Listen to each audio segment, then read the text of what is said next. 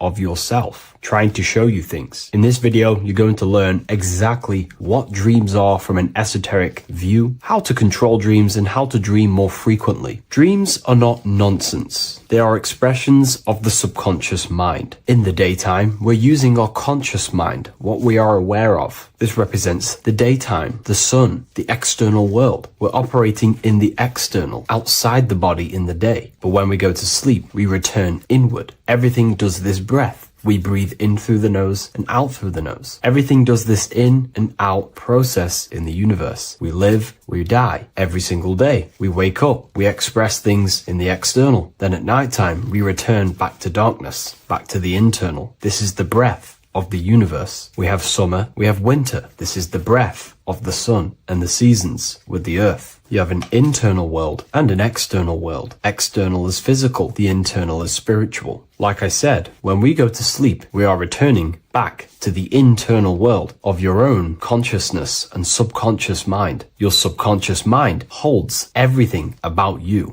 your memories, your traumas, everything you've ever learnt, your language, your name, your job, everything you identify with is stored within this vast network of the subconscious mind. It is your own personal consciousness. Therefore, when we dream, we return back to the subconscious mind, and we are in fact thinking, but in a subconscious way. The subconscious does not speak the same language as the conscious mind. The conscious mind uses language, thoughts, and all things that are very logical and very easy to understand. The subconscious is the complete opposite. It is very indirect, metaphorical, and symbolic. The subconscious communicates and works in symbols. Ultimately, symbolism is the language of consciousness. This is why in occultism and esotericism, it is filled with occult symbols, because symbols are used to communicate directly with the consciousness within, the subconscious mind. And the subconscious mind is ultimately connected to the collective consciousness. We are all connected and tapping into the mental plane, where we receive thoughts, ideas, depending on what we attune our mind to. That's why we call it a mindset. But getting back on topic, the subconscious mind is your own personal network. It is like a net, an interconnected web of your thoughts, memories, traumas, emotional blockages, and all the things you identify with and have experienced in your life is stored within this network. It can be seen as a web. One example of the subconscious mind using symbolism is this next story I can tell you. Let's say I was in a very traumatic car crash as a young child. I experienced a lot of emotional trauma in that car, and that deeply impressed my subconscious mind with that trauma of emotion that I felt. Therefore, every time I see a car in my external world, that car is now a symbol that represents the state of consciousness I was feeling in that particular time of the traumatic car crash. The car is a symbol for a state of consciousness within my subconscious mind. Just like when you see a word, that word triggers what you believe that word to be in your subconscious mind. Symbols are the language of the subconsciousness. Therefore, when we dream, we are basically seeing symbols of our own personal subconscious mind. Our higher mind, which is basically our subconscious, the higher version of you that exists beyond your human thinking mind, communicates using symbolism. The higher mind does not speak human thoughts, human language. It speaks the language of symbolism. Therefore, when we dream, every event, every person, everything that happens, and everything you see is your own personal subconscious mind materializing within the plane of the astral plane. This is a dimension that sits just above the physical world that everything is pulled out of. For example, look around you. Everything you see around you was thought, then imagined. Imagination is the astral plane, and this astral plane sits above the physical world. As above, so below. These objects were thought, imagined within someone's mind, and then pulled into a physical reality. Therefore, the imagination is what you're experiencing within a dream. It is your subconscious mind thinking and materializing within the imaginative plane. For example, let's say you are a Christian, you believe in Jesus your whole life, you have lots of emotion towards Jesus. This deeply impresses your subconscious mind. You believe in him so much, you go to sleep, you have a dream that you meet Jesus. You did not meet directly with Jesus. You met with your own belief. It was your own belief materializing within the imaginative plane and revealing itself to you. Dreams are materializations of your memories, your subconscious beliefs, traumas, and anything something that could be inside the subconscious mind. It is your subconsciousness revealing itself to you in a material form. Let's say you have a nightmare. There is a big dark figure chasing you and you are running away in fear, away from this dark figure chasing you. That dark figure is not an external entity. It is not a spirit or a jinn or a demon. It is in fact an aspect of your own mind. It is a symbol that represents maybe a fear, a trauma, or something you are running away from internally inside your subconscious mind. Something that you are not addressing, but something that is fearful, something that can be controlling you on a subconscious level. Let's say you have a fear to address something in your personal life. You want to address someone who is getting on your nerves at work. You continuously put this off and you fear doing that situation. Over a long period of time, this can slowly control you subconsciously. You start to avoid the person, avoid any contact. It is subconsciously controlling you. This is not the best example, but you can see what I mean. Hidden fears and traumas in the subconscious mind can subconsciously control your actions and ultimately lead you to low states of consciousness, keep you from reaching your higher potential, and ultimately create blockages within your own consciousness. That figure in the dream is a materialization of something that you are fearing and running away from and not addressing. This is why people always have dreams of traumas that they have experienced as a child or when they were younger, or maybe from a year ago or two, because that emotion is deeply impressed in the subconscious, and the subconscious is always trying to reveal things to you, communicate to you that you need to change, purify, and maybe heal within your own consciousness. This is how the higher self communicates to you through the language of symbolism. Once you understand this, dreams can become a very powerful tool, not just entertainment at nighttime. Your consciousness never rests. Your consciousness is eternal. It is the very spark of the divine. Your body needs rest. Your consciousness is not physical. It does not need rest. So this is a way you can identify what your dreams are trying to show you is by writing them down. A dream journal. Every single dream that you have a book placed near your bed. Every time you wake up, first thing you should do is pick up the book and write every single detail that you can remember about the dream. The people that you met are all symbols or aspects of yourself. Maybe it is a friend you saw in your dream. That friend represents a state of consciousness that is within you and is trying to reveal something to you. It's about making the subconscious into the conscious, to become conscious of the unknown. Write down every detail, everything you saw, every event that played out, even the details of the clothes that they were wearing. Everything is symbolic within dreams. Write everything down and then analyze the dream. Don't analyze it from a logical mind. Analyze it with the right hemisphere of the brain, which allows you to see metaphors, read between the line. Try and gain the message that it's trying to show you. What does this overall mean to you? And what could this reveal about aspects of yourself that you need to heal or maybe take action in your life and world? Because your higher self is always guiding you towards awakening and fulfilling your mission in the manifested physical world. Dreams speak in symbols, not logic. Ask about your dreams. What is this trying to tell me? Don't take things literally. Look for an emotional tone and symbolic resonance. With practice, you'll begin to understand the personal language of your subconscious mind. Now that you understand that, again, please leave a like or a comment on this video. This is now a technique for lucid dreaming and dreaming more often. This is not going to happen overnight. This is not an easy method. It simply takes practice and dedication. Every morning, choose 3 time slots. For me, I choose 4:30, 5 a.m. and 6 a.m. 3 alarms that are going to go off at these 3 times, half an hour apart from each other. Each time you wake up, stay awake for 5 to 10 minutes. Turn off the alarm. Try and keep your conscious mind awake, but drift back into sleep. There's no other better way for me to explain that. It's very difficult, but try and keep the mind awake, but the body falling back asleep. More than likely, you will drift off back to sleep. Then the next alarm will go off half an hour after. This will wake you up again, guaranteed. You will probably drift back to sleep by repeating this process. After the 3 alarms go off, each one of them times, you're either going to have a dream or a lucid dream, but definitely you will have a dream. And if it doesn't work one time, keep trying it. I've been using this method for a very long time, and I can tell you 70-80% of the time it triggers a dream, and a very vivid dream. And it's ideal for lucid dreaming because keeping the conscious mind awake while letting the body fall asleep, you can become conscious within these subconscious realms of your mind. But when you are conscious inside the dream world, you can do what you want, but you also want to let the dream naturally fully unfold. If you try and take too much control, then you will wake back up. If you feel any fear in your dream, you will wake back up into the material world. Another tip to dream more often is to meditate before bed. Simply close your eyes and think about nothing for 5 to 30 minutes. Detach from everything outside you, your name, your job, work, thoughts. Mentally detach from the world and the physical pleasures and become pure awareness before you try and go to sleep. This will help you become conscious while being within the self. If you wish to learn more about consciousness, yourself, the Book of Wisdom Volume 2 can definitely help you. I'll leave a link in the description. Thank you for watching this video, and I'll see you in the next one.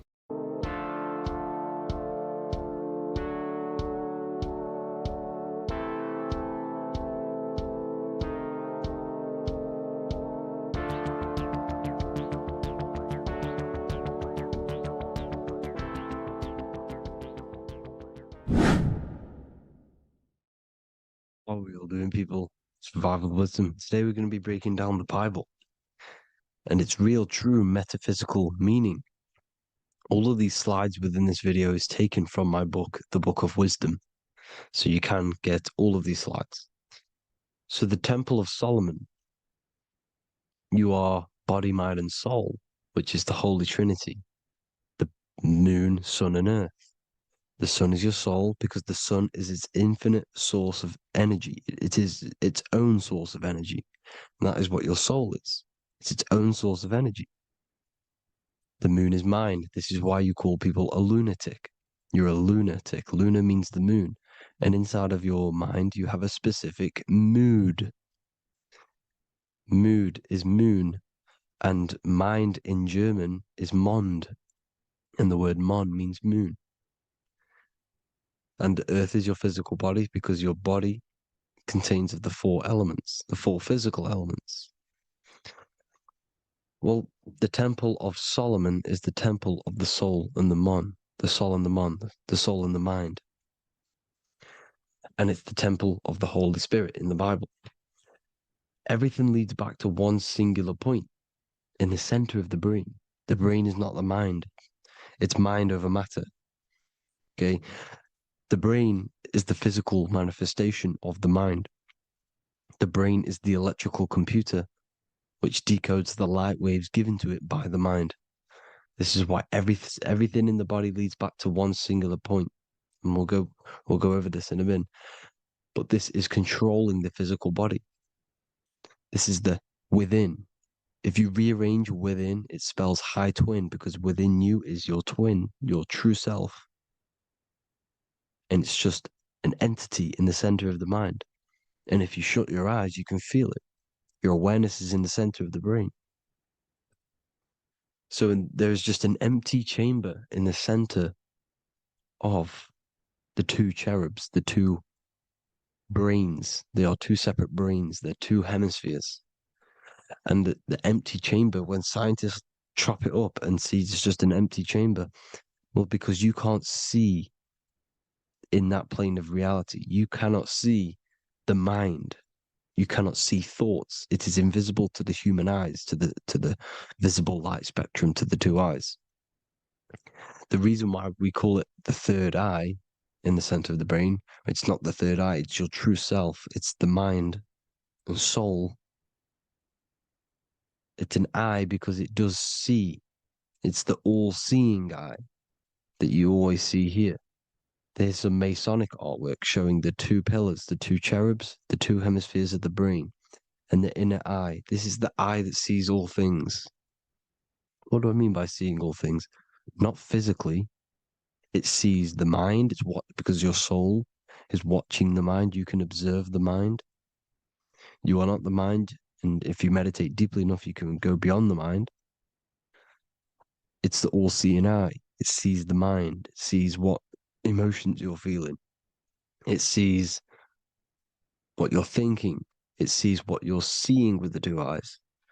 It's the all-seeing eye. It sees all things. It's omnipresent. It's everywhere.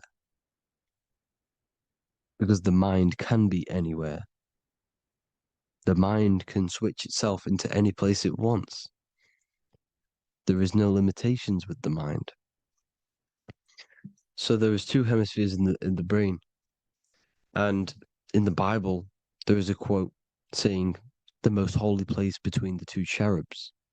The two cherubs is the two hemispheres of the brain, and the most holy place is between them, which is what the Masonic artwork is showing. This is the all-seeing eye, the soul and the mind in the center of the brain. And you will not see this with the two eyes. So when scientists come to seeing the empty chamber in the center of the brain, they wonder because they do not understand the occult side of the world. They do not understand the layers of reality. How the two eyes, everything physical comes from the unseen. Everything seen comes from the unseen. Now, the two hemispheres of the brain play a major role in our lives. The right hemisphere is the artist. The left hemisphere is the scientist. The right hemisphere controls the left side of the body. The left hemisphere controls the right side. So there's a crossover. Now, the right hemisphere is to do with your feminine energy, creativity, unification, metaphors, visualization, intuition. The left hemisphere is to do with sequencing, facts, materialistic details, language, and logic. So they keep us normally trapped within the male aspect of our mind, which is the left hemisphere. You know, if you listen to Spotify, Apple Music, and radio, they're all tuned to 440 hertz, which shuts down the right side of the brain, makes you left brain dominant. And we learn, well, 90% of people learn to write with their right hand. They're taught to learn with their right hand, which is to do with the left brain. You see, so we are being trapped within this left side of the brain, which is all to do with logic, thinking logical, not creative. You know, very analytic. But the right side of the brain is to do with your creativity.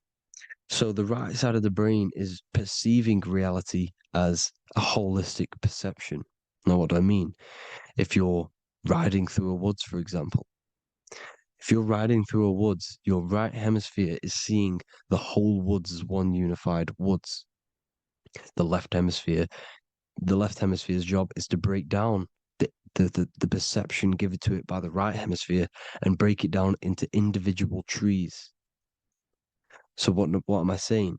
The right hemisphere is seeing humans and everything in creation as one unified consciousness.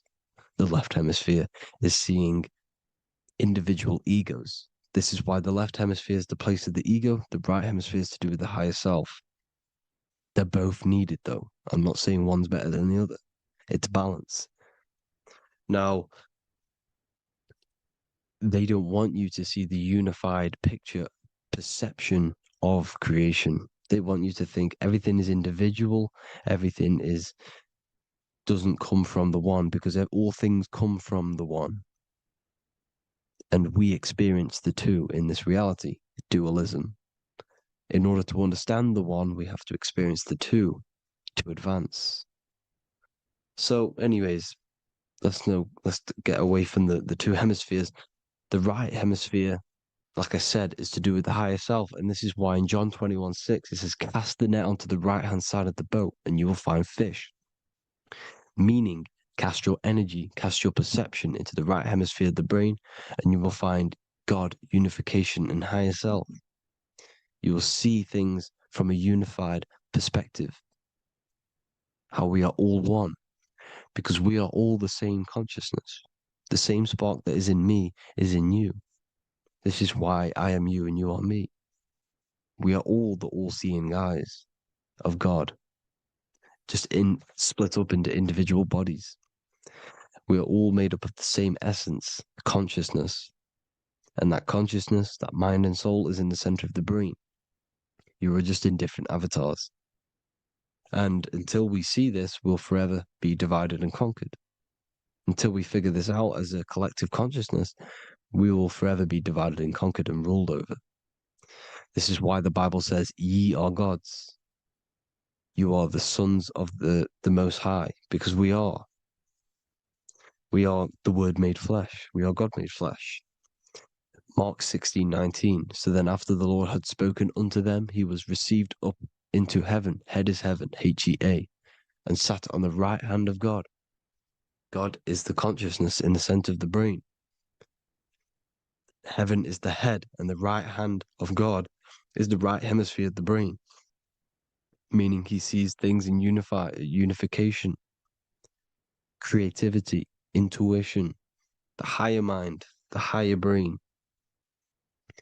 When Moses crosses the Red Sea is the corpus callosum, moving from the left to the right hemisphere of the brain to see unified perception of reality.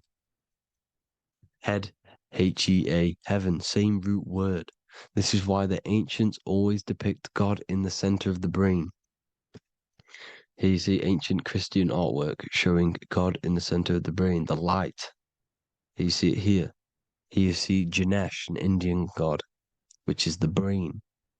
Here you see the Father, the Son, and the Holy Spirit in the dome, the brain. This is the brain, because you are God made flesh. That's what consciousness is. The upper room where Jesus meets the 12 disciples. It's the upper brain on the upper room. The upper room is the chamber, the empty chamber in the center of the brain. That's the room.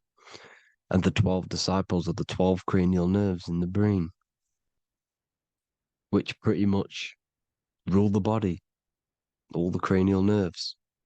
The tree of life, the cardiovascular system. This is why in Genesis it says the tree of life was in the midst of the garden. Midst meaning middle, because the middle of the body is the cardiovascular system, which is controlling all of the systems in the body. The tree of knowledge of good and evil is the nervous system. It's the spine and brain. This is what's detecting good and evil. The brain is the electrical computer with the left and the right hemisphere, decoding the dualistic world, decoding the light waves given to it by the external world. It is an electromagnetic computer. It is artificial intelligence. It is very intelligent, the brain and the nervous system, the human body as a whole. But the tree of knowledge of good and evil is the nervous system, because it is the tree that detects good and evil, makes you learn good and evil in this dualistic reality. Here you see Adam and Eve around the tree of knowledge of good and evil. Adam and Eve, male and female energies, with the serpent in the tree and the tree of knowledge of good and evil. Well, this is the spine, the brain, and the serpent is the kundalini up the spine. The serpent is the S. That's why S, serpent, S, the letter S is the serpent. Sex and serpents make an S noise. You know, the Bible cursed the serpent.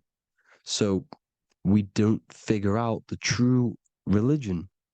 The true religion is raising the kundalini and becoming God-man and reaching our higher states, our true God self. Because once the kundalini is saved and hits the pineal gland, it activates 100% of the brain, when we're only using around 20 to 10% as of right now without the kundalini awakening. So when you use it, you're activating 100% of the brain. You're activating all the dormant brain cells. You're regenerating the body. And this is the serpent in the tree of knowledge of good and evil. This is the spine, brain. This is Adam, Eve, the male and female energies. The light of the body is the eye. Therefore, if thine eye be single, thy whole body should be full of light. Matthew 6:22. This is the single eye in the center of the brain. It is not the pineal gland. It is what's inside the pineal gland. You have to go beyond the physical world, and there are no words to describe things that are not physical, metaphysics. And the whole body should be full of light. Well, this light is the same pyramid that you see. You are the pyramid with the all-seeing eye on top. This is why the ancients built the pyramids with the stairs in the middle symbolizing the spine, because once you open all the chakras and balance them and raise the kundalini, you activate all of the brain, which gives enlightenment. The word enlight in ment. Ment means mind, light in the mind. Enlighten the mind.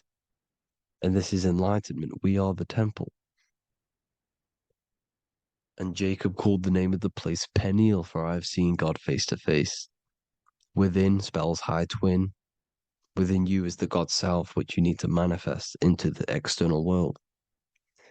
And he's seen God in Peniel, the consciousness. He's seen his true self, consciousness in the pineal gland. Genesis 28:10, Jacob's ladder. Jacob, he took a rock there and laid his head on it to sleep. Jacob had a dream. He dreamed there was a ladder that was on the ground and reached up into heaven. Head is heaven. The rock he fell asleep on is the sacrum bone, because he's symbolizing the oil that comes down the spine, hits the sacrum bone and rests there, falls asleep, and it looks up and it sees the ladder to heaven. Because when you raise this oil, you become God man. You become God in heaven. You can leave the body at will. Do you not know that your body is the temple, that your body is the temple of the Holy Spirit? Corinthians 16:19-20. Or do you not know that your body is the temple of the Holy Spirit within you? Your body is the temple of the Holy Spirit, the soul and the mind within the center of the brain, the temple of Solomon, temple of the soul and the mind. Romans 8:10. Christ is in you. It's not external. When you give where attention goes, energy flows. When you give your energy to external things, your attention, your worship to external things, you're giving energy, meaning it's draining you, and you're feeding something within the astral plane, a mental thought within the astral plane. So with you realizing that the Christ is in you, that you don't have to worship anything outside of you, this means that you're internalizing your energy. You're not giving your energy, because where attention goes, energy flows, which means you become more present. You become healthier because you're not giving off all of your special electromagnetic energy that's charging you. This is why the religions ran by the Vatican is all external. They're exoteric. Exoteric means external teachings. The esoteric is the internal, the hidden teachings. In Psalms 82, I have said, ye are gods, and all of you are children of the Most High, because we are the Most High, split up into individual bodies. That's what consciousness is. Consciousness is the Most High, and we have to raise ourselves to the Most High. Brahma, Vishnu, Shiva, the Father, the Son, and the Holy Spirit. Why is it always a trio? It's a trio because it symbolizes us, the soul, mind, and body. The mind is the bridge for the soul to be in the body. What is the soul? It's the life force. It's the watcher. It's the all-seeing eye. The soul sees into different realities, and it gives life to the body of every reality it goes in. This is why you always see light around the all-seeing eye, because it is the energy, the life force, the light, life, L-I. Life is light. And it's the eye because it sees into the different realities. It sees into the dream world. When you're going to sleep at night and you dream, it's not a dream. It's another reality. You're a multi-dimensional creature. We live in a multiverse. There's infinite amount of yous. And there is a version of you which is the highest self in a reality somewhere. And this eye has the ability to switch realities, which is exactly what astral travel is. Astral travel is the ability to switch reality beyond the 3D construct of this world. The Father, the Son, and the Holy Spirit, Brahma, Vishnu, Shiva. Brahma, the soul, inhabits different bodies. This is why they have different heads. Vishnu, the mind, symbolizing gnosis, meaning knowledge. This is the serpent. The serpent symbolized knowledge. Shiva, the body. The Father, the Son, and the Holy Spirit. The bird, the soul, because the bird symbolizes the soul. This is why you have here the Egyptians showing you the soul leaving the body. Here you see here with the twin head, the same head, and it's a bird. This is the soul self. This is the ego self. The Egyptians knew this. They knew all of this. Of course they did. Now, the whole story of Jesus is all metaphorical for the process which goes on within your body. Your neck and head is the Holy Grail, which the sun and the moon creates. Sorry, the sun and the moon creates the fluid within the Holy Grail, the brain, the skull. And the moon creates the milk. Sorry, the moon makes the milk. The sun makes the honey, the land flowing with milk and honey in the Bible. The land flowing with milk and honey is the center of the brain in the Holy Grail. Here you see the Masonic artwork showing you the sun and the moon creating the fluid in the spine. Here's the serpent. Serpent symbolizing the two Kundalini channels, the Ida Pingala up the spine.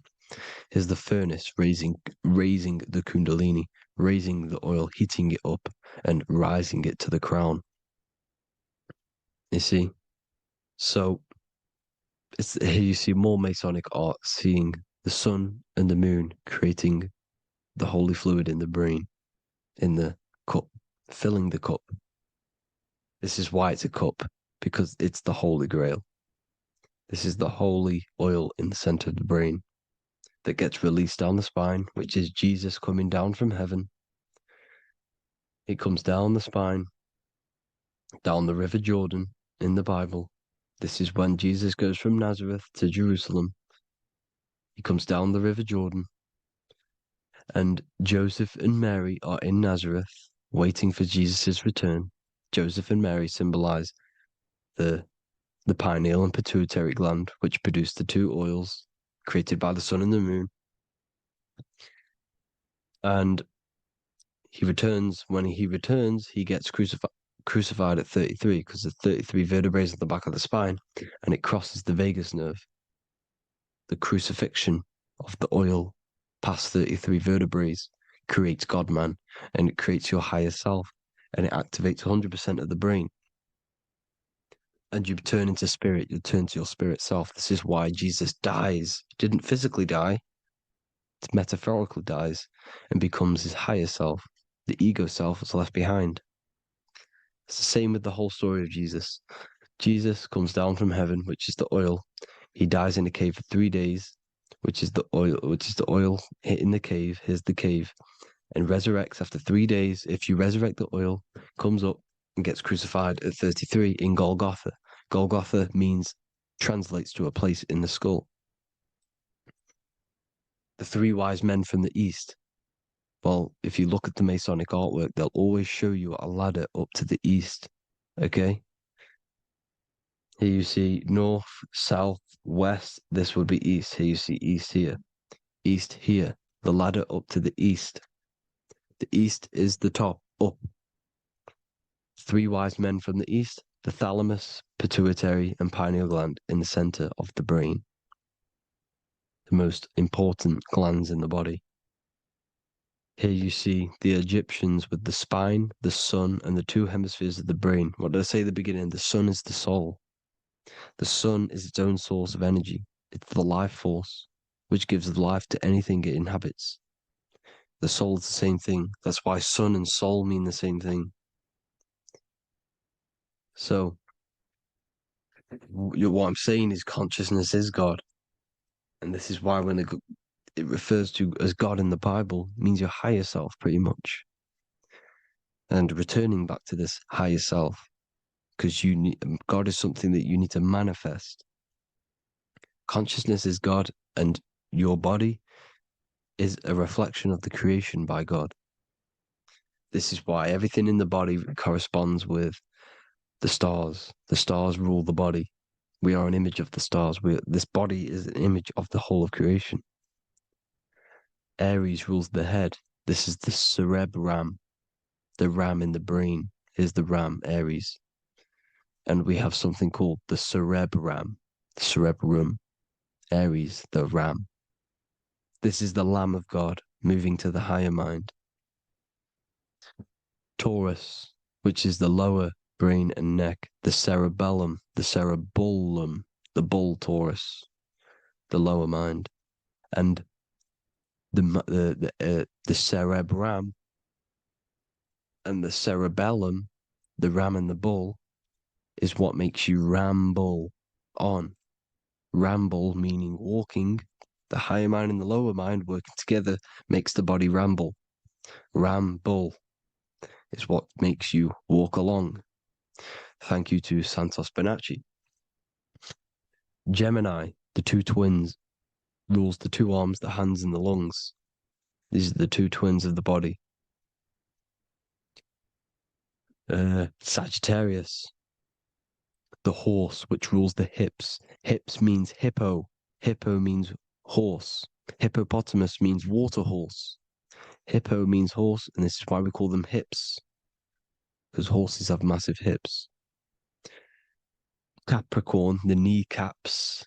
Pisces, the two fish, the 2 feet. Then they make us swim.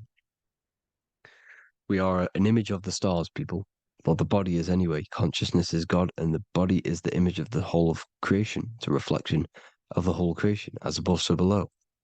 12 systems in the body, 12 cranial nerves for the 12 constellations, 12 cell salts. The body's made out of 12 cell salts. So this is where it gets kind of deep. You know, this is where we get deep. And he said Jesus was known as the fisher of man. And fisher of man, meaning man does not mean man as in the male. Man means mind. He's the fisher of minds. So the Bible is not patriarchal. It's not patriarchal. Man just means mind, pretty much. So the fisher of mind, man, because he was fishing minds out of this reality into the higher realities. He was teaching people how to leave the body when he walks on water. Walking on water is the physical, etheric, astral, and mental. These are the different planes of reality. The ether is the either, because the ether is the substance that's on either side, astral and physical. It's the fifth element, is ether. And the fifth element is the water. The same water at the beginning of the Bible when it says, let the firmament divide from the waters above from below. The water symbolizes the ether. It's the base of all physical matter. And the ether symbolized is known as the water. So when you're walking on water, you're walking on the ether, meaning you're leaving the physical body. So when Jesus walks on water and he's teaching Paul to walk on water, Paul becomes scared and falls back into the water. Well, when you astral travel and you become scared when you're projecting, you'll fall back into your body. So he's pretty much saying walking on water is leaving the body, and walking on the ether, because the ether is the veil between the astral, and that's what devil means. Devil has the word veil in it, because the devil is trapping you between one veil, which is this world. They're trapping you in this world, this thin layer of reality. Your dreams are different veils. The ether, the astral, the mental are different veils. Devil is deveil. Deveil. You need to escape being stuck into in one reality and live in between realities.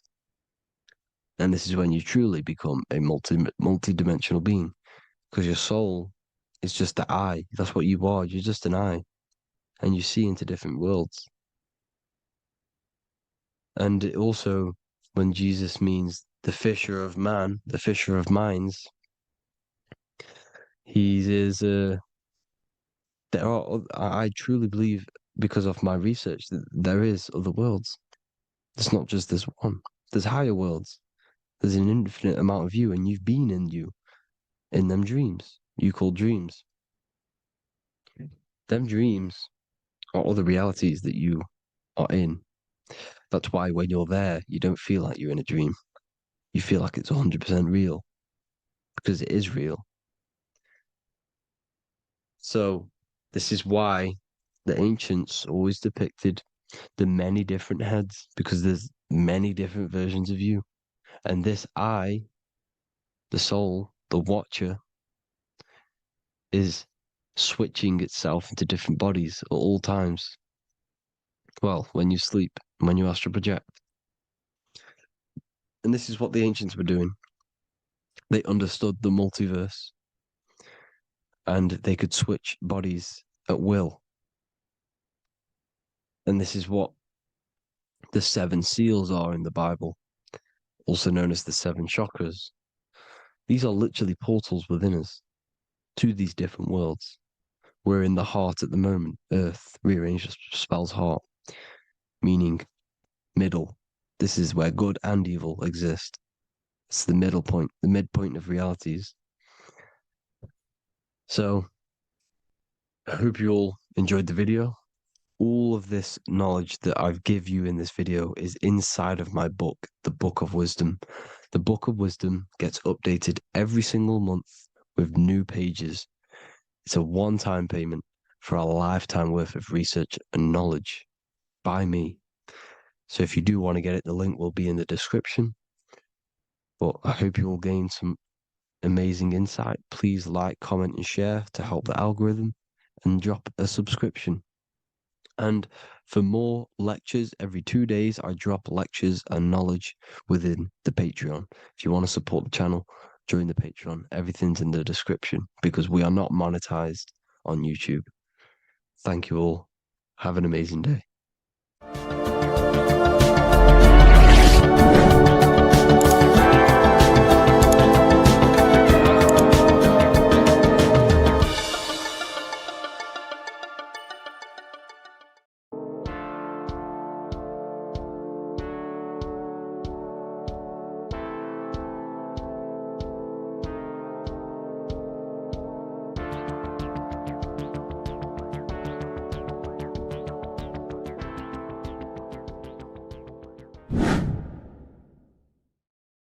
People, how are you all doing? It's Revival of Wisdom, and today we're going to be talking about your birth certificates and how we are slaves to a system, and how they have trapped us into this system. Okay, so the first thing you need to understand about this system is there are 2 types of laws. You have the law of water, which is Admiralty law, and the law of the land. So the Admiralty law is the law of water, and this is what money is. Money is water. This is why we say liquidity, currency, the current. A current is water, something moving through something. Cash flow. And this is why banks are called banks, because a river bank is on either side of the water, and it directs the currency. You see? So money is water. And as you can see here, Ripple, the cryptocurrency, Ripple, water Ripple, and they're building a bridge over water, overseas, international banking with cryptocurrency. So money is water, and this has specific laws about water, but water is the same everywhere, you see. What the difference is with the law of the land is that You can have different laws in different lands. I can't do certain things in the UK that people can do in America, for example. You see, that's the law of the land, but the law of water is the same because water is everywhere. Now, this is very important to understand when it comes to, these birth certificates. So, Pope Gregory, this is where we're going to start off. Pope Gregory in 1582 took the Orthodox Eastern sunrise calendar and changed it to his own Gregorian timeline, not a calendar, a timeline. This timeline was copyrighted by Pope Gregory under the name of the Vatican. So the Vatican owns the timeline that we are using today, 2023. They own it. They own the title of this Gregorian calendar. Okay. Therefore, anyone who is born under this copyrighted timeline, not calendar, they are subjected to Rome because Rome owns the timeline. They have a patent, a copyright for that timeline. What is on our birth certificates? That timeline. We are born underneath, we are subjected to the Vatican. This is why all birth certificates go to the Vatican. They own every single birth certificate. Okay? So when we use this timeline, we are subjecting ourselves to this timeline. Okay? Which the Vatican has a claim over. This calendar or timeline is set to sunset, not the sunrise, which is associated with death, darkness, and the moon, lunatics. You see, so this is a sunset calendar timeline. Okay, this is now, they've changed a couple things, right? They say that the new year is January the 1st. Okay, when we know this is in winter. January is winter, which is associated with darkness, death, the death of nature. So this is a death cult, people. These people are evil. They're so evil. The Vatican. And this is why we use April Fool's Day, because April is in Aries, and Aries is always the start of the zodiac. This is why Aries rules the head region. 12 zodiacs, 12 systems of the body. Each zodiac is associated with each part of the body, and this is why Aries is the head, cerebrum. But we're not going to talk about it in this video. But yes, that is what April Fool's Day is. They're putting it in your face. April Fool's Day is the real start of the year, when the sun starts to rise again, when the risen Savior is resurrected, when it's born again. This is when the Jews celebrate the Passover. This is when the Christians celebrate the resurrection of Jesus, and they eat lamb. The Jews eat lamb because we're in Aries, the new year. The sun is now born again, our risen Savior, the light of the world. So yes, this is what April Fool's Day is. It's the first day of the year, which they changed. Pope Gregory changed. So you need to understand is that you are in the womb.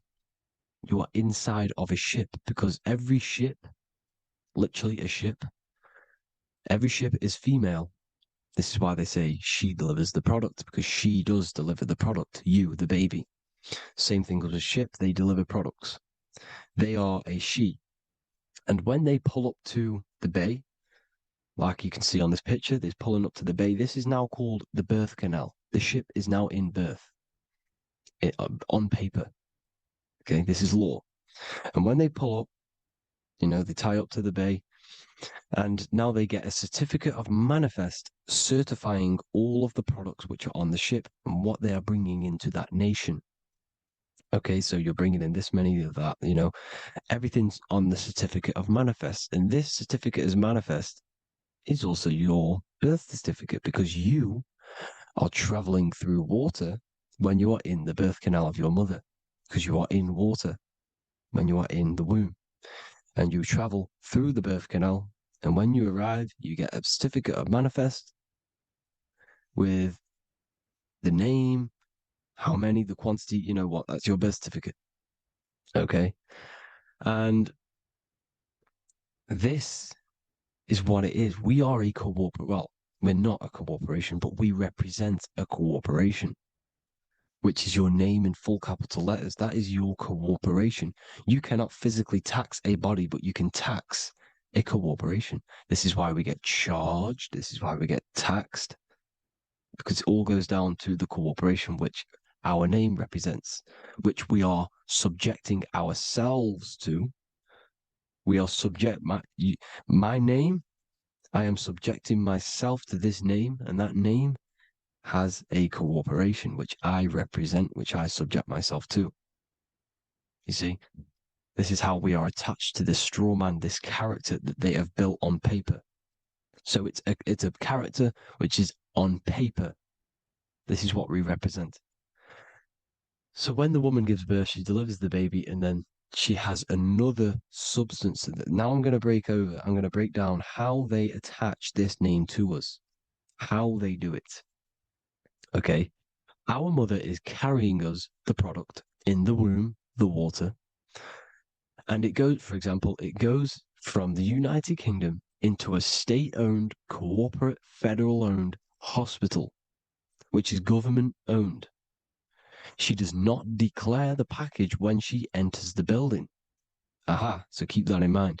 When she delivers the package in the federal territory, she does not declare the package either when she leaves. Therefore, there is no evidence that we exist when we arrive on paper. On paper, there is no evidence that we came into the building or left the building. We have not been declared. So we do not exist on paper at this point. When the woman gives birth, she delivers the baby, and then she has another substance, which is called the afterbirth material. Okay? This afterbirth material has the same DNA as our physical body, with the body, mind, and spirit. Okay? This is how they get this corporation. Hold on. The afterbirth material does not get claimed by the mother nor anyone. Therefore, they salvage that substance because we are under the Vatican. Every state is all Catholic. Your birth certificate is Catholic. No matter what religion you think you are, every single birth certificate is Catholic because we are subjected to Rome. All roads lead to Rome. Rome runs all of this. Okay. We're still under the Roman Empire. Okay. So Rome are Catholic and they believe in salvation. This is how religion comes into this. This is how they use religion to get this.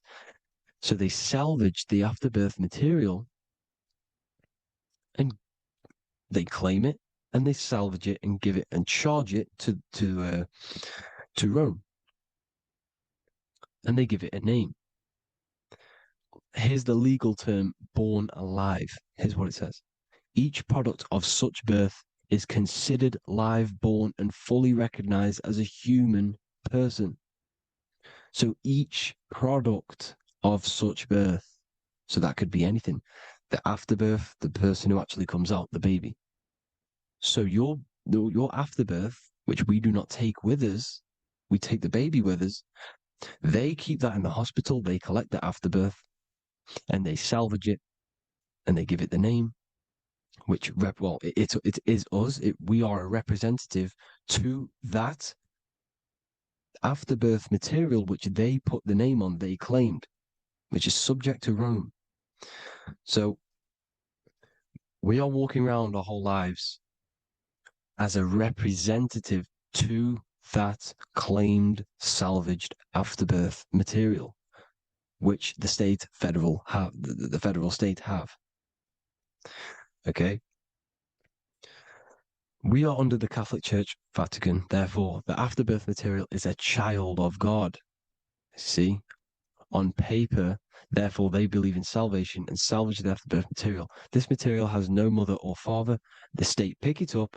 It becomes a war to the courts and gets charged to the state. So we are a representative to that character they salvaged because it is the exact same DNA as you. Subject is the name or the title, and the matter is the physical aspect left behind in the hospital, which represents us. You see? So now we're moving on to Unum Sanctum. Unum Sanctum was in 1302, a very, very important year. Very important year. Unum Sanctum says this is basically how they claim everyone in the world. So the Vatican had all this power, all this gold, all these people under them. They need to get a claim for them so then they can rule over them and make them slaves. So what they did, they created Unum Sanctum. Pope Boniface VIII did this. And it says, the spiritual man judges of all things, and he himself is judged by no man. The spiritual man, keep that in mind, unless he invent like Manichaeus, two beginnings, which is false and judged by heretical, since according to the testimony of Moses, it is not in the beginnings, but in the beginning that God created heaven and earth. Furthermore, we declare, we proclaim, we define that it is absolutely necessary for salvation that every human creature to be subjected to the Roman pontiff. So they are claiming us in Unum Sanctum, and it's in the vaults in the Vatican. They will put a spell on it because they are sorcerers, they are magicians. They put a spell on it, they lock it up, and whatever goes on that piece of paper goes. And this Unum Sanctum is claiming all of us. So what does it say in the beginning? The spiritual man judges of all things, and he himself is judged by no man. The spiritual man, the man with the body, mind, and soul, the first baby that comes out the birth canal. That's you, your body, you, body, mind, and soul.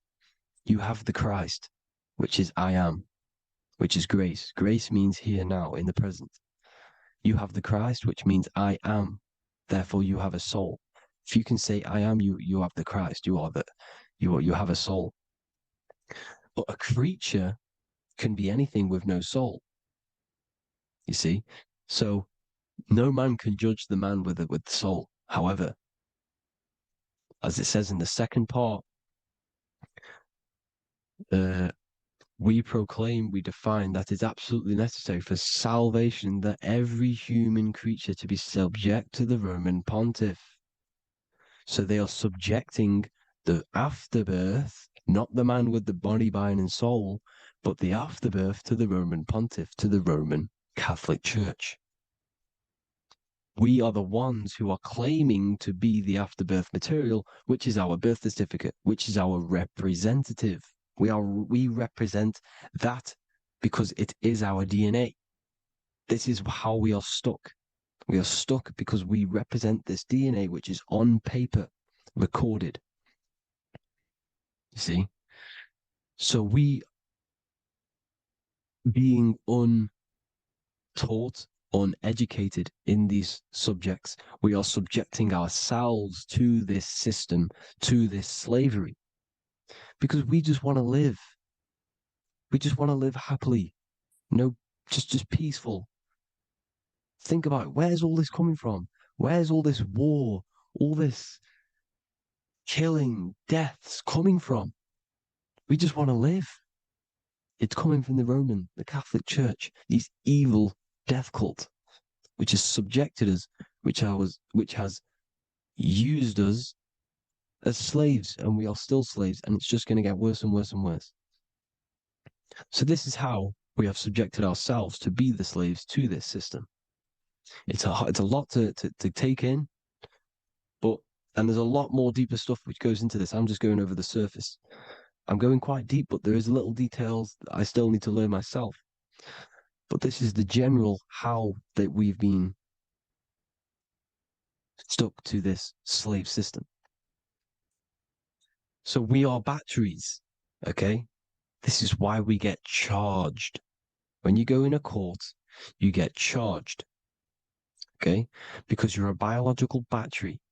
This is why cities look like motherboards, because we are feeding energy to this matrix. Okay, when we look outside of ourselves, when we give power to so-called Jesus Christ, worshipping idols outside of ourselves, where attention goes, energy flows. We are feeding the matrix with energy. By looking within, placing your attention within yourself, you are taking back your power. Because the I am is Christ. The you, the soul, is Christ. It's God. The awareness is God. Okay? However, we are subjecting ourselves to this system. We're subjecting ourselves to this system and the feeding of our energy. So what we need to look for the future is that, think about it, with the end goal is to change our DNA, is to literally make us robots, transhumanism, slaves. This is why we have smart cars, smartphones, smart watches, smart meters, smart cities. And all of this is going to be connected by the smart grid, which is 5G. This is why 5G is rolling out. 5G is going to connect all of these technologies to one. It's like a big net system. And you know why they're doing this? It's because all of this is going to be connected through AI, through this 5G, and that 5G is going to be controlled by the elites.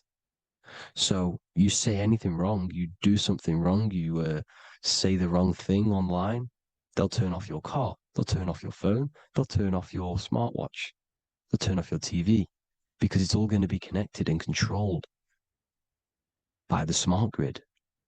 And this is what the Great Reset is, people.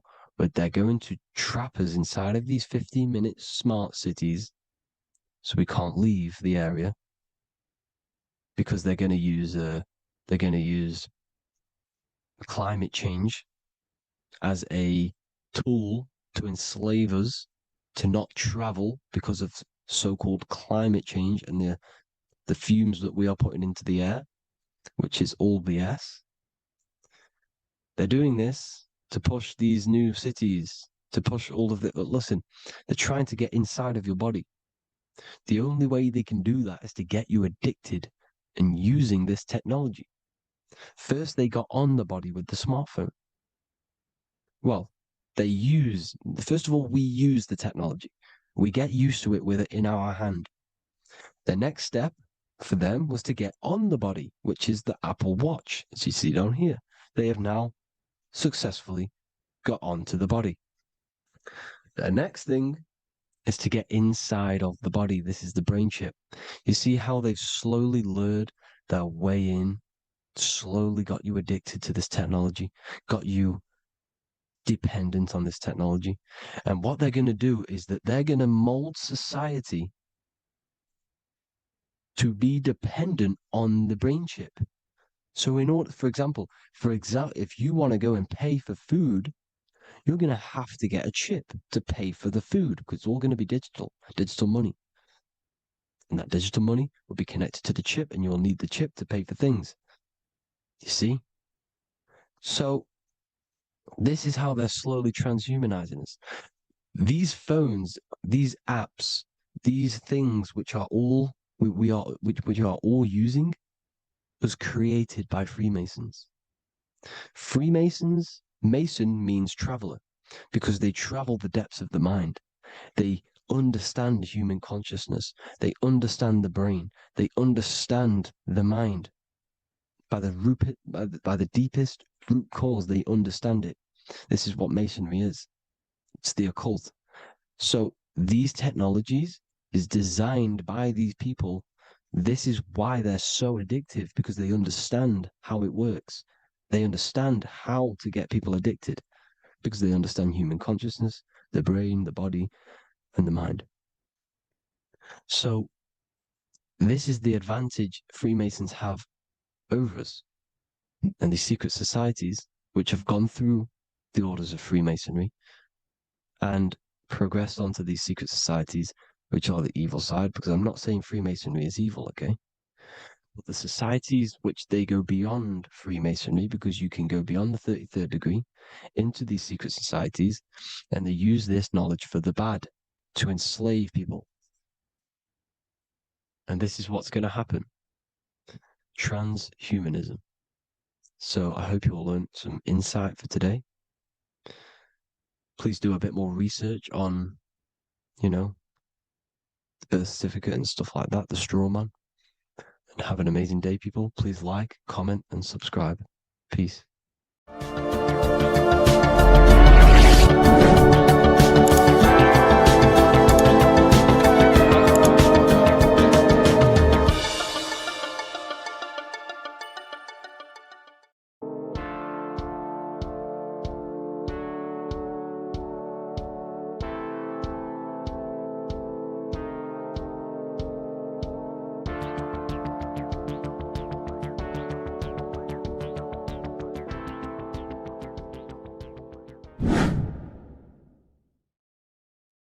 How are we all doing today, people? It's Revival of Wisdom, and today we're going to get real deep. This video is going to get real deep. A lot of people are not going to be ready for this sort of knowledge. Okay, you really have to do is to really deprogram the mind, because everything we've been taught is a complete lie, is to keep us trapped. Okay, this is really advanced knowledge. Now, let's get straight into this.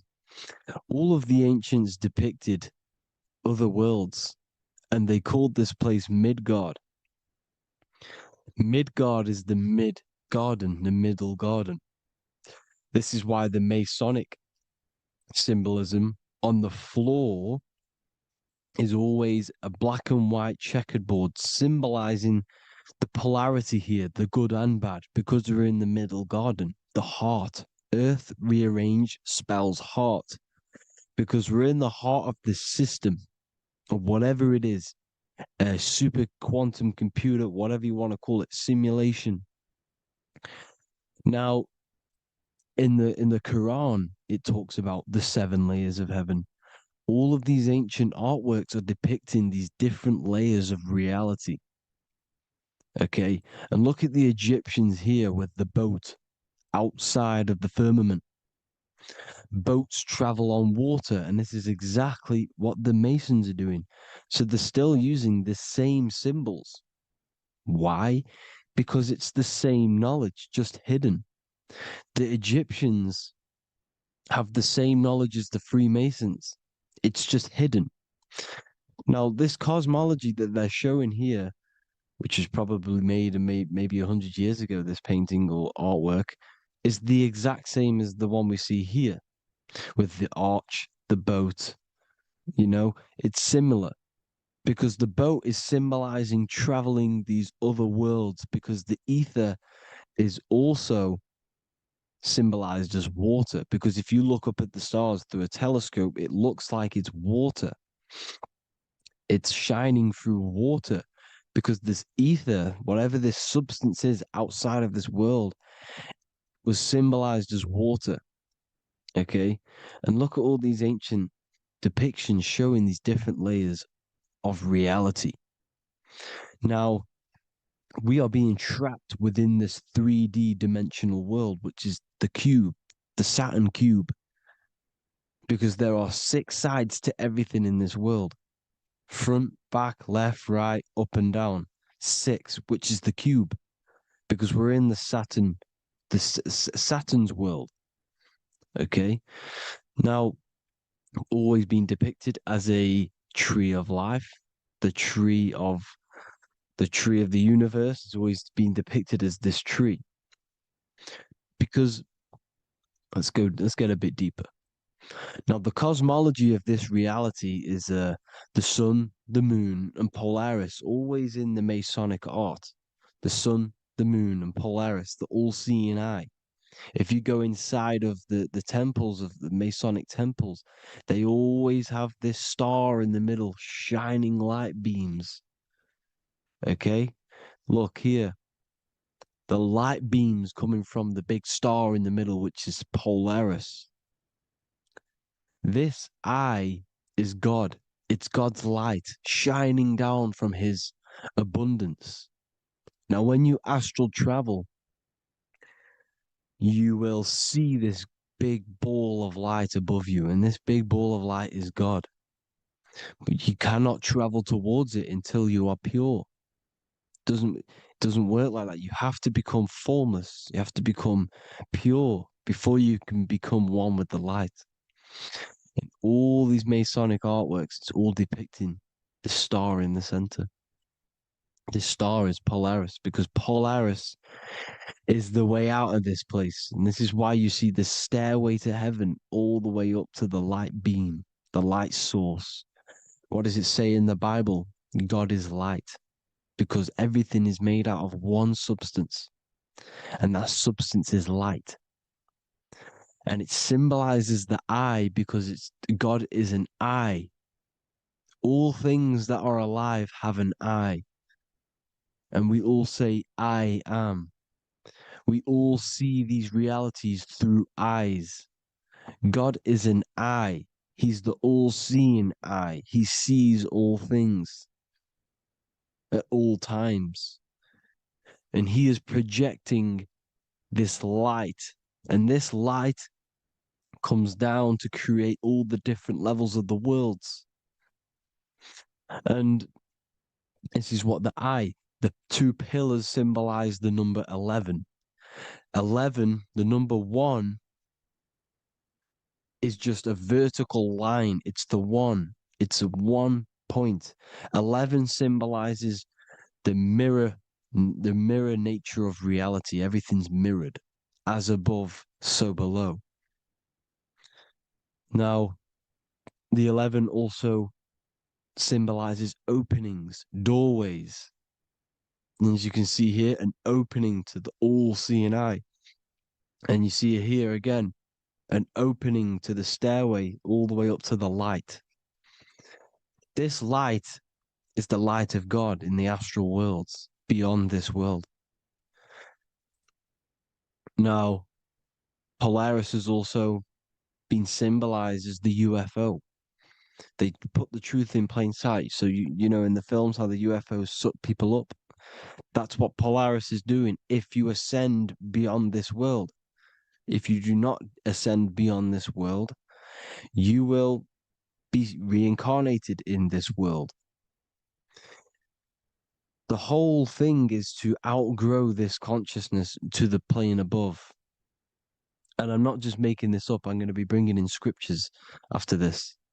But you can see with the Christmas tree, we always put a high, big star at the center, at the top, which is the star of Polaris, which is exactly what the Masons are doing here.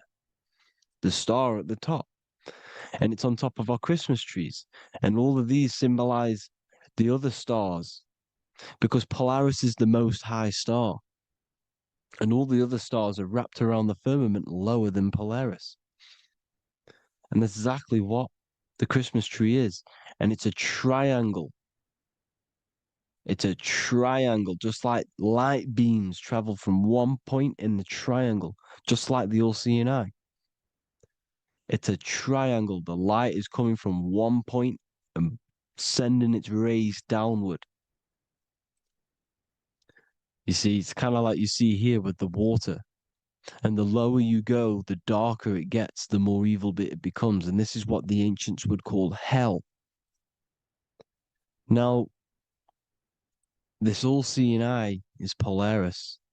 And below Polaris is Mount Meru, the North Pole, the magnetic North Pole. The Tower of Babel, which is in the Bible. The etymology of the word Babel, Ba meaning spirit, which gives the ability to move the soul through the worlds, which is that's the ancient Egyptian description of the word Ba, meaning of the word Ba. You have the Ka, the Ba, the Ak, but the Ba is the one that gives the ability for the soul to move through the worlds. Your soul can't speak into a world without incarnating into it. Now, the Tower of Babel symbolizes Mount Meru because it's the word Ba is the spirit which gives the ability for the soul to move through the worlds. The Tower of Babel is the magnetic North Pole, Mount Meru, which gives the ability to move through these different worlds. And you can see the ancient Tibetans always showing this depiction of these different worlds coming from the center. Because we have to ascend our consciousness. It's not about how good you are to reach heaven. It's about how you expand your consciousness, you expand your mind. So they teach now that you have to be good in order to reach to heaven. It's about expanding the mind, expanding your consciousness to these different planes, these different realms. So that's what it's about. And Jesus was known as the fisher of man. Now, Jesus is a massive part of this. He was known as the fisher of man because he was fishing. He could have been fishing. He could have been one of these deities that had come down from these different higher realities and pull people up. So they would so they called Jesus the fisher of man. And he says unto them, follow me and I will make you fishers of men. So these deities that we see in the past, like Buddha, Krishna, Hermes, Thoth, Jesus, could all be these entities who were coming down to pick up the minds that were worthy enough to see the higher planes of reality. And this is why they called him the fisher of man. Now, when Jesus walks on water, there is a parable with Paul. And he says, but Jesus immediately said unto them, take courage, it is I, don't be afraid. He's talking about astral travel here. He's talking about leaving the body. Because when you leave the body in astral travel to see these alternative realities, you can't be afraid because fear is a bondage, which is what the Emerald Tablets talks about. Lord, if it's you, Peter replied, tell me to come to you on the water. The water. Come, he said. And Peter got down from the boat, walked on the water, and came towards Jesus. But when he saw the wind, he was afraid and began to sink. When you become afraid in astral travel, you sink back into your body. Lord, save me. So this is talking about Jesus pulling people up into different realities. And you can see the fish is the symbol of Jesus, is another symbol of Jesus, a fish. Because fish symbolize deep occult knowledge, because fish travel the depths of the ocean. And they symbolize us because we are fish underneath the ethers. And Jesus was pulling people up. You see, so the Bible is a people today believe the Bible is a book telling you how to reach to heaven, how to become godly and reach heaven. But you've got to become the Jesus Christ to see these alternative realities. Now look at the Emerald Tablets is a massive part, and it speaks so much about these different realities. Look what it says here. This is in Emerald Tablet 3. Then in my heart grew a great longing to conquer the pathway that led to the stars, which is exactly what the Masons depict in all of their art. Look, the ladder to the stars. And then he goes on to say, years after years, I sought after wisdom, seeking new knowledge, following the way, until at last my soul, in great travail, broke from its bondage and bounded away, broke from the bondage of the body. Free was I from the bondage of earth men. Free from the body, I flashed through the night. The stars. The stars are a massive part in the astral world. Each star is a different reality. And the true astrology is the star that you came from. You came through a star to reach this, to reach here. There is a reason why you are here. There's a reason why You have the personality traits because your soul came from a specific star. This is why we call them stargates, because they are gates in and out of this reality. And Polaris is the way out to the higher worlds. Now look, far into space, my soul traveled freely into the infinite circles of light. Beyond knowledge were some planets and great gigantic beyond dreams of men. Then he goes to say, lift up your flame from out of the darkness, fly from the night and ye shall be free. Lift up your flame. Your flame is your soul because it has to be lifted up out of the darkness. This is the darkness, this world, this body is the darkness. Because it's a bondage. You need to break free. You need to learn how to astral travel, people. You have to learn this. If you want to get out of this world, you have to learn how to astral travel and see the other realities. Traveled I through space-time, knowing my soul at last was set free, knowing that now I must pursue wisdom until at last I pass to a plane hidden from knowledge, known not to wisdom, extension beyond all that we know. So he's talking about he went to a place where we cannot even comprehend here, a place that is not even known to Earthmen. He's telling you he's ascended out of this world to the planes that are beyond. And it says here in the Emerald Tablets, man is in process of changing to forms that are not of this world. Grows he in time to the formless, a plane on the cycle above. Know ye must be one, ye must become formless before ye are one with the light. The light, the same light that I was talking about, the Masonic light, with the triangle, God, the one source. Ye must become formless before ye are with the light. Formless, you have to leave the body. You have to leave the body. You have to gain the ability to leave this body and travel to these other worlds. Now, it says here, not as man am I, for free have I become of dimensions and planes. In each I take on a new body. In each I change my form. Know I now that the formless is all there is of form. You see, all things created come from the things that, all things that you see come from the things that you cannot see. All of us have the same spark of consciousness, the same I am. Every dog, every animal, every human has this same I, this same thing which sees through the eye.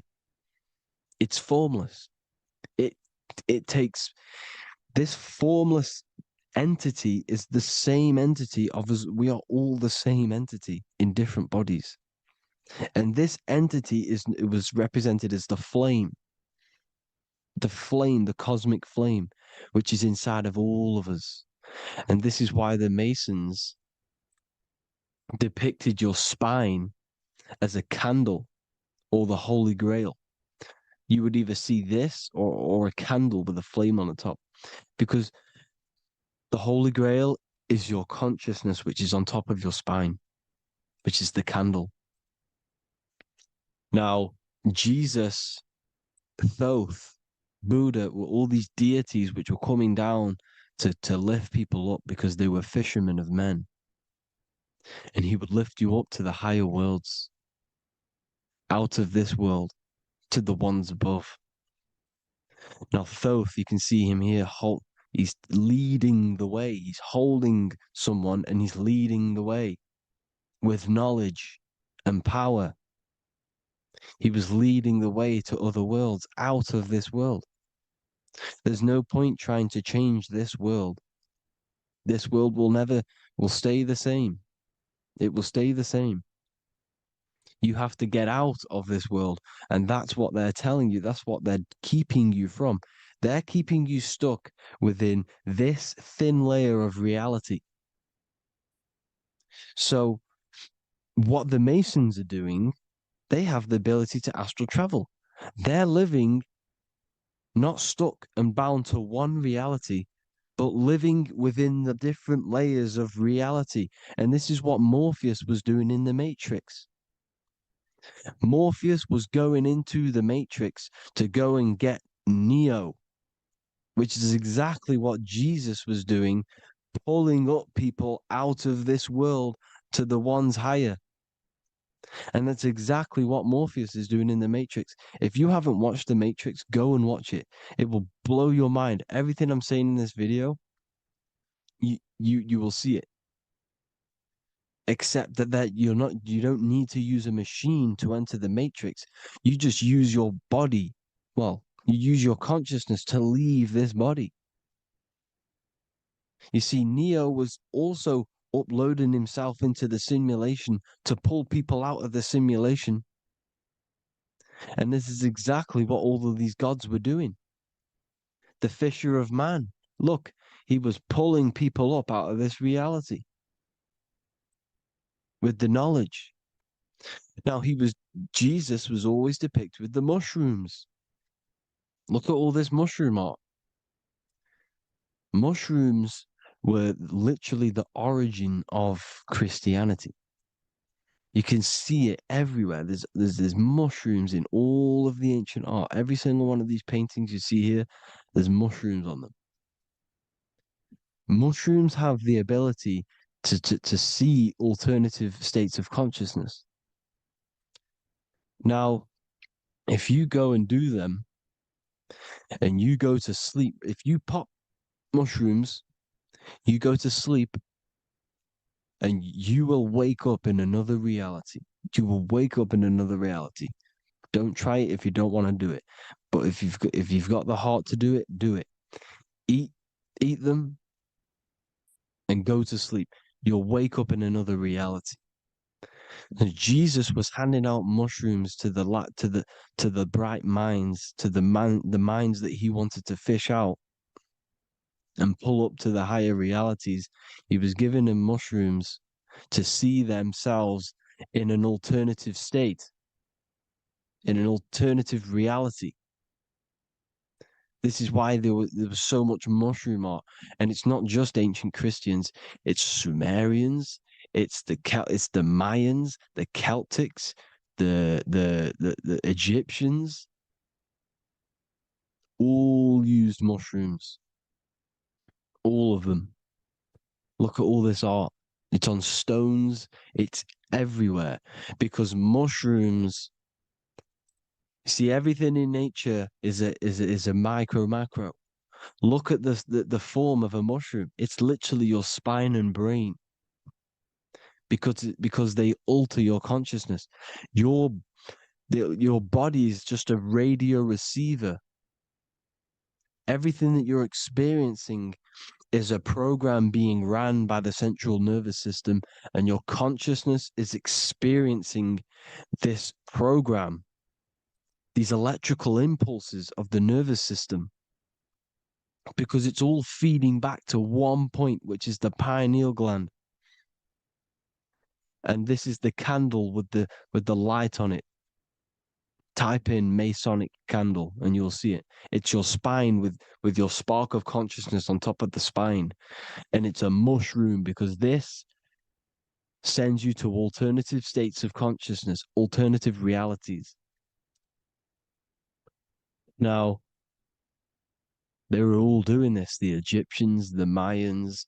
Now, there's more symbolism which goes into this. Look at the Christmas trees we use. The Christmas tree with the presents underneath them. Magic mushrooms grow under trees. And these are the presents under the trees that we symbolize today with Christmas. Santa's red and yellow for the red and yellow mushrooms. The same mushrooms Mario has to collect. And when he gets enough mushrooms, he levels up. And then what does he do when he go past the world? When you win that world in Mario, you go to another reality. You go inside of another world. It's truth in plain sight.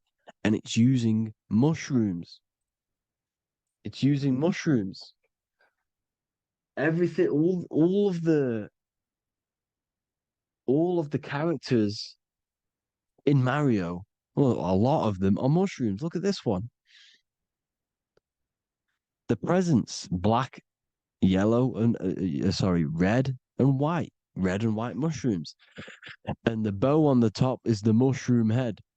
That's a bit of a reach, but you know, the symbolism never lies, is what you need to understand. And it's as above, so below. Now look at the Sumerians. The Sumerians were also multi-dimensional beings. Okay, look at how they have the double faces. They had 1 foot in this reality and 1 foot in another reality. And look at this one, a double-headed god inside of like a portal. You see? Because and look at these with the wings, the astral travel. Birds, ancient birds symbolize the soul because the soul is a bird. It flies to different worlds. It flies around the cosmos. And mushrooms gave you the ability to see these alternative states of consciousness, these alternate realities, because you exist in infinite realities. You exist in infinite realities. Now look at the 33rd degree Ordo Ab Chao badge. You get this badge when you become a 33rd degree Freemason, and it's a double-headed eagle. A double-headed eagle. And you can see this in Sumeria first. Sumeria have the same symbol, a double-headed, well, bird. You can see it here as well. And the Masons are still using this symbol today. And when you become a 33rd degree, 33 vertebrae on the back of your spine, above the vertebrae is your consciousness, and it's a double-headed eagle. One reality in one. You become a multi-dimensional being in the 33rd degree. And I've heard many interviews of Masons say it becomes Luciferian. You see, they speak in code. These Masons can't tell you about what they learn about, but they will speak in code. They said it becomes Luciferian. The word Luciferian is lucid.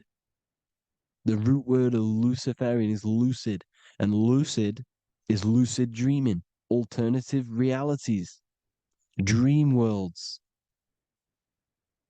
You become a god. Luciferian means you're becoming your own god, pretty much. Because you are becoming a multi-dimensional being living in between the different layers of reality at the 33rd degree of Freemasonry. And look at the double-headed eagle, because the birds symbolize the soul. And they reach high, they fly high, just like the soul wants to fly high to the light, to become one with the light, like the Emerald Tablet says. Now look at Janus. Janus was another god, and he's known as the god of doorways. Janus always depicted with a double head. Janus is why we say janitor or January. And January is entering a new year. Janus is known as the god of doorways with keys, always got a key, because keys open doors. That's why the janitor holds all the keys. And Janus always has double heads, because he had 1 foot in this reality, 1 foot in another. He was a multi-dimensional being, a Luciferian, living between the different layers of reality, except from instead of being stuck in one like we are. Well, a lot of people. And that's the whole point. You see, all of this stuff is about like changing the world and stuff like that. This world will probably never ever change. It's probably been like this forever. Well, forever, for a long time. But it's about moving out of this reality to the higher states. And the Masons always depict the ladder to the luminaries, the stars, with a key, the same key of Janus, The Vatican is a key, and it's in charge of all the religions. Why is it a key? Because they're holding back the key. They're keeping you stuck within this reality, keeping you stuck as identifying yourself with the body, identifying yourself with this world. You are not in the world is within you. This is a program being ran by your central nervous system, and your consciousness is experiencing this reality. Now, this is going to be a mind-blowing video for some people. You have to have an open mind. You have to let go of all the programs. I'm repeating what the ancients are talking about and the ancient symbolism. Look at Janus with the double-headed god. He was just another god coming down, giving keys to people who had the worthy mind to be pulled up out of this reality, to be pulled up to heaven, just like Jesus was teaching how to reach heaven. But really, it's an encoded scripture. But anyways, hope you all gained some insight on this video.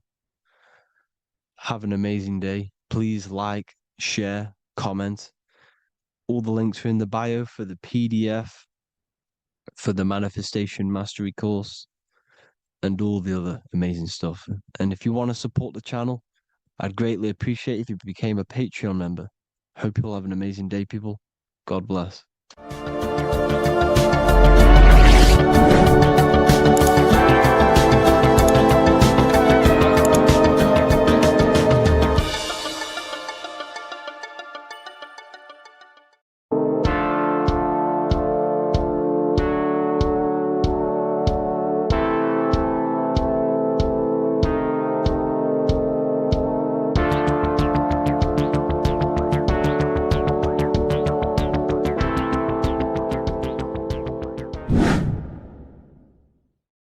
What is good, people? We're back with another video, and this is going to be talking about the connection between the micro and the macro. You know, you are the universe, everything is inside of you. So the first thing you need to understand is that the law of mentalism, we are a thought in the creator's mind, everything's being thought into existence. We have a spark of this mind, this same mind of the creator, and everything is a state of mind. Particles or atoms, whatever you want to call them, are a mental thing. They're a product of the mind. Everything's thought into existence. Thoughts influence everything. Thoughts are energetic effects which send out waves into the quantum field around you. And your consciousness is actually the universe experiencing itself, expressing itself, and viewing itself. So we are the creator, but viewing itself in separate bodies. And this is why they call the material world the world of illusions, because everything's separate here, but we all forget that we're not all one. We've all been brainwashed to think we're all separate, but we're all one. We're all the same mind, the same consciousness, everything.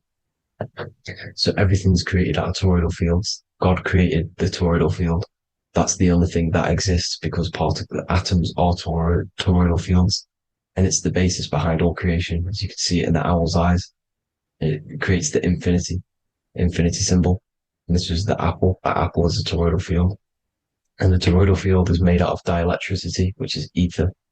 Ether is black light, and this is counter space. This is another realm. This is what creates God to be omnipresent, to be everywhere at one place at all times. He is everywhere because ether is everywhere. Ether's infinite potential. It connects everything together, and that's what energy moves through. It moves through the ether, and that's black light. Everything is light, as it says in John 4:2. God is light. Everything's a vibrational state of light. So the torus field is made out of dielectricity, ether, black light, magnetism, which is white light, which is the center of the toroidal field.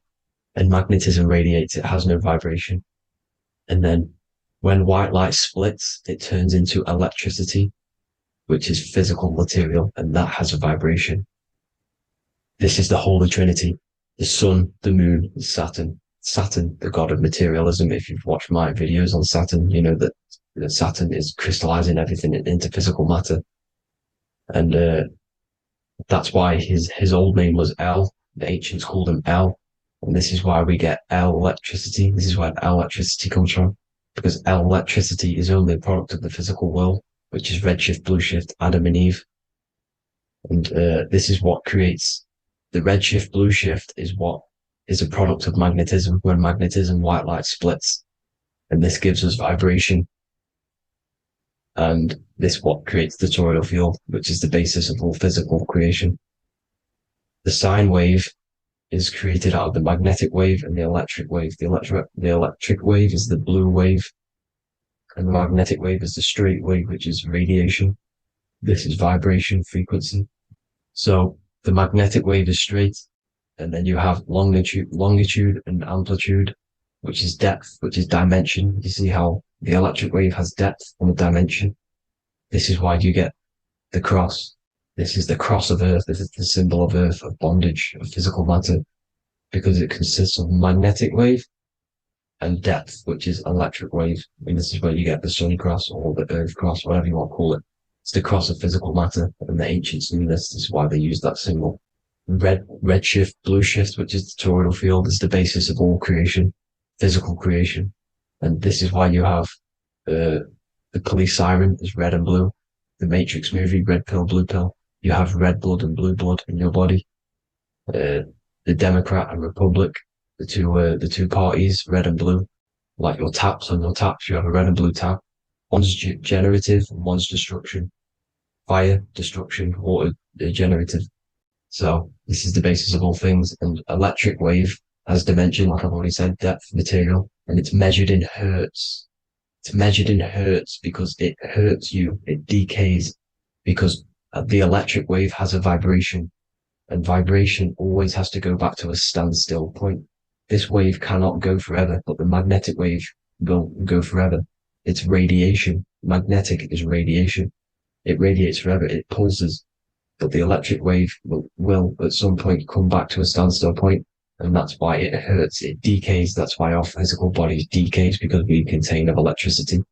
This body is an electric body, and it will return back to stillness like a guitar string. If you vibrate a guitar string, you pull it, it will vibrate, make a sound, and then go back to a standstill point. It's the exact same with every single toroidal field within the body. It will decay, and this is why our bodies decay, and everything in creation decays. So we're born into sin. The sin of Eve. The sin of Eve is us biting into the tree of knowledge of good and evil, which is the systems in the body. And the sin of Eve is biting into the sine wave. We bit into the sine wave. The sun moves in a sine wave. Our DNA is a sine wave. Time is a sine wave. Everything in this creation is a sine wave. This is why the dollar bill is a sine wave. Magnetism and electric waves in one.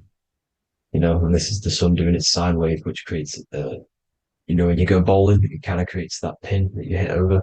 That's the pin of the sun. The zodiac sign is a sine wave because the zodiac sign is an expression of the toroidal field, because magnetism unfolds into 12ness. And that's why you have 12 zodiac signs, 12 systems in your body, 12 cranial nerves in your head, in your brain. So if you can imagine this, see where my pointer is. Always starts with Aries. Aries is the head. It's the first thing that's created in the womb. And this is Aries, the ram. And this is why it's called a cerebrum in your brain, which is the first thing that creates when you're in the womb. And what's the element of Aries is fire. Fire is the first element. F-I-R, first, because it's the first thing on the wheel, the first expression of energy.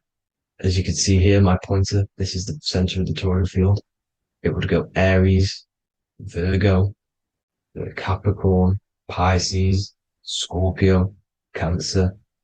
Then we go back to Libra. Libra would be center. But you see how the toroidal field is the expression of the 12 energies. That's what the constellations are, the energy expressions of the toroidal field. So it would go outwards, starting from Aries here, all the way back to Pisces, which is beyond the bottom half. But Libra would be the center. That's why Libra is the equinox. It's the equinox. Libra is when it goes from summer over to autumn. It's the equal.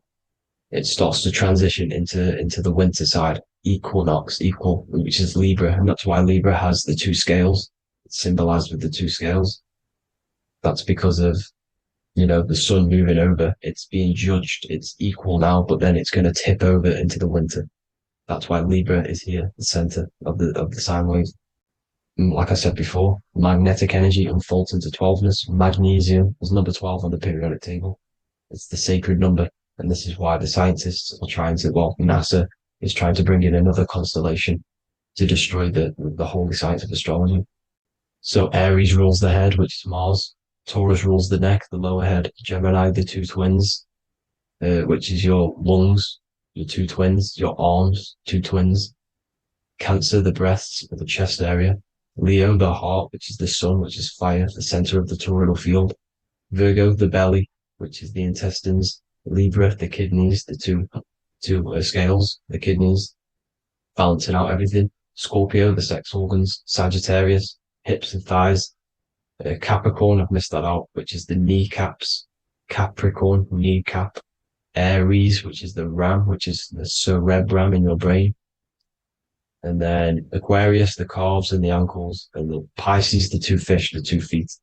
So everything corresponds, as you can see here. This is an ancient way of depicting it, of the folded human. And this is everything. Each constellation rules that part of the body, gives energy to that part of the body, makes you do certain things.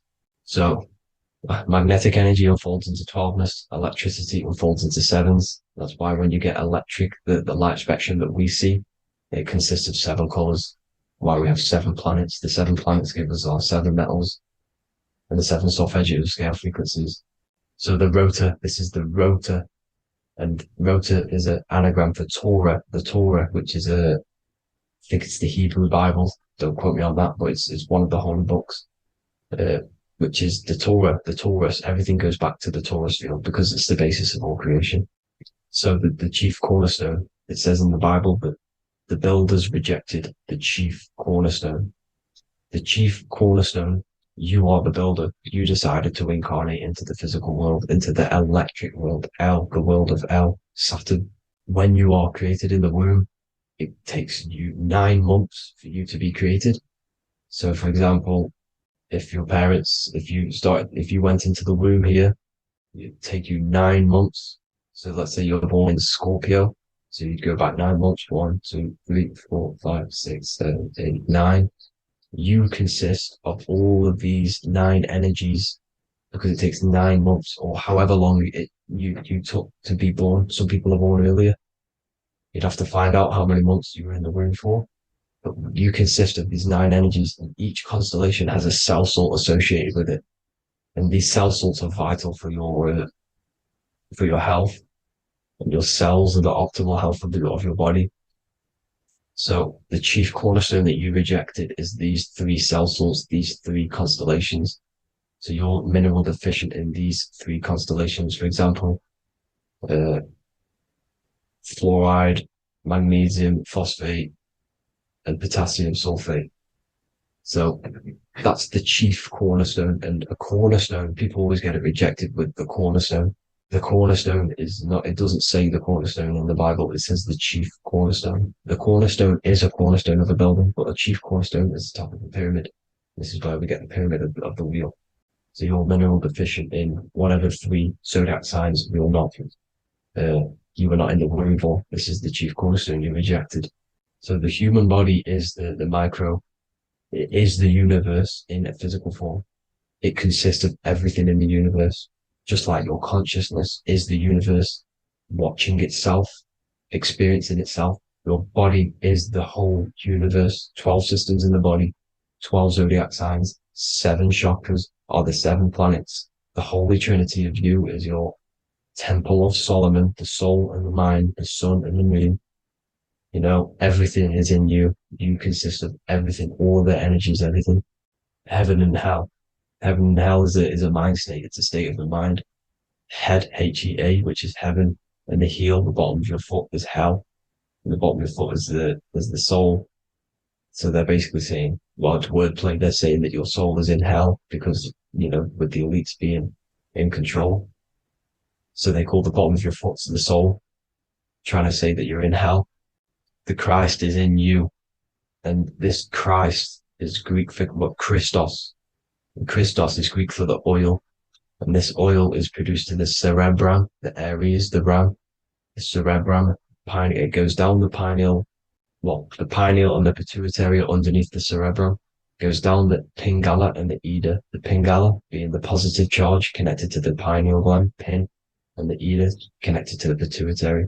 And this is the two serpents going down the spinal column.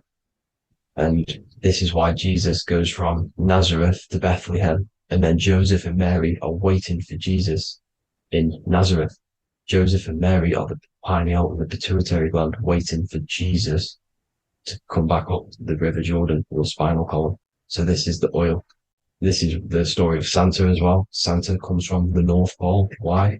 Because the North Pole of the Earth is the center of the toroidal field, and the North Pole of you is your spinal column, which is the North Pole of the toroidal field. The North Pole, he comes from the North Pole. This is the North Pole. This is the South Pole of the toroidal field. Comes from the North Pole, which is your mind. And he goes down the chimney and then back up the chimney. This is the chimney. And he drops off the present, which is the Christos, the oil. And this is why Jesus is crucified at 33, because he crosses over the vagus nerve at the top of your spine. When this oil comes back up the 33 vertebrae, these are your vertebrae here. When it goes up to the 33 vertebrae, it gets crucified at 33 because it crosses the vagus nerve, and he's crucified on a cross at 33. This is the story behind Jesus and Santa. The Ark of the Covenant in the Bible is the two hemispheres which cover the vital parts of your mind, the brain side, which is the cerebrum, the pineal, the pituitary, etc. So the two hemispheres are the two angels, the Ark of the Covenant. This is the Ark of the Covenant covering the two vital parts of your brain. So these are the optic thalamus is another part, and it protects the Christ oil, which is inside at the center of the brain. See, the Bible is all a massive metaphor about yourself, because you are the universe. You are a microcosm of the universe. Your consciousness is experiencing itself, and the universe experiencing, and your body is the whole universe.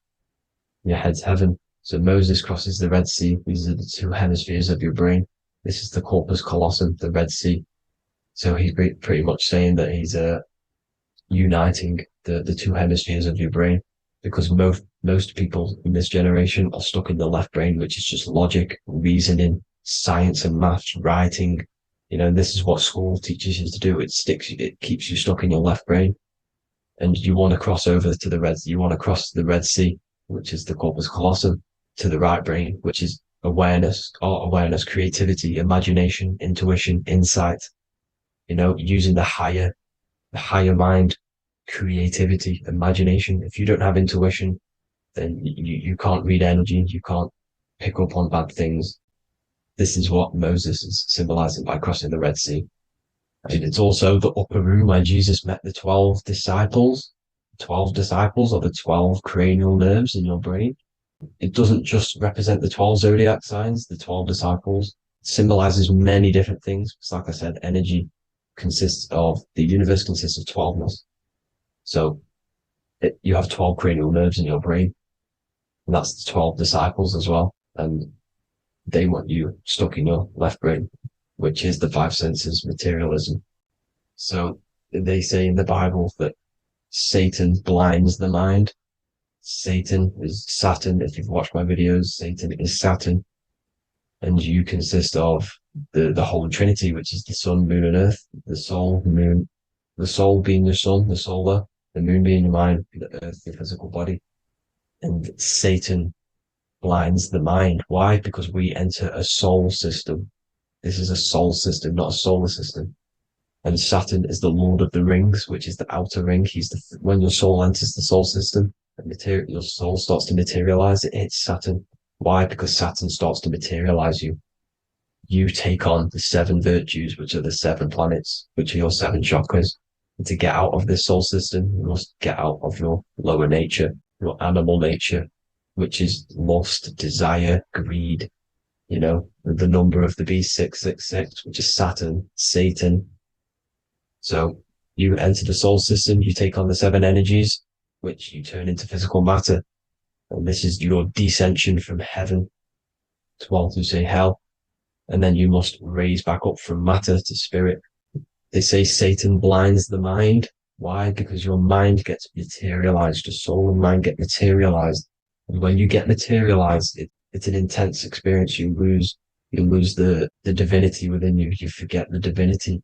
So Satan, which is the first planet, the first energy you take on, the material body, he blinds the mind. He makes you forget everything, your divinity. Then you must remember, ascend up Jacob's ladder, the 33 vertebrae, to heaven.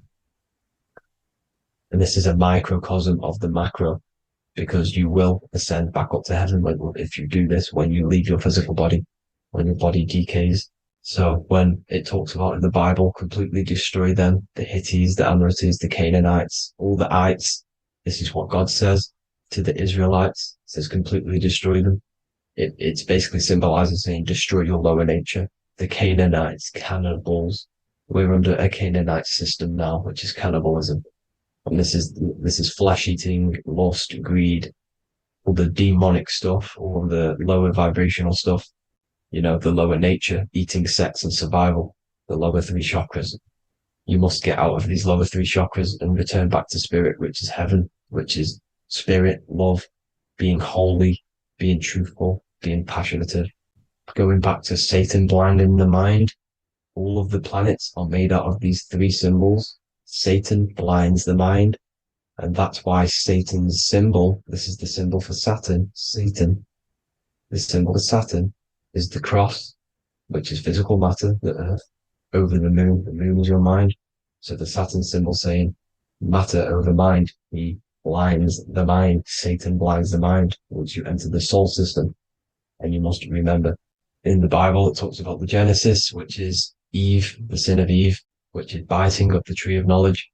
The serpent, which wraps around the tree. It says the serpent placed himself on the tree. Well, the serpent is the spinal column. It's the serpent telling you eat from the tree of knowledge of good and evil, which is your nervous system.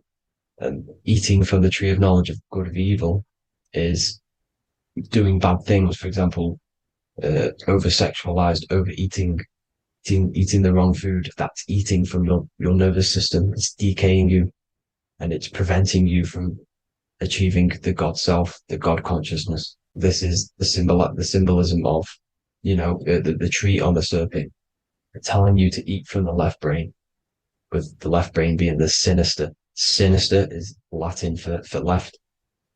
That's sin. Sin is left. And left is lefty Lucy, Lucifer, right, righteousness, right, God, godly. The tree of knowledge of good and evil, which is your nervous system, because it determines good or bad. That's the only thing you experience in this world is your nervous system. And then the tree of life is the cardiovascular system, and the Garden of Eden is your body. So that's it for this video, people. Hope you've got a greater understanding of how you are the universe and everything is inside of you. Just keep in mind you are the universe experience in itself, and your body is a reflection of everything. The 12 constellations, the 7 planets, everything's inside of you. This world is an expression from the inside outwards. You can't affect the outside world to manipulate reality. Everything's inside of you. I hope you got a greater understanding of this. God bless.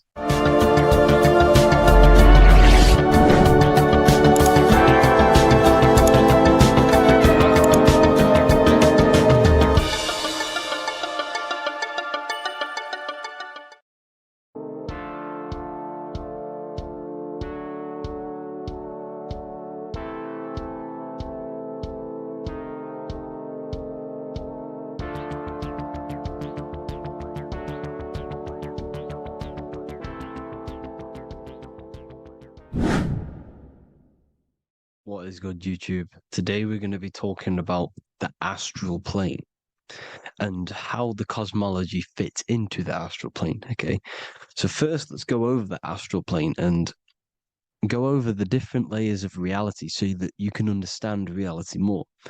You are a multi-dimensional being. You are not you are in all of these realities at the same time. They all interweave into one big reality. But there are different planes. They are different vibrational dimensions. There are different dimensions of reality. The mind is the root cause of reality. We're living in the mind of God. Everything is being thought into existence from the root cause, from the universal mind.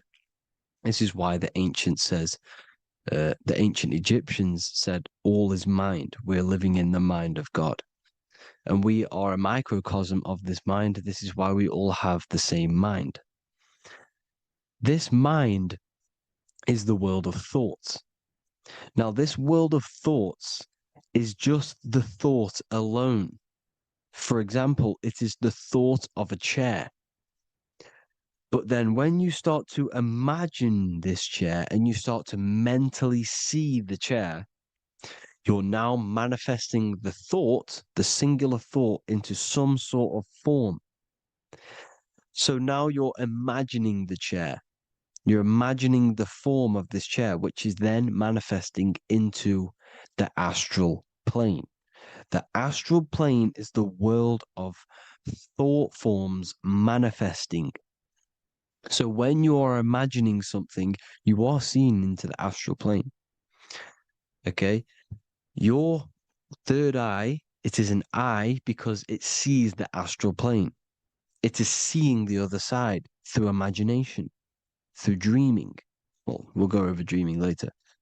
So the thought of a chair is a singular thought. The imagination of the chair is the manifestation of the chair. And in the astral plane, it's basically the world of all the chairs that could ever exist. So you're thinking of the chair as a singular thought, which is the mental plane. The astral plane is the imagination of that chair, is the thought, the manifestation of it.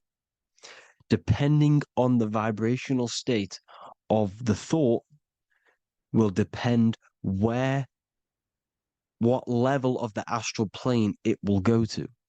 For example, if you're thinking about a chair to torture someone on it, it's going to go on the lower astral plane. Or if you're thinking and imagining happy things, it's going to go to the higher astral plane. So wherever your mindset is, that we call it a mindset because your mind is setting frequencies to certain things. Thoughts are frequencies. And a mindset is setting your frequency, setting your mind to a certain frequency. So when you set your mind to a certain frequency and you imagine something in that frequency, you're going to match everything in the astral plane that are on that similar frequency, just like you would in the physical world. Because we're all in these worlds right now as we speak, but we can't see them with the two physical eyes. We can feel it though. When you're around someone and you've just met a new person, for example, you can feel their vibration. And if you're not on a similar vibrational match, you will not get along with that person, or you just won't not get along, but you won't connect with that person because you're on two opposing frequencies, not matching. And this is something you can't see, you can only feel because it's the astral plane. It exists within the astral plane. Everything in the astral plane is made out of vibrations. So if you do astral project, and if you already know how to astral project, you will see beings and people and things that are on the same frequency as you. This is why before you astral project, you need to sort your vibration out before you astral project, because you are projecting your consciousness into this. It's the mind. The mind is the bridge. It can move between realities. You are a observer. You are a observing soul which observes different realities. And the mind is the bridge between all of these different realities. The mind can choose. If you want to project into the astral, you set your mind to it, you can. Okay? So let's not get off track. The lower astral plane is where demons are. The higher astral plane is where heavenly beings are. Heaven and hell are kind of a real thing. The etheric plane is a powerful substance, the ether, the fifth element that they don't tell us about. They if you type in on Google the 5 elements, they will try to remove it with wood or metal because they don't want you knowing about the ether.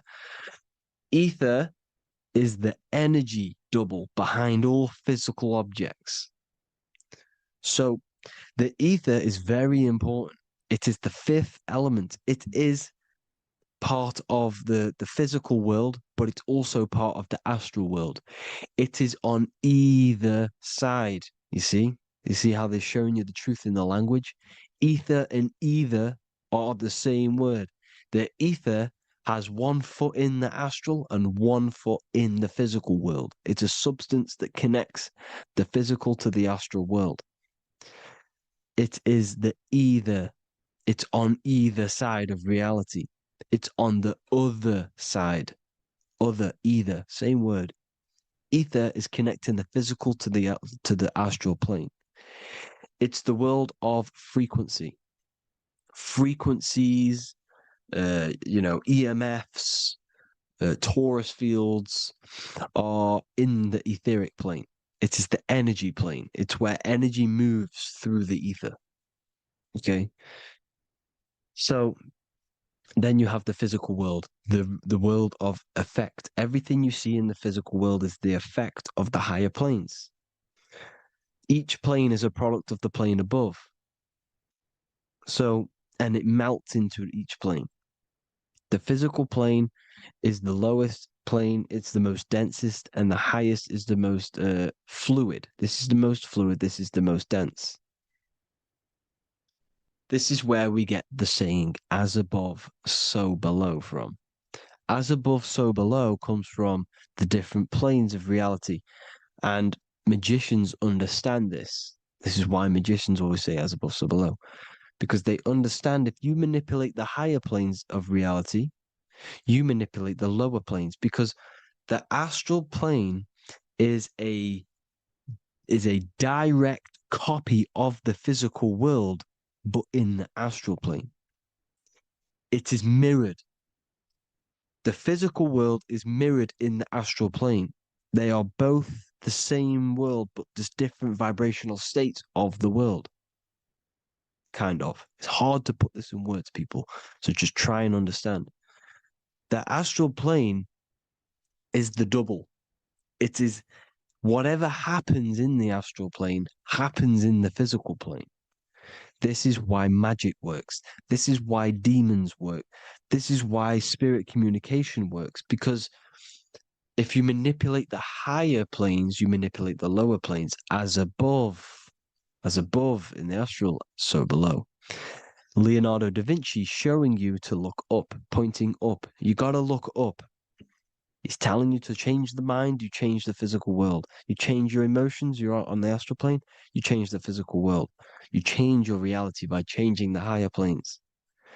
This is the Masonic 11, the 2 pillars. This is the 11, also symbolizing the 2 hemispheres of the brain here. But the 11 symbolizes the 2 mirrors. 11, 11, 9, 11. 9, 11 adds to 11. 9 plus 1 plus 1 equals 11. The Twin Towers were in 11. Flight 11 was hijacked because it's a mass ritual within the astral plane. Now, we're going to go deep into that later, and I'll show you these rituals they do in order to manipulate the astral plane. So, this is what the 11 is. It's the mirroring of reality. If you contact spirits and conjure spirits, you can either summon or attract demons and spirits. Summoning is creating a spirit. You create demons. Okay. Like I said here, the mind is the root cause of reality. If you think of if you think of a traumatic event that happened in your life over and over and over and over again for years and years and years, where attention goes, energy flows. The mind is the director of energy. If you are directing energy into the specific emotion, the specific thing that is torturing you in your mind, that will manifest as some sort of being in the astral plane, which is called an elemental. And this elemental being that you have created through your thought forms and emotions will latch onto you and feed off this energy. So it's important that you get your mind right. Okay. It's important that you sort that you file the mind and you discipline the mind.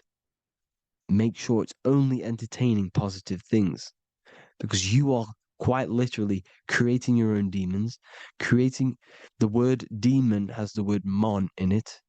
And if you've watched my videos to know, mon means moon. The moon is your mind, the sun is your soul, the earth is your physical body. Demon is a mon means mind, moon is mind. You create demons with your mind. Summoning. Now, this is where the rituals come in. 9/11 was a ritual because everyone was thinking about this big fearing, the death of 9/11. Everyone was thinking about it. And all of their minds thinking about this horrific thing will manifest and summon a negative energy spirit elemental within the astral plane. That's how all of this works. This is why it was a mass ritual. Okay. Chris Brown, new album name 11/11, release date on the 11/11. This will be my 11th album and contain 11 songs. All of these people know the occult. This is Hermes Trismegistus with the star of Saturn, the six-pointed star, as above, so below. The mirroring of reality, physical and astral, the two Masonic pillars. So as above, so below. What's above us? The stars. The stars are connected to the astral plane. This is why we call them stargates. When we dream, we are experiencing these different realities. And what are stars? They tell in the Bible, it says Genesis 1:14. And God said, "Let there be lights in the firmament of the heaven to divide the day from the night, and let them be for signs." Signs translates to things to come. Why things to come? The stars tell the future.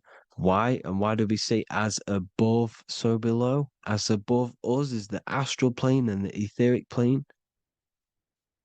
As above, so below. Whatever happens in the stars happens on Earth. The stars are connected to the astral plane. Above us is the astral plane. We are a star in a physical body. This is why we say Mr., sister, stir equals star. The E and the A are interchangeable. We are stars, and the stars are the start of our incarnation. We start in the stars, same root word, and we descend through the seven energies, which are our seven chakras. Then we enter the heart of the soul system. The heart rearranged spells earth. And this is the true cosmology. Here's the Masonic cosmology. This is Masonic now. Here's the firmament. Let there be a firmament in the midst of the waters to divide the waters from above, from the waters that below. Genesis 1:6. The firmament, firmament comes from the word firma, Latin, I'm pretty sure, which means firm. When something is firm, meaning it's stable, it does not move, it is firm. The firmament is firm. So, is the firmament Genesis 1:6. What does he say? Genesis 1:3, sorry. Let there be light. This is before the sun and the moon was created. Let there be light. Before the sun and the moon was created, light was appeared. So what's that tell you? This is a holographic projection from some sort of light being, some sort of projector. And that projector is the all-seeing eye you see in the Masonic cosmology. This is the all-seeing eye projecting the light beams. Let there be light. Everything is made out of light. The universe is created out of light waves. The torus field is one unit of light. The light projecting this reality is Polaris. Okay, the famous all-seeing eye. Now, what else? Then we have after let there be light in Genesis 1:16, and God made the two great lights. This is the sun and the moon, electric, magnetic, male and female.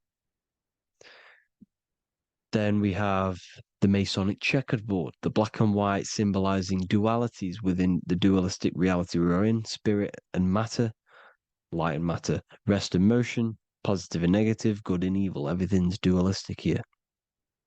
Okay? And it's a dance. The universe is a dance between flickering of white and black light, which is the torus field.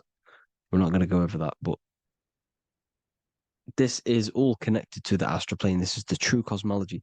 The astral plane cannot work on a spinning monkey ball in the middle of space. Does not work.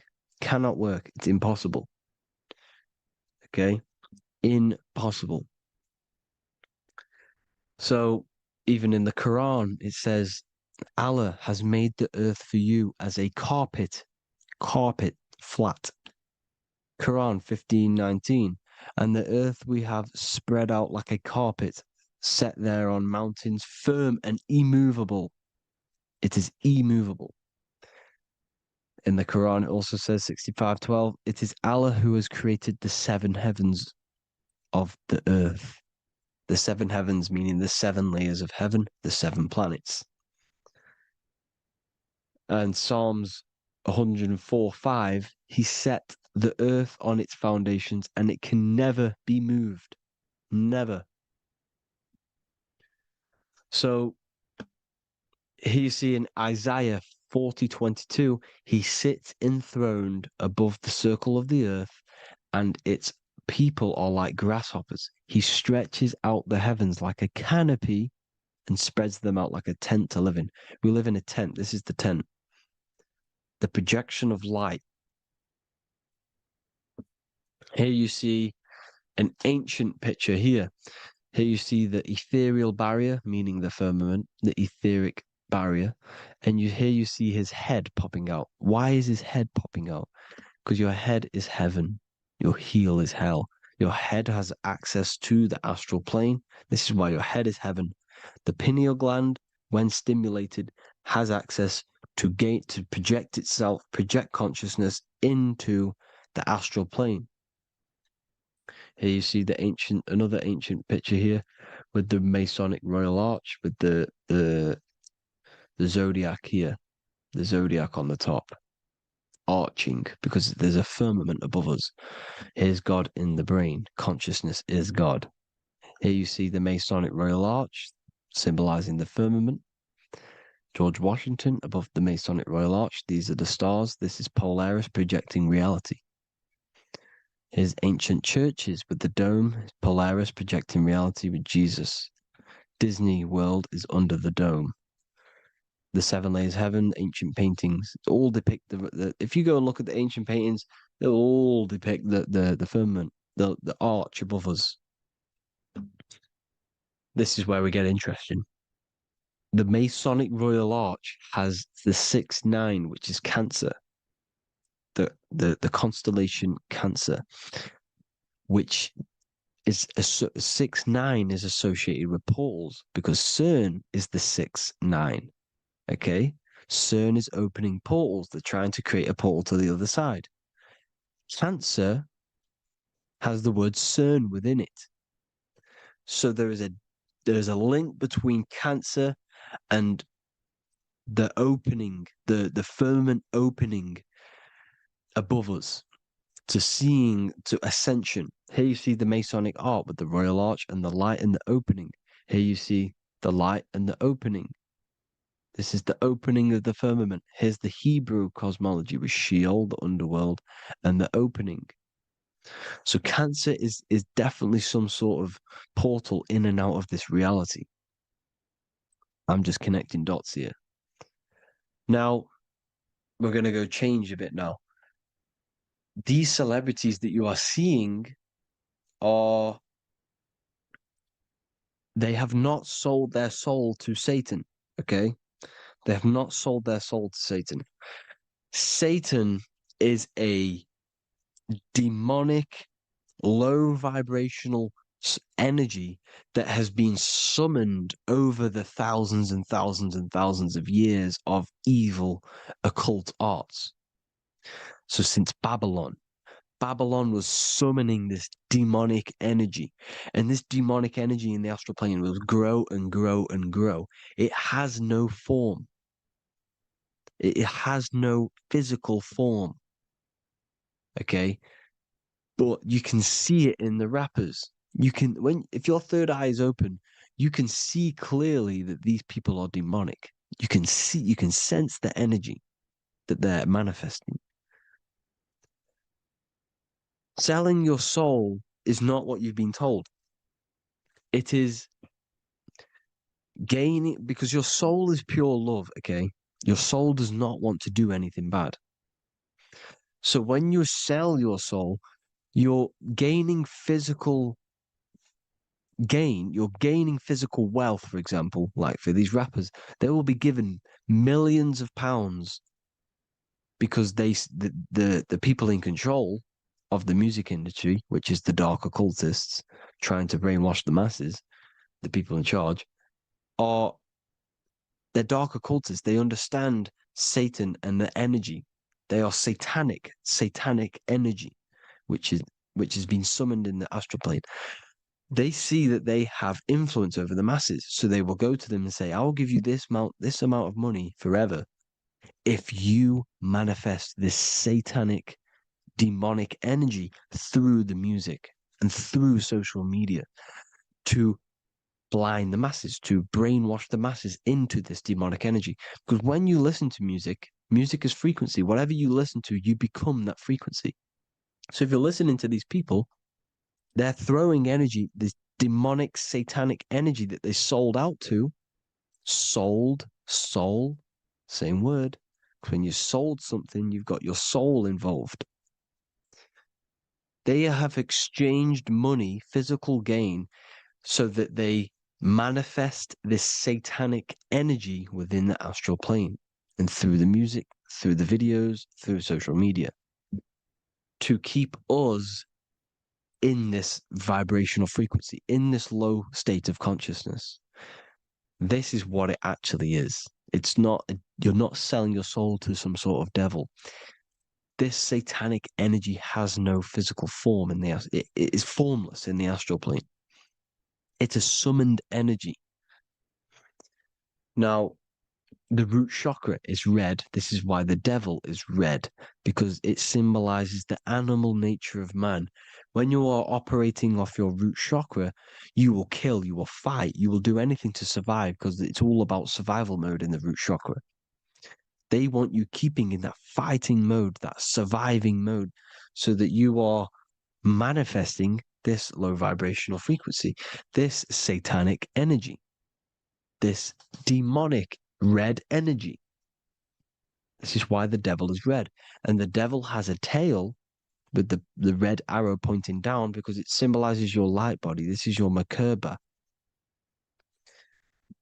Your Merkaba is your light body. Mer equals light, Ka equals spirit, Ba equals body. Merkaba, this is the devil's tail pointing down, the descension, your heel, up to your heel, hell. Ascension to heaven, head. You see? This is the all-seeing eye with the illumination coming off it, your head, when you're illuminated. The Merkaba is your celestial sphere to portray different planes of reality. It is the vehicle of ascension. It's your light body. It's in the word Kabbalah, Kabbalah, Ka, spirit, Ba, body, La, light. Same thing, Kabbalah, Merkaba. Same thing. It's all about the light body. This light body sees different realities. So when you see the goat in the music industry, it's this satanic summoned energy that's been summoning for thousands of years within the astral plane. When it becomes to the physical plane, it will manifest through different things. A goat, an owl, Satan, Moloch, Baal, same deity, same demonic energy that's been summoning in the astral plane. And this is why the Baphomet has a goat head. Drake's new album is the goat. The Polo G, the Masonic G, with the goat. And here's Ryla Rodriguez in the mirror with the goat in the mirror and him in his physical body. It symbolizes, the mirror symbolizes the astral plane because he's manifesting the goat, the demonic energy. He's sold out to the demonic energy, and in the physical plane, he's his physical body. The mirroring, the Masonic 11, the mirroring of reality, the astral and the physical. And what do you call them when they're an amazing rapper, the best rapper? You call them the GOAT.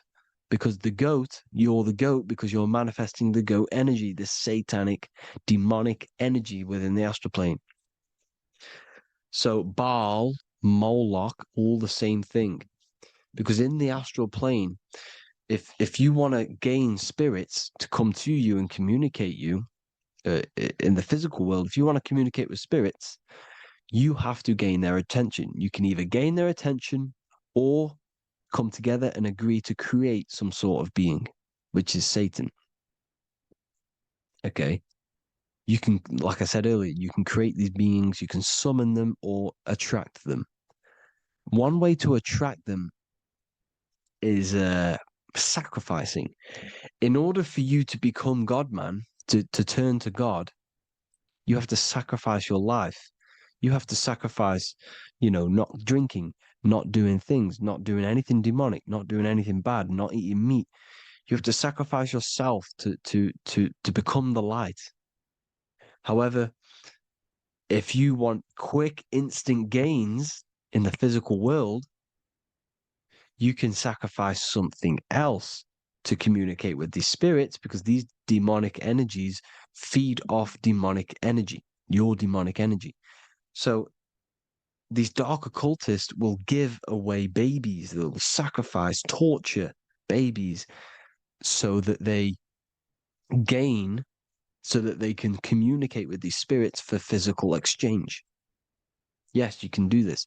These powerful spirits, these powerful demons can give you powers. They can give you certain things.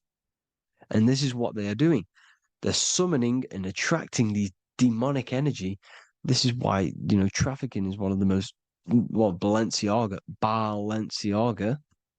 Baal is the demonic energy in the astral plane, which requires child sacrifice for his presence. Balenciaga, and they were trafficking children. They were trafficking, killing them, and offering them to the spirits. This is what they are doing. Balenciaga. It's in the name. Here you see, you can see here a stick man with two horns. The goat, obviously, it's all the same deity. Baal, the goat, Moloch, is Moloch the owl, the Egyptian owl, because it comes from the owl of Moloch, which is Baal, which is Satan, all the same demonic energy. And it's on the dollar bill, a tiny dollar bill, tiny on the $1 bill. All the same thing. Bohemian Grove, they worship the big owl, Moloch.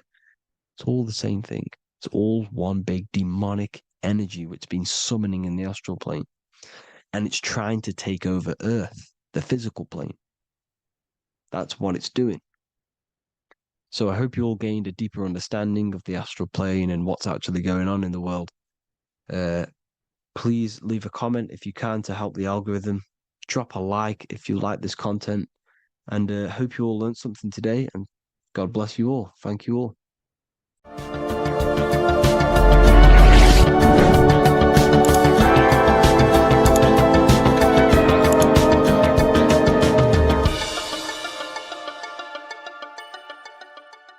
Welcome to Revival of Wisdom. This video is going to be about the flat Earth and the breakdown of the whole cosmology. We're going to be digging very deep. I've got a lot of pictures and images to show you, and a lot of dots to connect. So let's start with the Freemasonry art. So this artwork we have here is the Freemasonic cosmology as they know and believe. So what is it symbolizing? We obviously have to start off with the 4 pillars representing the 4 corners of the earth. The 4 corners with duality. You see, there's everything on earth. There's good and evil. Good, evil, positive, negative. Good, bad. This is the checkerboard. This is what it symbolizes. Okay. Obviously, we have the sun, the moon. The sun gives you energy. It's the anode. The moon is the cathode. It's the opposite. It takes your energy. So therefore, you become sleepy when the moon comes out. You see, everything on Earth, everything in the universe is balanced. There's complete balance symbolized by duality. There's always 2 opposites. We have the all-seeing eye, and obviously 7 stars representing the 7 planets, but not planets as in we know planets. They're not physical spinning balls of gas. They are energies. They are lights emitting from the realm above this realm. They are lights through the firmament, through the electromagnetic field. So let's go through that again. The 4 corners, duality, positive and negative, cold, dry. Everyone on Earth has an opposite. Everyone, there's 2. Okay, and then we have the sun, the moon, the 7 planets with a 5-pointed star. What's the 5-pointed star? Of course, it's the 5 elements: spirit, water, earth, fire, and air. Okay, that's what the 5-pointed stars symbolizing, the 5 elements of earth. And then most importantly, we have the compass. The compass is very, very important, hence why it's in the center. The compass is symbolizing many, many things. And one of the most important things, but we'll get into that after. We have a boat with water outside of the earth. So we have a boat on water, symbolizing the waters separated by the firmament, the waters above, separated by the firmament from the waters within the firmament, the earth. So this is what it's symbolizing. So the compass, what's the compass? This is where the compass comes from. The Polaris, the most important star there is, because it's in the center of Earth, the sun, the moon, and the black hole, black sun. Because all creation comes from center, the seed center. Okay, but we'll get into this after. But also, this is a very important Masonic symbol because they use this symbol a lot. This is one of their main symbols, hence why Neil Armstrong has the Masonic ring with the compass on it. The people who supposedly went to the moon, which obviously they faked to push this globe model, because the globe model is based upon fear. Because the globe model, if they can sell you the globe model, they can sell you anything then. You don't know where you actually are. The globe model is to push fear upon the masses, because the globe model means there's not enough resources. There's also risks of asteroids hitting the planet. There's also risks of space extraterrestrial invasions, global warming, asteroids. You see, this is all the fear that they can gain of selling you the globe model. Okay, because they don't want you to know that this is an intelligent design. And also,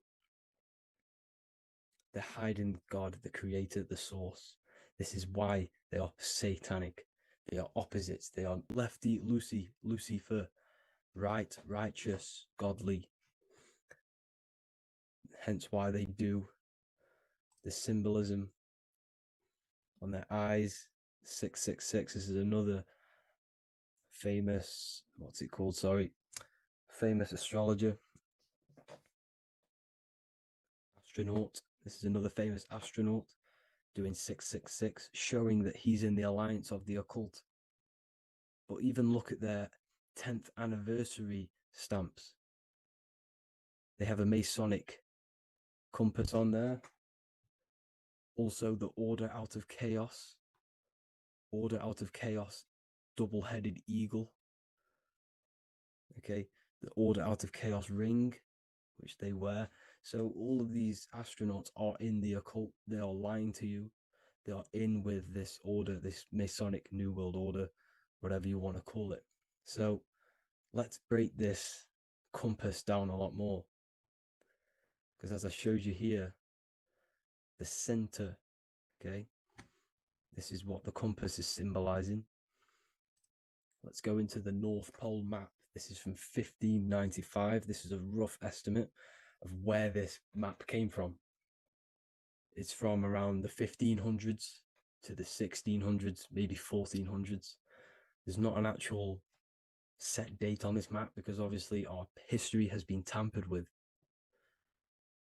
But let's break down this map and the symbolism that they use towards this map, because this map is the map of the North Pole.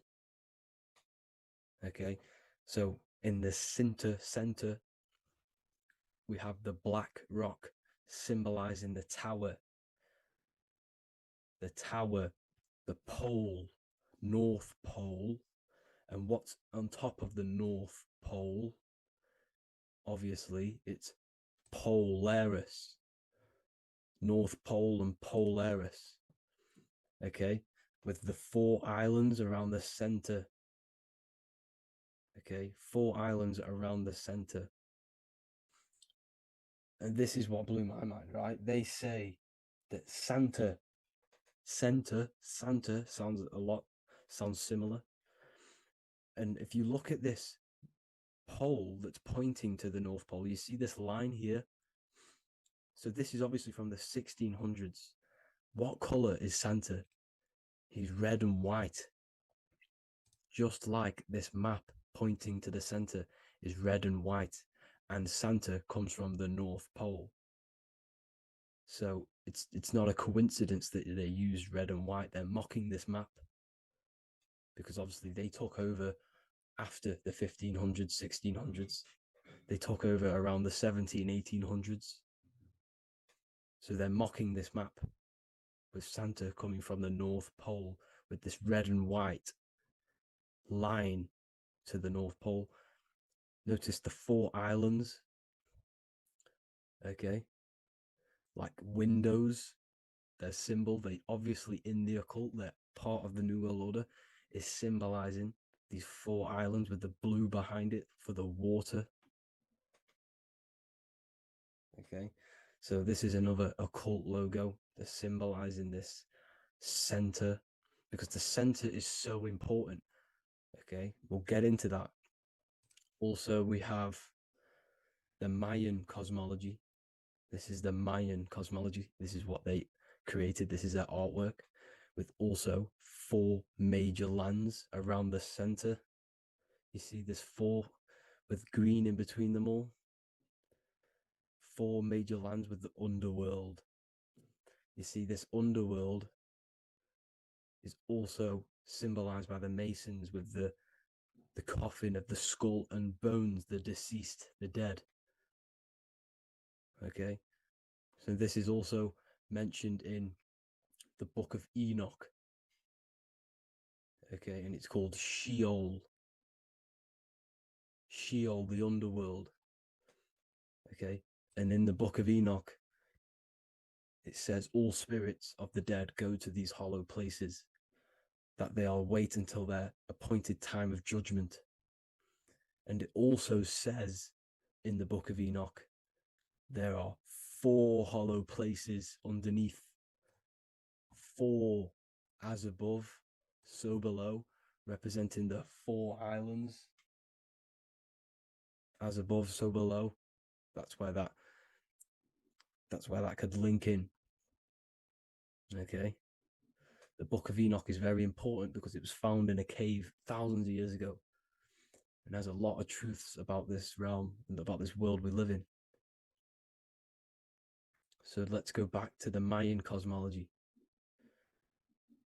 So the ancient cosmology, they all must have had some sort of communication. They must all be in peace, at peace with each other, because all of their cosmologies linked together.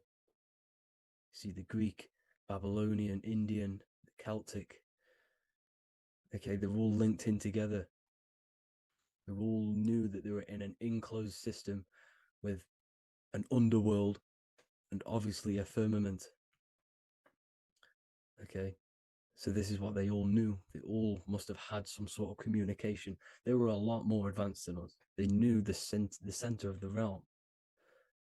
Okay, and obviously the United Nations flag also symbolizes their center. You see how it has like a grid with a circle around the center. It's symbolizing that center of the realm, because that center of Earth is so important. The United Nations flag, all have it. See, some different ones all have that circle around the center. Because the center is the seed. All things come from a center. So the torus field is so important because it is the spark of life. It's the building blocks of the universe, this creation. Because all things have a torus field. Just like an apple with what's in the center of an apple, a seed. Because the center is where the energies hold, is where the energies meet, and it creates that spark of life. Just like your heart is the center of your body, and it has an electromagnetic field. Because the center, all things come from the center.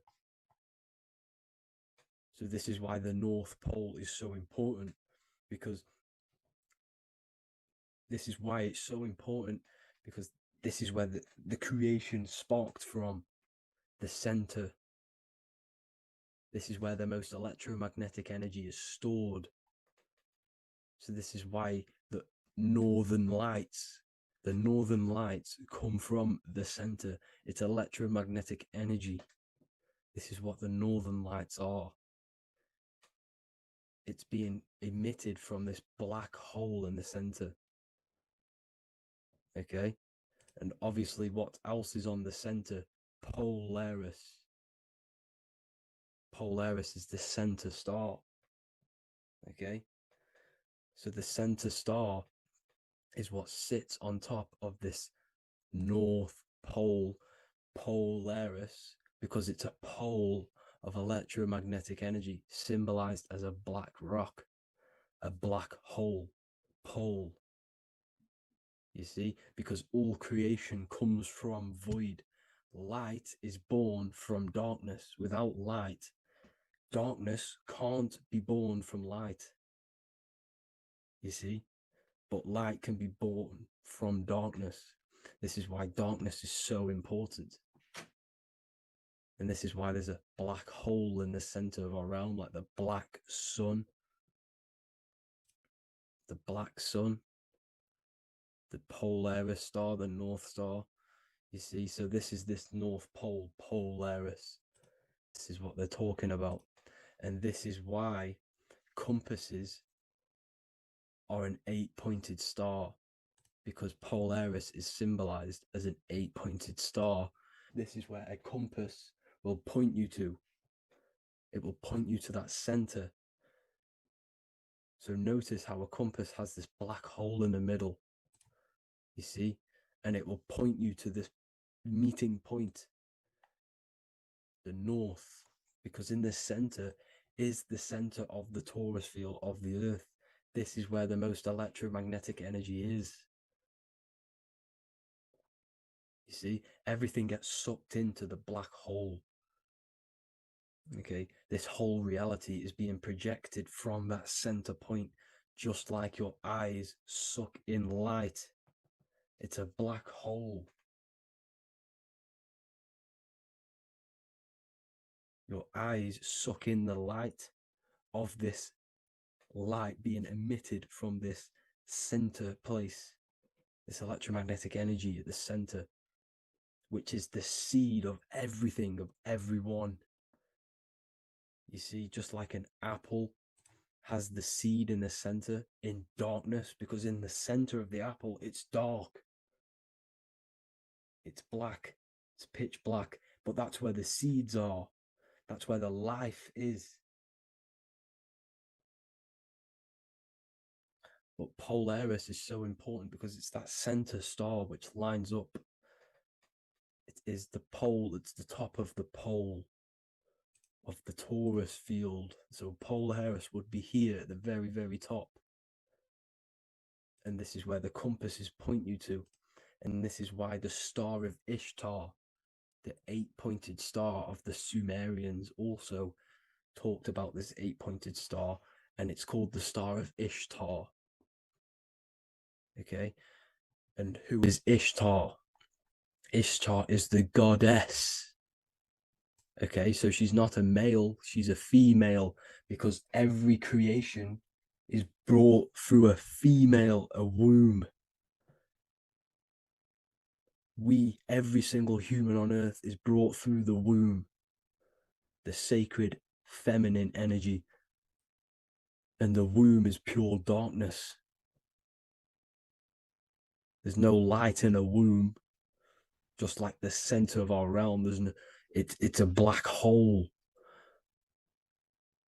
Okay, and guess what? She's the god of fertility and sexuality. She is responsible for all life. Okay, so the star of Ishtar is the star of Polaris, which is symbolizing the responsibility for all life, the center of our realm, the black sun, the black hole.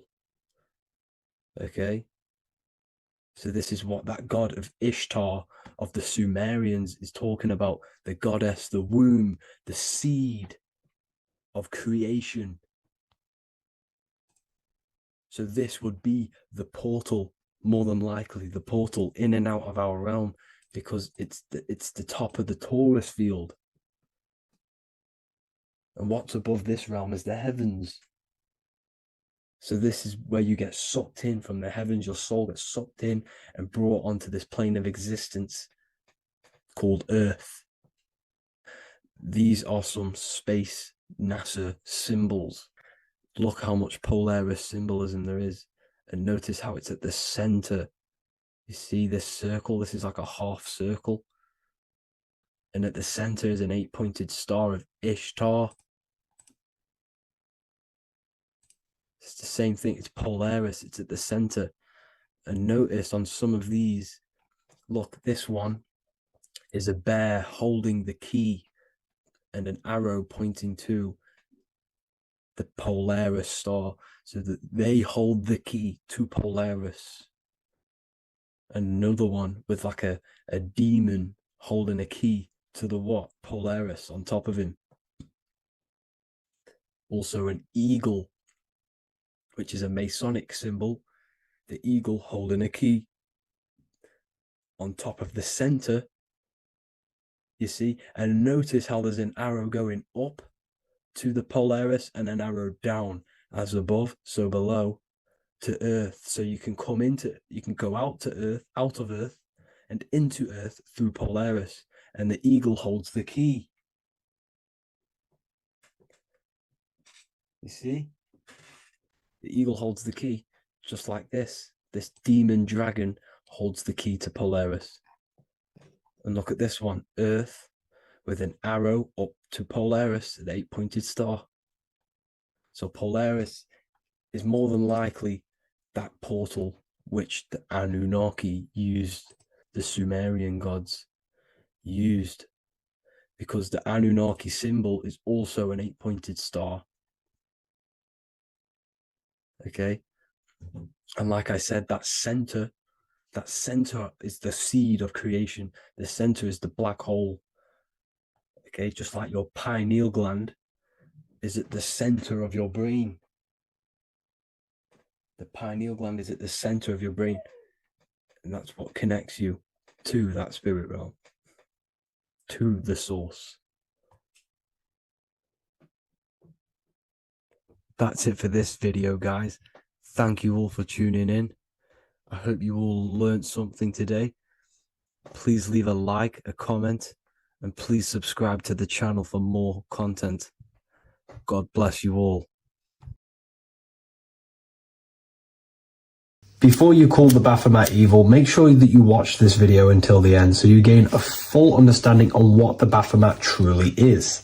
No, I am not a Satanist. I am simply an esoteric and occult researcher. I've been looking into symbolism for a very long time, and I can reassure you that this symbol does not represent the devil, does not represent any negative figure. It's a very deep, occult, esoteric symbol. What we first need to understand about the Baphomet, it is indeed a symbol. Every symbol we see around us is neutral. The pentagram, the Baphomet is neutral. It depends how you use it, whether it is used in a good or bad way. Everything is neutral. It's your mind's perception that gives it a positive or a negative charge. First of all, let's break down the Baphomet symbol. Let's look very closely at the Baphomet. We have clearly the 4 physical elements corresponding to the Baphomet. Here we clearly have the fire element. The wings represents the air, the flapping in the air. The fish scales, which is the water. And this dome figure representing the earth. The soul is incarnated into 4 bodies. We have a mental body of consciousness, intellect. We have an emotional body of consciousness, which is all to do with intuition and energy. We have a spiritual body of consciousness, our astral body, and a physical body of consciousness for the physical earth. Earth corresponds with your body, air corresponds with your mind, fire corresponds with your spirit, water corresponds with your emotions. So the Baphomet is showing you the 4 elements of the soul, the 4 bodies of the soul that we are incarnated in. Now, let's look at this moon figure. We have the moon. The moon represents the internal world. It represents what we cannot see. The sun represents our conscious mind, what we can see, what we're aware of, the physical world. The moon represents what we are not aware of. It represents our internal world. Remember, we have 2 worlds. You're an individual. You have a dual nature. Individual. You have an internal world. When you close your eyes, you have an internal voice, an internal world of thought and emotion, and an external world of this material body. The moon represents the internal. The moon on top represents the moon controlling the mind, represents the inner world controlling you. Now, this is very symbolic in the occult world. If the inner world is controlling you, then you have no control over reality. This is the devil horns. You know the devil horns? The moon crescent? This represents you are the devil. You're being controlled by your thoughts, by your emotions, by your psyche. Then we have the moon below, which represents control over the inner world. We have control over our thoughts, our emotions, our impulses.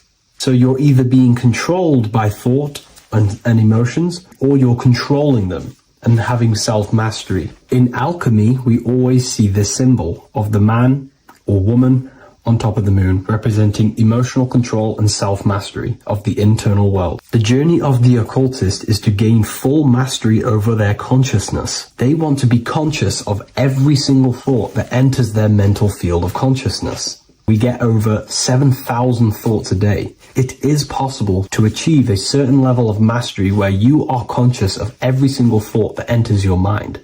This is one of the end goals of self-mastery and occultism, as this gains your personal power. When one achieves this, they are then able to direct the mind in one place and one place only, becoming more effective in manifestation and creation, because we are microcosms of the divine. We are creators. This is the gesture of as above, so below. The inner world and the outer world are mirrors of each other. The inner produces the outer. Your physical life circumstances are a result of every thought you thought in the past. The inner projects the outer.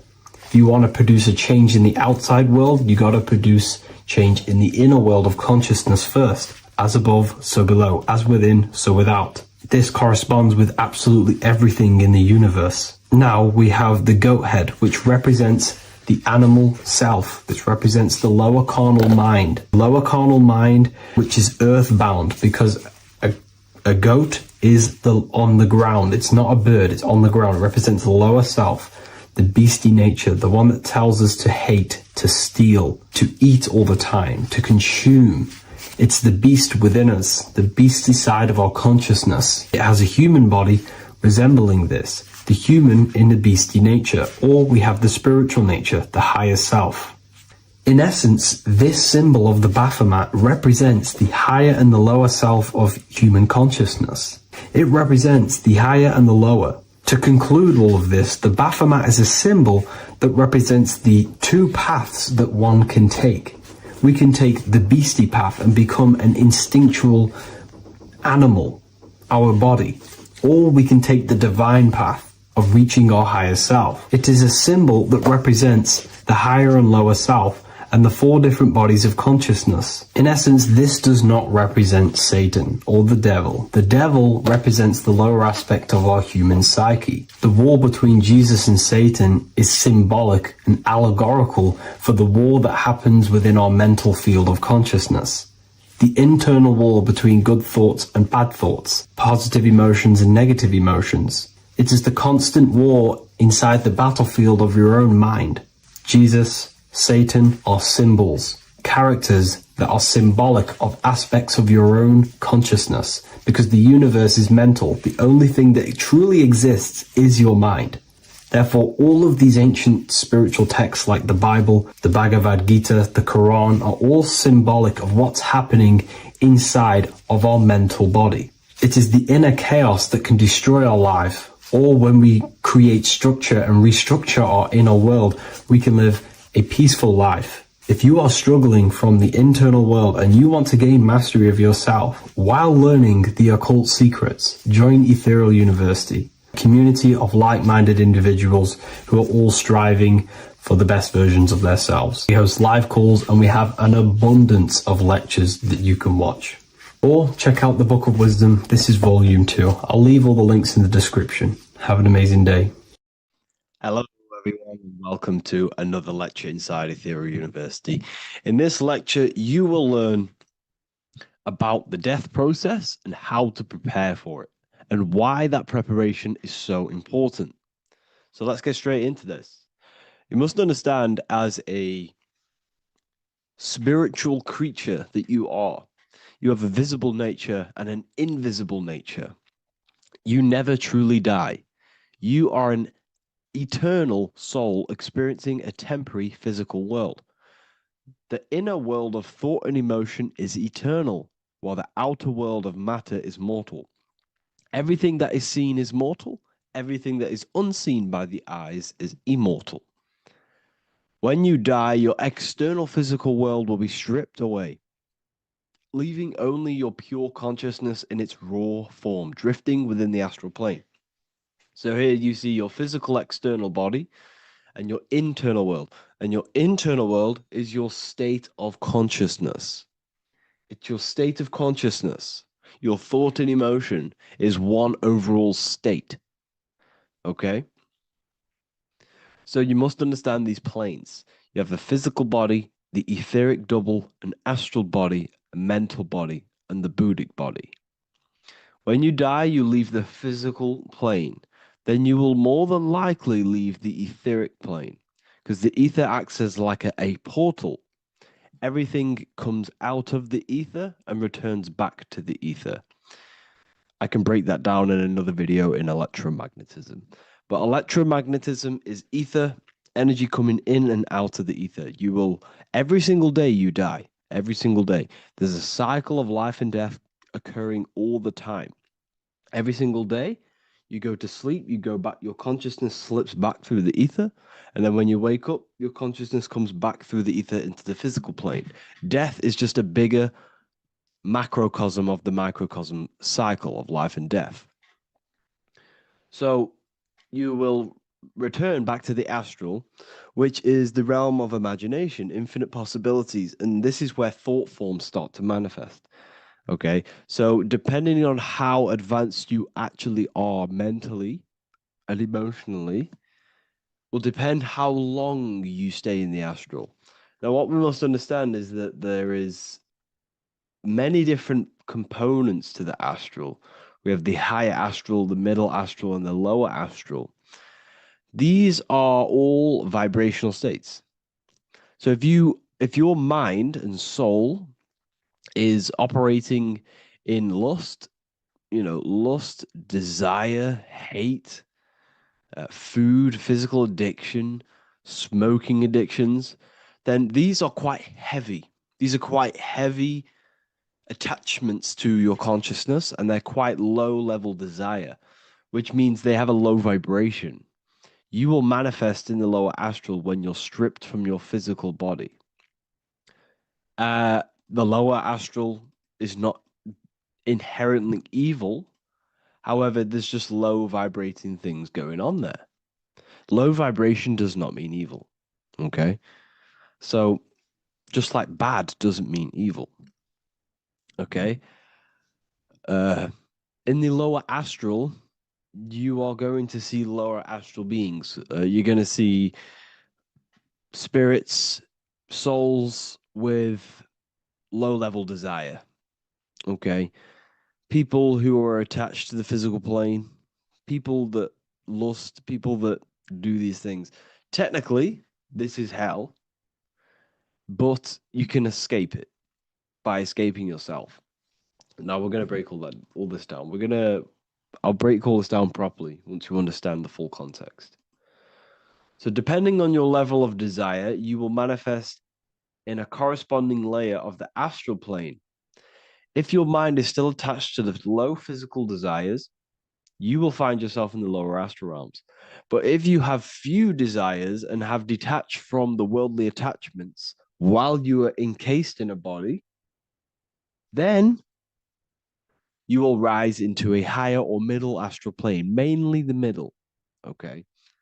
The higher astral plane is very formless. So as I broke down here, this is, well, the physical plane is the lowest dimension. This is the most form, the most matter. It's quite heavy. The higher you go, the lighter it becomes, the more fluid, the more formless it becomes. So you see here it says denser down and lucidic up. So this is more lucidic in these higher realms. This is more dense in the lower realms. So this is why the ancient Egyptians were always talking about, I'll show you this. This is showing you death. So first of all, we have Anubis, which represents death. Here you have the heart, which represents the soul. And here you have a feather. And this is a scale. You see how this is a balanced scale? So what this is symbolizing, this represents death. This represents your heart, and this is a feather. So when you die, your heart must be as light as a feather, which means your emotions, your soul, should have no attachments to the world. It should be light. It should be detached. This is why the word light and light are the same. Light is in heavy and light is in very bright. Because when you're less attached to the things, your soul shines. You're authentic. You're light. You're very bright soul. And you have no attachments. Your light is in not heavy. So you must detach from the worldly desires. We have to detach from the smoking, the food. This is why we should fast. Smoking, this is why we should detox. We should also meditate. We should also be able to sit with ourselves for long periods of times. Okay, I'm going to break all this down properly. But that's why the Egyptians show you the symbolism here. Okay.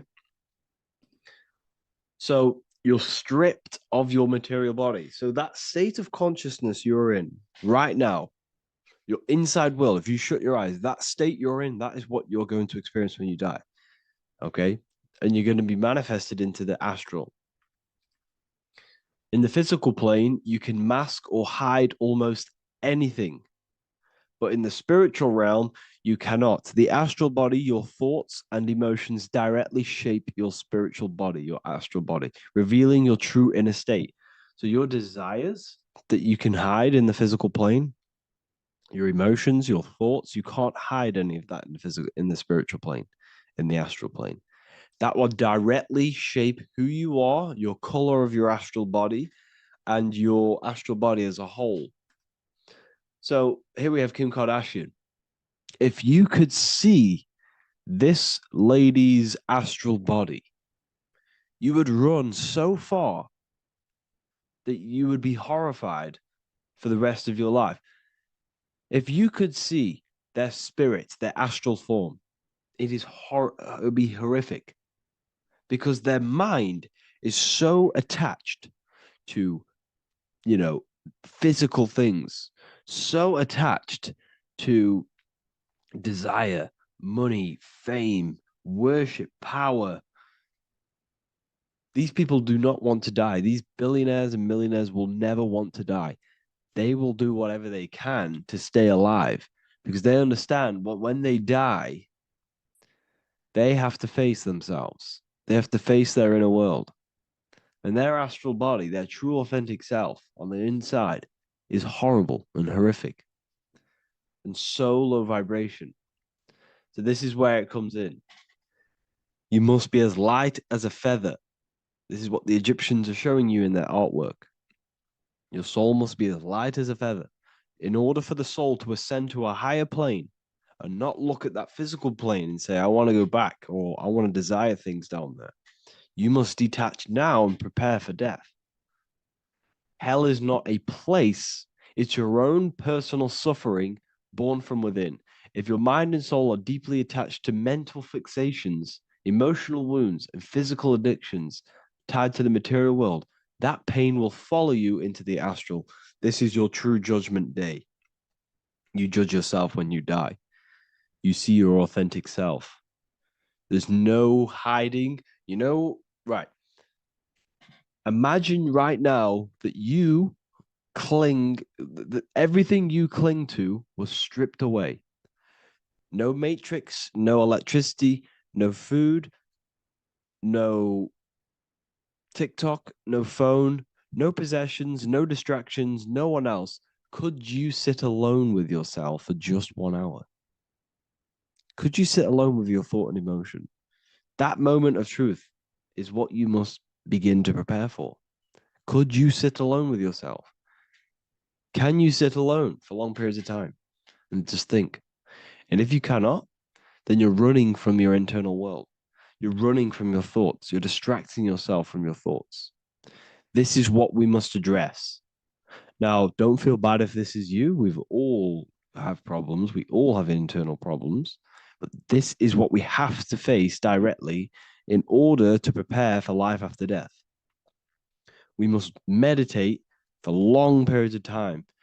Not even meditation. We should be able to sit with ourselves with no distractions and just think.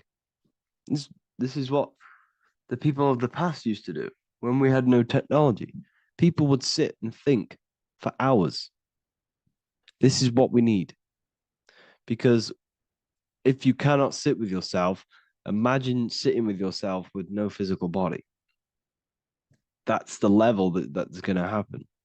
And we need to prepare for that. The soul and mind must become as light, as weightless, as radiant as a feather to ascend to a higher plane and move beyond the physical life. To rise, they must release heaviness, attachments, burdens, fears, and desires. The lighter and brighter your inner being becomes, the more freely it can rise into a higher state of existence. Ascension is not about going somewhere, it's about becoming something pure, clear, and luminous. Okay, this is very important. Very, very important. We must detach from the worldly things. So enough of that. How do we do it? How do we attach? How do we prepare? Number one, you must detach from the material things. Start loosening your grip on things, possessions, titles, even identities. They are temporary. Appreciate them, but don't let them define you. Let nothing outside of you define you. Nothing. Your name is not you. Your job is not you. Your reputation is not you. Your bad past is not you. Your good past is not you. Your business is not you. Everything outside of you is not you. Now, what I'm saying is, I'm not saying go full right hand path and never care about anything physical, never care about your family, don't love your family. I'm not saying that. What I am saying, love these things, love these outside things, but do not become attached and do not let them define you. You must be okay with losing anything that is outside of you. You must be okay with that, because you must understand the physical plane it's promised that everything is temporary. Everything is temporary in this plane. So don't ever think it's going to be there forever, because it's not. And you must remind yourself, not remind yourself, but I think about this sometimes when I start becoming a bit attached to work and stressed. I just remind myself that I'm going to, this is temporary. I'm going to leave this world one day and I'm not going to care. So you must have the balance. Okay. The balance is key. You can go down that right hand path and just fully cut off from the world like a monk and shave off your hair, disconnect from the physical world. You can do that. That's not wrong. There's different paths in life. You have the left hand path, purely physical. You have the middle path, which is balance between the physical and spiritual. Then you have the right hand path, which is monk mode, where you fully disconnect from the world. They shave their hair off to disconnect from the physicality. They meditate for long periods of time. This is what they're doing. They're preparing for death. Monks prepare for death. They understand this. They understand that you don't die. Your inner world is the true world. The inner world is the only world that exists. Everything outside of you is an extension of you. Number two, cleanse the mind. Watch your thoughts. Are they rooted in fear, anger, regret, or craving? Meditation, mindfulness, and inner reflection help purify the mind. The cleaner your thoughts, the lighter your spirit. So your astral body is formed by your thoughts. It's formed by your emotions. If you sit around thinking about eating all day, you're going to have a very heavy astral body. It's going to manifest in the lower planes. But if your mind is thinking about good things with good intentions, love, knowledge, expansion, you're going to manifest even the middle or the higher. And there are ways to even ascend out of your astral body.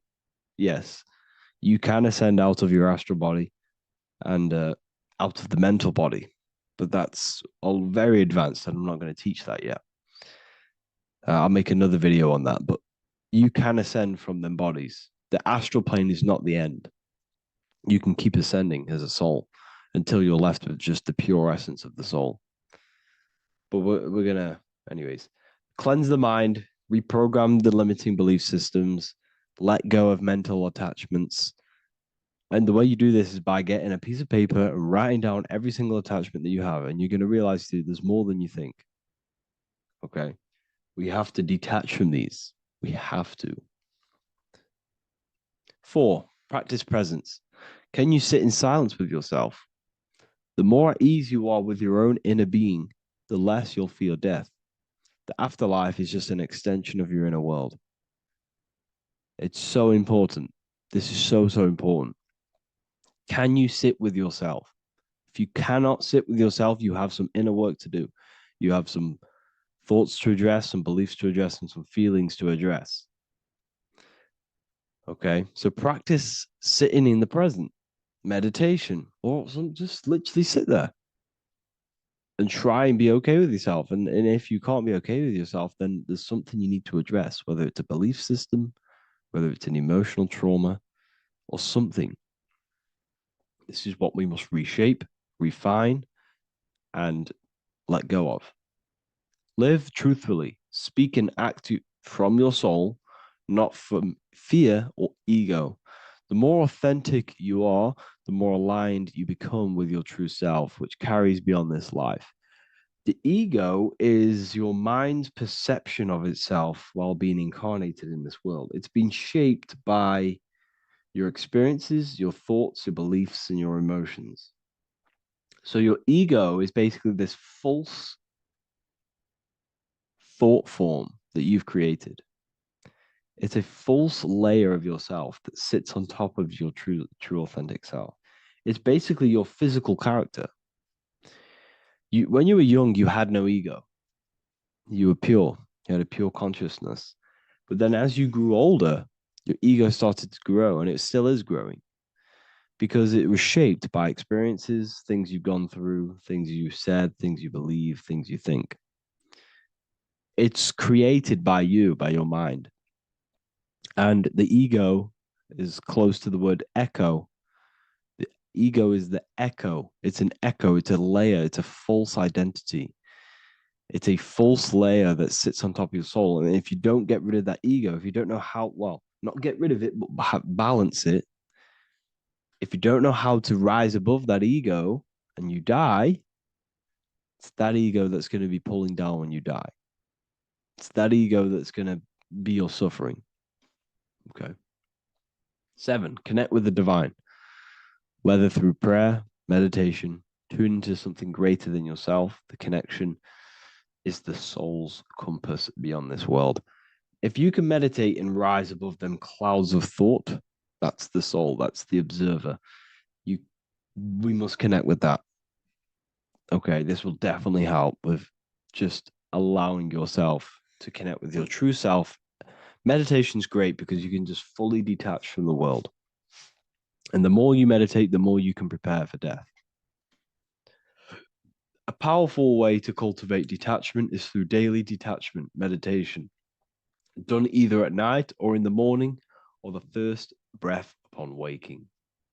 Or do this as many times as possible per day. Start by physically grounding yourself in the present moment. Say out loud, I am here right now, nothing else matters. Let that phrase draw your awareness into the now. Just keep saying it until you're present. Then begin to slowly list everything you identify yourself with, one by one. I am not your body. I am not my body. I am not my name. I am not my possessions. I am not my house. I'm not my children. I'm not my everything. I am not my thoughts. Release each layer gently. Imagine, if you want to, if you have a good imagination, imagine placing these things into a big box. Placing your body, placing your name, placing your possessions, placing your house, your car, your thoughts, your beliefs into a box, and then shut that box. If you have a good imagination, do that. That can help. And you'll be left with yourself. And you're not even that. It goes even deeper. Eventually, you'll reach the mind itself. Detach from the language that the mind is even using. Now, that's very difficult. And not many people have ever thought about that, and they've ever even been there. Detach from the language that the mind is using. Think about that for a second. Your mind is not what you actually think. It goes very deeper. Your mind is not that little voice. It's that voice that the language is using. So even the language is a spell on your mind. Okay, it's an attachment. Eventually, you'll reach the mind itself, detached from the language it uses, the voice in your head, the need to define. What remains is something beyond thought and beyond words. I can't even describe what's left because words, once the language is gone, it's purely metaphysical. All I can say it is pure awareness, and it's symbolized. This is why symbols are so amazing, because they can symbolize things that are beyond words. A flame, it's just a flame, and you won't be able to understand that until you've been there. It's just a flame. It's pure cause. Words can't describe it. You'd have to experience it. Connect with this essence daily. This is truly who you are. So this is a great way to detach. We can do these detachments every single day during meditation. This will definitely help over long periods of time. Of course, you're not going to be ready tomorrow for death, but just try and prepare for these things. This is the whole reason people used to meditate. It's the whole reason why people do these spiritual practices, because they understood that this plane is temporary and your soul moves on from this plane. And you'll never truly believe in the soul until you experience it. So I can show you these things, but you must go out and experience it. The soul is real, but you won't understand unless you cast off everything else. Okay. So I hope this video helps. It's a very deep video. I'm going to be making more of these stuff, of more self-mastery. And of course, we've made the self-mastery section now. So I'm going to be start filling up this place with lectures. And I think it's a great time to start this because a lot of people have been asking on how to master yourself, prepare to death. So hope this video helps. See you in the next one. The Pope is supposedly opening 5 portals on Christmas Day. Now, I know this video is a bit late, but I'm going to be commenting on what I think this symbolism and this ritual truly means and what they are trying to do to society with this symbolic ritual. So the first thing we must understand is that everything these people do on a mass scale, all of these major events that they take place on, are all symbolic. They're all ritual. They all have purpose. Okay? So when we look at the locations of these 5 doors that are in Rome, we actually see the sigil of Lucifer when we connect the dots of all of the 5 door locations. This is the sigil of Lucifer. Lucifer is not what you think. Lucifer, sigil of Lucifer, represents the outline of the human brain and our visual perception field. Now, the human perception field is how our brain interacts with the external reality. Our external reality is not physical. The only thing that exists outside of you is pure energy, formless, vibrational energy and light. Your brain is an energy decelerator. Your brain decelerates this light, this energy, into a material reality or perception that you can interact with. You don't look into the external world. The energy, the light enters the eye retinas, goes through the optic nerve, and travels to the back of the brain called the visual cortex. And the visual cortex is what shapes your visual screen. Now, if you are seeing the screen, this means that you are not the body, you are not the brain, you are the perception observing the screen that you are seeing. You are the eye behind that, you are the person behind that. So, what this is actually symbolizing is perception. This is a symbol of perception, of perceiving the material plane, of how spirit interacts with matter. Now, what's Lucifer? Now, the word Lucifer means the light bearer. He's known as the light bearer. The word Lucifer originates in Latin. Luci means light, and fer means to bring. It's the light bringer. The eyes, the visual perception of the light bringer to your reality. You see, everything outside of you is light. You are made of light. The word hue man means light. Hue means color, which is a form of light. And man means manifest. We're light manifested into material form. Every single one of us is Lucifer. When we fall for the material world, the external world, is an illusion. It is the false world.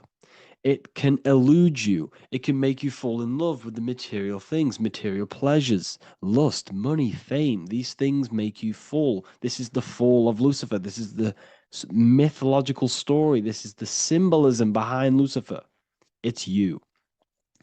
Are you falling for material pleasure because you are a divine spiritual being from the higher planes, not from this plane? Now, if you let your divine being fall for this material plane and fall for the evil that can take place in this plane, then you are Lucifer. It represents the false light, the false reality.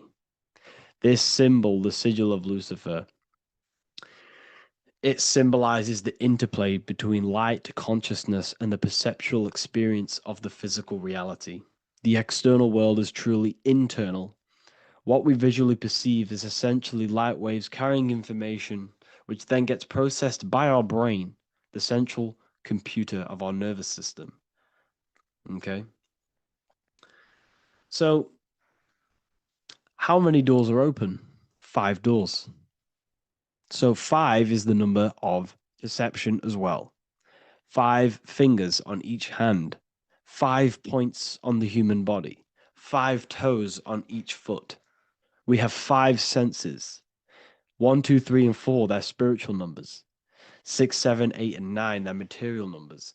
5's the gateway. 5 is the middle bridge of how our spiritual self interacts with the physical self, how spirit interacts with matter. So this ritual is symbolic of perception. This is maybe bringing in a new perception. A new event will happen after this, a new perception of the world. Or personally, I think this ritual was to obviously shape the collective consciousness, because your reality is an externalization of your inner consciousness. It's simply just a mirror. Your material life, your material world outside of you is simply a mirror reflecting with mathematical and geometric precision of your internal consciousness. Your consciousness is creating and causing the effect called reality, physical reality. Your life is a result of every thought you thought in the past. Therefore, with that being said, everyone who perceives this ritual of, oh, the Pope's opening 5 spiritual portals, who's letting in demonic energy into the world, they're going to let demonic energies and demonic spirits all in the world. Well, what if I told you the only portal they're opening is a portal in your own mind for negativity? By you believing in negative forces coming into the world and going to possess everyone, that's opening up your own mind. The collective spiritual community has been brainwashed in thinking there's going to be demonic energy. Therefore, what will happen? There will be demonic energy. Not because the Pope opened up a portal to the demonic energy, it's because everyone opened up their own minds to the demonic energy. Therefore, we as a collective consciousness shape the external world on a macrocosm scale. For example, the microcosm is your personal life. Your personal life. You have created it through consciousness. Your belief system is just externalized in your world. But on a collective scale, we all believe in money, for example. And because we all believe in money and we believe that this piece of paper holds value in our minds, okay, in the mental plane, this has an effect on the physical plane by shaping the physical plane by being ruled by this belief as on a macrocosm scale. Yes, I know that money doesn't exist. It's just a belief in my mind. But that doesn't have an effect because the collective consciousness believes that money has effect, has power. When it doesn't, it's just a piece of paper with a belief behind it. If the collective consciousness stopped stopped believing in money, then the collective consciousness would have broke the spell and we would have no longer had a material plane ruled by money. You see, our beliefs is ruling and shaping our physical plane. This physical world outside of you is truly just an effect of the mind, an effect of our consciousness, our inner world. So I believe this ritual was done to change our perception, to make us think the Pope is bringing this spiritual energy and negative forces into the world. And it's just simply us creating the negativity in the world by believing in this, by thinking this. Remember, they have the power to send messages into millions of people's minds through media. And then messages are then believed, and that belief is shaping our world. What have I told you? That the New World Order is not manifested by the elite, it's manifested by you and us. We're all manifesting the New World Order. They can't manifest it. We can, because we are the ones believing it. We believe it. It is reality. It shapes our own prison. We're all shaping our own prison by believing in the prison, by believing in money. So this ritual was all to do with perception, creating a new perception, creating fear in our minds to, of course, distract us from what's really going on. This is all a ritual to implant messages in your own mind. So I hope you all understand this video, and I hope you all gain some insight, and I'll see you inside the university. Matthew 21:1, Jesus went into the temple of God. Corinthians 3:16, do you not know that you are the temple of God? Now, what is this telling you? That God is within you. Hence why in Luke 21:12 it tells you the kingdom of God is within you. And the side of your head region is called a temple for a reason. Because the brain encapsulates the mind. The brain is a physical manifestation of the mind. The heart is a physical manifestation of emotion. So we have these different layers of our consciousness. We have an intellectual, communicative aspect of our consciousness, which we would call the mind. We have an emotional aspect of our consciousness, which is the heart. And to communicate with the divine, it's all to do with the mind. Hence why the ancients always symbolize the mind being God. This is why Michelangelo always placed God inside of the brain on top of Sistine Chapel in the middle of the Vatican. He understood that God is in the brain. God is within you, not outside of you. The church tells you that God is in the sky because they are creating a externalization of the truth to create a business and a distraction so that you don't find the divinity within you, so that you don't find your power.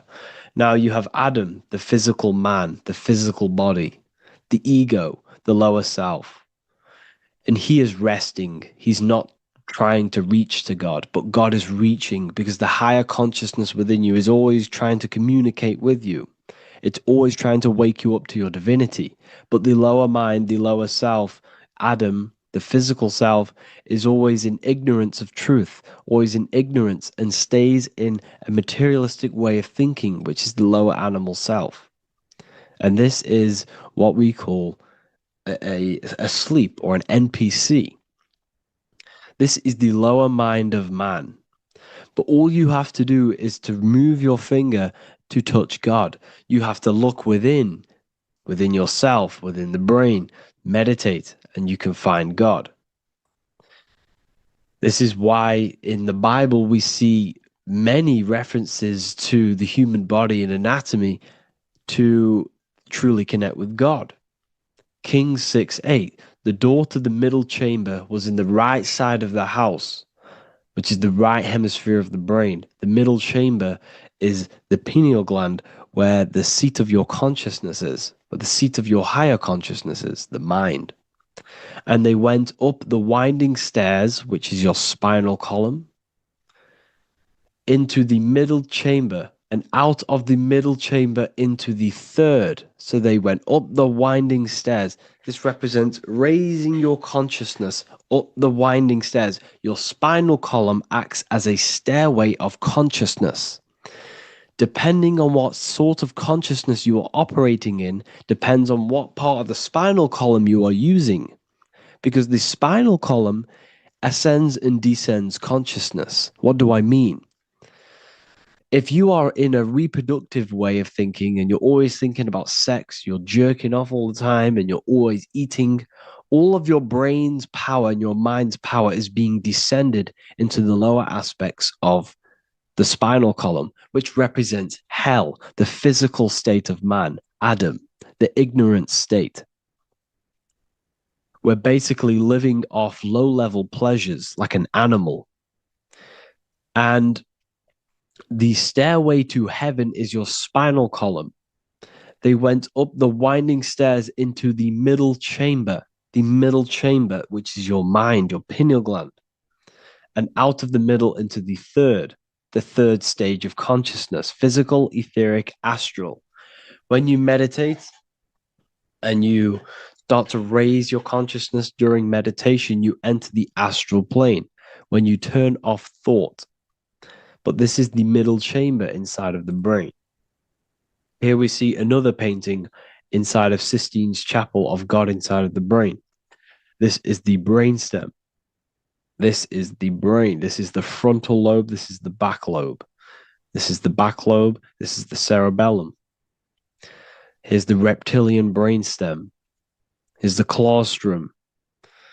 This is what we are seeing here. Anatomy. Here is another one in Sistine's chapel in the middle of the Vatican. This is depicting the brainstem. God's neck looks exactly like the brainstem. Here we see a real brain compared to God's neck, because the neck is just below the brainstem. And this is what they are symbolizing, because they knew that God is within you. God is a part of the human body. God is inside of the body, because the body is a vessel for consciousness, for universal consciousness. Inside of you, inside of me, is the same spark of consciousness. And this same consciousness is spread out into every living essence, because everything comes from the one source, the one God, the one consciousness. Matthew 6:22-23. The light of the body is the eye. If therefore thine eye be single, thy whole body shall be full of light. Practicing the single eye. What is this? This is meditation. This is entering within yourself. So the Bible's telling you to practice the single eye. But if thine eye be evil, thy whole body shall be full of darkness. What does this mean? If your consciousness is in an evil way of thinking, if your mind is filled with an evil, negative mind space, then your body shall be filled with darkness, with evil, with negativity. Because negative thoughts destruct the body. Positive thoughts heal and regenerate the body. So he tells you to be, the light of the body is the eye, your consciousness, the inner eye of consciousness, the eye that lets you see. And what do I mean? You look with your two physical eyes, but you see with the inner eye. What you see is perception. You look with the two eyes, and what you see is perception. You are seeing, you are understanding, and that's what consciousness, the mind, gives you. Consciousness, or the mind, is the force that allows you to be a human being, that allows you to understand things and interact with things and make decisions. It's an infinite intelligence. See, the mind is not the brain. This is a big confusion with people. Hence why the eye on top of the pyramid is separate from the bottom half of the pyramid, because the consciousness is separate from the body, the eye, the all-seeing eye. It represents the observer, the eye that sees into this body, into this world, into this. You are the perceiver. You are the invisible spirit within the body. Theologians 4:17. After that, we are still alive, and our left will be caught up together with them in the clouds to meet the Lord in the air. You don't meet the Lord in the physical air. Okay? This symbolism of the ancient Christian artwork is showing you this is symbolic. These things never happened. There's no man in the sky. Moses didn't go on a mountain to meet with God. The air represents the mind. This is why you say you're an airhead when someone's very stupid. Earth is your body. Water is your emotions. Fire is your spirit. Air is your mind, the invisible mind. So Anton Mengs, an ancient Christian art worker, is showing you anatomy of God in the clouds. But this is the anatomy of the human body. raising yourself to the mind and turning the mind inwards on itself during meditation. And that's how you meet the Lord in the air. You meet the Lord in an elevated state of consciousness. The air represents an elevated state of consciousness because the air is up. You have to raise your consciousness to meet the Lord in the air. This is why Moses went on a mountain to meet with God. The mountain represents elevation of consciousness, raising the mind up the spinal column, taking all of the mind's attention away from the reproduction and the physical aspects of self and raising it to the brain and turning off the brain and going inward into the air. It's talking about raising consciousness. It's allegorical. It's a spiritual, metaphorical text.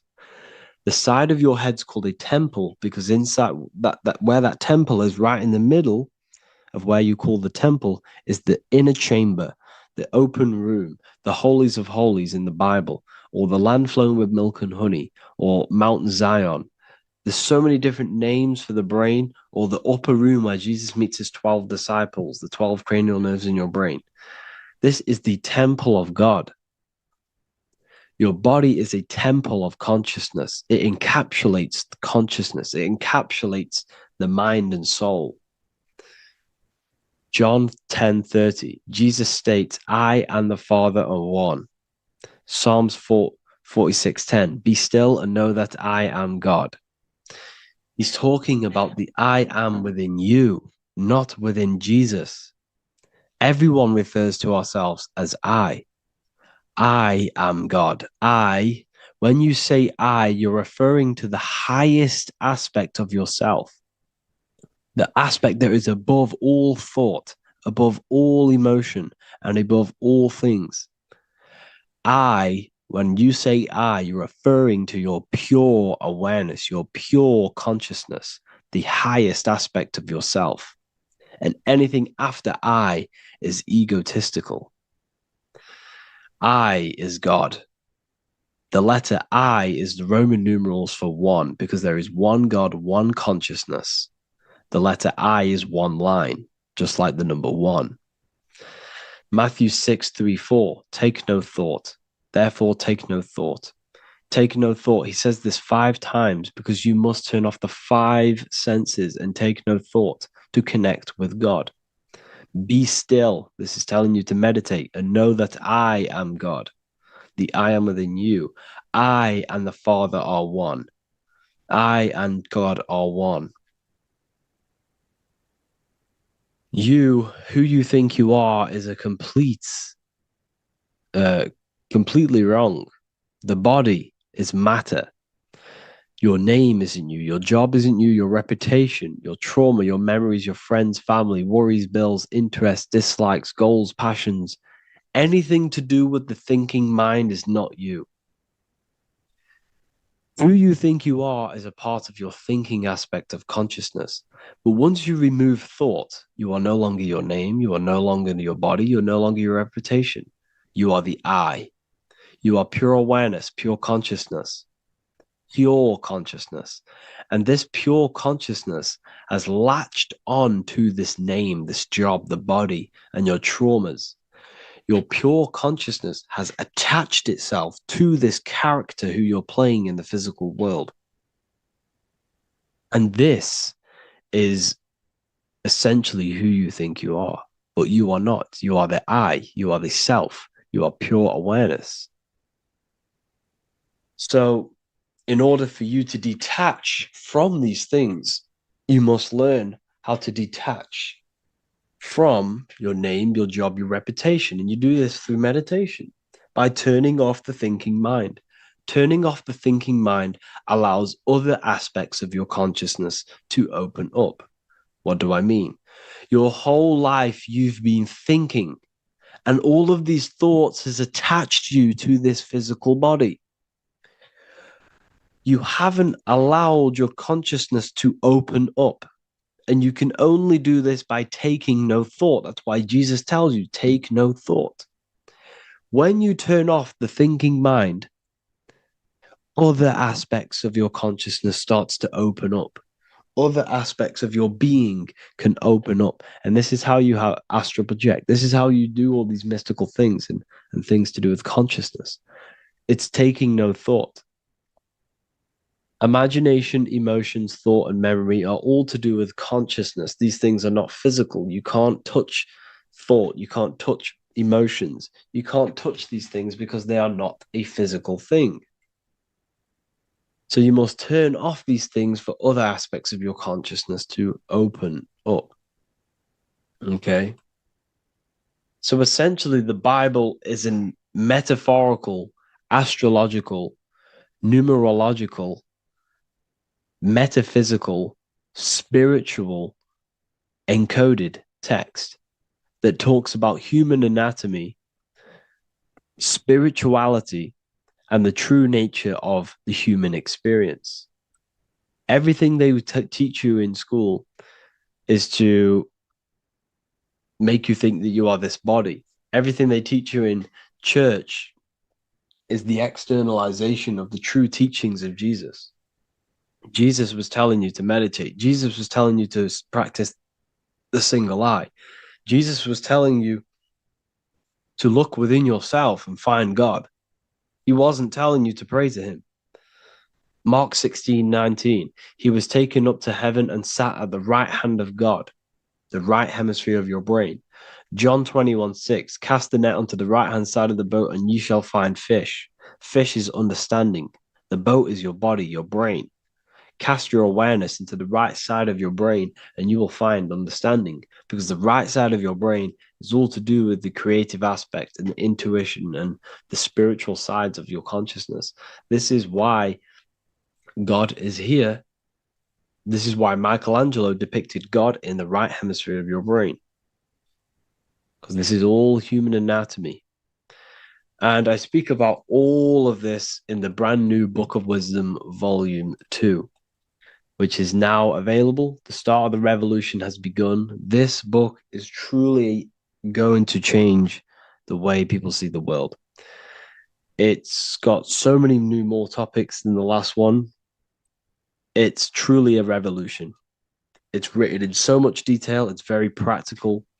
I cannot wait to share this one with you. I just want to say thank you for the opportunity for me to create this book, because without you, I couldn't have created this. And I just love sharing my work with you.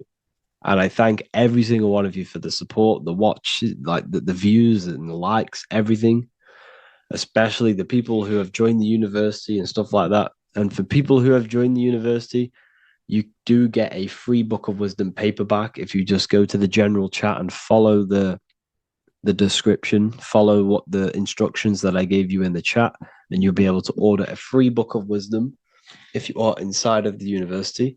Plus, you get all of my other books, 2 books, and over 45 occult books on occult and esoteric things. You get lectures, live calls, a community, a manifestation mastery course, and a whole library and reoccurring updates every month, every week. So yeah, I hope you all enjoyed this video. Thank you all. Please leave a comment to help the algorithm, and leave a comment on what videos I should make. And yeah, I'll get to uploading on the YouTube a lot more now. The second book is now released. I have a lot more time on my hands. No longer using my energy to create the book. I'm now going to redirect this mental energy into the YouTube. So there will be a lot more content coming. So I need some content ideas. So feel free to comment some ideas, some YouTube videos that I can create. Thank you all, people. Have an amazing day. Hello, everyone. Today we're going to be discussing the esoteric and occult meaning behind the story inside of Genesis, the story of Adam and Eve. This is a widely known story, but not many people know the true esoteric meaning behind it. Okay. So today we're going to be breaking this symbolism down. Before we get into this, please leave a like and a subscribe on the channel. I would greatly appreciate it. And please comment below any lectures or anything you wish to know, and I could maybe make it in the future. The first thing we must understand about the Bible is that it is an esoteric and occult book. It is written in allegory. It is written in such a way that we understand the book compared to our level of perception. Now, what do I mean? If a child read the Bible, they would gain a standard meaning and story behind it. They would gain a normal interpretation of the book, of being good, praise God, and be a good person. However, me, who have studied the occult and esoteric and symbolism for a very long time, when I read the Bible, I see a deeper meaning. I can read between the lines of the allegories, which means the Bible is written in such a genius way that it speaks to your level of intelligence. Depending on how advanced you are mentally and with knowledge, will depend on how you decipher this book and how the parables inside the book can speak to you in your personal life. Okay. So the Bible is the greatest psychological book ever written in history. This is why it's known as the greatest story ever told. It's a story.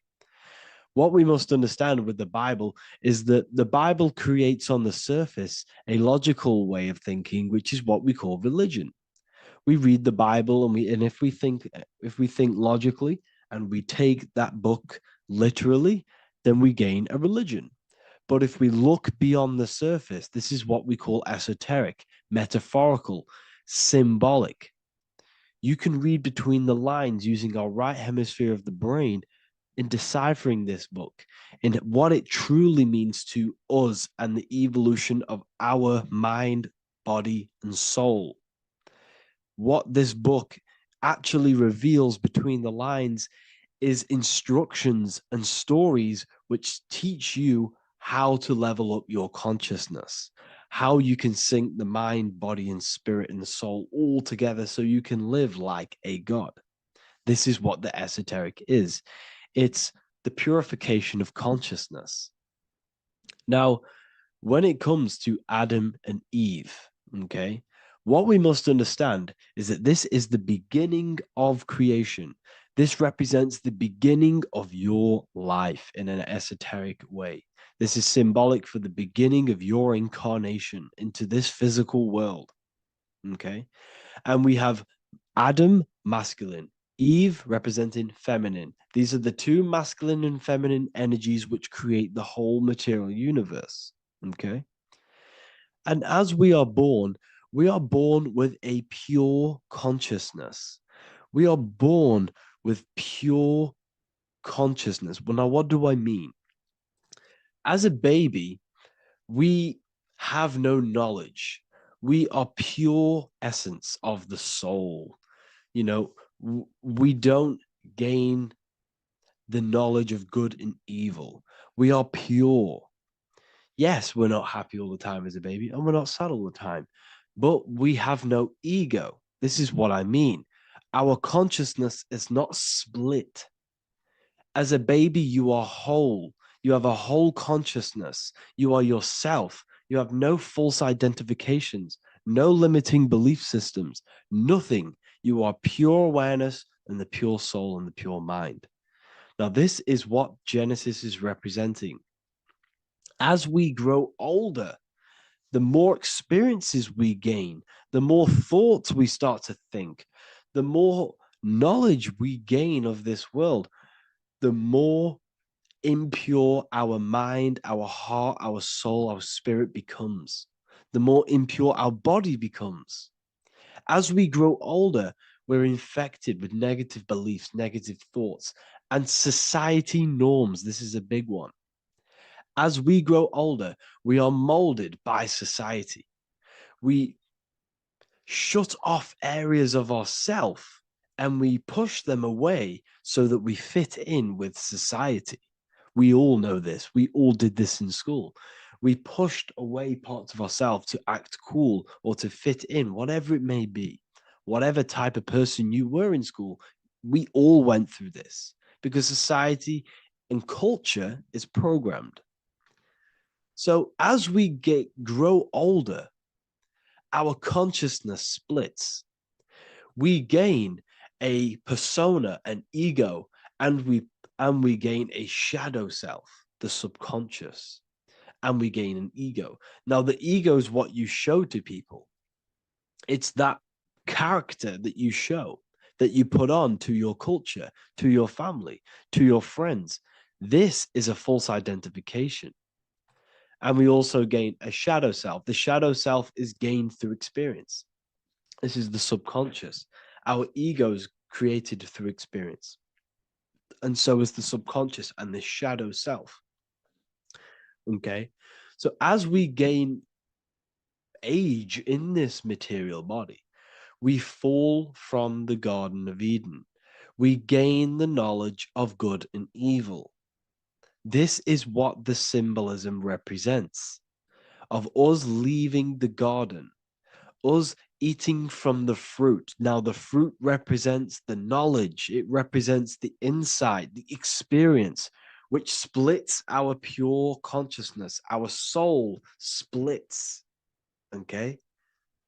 We lose connection with the divine. We lose connection with our pure self through material experiences. We may lose ourselves in material experiences. We may lose ourselves in lust and material gain, wealth, and all of these lovely things that the material world offers. We lose ourselves in this. Okay? And not only that, there's another symbolic thing that we're missing with being a child. There's another symbolic meaning behind this tree in this story of Adam and Eve. And this is sexual energy. Okay? As we are a baby, we have no ability to create another human life. We have no sexual urges. We have no desire for the material things as a baby. Nothing. As we grow older, our sexual energy cultivates around the age of, it's like 10, maybe earlier for some people or later for some people. This is what we call puberty, when our sexual energy activates. This is when the masculine and feminine energies are present within the body. And we are now given the ability to create human life. We're now given the ability to bring in a soul into the material world. Now, this is what we believe and know in the esoteric world.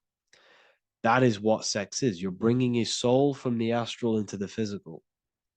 Okay? So, as you grow older, you gain this ability to use the power of creation. You gain this force within you that allows you to open a portal in the astral and bring in a soul to the material. Now, this power can be misused. This power is very powerful and should not be misused. In occult and esoteric teachings, we teach and learn sexual transmutation, how we transmute sexual energy into different areas of our life so we can grow and create. Because sexual energy is creative energy. It creates a whole new human being. So if we retain it, we can transmute it into creativity. So this energy is kind of corrupting us as well. And now I'm not saying growing up is evil, all this thing is evil. This is a natural cycle that we must go through. The soul of us must go through this cycle so that we learn, so that we overcome it, so that we gain mastery over ourselves, so that we expand ourselves. I recommend you watch the Evolution of Consciousness lecture that I did on my YouTube. An amazing lecture. It talks about the evolution of consciousness and how we're on a never-ending cycle of life and death and expansion. So leaving the Garden of Eden is symbolic. You see, Eve represents emotion. She's feminine. Adam represents action. That's why he bit the apple. You see, Eve takes the apple and tempts Adam because she's the emotion. She's the sexual desire. And Adam eats it. He releases. He misuses the power of his creation. He misuses his consciousness because of material illusions and material desires. This is natural. Okay. As we grow older in this life, our soul has to experience sin. We have to experience negativity. We have to experience evil. Okay. And we have to misuse this power within us to learn about it so we can overcome it and gain control over it. Now, this is why the Bible says in Genesis 3:6, for God doth know that in the day ye eat thereof, then your eyes shall be opened. Ye shall be as gods, knowing good and evil. This is very, very, very symbolic. We come into this world to experience a dualistic way of reality. We come into this world to challenge ourselves so the soul can grow, because the soul comes from pure love from God. But we come into this world so the soul may know what it's like to be evil. You see, we are like a seed. Our soul's like a seed. And when that seed grows, okay, and it's planted, them roots must grow to hell in order for the top of the tree and the roots to grow to heaven. In order for the soul to reach the highest states, it must descend down into the lowest states. Good and evil. This is the story of good and evil, okay? And this is the story, a psychological story of how the human mind has functioned in this life. This is what this story is representing of how our soul and mind is functioning, how our consciousness is splitting and growing up and evoluting. Okay. Like I said, snakes represent sexual energy. They represent, snake, when you've been snaked. This is why we say you've been snaked, because it represents a temptation of sexual energy. This is why the Kundalini is symbolized as a snake. This is the serpent within us that we can rise to activate dormant brain cells in our brain. Now that's called the Kundalini awakening. I'm not going to get into that into this video, but this is what it symbolizes, the tree and the knowledge of good and evil, because our body is the tree. Our central nervous system is the tree. The snake is our sexual urges and this false temptation that tempts us to interact with sin, the material world, okay, and go against our higher divine self. This is what it represents. Now, it's very, very symbolic. Not everyone is going to agree with this, but this is my interpretation of Genesis based on my research of occultism, symbolism, metaphors, and me studying the Bible. This is my interpretation, and I hope it resonates with you. It might not resonate with you, but this is what makes sense to me, and this is what has made sense to many other occult researchers who are in this space as well. Okay. So please leave a like, leave a comment, leave a subscribe. I'd greatly appreciate if you could, just give me some support on this channel. We're nearly at 100,000 subscribers, which is insane. I just want to say thank you all. And yeah, I will see you inside the university. If you join, I'll look forward to mentoring you, connecting with you on the live calls. There's a new symbolism course which is going to be available very, very soon. And yeah, if you join the university, you also get a 30% discount on all of my products, astrology readings, one-on-one calls, all of my books. Yeah, so I hope you gain some insight on this video, and I'll see you in the next video, and I'll see you inside the university. Have an amazing day. In this video, we're going to be talking about the evolution of consciousness. You are born human, however, you possess consciousness, which is the awareness behind your being, the awareness behind your thoughts, the experiencer behind your five senses, the experiencer, the observer behind your thought, emotions, and senses. You are an eye, an invisible consciousness looking through a lens, which is your body. Your body produces this physical world that you experience. Your brain produces this world. Your brain and body is a technological computer. However, you are an infinite, ever-expanding consciousness behind this physical body. And there is an evolution of consciousness, a cosmic journey of expansion. And this is why we see so much pyramid symbolism in the occult and esoteric world, and especially within Freemasonry. Because the pyramid represents climbing, an evolution, a raising state of consciousness, a journey. Steps symbolize a journey upwards. This is the raising and the evolution of consciousness, our inner world, the transmutation of our inner selves, of our souls and consciousness and our minds. So when we see this pyramid, we're seeing a evolution, a way up to source consciousness. And the eye in the pyramid represents your source consciousness. It represents illumination. It represents divine guidance through this evolution of consciousness. This is why we see the ladder. Consciousness is ever expanding on an infinite journey of evolution.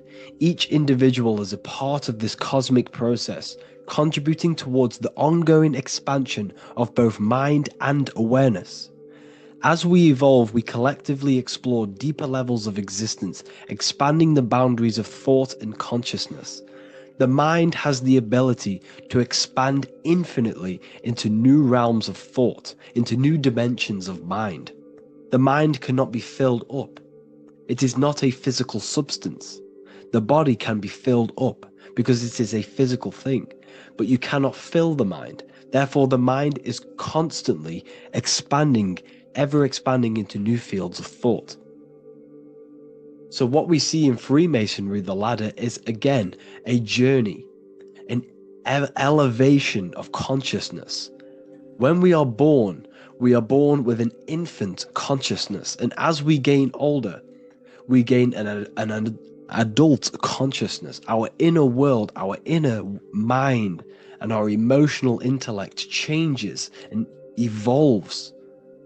We are significantly different from when we were very young as an infant. It's because our consciousness evolutes, it changes, it alters like water.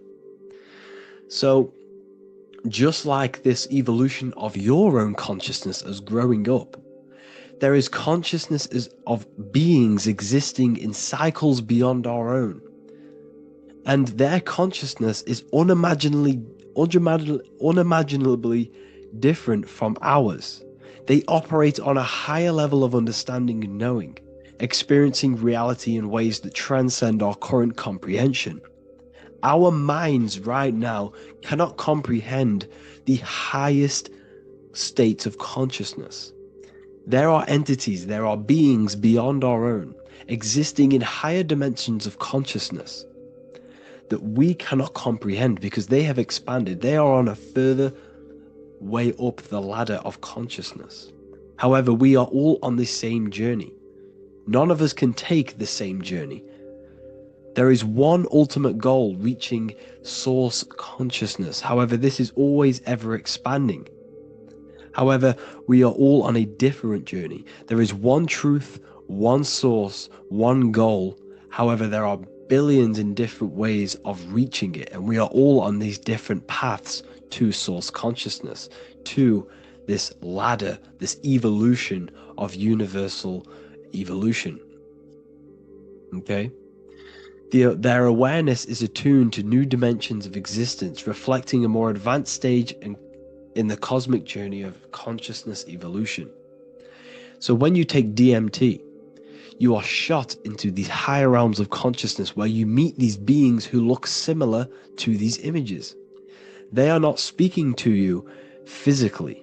They don't speak to you three-dimensionally through vibration and words. They speak to you mentally. If you have done DMT, then you know this. And if you have met these beings, then you know this. You might have even met some of these types of beings on mushrooms or any psychedelic drugs. Because ultimately, when you take these mind-altering substances, it's altering your consciousness. It's merging your consciousness with the spirit of that substance. And you are essentially attuning your mind to higher dimensions of consciousness. That's why we say we're getting high when we take these substances. Therefore, when you meet these beings on DMT, you are essentially meeting beings who are attuned to higher dimensions of consciousness, and they speak to you mentally. They speak to you telepathically through thought, because the universe is mental. Everything exists within the mind. The way you are now, your physical existence, is a state of mind. Mind, thought creates matter. Spirit and matter are two opposing ways of thinking. If we have a very spiritual mind, we have an expanded mind, we are a spiritual person through the mind. However, if we have a very low state of consciousness where we think about food, sex, lust, and all physical things, then we have a physical consciousness. Matter and spirit are two opposing forces, two ways of thinking. The mind attunes itself to different levels of understanding in different dimensions. So, essentially, this is what we're looking at. The body is a vessel for the fluidic, formless consciousness, a temple that houses the essence of our awareness. While the five senses are limited to perceiving only the physical plane, the mind transcends these limitations, capable of perceiving the full scope of reality. It is through the mind that we access deeper truths beyond the material, tapping into boundless nature of existence. Physical existence is a thin band, a thin layer of reality. It's like 0.001% of reality. And your five senses are only tuned into this layer of reality. But the five senses are, by design, only allowed to perceive physicality. But the mind has the power to expand beyond this physical five sense state. The mind has the power to expand and evolute. It is a conscious decision whether you want to take this path or not. You can stay in a three-dimensional way of thinking, or you can expand your consciousness from within. It's not an external journey. There is no God going to save you. You must save yourself. Therefore, behind every single one of these eyes is the same source consciousness. However, we are all different cells in a different journey. The organs in your body, the cells in your body are all alive. They all possess same consciousness, universal consciousness. However, we are all on a different journey of evolution. As above, so below. As the baby is in the mother's womb, when the baby becomes conscious, there is a world outside of its mother. What does it do? It presses and seeks a way out to be born in the other world outside of its mother. It is the same with your consciousness, your mind. When your mind becomes aware that there is realities beyond the immediate surroundings, it seeks a way out. And this is exactly what I'm doing to you now. I am now expanding your mind and telling you there is other ways of reality. There is other dimensions of consciousness which you can access through inner transmutation, through different ways of thinking, spiritualism, and meditating and connecting with yourself and detaching from external things. We can upgrade our consciousness. Your body is a womb. Why Jesus says you must be born again to see the kingdom of God, because you are born physically and then you must be born again spiritually, awakening your inner consciousness.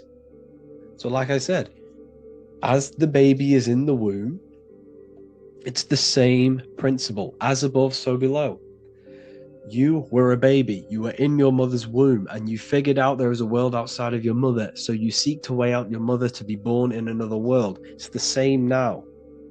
You must do this now. This is your spiritual evolution. This is the evolution of consciousness. It's ever expanding. When you die, this is a transition. You must learn to not fear death. This is another part of your spiritual journey. You must master death. Therefore, Like I said before, the mind has limitless capacity to expand into new realms of thought, continuously exploring uncharted ideas and concepts without boundaries. The mind can ever expand, it can never be filled, it can never ever know everything. There is infinite fields of knowledge, infinite fields of thought. Your current state is just one stage on an infinite pathway. You won't remain human forever. The human experience is a crucial phase where we learn to balance polarities, master the fundamental laws of the cosmos. It is a period of growth and transformation, preparing us for the next stages in our cosmic evolution. The goal is to strive for perfection, yet the true perfection is unattainable. It's like a tunnel, and there is a light at the end of the tunnel. And as you walk through this tunnel, the light is ever moving backwards. You should forever seek to meet that light, but you will never meet that light because consciousness is ever expanding. You should strive for perfection, yet knowing that perfection is forever unattainable. The journey is endless, with each step revealing deeper layers of understanding and experience. The pursuit of growth and expansion is itself the essence of our evolution. You can find all of this knowledge in the amazing book that I have read for years. I have read this book, The Emerald Tablets of Thoth, the Atlantean, by M. Dorial, translated by M. Dorial. I'm telling you now, this book, now that I've told you this, you have some context on the book. The whole book is about evolution of consciousness. He's talking about higher dimensions beings. He's talking about how you can transcend this physical plane. It is truly the most amazing book you will probably read. One of the best spiritual texts you'll see. It's hard to understand, so you must read it over and over again. And the more your mind progresses, like for me, I read this every couple months. And the more I learn about consciousness, the more I expand my own consciousness. And every time I read this book, I pick out something new that just completely blows my mind. Because you can only understand this book to your level of consciousness, to your level of understanding. So now that I've told you all this information, go and read this book and it will absolutely blow your mind. And so will the Book of Wisdom Volume 2, which is now available. I released it the other day. I'm just going to read a page out now. This page is called Spirit and Matter. The Earth is not merely a dense, lifeless rock drifting through space. It possesses spirit, a living essence that animates its form. But what do we mean by spirit? Spirit in esoteric terms refers to the energy, the life force, animating the principles infused in matter. So essentially, what this page is talking about is how everything has spirit, consciousness within it. You are the middle, you are spirit and matter. You have the ability to expand your mind to the God self and raise above our animal instinct, our material self, and know the divine and expand. Animals cannot do this. Animals are not self-aware. Humans possess self-awareness. We can observe our consciousness. We can say, why do I exist? We can look in the mirror and know that we need growth. And this is what Anunnaki means. Anu means above. Anu was the supreme god of the sky, which is a metaphor. He represents spirit above, heaven. Anu came down to earth and married Ki, the goddess of the earth, which represents matter. It's a myth, it's an allegory. Anu married Ki and gave birth to the Anunnaki. Spirit came down and infused with matter and gave birth to the human, which is you. You are spirit infused in matter, Anu and Ki, Anunnaki. You are the Anunnaki.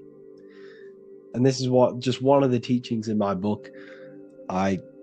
Honestly, this book is absolutely amazing. If you truly, truly want to expand your consciousness, give this book a read. And obviously, if you're inside the university, I give you this book for free.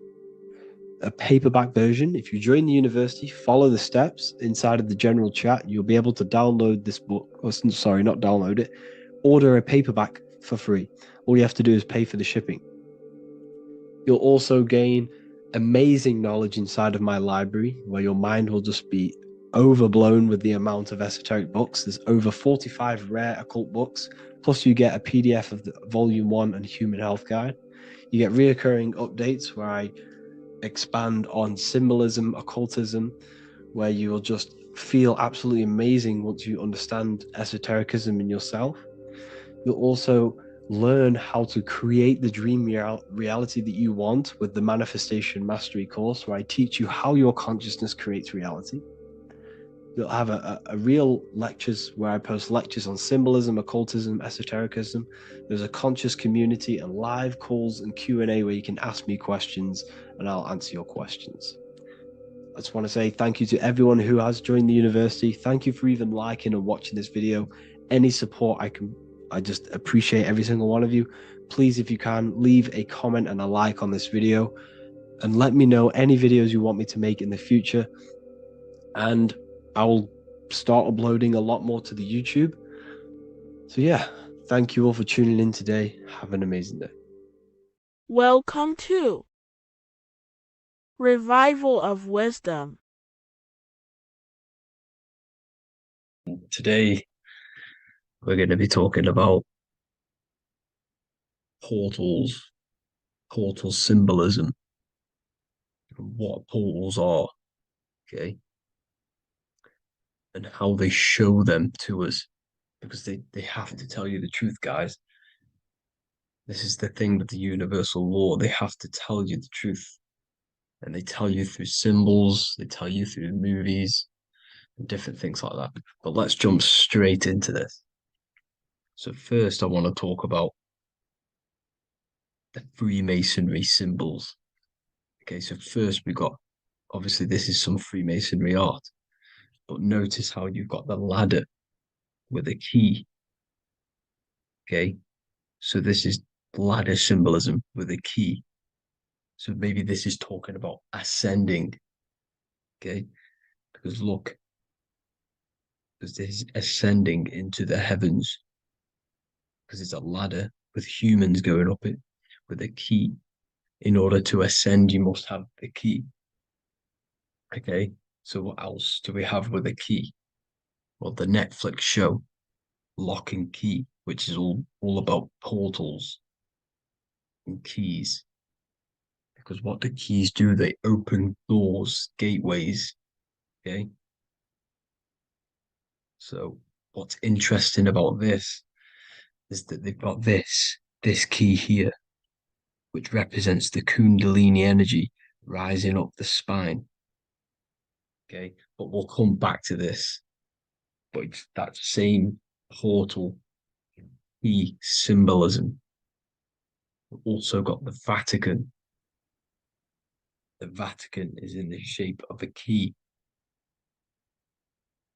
Okay, so you can see the start of it here and the end. So this is key symbolisms. Keys open doors. And notice how it's got the 8-pointed star. Okay, what is the 8-pointed star? Okay, we'll come back to this. This all ties in, guys. I'll break it all down for you. But then you've also got the god Janus. Janus, okay, is known as the god of the doorways. He's an ancient god of Rome, and they worshipped him. However, he's not a god, he's more like a high-level ranked demon. Because he is the god of the doorways. And notice how he's got two faces. Because doorways always have two sides. You're going into somewhere, there's always two sides of a door. And he's always depicted with two sides of a face and a key, because he holds the key to the doorways, to the portals, to other worlds and realms. Okay, as you can see, he's always got two faces and a key. Okay, so now we have the Sumerians, the Anunnaki, and they are always depicted with the two faces. Why do they have the two faces? Because they're symbolizing doorways, and the Anunnaki come to Earth through doorways and portals. So these are what these gods are symbolizing in their artwork. But they always have the 8-pointed star. Okay, what is the 8-pointed star?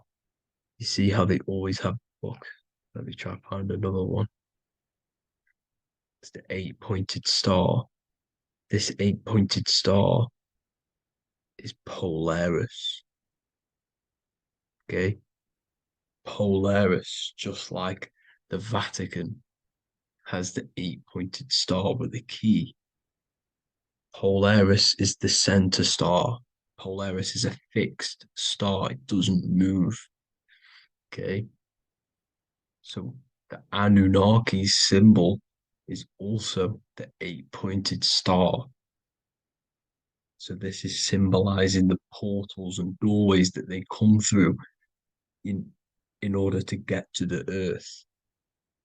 But Polaris is that center star which does not move. It's always symbolized with the 8-pointed star, just like a compass.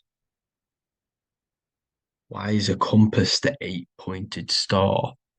Because at the center of our realm is where the most electromagnetic energy is stored. As you can see, we have an aura field, an electromagnetic aura field. So does the Earth. And in the center, so like our heart, for example, is where the most energy is stored. And like the center of the Earth, this is why all compasses point to the center, because this is where the most electromagnetic energy is stored. It's at the center of our realm. Okay. So like I was saying with the lock and key series, see this here? The Kundalini energy rising up the spine, just like your Kundalini energy rising up the spine. Let me try. I can't zoom in. But you know what I'm trying to say here. Let's go back to Polaris. Because at the center is where pole. Can you see the pole of electromagnetic energy? Polaris, the North Pole. It's symbolized. The truth is in the words. It's like a pole of electromagnetic energy. And this is where the aurora borealis comes from. Notice how it's got the word aura in it, because it's the Earth's aura, electromagnetic field. Just like you have an aura, also known as the northern lights, because it's coming out of this center hole in the center of our realm, where the black sun is. And this is where the electromagnetic energy is coming up from. And this is what the aurora borealis is, or the northern lights. It's just electromagnetic energy. And it's symbolized through our symbols, the original O. Okay, because it's like a pole through the middle. Polaris. So this Polaris is the sky vault. It's the portal into this realm. Because this is what the Anunnaki are always talking about. Always symbolize it with the 8-pointed star. And just like a compass is the 8-pointed star pointed to the center, to Polaris. Okay. See here on the Sumerian tablets with the 8-pointed star again.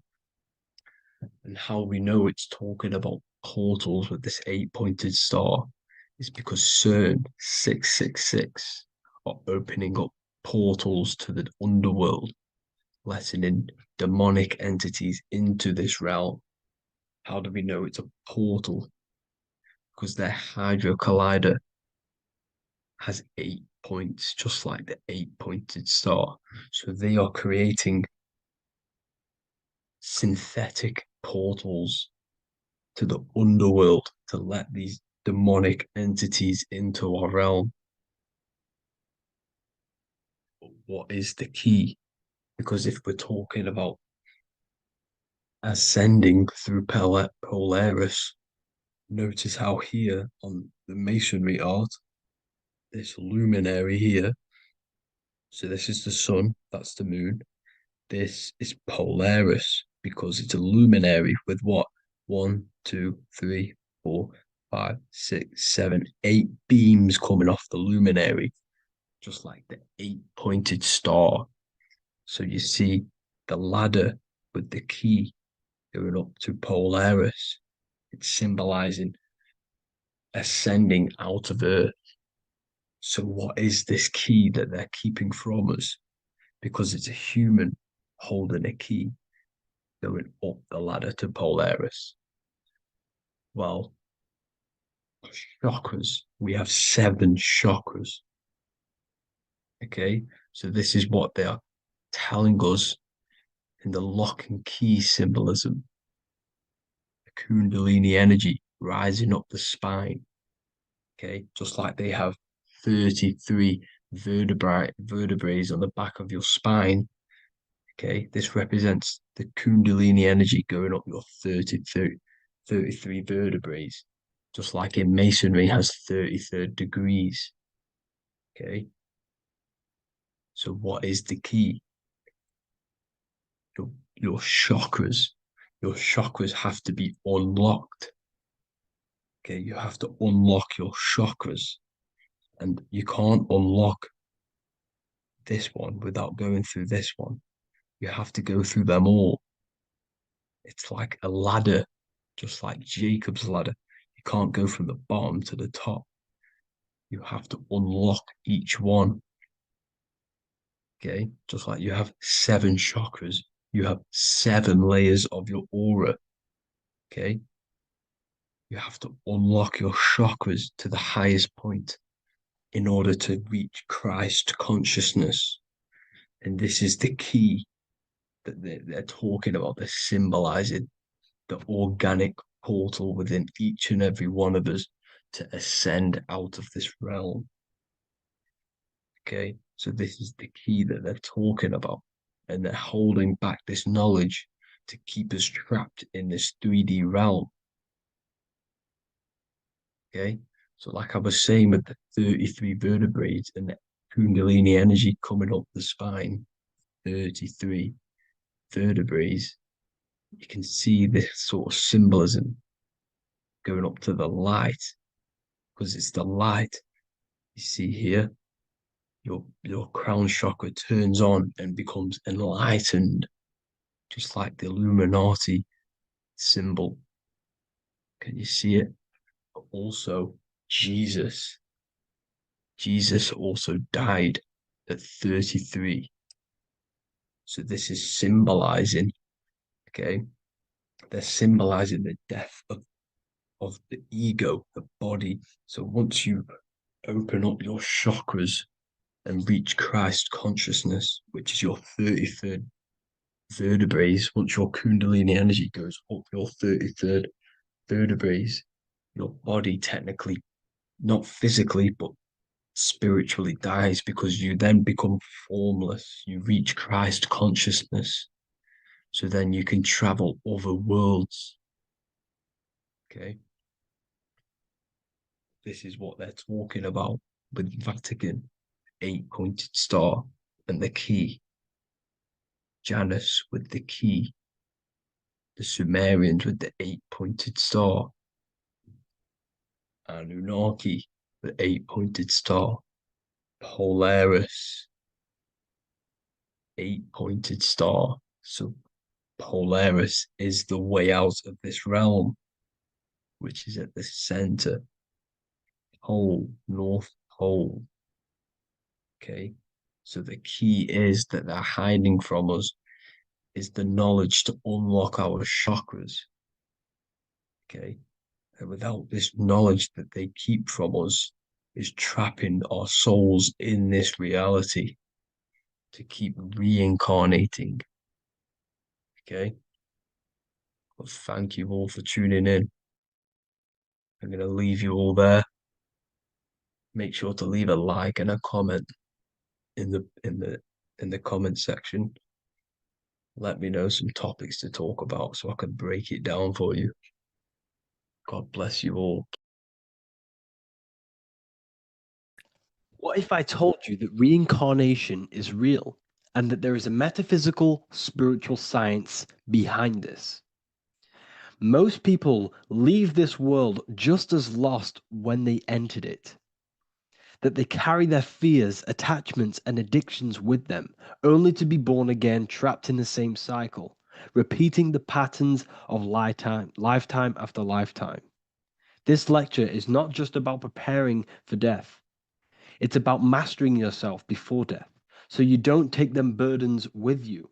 Because the truth is, whatever addictions, fears, and unresolved emotions you cling to in this life, you carry with you into the next. Unless you break free now.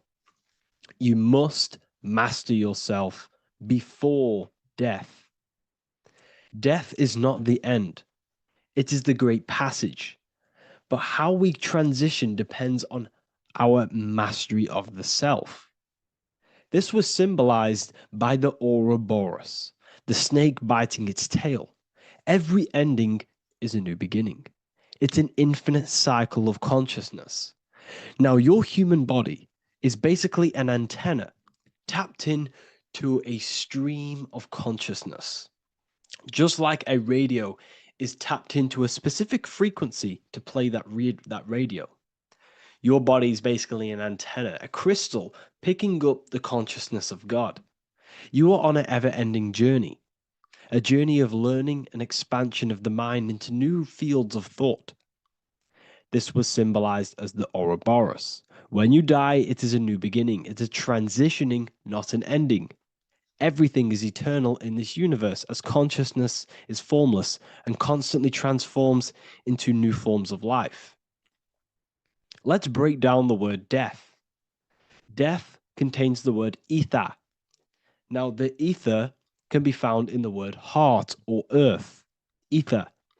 Everything in this plane comes from the etheric plane. The etheric plane is the barrier between the physical plane and the spiritual plane, the astral plane. The astral plane is the screen that you have in your mind that allows you to imagine a red apple, for example. This is the imaginative plane where thought forms start to take form. Everything begins as a thought, then the thought form becomes an imagination, then energy, then physical. Everything in the physical plane is a shadow of thought, all objects manifested as thought. You came from the astral. You came from the stars. This is why we say reach for the stars. Or this is why you say you are a star. Cis star, miss star, fraud star, stir is star. And when you become famous, you become a superstar and you gain a star on the Hollywood floor. You are a star.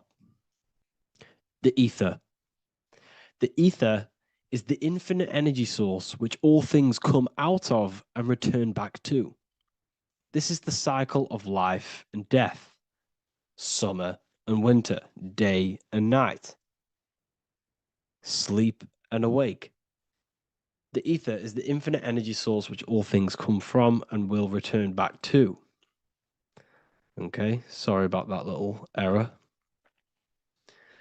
The ether is the boundless source of energy from which all things emerge, to which all things return to. We can see this in the cycle of the sun. The sun does this wave of creation. It rises and it falls. We have the day and the night. The daytime represents our conscious mind when we are alert. The nighttime represents our subconscious mind when we are inside the spiritual realms. The nighttime is spirit, the daytime is matter, spirit and matter, awake and asleep, conscious and subconscious. We see this in the yearly cycle. Summer is life, winter is death. Spring is the morning, summer is midday, autumn is evening, winter is the night. Everything is a macro and a micro cycle of being born out of the ether and returning back from life and death. Life and death is manifested within the cycles of the sun and everything outside of you, as within, so without. This is why we say sleep is the cousin of death. The macrocosm is death, the microcosm is sleep. Every time you go to sleep, you are essentially it's a miniature death. You're entering into spirit and then returning back into matter in the morning. when the sun rises. Everything is a reflection of the macrocosm cycles. Preparation for death. The first thing we must do in order to prepare for death, for life after death, in order to stop being reincarnated in this cycle of materialism, in order to progress as a soul, because remember, you are a soul in a body. Just like the sun gives power and life to the earth, your soul gives power and life to your body. When you say I, you're referring to the soul. And your soul can be stuck underneath layers of false identifications. Who you believe yourself to be is merely a collection of subconscious programs running within your mind. Now that's very deep. That is very, very deep. Who you think you are is a part of your thinking mind. Your name, your job, your reputation, your family, your friends. These things are not you. They're all aspects of the thinking mind. What happens if you meditate and you turn off the mind? Then all these things do not exist. You're left with the pure soul, the pure awareness, the pure observation. If you turn off the thinking mind, you're no longer your body, you're no longer your reputation, you're no longer your friends, you're no longer your job and your labels. You are the soul. That's the true you, the observation of the mind, not the thinking mind. The ego is the echo. It's an echo of your true self. The ego is your mind's perception of itself, shaped by experiences, trauma, emotions, and beliefs. It is merely an echo of your true soul self. The ego is not you. Your mind is not you. You are the soul. And this is the true self that we must express within our life and we must connect with before we die. Because when we die under the echo, under these false layers of the emotions, the traumas, the experiences, the addictions, the emotional attachments, when we die underneath all of this, when we don't know our true self, the soul is still hidden. The true you is hidden underneath these layers of false identification. We must remove these layers of false identifications. We must remove them. We must destroy the echo. Remember, the ego, you never had an ego when you were a child. When you were a child, you were pure. You didn't, you didn't show off things. When you were a child, you were pure. You expressed yourself freely with you didn't hide anything. You didn't hide any aspect of yourself. You didn't suppress any aspect of yourself to fit in as a child, as a baby.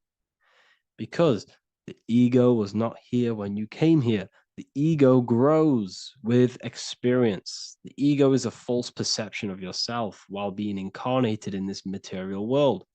It's your mind's perception of itself and it's created through your experience. Remember, you are unconditioned consciousness, and your experiences, thoughts, traumas, emotions, and beliefs have conditioned your consciousness into believing you're only a physical body, but you are the soul. We have to remove these layers. How do we remove these layers? Like I said, the best thing, meditation. Meditation. There is a great meditation that you can do every single morning and every single nighttime. You can sit there and repeat over and over before you meditate. You can repeat that you are not this, you are not that, you are not this. You can label them one by one. Start with, I am not my body, I am not my job, I am not my name, and then detach from absolutely everything until you are left with nothingness. And when you start to meditate, detach from everything. Nothing matters. I am here right now. And what will be left? The only thing that will be left is the language that your mind is using. Now, this is very deep. Not many people will tell you this, but I've lingered in meditation many times. And I can tell you from experience, that the only thing left once you detach from everything is the language that your mind is attached to. So whether that's English, Italian, French. Once you detach the language of the mind that that little voice in your head's using, you're left with the soul. Once the mind is switched off, you're left with the soul, and you have detached from all of these external things. You're left with the soul. That's you. That's the power. That's the source of all creation, where everything you've ever done has come from. Every thought, every idea has come from your soul. Number two, that's meant to say number two. Sorry about that. Mental addictions and emotional addictions. Okay. These two are very important. Mental addictions, this could be thought patterns. This could be the labels that we've just been talking about. Then you have emotional attachments, which is maybe you're too attached to an external thing. Maybe you're too attached to your phone. Maybe you're too attached to family. Maybe you're too attached to loved ones. Yes, I'm not saying don't love them, but what I'm saying is do not rely on anything in this world to make you happy, to fulfill your emotional needs. Everything is found within you. You must look within, and if you're looking without, if you're trying to find yourself in the outer world, you'll never find yourself. You'll constantly be looking around in loops. Because nothing, you cannot find yourself in the outer world. Nothing will long-term give you long-term validation. Seeking validation in the outer world will leave you soulless, leave you feeling empty inside and sad and depressed. You have to find yourself within. You have to detach from everything you are relying on to give you emotional stableness. You have to detach from all.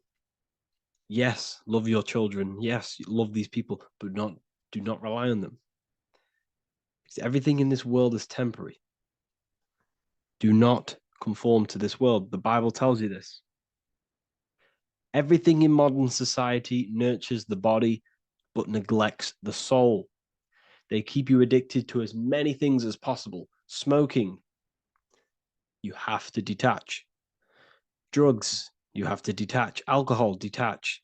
You cannot rely on anything. This is why this path is very, very difficult to walk. But I'm showing you the way. These are the things you must do before death. You have to detach from absolutely everything. If you die and your mind and soul is still addicted to these worldly things, then you guess what? You're going to reincarnate. You're going to reincarnate because your mind is still thinking about these material earthly things. And if you are operating in that vibration, you're going to project that vibration and come back here. You have to detach. You have to master the soul and master the mind. Like I said, the matrix is designed to keep you addicted to as many things as possible. Your phone, food, smoking, drugs, alcohol, clubbing, all of these things.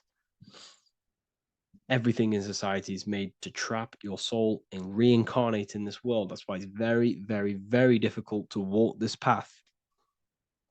Very difficult. Matrix, matter tricks. John 2:15 to 17. Do not love this world, nor the things it offers you. For when you love the world, you will lose God. Do not love this world, nor the things it offers you. Do not conform to the pattern of this world, but be transformed by the renewing of your mind. Great quote. Do not conform to the pattern of this world, but be transformed. Let this world transform you. Learn from this, expand from this, but do not be mentally and emotionally attached. Okay? What good will it be for someone to gain the whole world yet forfeit their soul? Like I said, everything in the Bible is telling you the truth. You just got to read it correctly. This is spirituality. This is spirituality. The Bible is spiritual. It's a spiritual text. We must disconnect from everything outside of us and connect with the true soul. Here we have the Egyptians showing you the soul leaving the body. Here we have the soul here. Here we have the Masons showing you the soul coming out. The soul is real. You are the soul. And when you leave this physical plane, you will go into the astral plane. That's where you came from. You came from the astral. You came from the stars. You incarnated into this physical body. Your consciousness fell into this material form to experience limitation, to experience a 3D world. So in order to ascend properly before we die, we have to let go of all the attachments. Every addiction you have, write them down. And one by one, tackle them. Before you die, you have to, or else you will reincarnate. This is the teachings of Egyptians. This is the teachings of Masonry. All of these addictions contribute towards life after death. Everything must be controlled, and we must be attached to the soul. I'm not saying I'm perfect. I'm not saying I'm perfect, people. We're all not perfect. We're all under psychological operation by the government. We're all in a very difficult situation with this awakening. I'm simply pointing out what I know from my journey and what I've been learning through occultism and research and reading lots of books and many different things. I'm on this journey just as you are. Maybe I'm further. Maybe you're ahead of me. We don't know. But this is what I'm sharing with the world. This is what I'm sharing with my research. And this is what makes sense. It's common sense. Look at everything around you. Everything's made to feed the body, not the soul. So my beautiful watchers and fans and supporters, I appreciate every single one of you, and I hope this video has supported your journey. If you're feeling lost in life, if you're searching for deeper answers, whether you're seeking clarity, looking to expand your studies, or ready for personalized mentoring, this is your chance to connect with me live and receive insights tailored just for you. Start your path to self-mastery and enlightenment inside the world's best esoteric school. Your journey starts now. Tap the link in the description if you want to join Ethereal University, or feel free to check out my books. I thank you all, and I really appreciate for 100,000 subscribers on YouTube. I love every single one of you. Make sure to drop a like, a comment, and subscribe to the channel if you're new. Let me know some ideas for, lectures, anything that you want to know. I can make lectures on them. Just drop it in the comments. I appreciate every single one of you. Take care.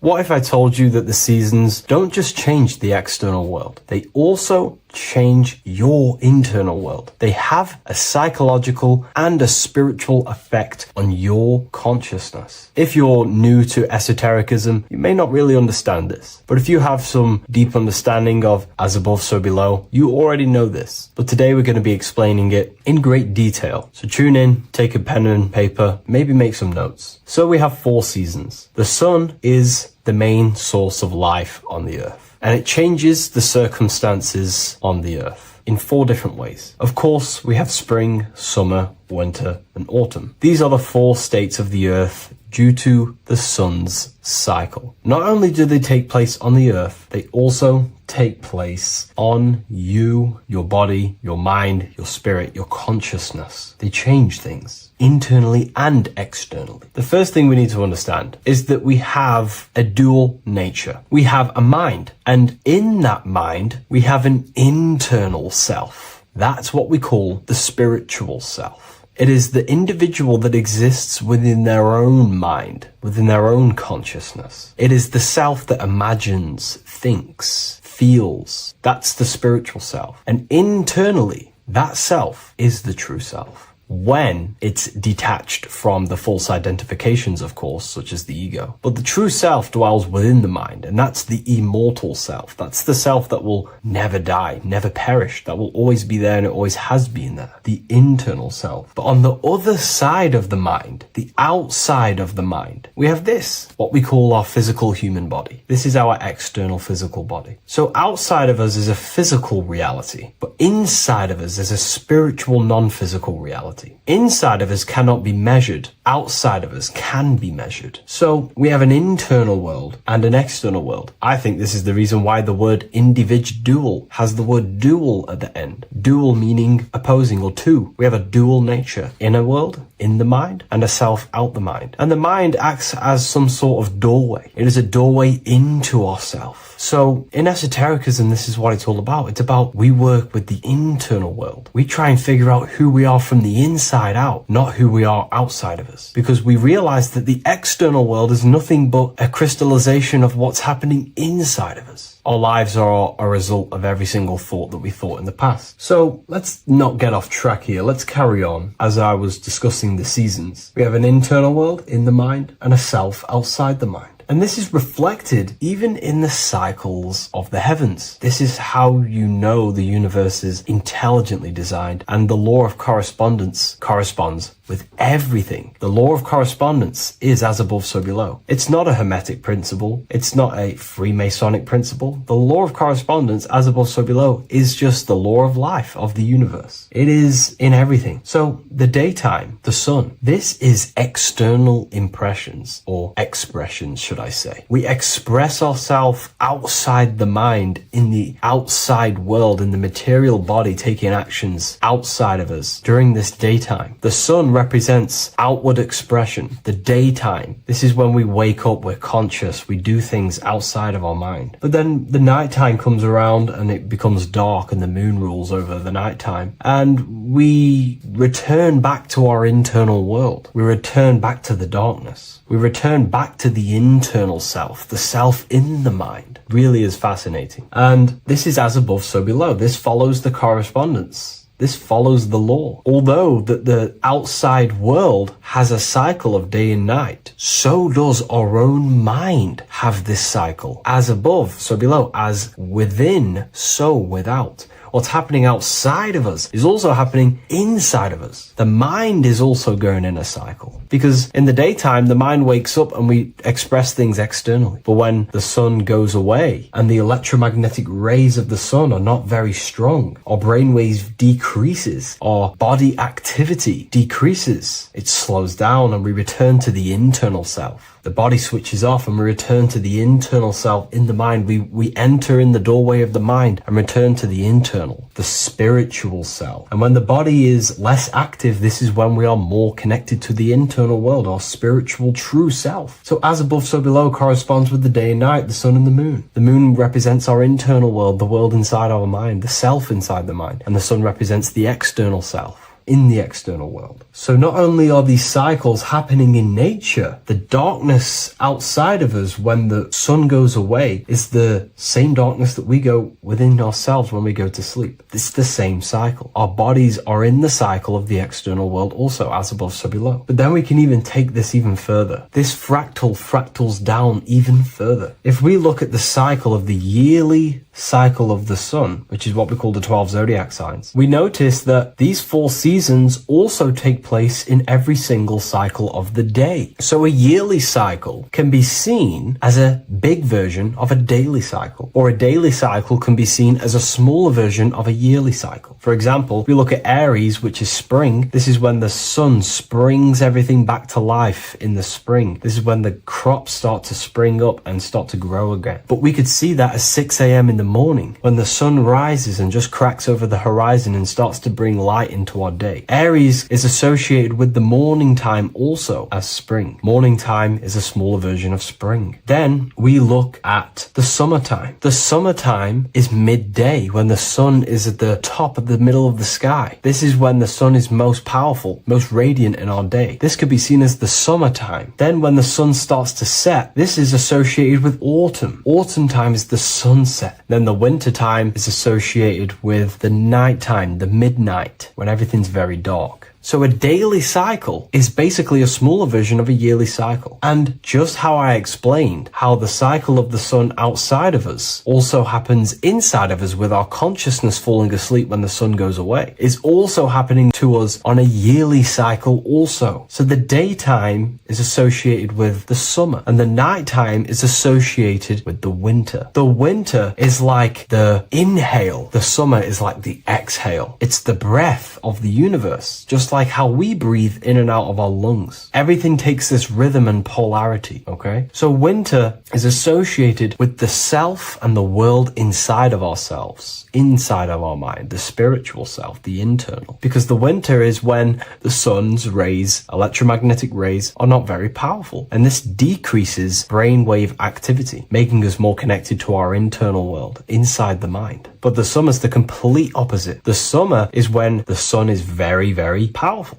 And the sun's powerful electromagnetic rays increase brain activity, making us more actionable in the physical world, outside of our mind, in the external world. So summer is the daytime and winter is a big version of the nighttime. Vice versa. Just like how in the winter, we're more in the house. We're inside buildings because it's very cold outside. Animals hibernate. They go inside. They go into little places. They collect all their food and prepare for the winter. They go inside. They go in darkness to hibernate. So does our consciousness, our spirit, the self inside of our mind. We can use these cycles to our advantage, to evolve spiritually, to connect and be more balanced. You know, I've mentioned a lot of this inside the university to my members, to the family inside of there. We discussed this. We had a great discussion about this. And, you know, the live calls we have are priceless. The conversations you can have with someone when they're awake, you never forget them. You always have deep, meaningful conversations. And we discussed this deeply, and we were going into some interesting things about how we can use these types of changes in the seasons for our spiritual growth. We even discussed about spring and autumn and how they're associated with the different spiritual bodies that we have. But anyways, let's not get off track. Lucid dreaming,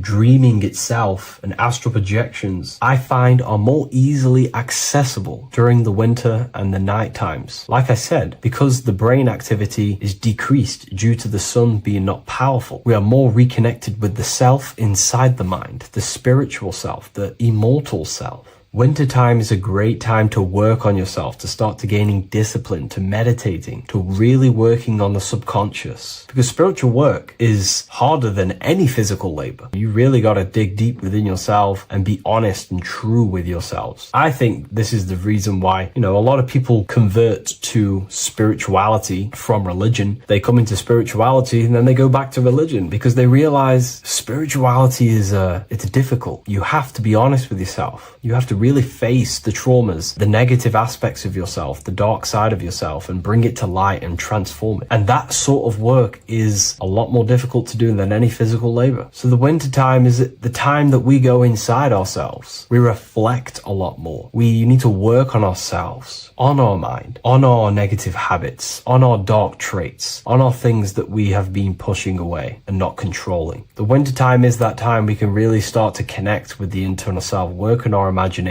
work on our mental willpower, work on all of these things like lucid dreaming, astral projections, and purifying ourselves, removing any mental barriers, any negative belief systems that may be subconsciously holding us back. It's easier to access the subconscious in the nighttime and in the winter, especially the winter. That's why I made this video, because we're in autumn now. We're transitioning into the winter. So I thought I'd share this with you all. And it's important to understand that you are a microcosm of God. Like I said, the law of correspondence associates with everything in the universe, people. Everything. And that's the best thing with the law of correspondence. And I've been using this for the past 3 to 4 years, right? The law of correspondence has determined and filtered out so many lies that was given to me, that's given to you, that's given to everyone in the world. The law of correspondence is like a filter. If someone gives you a piece of information, for example, gravity, and it does not apply with the law of correspondence, then you know it's a lie, because it's a universal thing. What happens inside of me also happens outside of me. What happens in my astral world happens in my material world, more than likely. As above, so below corresponds with everything. The same structure in my veins, in my nervous system, is the same structure in the trees, in galaxies, in everything. As above, so below, the universe is a fractal universe. Therefore, the point that I was getting at is that you are a microcosm of God. The same mind that God manifested things through thinking. He thought the stars, the earth, nature, the human body, designed everything with the God mind. He thought everything into existence. And that mind, them powers that God used to manifest everything into physical existence through the power of thought is the same mind that you possess, but on a smaller scale. God manifested the macrocosm through thought, as the universe is a mental universe. Everything you see around you was thought, then manifested into physical reality. God manifested the macrocosm, the world, through thought, and that same force of thought you use to create the microcosm, to create your own world. You think your life into reality, your world into reality. Your body is a microcosm, a miniature universe. Every thought you think commands 50 trillion cells in your body, and your cells religiously execute on every command that you give it. You're in charge of 50 trillion cells. You're literally commanding a whole civilization inside your body. And this is how you are a reflection of the divine. The God mind created the macrocosm, the world, and you create your own world inside that world using the same power as thought. Very powerful. So everything that happens outside of you is also happening inside of you. The law of correspondence is the most important, the law that you could possibly learn, because it makes everything so clear for you in the universe. Makes life so clear. You see the reality for what it truly is. It's a reflection of the higher dimensions. Just like how reality right now is a reflection of what's happening inside of people's minds and consciousness. We can't blame the elites for all the negative things that's happening in reality, because all the negative things that's happening in reality is the negative things that's happening in people's minds. We need to take control of ourselves. So with that being said, thank you all, everyone. If you wish to read more, 90% of you watching this video have already got this book. I want to say thank you for your support. It means the world to me. It makes me research more and write more books. And the book of symbolism is coming very soon. So thank you, everyone. I'll leave a link in the description for the university, for the live calls, and for the book if you wish to join. Have an amazing day. What if I told you that you are under a spell, and this spell is controlling you in every aspect of your life, and you don't even realize it? Spells are not what you've been taught. They're not fantasy magic wands that are casted over you. No, no, no. Spells are much, much deeper. A spell is a belief system that is installed into your subconscious mind, which holds power over you. Okay? If I install a belief into your mind and that belief holds power over you and controls you, that is you under my spell. A spell is a belief that someone has installed into you. Okay? You have a subconscious mind. The subconscious holds power over 90% of your daily basis behavior, thought patterns, and overall emotional state. Because the subconscious is the back end of our mind, the mind that we don't really have access to. It's the shadow self, where all of our programs, all of our memories, all of our traumas, all of our everything that we've ever experienced is recorded and kept in this vast database called the subconscious. Now, the subconscious is the 90% of our mind. We are only aware of 10% of our mind, which is the conscious mind, which is what you're using now, what you're consciously aware of. But there is a subconscious mind that holds power over your conscious decisions, and you don't even realize it. For example, as a child, you had a very, very traumatic event happen. Let's say as a child, you were not loved enough by your parents. And this feeling of you not being enough for your parents and feeling alone as a child implanted this seed. And this seed was planted by your emotions, a strong emotion. And over time, as you grew older into an adult, this seed grew and grew and grew. And what this seed grew into is you being very needy. You always seeking validation from others. Okay. But you taking this conscious decision 10 years down the line actually stems from this hidden cause within your subconscious mind, within this little feeling, this seed inside your subconscious where you don't feel like you are worthy. So this results in a conscious decision of you seeking validation from others, being very needy from others. Okay. This is what the subconscious is. The subconscious holds power over us. For example, posting on social media. Why are you actually posting on social media? If you take a selfie with your new watch, new car, and you go and post that onto your social media, why are you actually doing that? On the deepest root cause, it's not because you just want to post a picture. No, it's much deeper. It comes from a subconscious belief or a subconscious emotion of you seeking external validation, whether you believe that or not. But that's what it is. If you're posting on social media, you're seeking attention, you're seeking validation from others on a deep level, on a subconscious level. You may not even realize this because it's subconscious. Now, this is what a spell is. Money is a type of spell. Remember, money doesn't actually exist. Money does not exist. Money is a physical object inside of the material plane. But the physical object has a belief in the mental plane. See, the mind is the highest plane. This is the root cause of reality, the mental plane. Okay? So our belief in our mind has given this piece of paper value and a meaning. But in reality, it's just a piece of paper with a belief behind it. But this subconscious belief behind this piece of paper is controlling your daily basis behavior, is controlling your emotional state and controlling your life without you even realizing it. Without you even realizing that it's all an illusion. Money does not exist. It's the belief that gives the piece of paper a power. And the way we break the spell is by realizing that the money doesn't actually exist. The whole world is under the spell of money, and it's controlling all of us. But the spell is the belief. Once we all wake up and realize money has no value, it doesn't actually exist, it's only a belief. There is no actual money. That's how we break the spell. The spell is broken when we figure out that we are under the spell, under the belief, under the illusion of this piece of paper having value, and it's controlling our lives. That's why the word money has mon within it. Mon is moon, and the moon represents our hidden aspect of our mind, our subconscious, and the sun represents our conscious mind. So you have two versions of yourself. You have the self that you show to everyone, the conscious mind, and you have a shadow self called the subconscious, which is the hidden aspect of you. For example, do you really love your partner who you're with, or are you just with them for, is there a subconscious fear of being alone?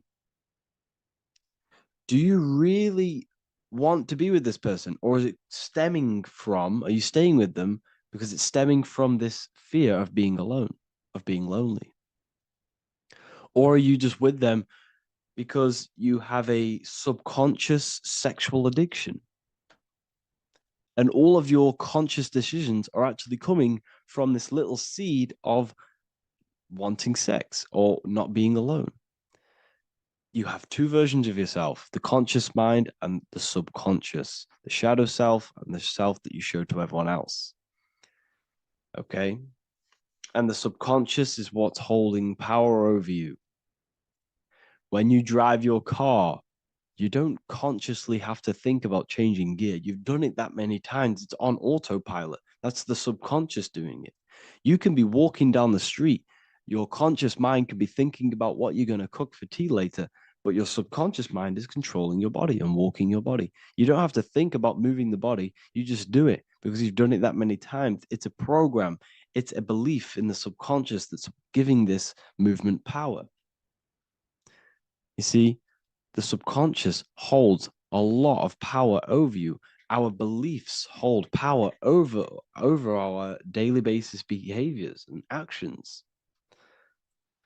Okay, like I said, posting on social media, this is seeking external validation.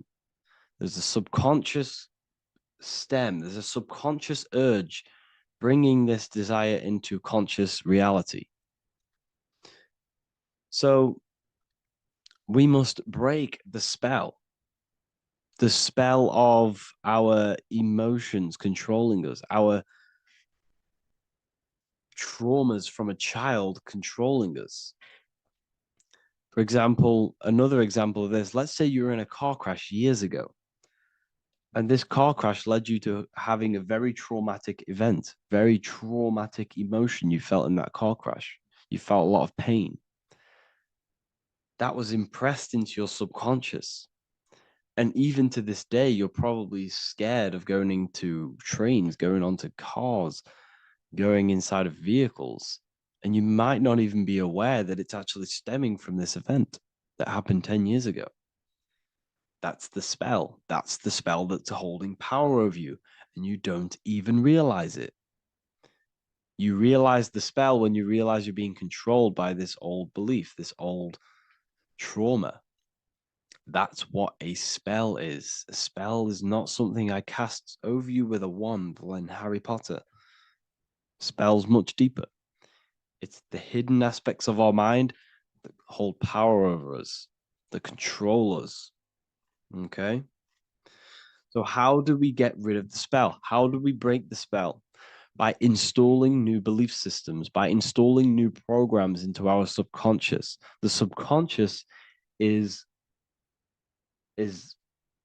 impressed by repetition and emotion. Everything you do on repeat, for example, tying your shoelaces, you can be looking up into the sky, closing your eyes, thinking about what you're going to create for tea while doing your shoelaces. You've done it that many times, you don't have to think about it. That's the subconscious taking over. Okay. That's the repetition aspect of the subconscious. For example, you could probably run down your stairs. You know exactly how to run down the stairs. If I tried to run down your stairs, every staircase is different. I'd probably fall over. But you've done it that many times, you know exactly how to do it. It's what we call ritual. When you have an evening ritual, when you tidy the house, you do your skincare routine, you wash your teeth, that's a ritual. This is what the ancients called ritual.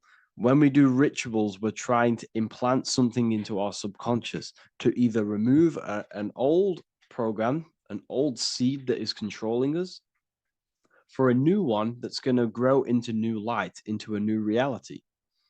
So you can implant messages, implant new programs into our subconscious, which will then grow into a new reality. Okay? Because if I tell you something over and over and over again every single day, for example, if I say, you do what I say every single day I repeat this statement into your ears, about a month or 2 months in, you're going to start to believe in that statement and you're going to start to be under my spell. You're going to start to do everything that I say.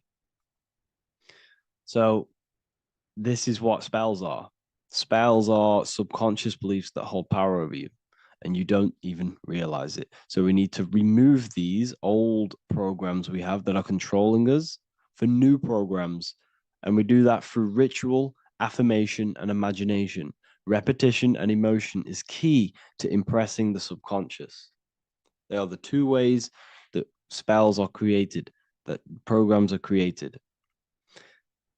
The subconscious only knows the now, and it only knows you. So every word you say is a spell. So when you call someone else a name, you're calling yourself a name, because your subconscious takes everything you say as truth, because it only knows you. It doesn't know anyone else. So every night we can do affirmation. We affirm the reality we want. This is what we call a ritual. We sit down or we stand up, whatever it is. You affirm the reality you are, I am statements. And then you imagine that reality. And you do this over and over again, every day, twice a day, 3 times a day, however many times. And this will cause repetition. This will install a new belief system into your subconscious, which will then start to show in your external reality. It will start to put you under a spell of the new program. For example, If I install into my subconscious that I believe that I am rich, every single night I affirmate that I am rich, I am wealthy, I am free. And then I do a ritual. I start to imagine this reality. Every single night, I do these two things on repetition, and I start to feel the reality and imagine the reality. Over time, I'm going to start to believe that I am rich, that I am free, and I am wealthy without having the physical reality. And what this will do is that it'll implant a message deep within your subconscious mind. It will plant the seed of this belief. And this belief over time will grow into 90% of my thoughts, 90% of my actions, 90% of my words. My words, my thinking will change due to this new belief. I may not even realize it, but I'm looking for more opportunities to make money. I'm speaking to more people because of this belief that I've installed. This belief has triggered new ways of thinking.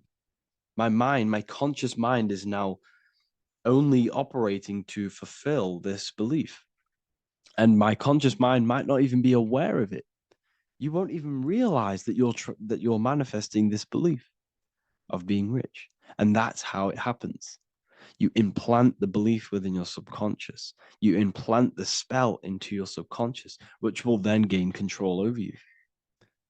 So we need to make sure we're removing the negative spells, the negative programs that are controlling us for new regenerated ones, for new ones that are going to create new realities, a better life. Okay? You don't want negative traumas, negative seeds controlling you and growing into your life. If you don't cut them off, they will continue to grow and grow and grow. Your anxiety will get bigger and bigger and bigger. Your depression will get bigger and bigger and bigger. But it's all actually stemming from one belief system or one trauma. Okay? So this is important. Everything in this physical plane is an effect of the higher planes. It's a shadow of the mind. Everything we think, all physical objects began as a thought, then an imagination, then energy, then a physical reality. So we must change the mental plane. We must plant seeds into our mind to change down into our physical material life. It's about manipulating this higher plane so we can create change and effect in the physical external material plane. That's what magic is. This is what spellcasting is. This is all what it is. It's not fantasy. This is the manipulation of the higher planes of consciousness, which your mind has access to. You have access to these higher planes. Okay? This is exactly what I teach in my university. I teach different rituals. I teach specific rituals to get rid of certain things, certain belief systems. I teach all different rituals, all different ways for you to create your own reality and live the best reality you want. We also have all of these different courses. We have activating the inner eye. This will teach you exactly how to lucid dream and activate your inner vision of imagination. We have the sexual alchemy course. This will give you the power of transmuting your sexual energy into creativity. We have electromagnetism studies. We have esoteric exchange, an exclusive live call that we do every single week. And I connect with all of the students. They can ask me questions, can speak with me one-on-one inside of these live calls. We have the real numerology section. We have the health section. We have a lecture section. Look at all of these lectures we have on occultism, symbolism. All of these lectures are designed to gain you power, to give your personal power back to you, to make you realize things about you. We have a meditation section. We have a library section where you can download all of our library, all of our books, different books on occultism, symbolism, Freemasonry, astral projection. And of course, we have the Manifestation Mastery course, which teaches you exactly how to create reality so you can live that desired reality that you want. This is the last chance to lock in the price of $55 a month. This is less than $2 a day. You can really level up your life.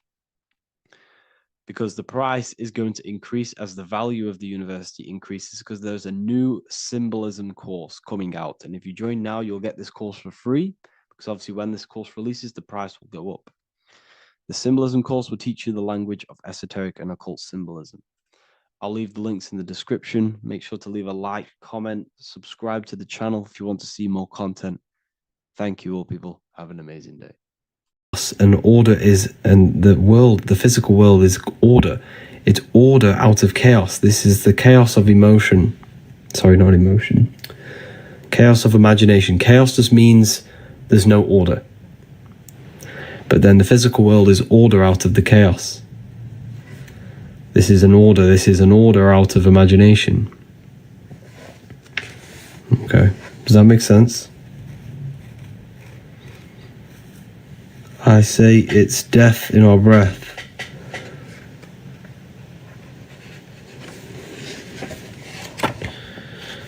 This is the pineal gland. So this is why Buddha has a pine cone on his head. The pine cone represents it's an open pine cone, and this represents the open pineal gland. Now the pineal gland is pretty much a radio receiver for consciousness. Your body is like an antenna. So you have a radio. You have a radio, right? And the radios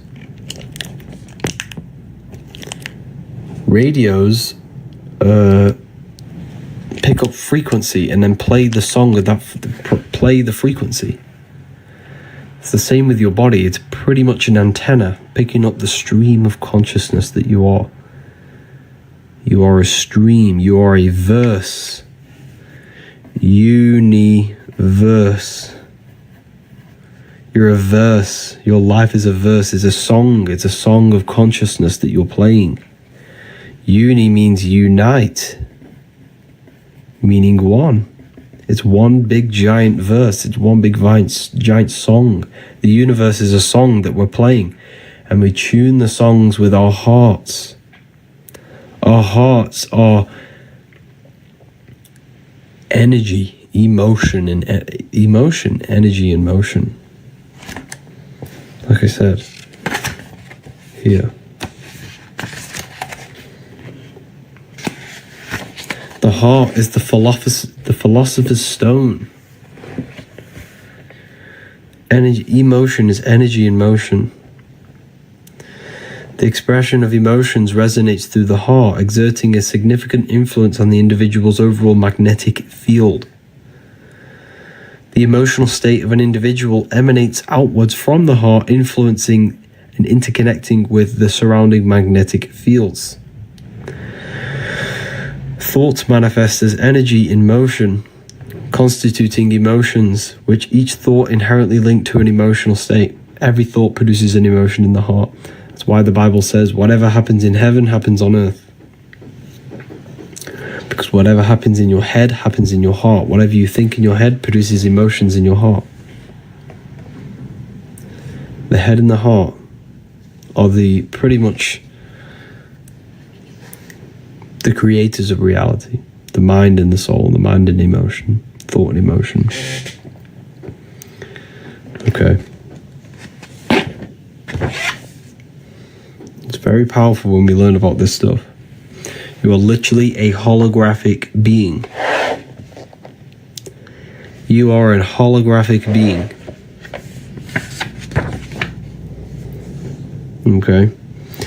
Scalar energy, a subtle force, flows through and interacts with matter and divides and creates electromagnetic torus field.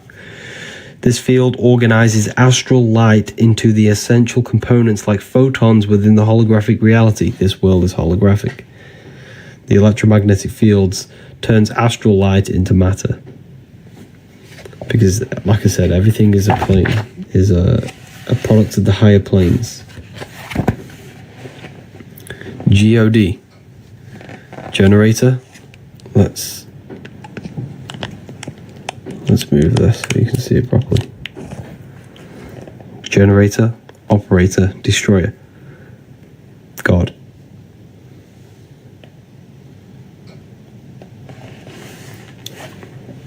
How to activate the pineal gland.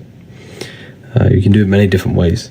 First, Meditation is one of the greatest ways to literally just connect with your consciousness. By turning off and removing thoughts and emotions and the activity of the body, we connect with consciousness, which is stimulating the pineal gland. If you also want to activate it properly, you do this by Kundalini meditations.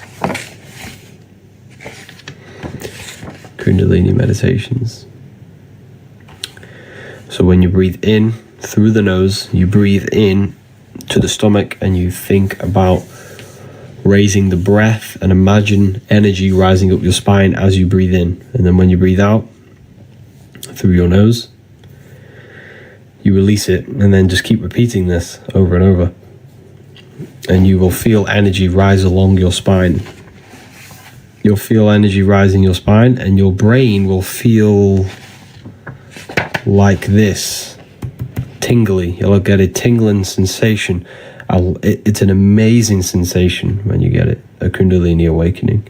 It's one of the best feelings you'll ever experience in your life. It's undescribable. It just feels like tingling light, a surge of energy entering in your brain. And you just feel so refreshed after. And you're more in tune with yourself. Yes, you can become dizzy. Or lightheaded. You're more in tune with yourself. You gain deeper thoughts. Your dreams are enhanced. Lucid dreaming definitely enhances. You pretty much become a superhuman. My brain tingles periodically on a regular. Yes, that is your Kundalini. That is your Kundalini awakening. Now, there's many different levels to Kundalini awakenings. You can have a small awakening or a large one. There is a medium, a half, and a full. So if you gain then surges of energy that rises your spine, I get it now and then. I'll just be working and I'll just feel energy rise my spine and into my brain. This is your Kundalini energy that's awakened inside your body. It brings peace to us. Yes, it does. Very well said. Very well said, Flower. Grand Rising, everyone. Welcome. Hello, Mohammed. Welcome.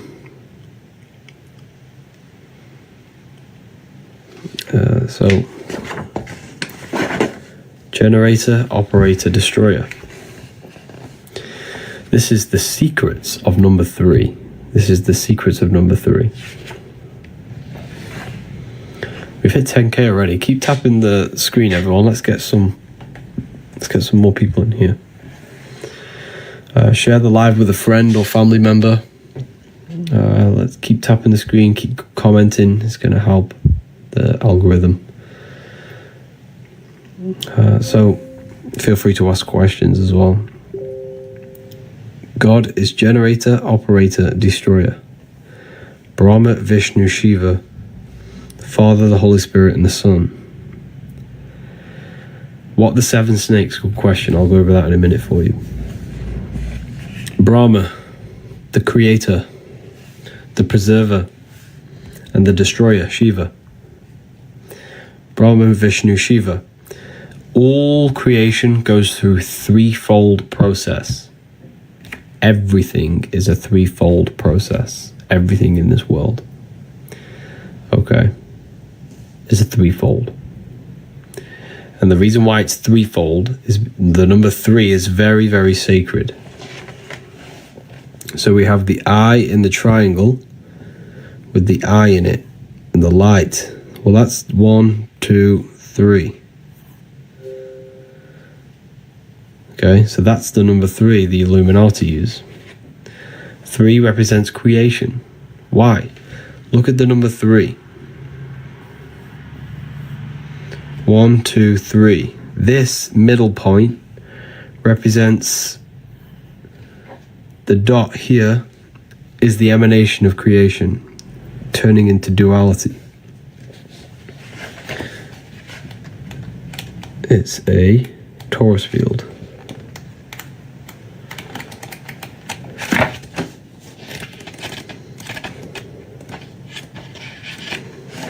It's a torus field.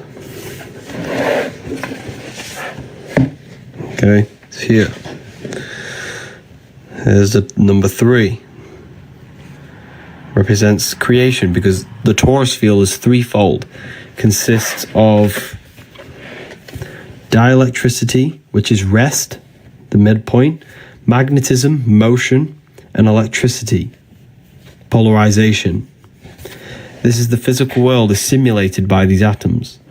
So the threefold is dielectricity or ether, magnetism, and electricity. That creates the physical world. Them 3 forces. And everything in this world follows by them 3 principles. Everything is generated.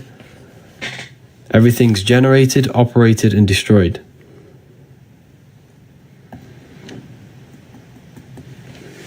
Generator, operator, destroyer. Generator, operator. So you will live, you will be born, you will live, and then you will die. Everything goes through this threefold process. That's why the Freemasons at the top of their artwork always have an eye and a triangle. I'll show you. I'll try and find an example. It's very powerful. So the Freemasons always have... where is this page?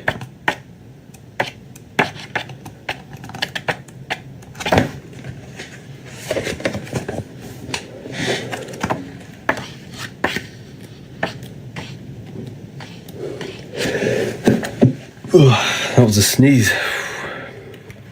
Right. I don't know where this page is. I should know it, but... Because the eye in the triangle is the force that governs all creation. So you always see this on top, because this governs all things. Everything in this world, in this universe, will be generated, operated, and destroyed. Everything goes through this threefold process.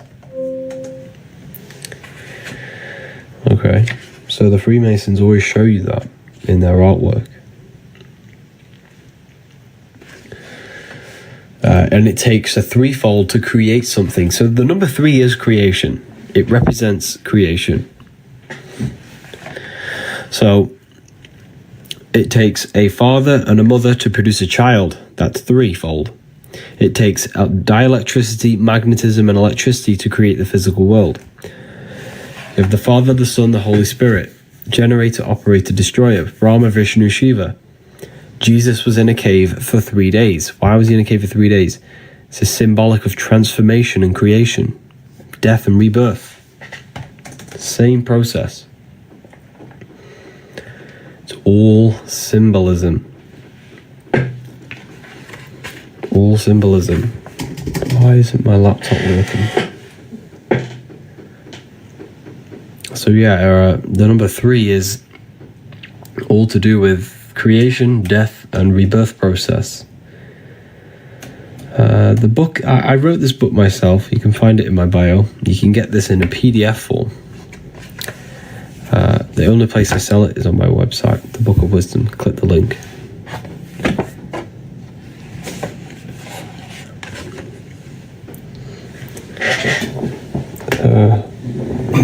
Share the live, people, with some friends, or feel free to share it with someone. Let's get some more people in here.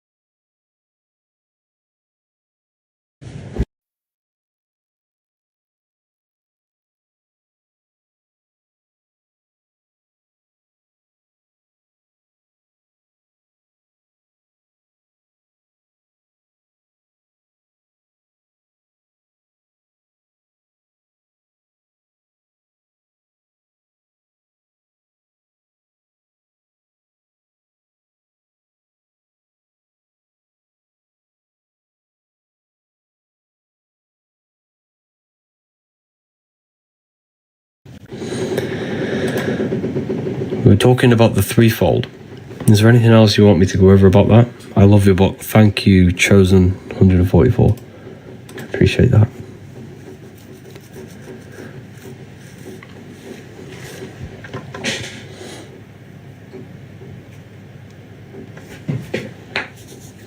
How to ensure negative energy.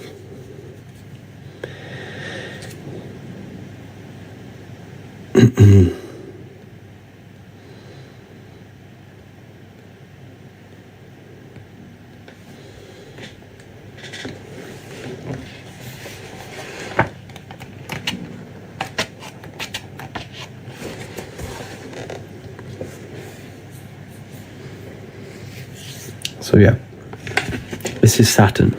This is the biggest on Amazon. You can't get the book on Amazon. You can't get the book on Amazon.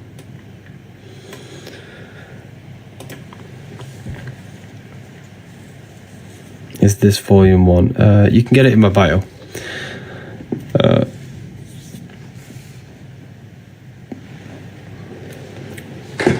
Just click the link, it'll take you straight there.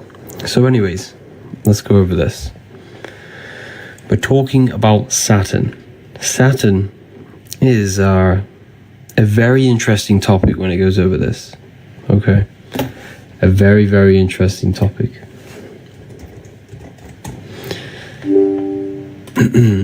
It is pretty much the god of this world, the god of the elites, the god of this physical plane, this matrix. This is why you see it absolutely everywhere. It is literally everywhere. Okay? Everywhere. And the reason why it's so powerful is because... Is this volume 1? Yeah, this is volume 1. The reason why it's so powerful, and the reason why you see it literally everywhere, like the Nike symbol is Saturn, Capital One, Nissan, Vivienne Westwood, Toyota, Walkers, NASA, all symbolic of Saturn. All symbolic. This is very, very important. The moon is our problem, not Saturn. Now, the moon is not the problem. I'm going to go over this for you. So there's something going around called the Saturn moon matrix, right? I don't entirely agree with it because there is nothing outside of you that can trap you, that can control you, that can... There's nothing outside of you that can trap your soul. So people believe that the sun and the moon are trapping us, right? And I'm going to explain how that is working. So, people say Saturn and the moon are trapping our souls. The moon's an artificial thing, and the Saturn's a simulation thing. No, but Saturn is pretty much it's the ruler of this material world. It's the god of this world. It pretty much creates this world. It's the force that creates this universe. Okay? Because it creates time. And everything in this world is created by time. So the planets are not physical place. They're not physical. They're not physical. They're symbolic. And they're energies that create this physical world. So if we supposedly look on the North Pole of Saturn, supposedly there is a cube. You add up all sides, you get the Star of David. Star of David. 6 points, 6 triangles, 6 sides. 666. You're made out of carbon. All life forms are based on the bonding properties of the element carbon. Your body's made out of carbon, 6 protons, 6 electrons, 6 neutrons, 666. So if we look very closely, here,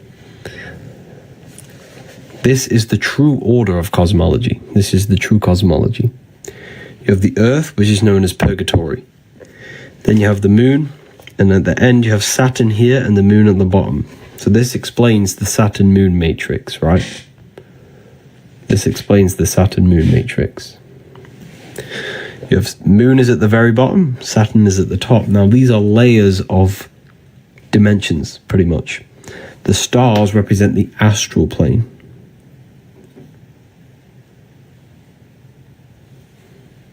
That's why the word star is, you rearrange the word astral, you get star. Because this is where we come from. We come from the astral plane. That is our original light body. That's our light body. And the astral plane is your imagination. The astral plane is your imagination. That is a whole dimension. This sounds a bit crazy to people, right? This will sound crazy to new people. But you must understand that your physical reality, your imagination is not physical. You can't touch that screen you have in your mind. You can't touch thoughts. You can't touch imagination. So, they are higher dimensions. The imagination is a higher dimension. Okay, so when you use that screen in your mind is using a astral plane, the astral light, the light of the astral. So when you imagine something, you're creating form out of astral matter. So Saturn is the first one that governs this material plane. So what you fall from the astral plane into the material plane. You fall from the astral into the material, and Saturn's the first celestial body that will incarnate you into this plane. That's why you have 7 days of creation. Saturn day for Saturn, Sunday for the sun, Monday for the moon, Thursday for Thor's day, Jupiter. So it's all symbolic of these 7 gods. These 7 gods that incarnate your soul into this reality. This is why you have 7 major chakras on your body, and you can feel them. You can simply just feel them. You can feel your gut, you can feel your anus, your gut, your solar plexus, your heart, and your throat. You can definitely feel your throat chakra. You can definitely feel your anus. You can definitely feel these places. These are all energetic centers in your body.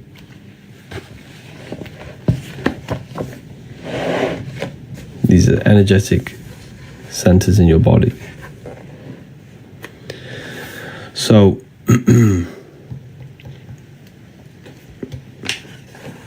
Saturn is worshipped in this world because Saturn is what represents Satan. Satan represents limitation. Same thing. This is why we celebrate Christmas. Sorry, not Christmas. New Year's. Why do you celebrate New Year's in December? Have you ever thought about that? The New Year's is not in December. The New Year's is spring. Spring is the New Year's. So what does that represent? Why are we worshipping New Year's in December? Or in January, in the winter? When? Who rules the winter time? Does anyone know? Who rules the winter time? It's definitely not the sun. What is always opposite the sun? So wherever the sun is, if you look directly opposite, you have Saturn. Saturn is always opposite the sun. So Saturn rules the winter. This is why we work. This is why we have the New Year's in winter, because it represents Saturn. And did you know Christmas was a Roman? You can research this yourself, right? Christmas used to be called Saturnalia in the Roman times. Yes, it was a festival worshipped to Saturn. And what they used to do was sacrifice people in the Roman times to the god Saturn. This is no lies. You can research this. It was called Saturnalia Christmas. It was worshipped on December.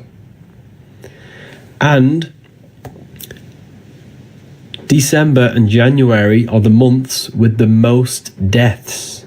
This is why Saturn is the known of death and reincarnation. It's, look, because Saturn is what reincarnates you. He's the reaper. Saturn's the reaper. He holds the scythe. This is the Saturn god. This is symbolic. This is the Saturn god, right? He holds the scythe. He's the scythe. And look what he's doing. Can you show you? This is not a real person. It's symbolic of Saturn. This is an ancient Roman painting of Saturn. What is he doing? He has a scythe and he's cutting off the wings of a child. What does this represent? The wings represents your astral, your spirit self. What does he do? He cuts them off. He incarnates you, turns you into physical. You're now under the rules of Saturn. So he represents rules, structure, laws. This is why all judges wear black robes. This is why when you go to university, you wear a black cube on your head. This is why the Jews wear a black cube. This is why the London Underground symbol is Saturn. You'll never unsee that now you've seen it. Have you ever seen the London Underground symbol? It's Saturn. Why? Because Saturn rules everything that is underground and structure. So Saturn is Satan, and this will absolutely blow your mind. After this live, in fact, I'm going to try and get it up now for you. Type in Roman god Saturn. And guess what he rides? He rides a sleigh in the sky. And he looks exactly like Santa. I'll show you. Check this out. Do you think this is all a coincidence? Here it is. That's the Roman god Saturn on his sleigh. This is why you worship Christmas. Well, we all worship Christmas. Well, not worship, but we all celebrate Christmas on December. So that's Saturn. Same thing. All the worship of Saturn. This is why we say think outside the box. You're in the box. This is the box we're in. Because your mind has access to beyond physical reality. This is the box. The box of Saturn. The physical world you're in. You're trapped in. Our consciousness is limited to the physical plane. This is the box we're in. We can only go up, down, left, right, upwards. You know, we're in a six-sided cube. Jack in the box. How do we get out? We have to learn astral projection. We have to learn how to expand our consciousness. We have to learn how to expand our mind. This is why we say, think outside of the box. This is the box, the physical plane. And we have to enter our astral bodies. Keep tapping the live, everyone. Let's get this to 50k.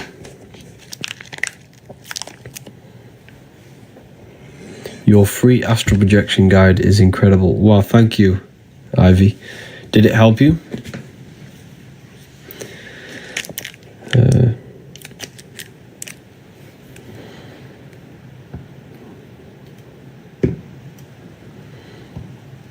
All of us, wow, amazing. Conspiracy theorists. This isn't conspiracy. This is simple knowledge that you can figure out yourself. Yes, I never thought it would work, but it truly did. Wow, that's amazing. That's amazing. Thank you for that. That's a free book as well.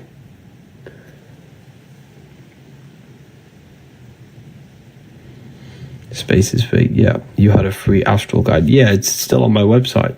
It's called Activating the Inner Eye. But it's on my website. Let's go get it after this live or something.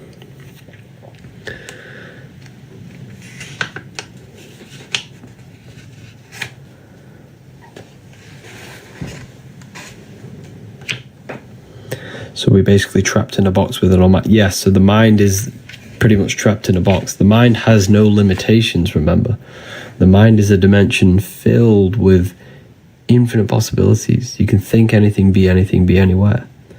So the mind has infinite possibilities. So what limits the mind is the belief system and the belief structure that we have, which is governed by Saturn. Saturn is the structure. He rules our minds. Well, if you have limiting belief systems, that's a Saturnian energy. That's a Saturnian aspect of your mind. So, does that make sense? So we all descended from spirit to matter, from stars to earth. Now we have to climb our spines to turn matter back into spirit by raising our consciousness, by raising our vibration.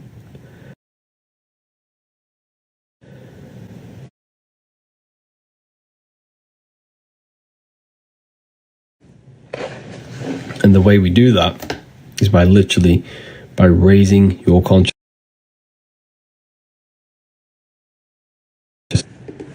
by purifying the self, purifying the belief systems, removing, controlling our emotions. When we gain control over ourselves, we can raise our consciousness. Here's the Baphomet. The Baphomet has a goat head. The goat represents Capricorn, which is ruled by Saturn or Satan. Same deity, same thing. Saturn, Satan. Because this is the limiting aspects of our consciousness. This is the low.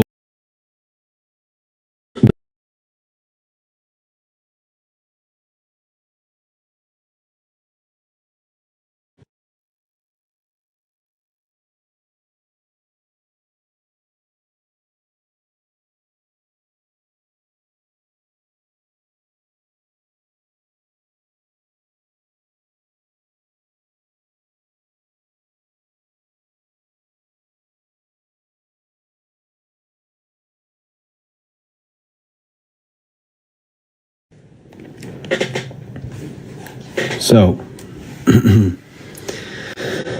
this is Saturn, Satan. Represents the lower mind, the lower self, because it's a ground animal, and it represents a lower aspects of the lower aspects of the mind, limiting belief systems. Low frequency. Why these all red, orange, and yellow? McDonald's, KFC, Pizza Hut, Burger King, Wendy's. They're red, orange, and yellow because they represent the low frequency chakras, red, orange, and yellow. They keep you trapped in this low state of consciousness. Why? Because these foods attack your nervous system. They attack your immune system. They attack everything in your body, keeping your body in a fight or flight state, keeping you in low stages of awareness. They're addictive. Okay? So they keep you down. They keep you in low energy. They keep you in low frequency. Is this Satanism? We'd be very surprised, right? That everything in our reality is satanic. They have trained us to become satanic. A lot of people are satanic without even realizing. The whole system is based on Satanism. Okay, it's based on Satanism, the whole system. The whole system has you worshipping material things, worshipping false icons like celebrities. That's Satanism. Worshipping money, worshipping clothes. Like, all we care about is Satanism. Like, taking substances to alter our minds, like chemical like toxic chemical, that's all Satanism. Obviously, natural substances are not bad, but I'm talking about synthetic ones. You teaching this is Satan. This is far from Satanism. What I'm teaching you right now is to master your own mind, master your emotions, and master yourself, so you can become the best version of yourself, so you can align your mind and heart with the God consciousness. There's no, like,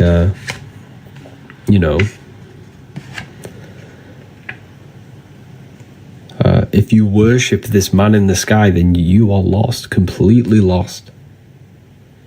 Can you explain why the occult perform sacrifice or rituals? I can't explain that on here, but I do know why they do it. I can't tell you that because there's probably people in here who will probably go and try and do it to change their life, because it's very powerful.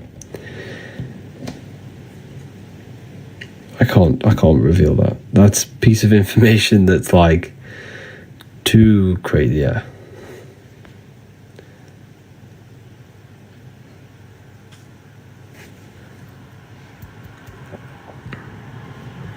It goes deeper than you can imagine. God is real. It is real, yes. God is real, of course.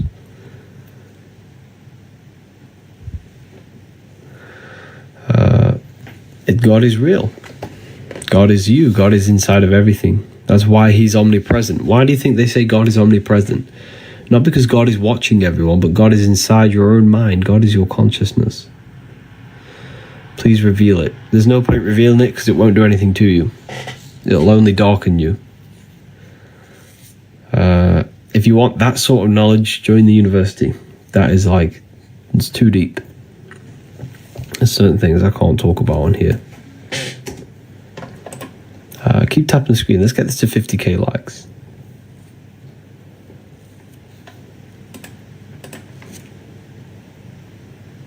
Let's get this to 50k likes. How to open your third eye. Your third eye is opened by imagination. University's lit. Wow, thank you. The university is an amazing place. But your imagination is your connection to the fourth dimension, to the astral plane. You just have to learn how to use your imagination. Your imagination will open your third eye. Your third eye is your vision in the spirit realm, which is imagination.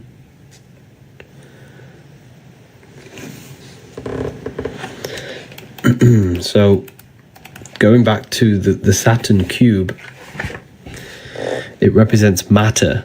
The number 6 represents matter. There are 6 sides to a cube. There are 6 sides to a cube. Up, down, left, right, backwards, forwards. And God created, well, supposedly the Bible, it's all symbolic, of course. But the Bible says God created the physical world in 6 days and rested on the 7th. He created everything in 6 days. This is the physical creation. Matter is physical, yes. So this represents matter, the worship of physical reality, the worship of physical pleasure. Have you ever wondered when you were younger, you got a toy, you really wanted this toy, but then when you got the toy, you didn't even play with it? That's because nothing physical can ever satisfy your soul. Nothing can ever satisfy you in this physical world. The physical world will never, ever, ever satisfy you. Only inner satisfaction can satisfy you. When you are satisfied with your soul, with your mind and your heart, that is true that is how you satisfy yourself. Spiritual advancement, not physical things. But the elites, this whole system is based on constant physical low-level pleasures. They give you Netflix, they give you porn, they give you food on every corner, they give you entertainment, music, they give you all of these distractions to keep you constantly distracted, and it literally just corrupts your soul over in the long term. It darkens your soul, it corrupts you, makes you feel lost. The system is a satanic, satanic system. Okay, It's a satanic, saturnic system. Let's get this to 50k likes. If we get this to 50k likes, I will release a nice code for everyone to get themselves the book. When is the Book of Symbolism coming out? Hopefully in the next few months, next 1 or 2 months. Hopefully, I'm not too sure. Let's get this to 50k, and I'll help you save some money on this book. I've gotten the book amazing. Thoughts on the Book of Enoch, amazing book. It's encoded though. Is Jesus Lucifer? A lot of people ask him about Lucifer. Lucifer is another symbolic thing. Lucifer's not a real identity, not a real person. A lot of people think he's a real person. Not a real person. Lucifer in the esoteric world represents something that is... It represents good... Sorry, no. Let's start that again. It represents evil dressed in good. It represents something beautiful that brings corruption and darkness. So it's an aspect of your own life. So if we look very closely at your brain, you do not see into reality. Light enters your eyes and the image is produced in the visual cortex of your brain. And this sigil, this process, is actually the sigil of Lucifer. This process, so reality is produced by your brain. It's a computer to experience this 3D world. Consciousness experiences the brain. So everything you see is in your visual cortex, and this is the sigil of Lucifer, representing the body. Sorry, the eyes can be Luciferic. Why? Because the eyes deceive the soul. When you close your eyes, there is an inner self, there's an inner being, there's an inner consciousness, an inner word, inner voice. That's the spirit, that's internal, that's invisible. That's the invisible experiencing the visible. These eyes can trick you into worshipping the physical world and elude you. If you become obsessed with beautiful things, money, fame, temptation, lust, cars. I'm not saying these things are bad, but I'm saying if you worship them, that's Luciferic.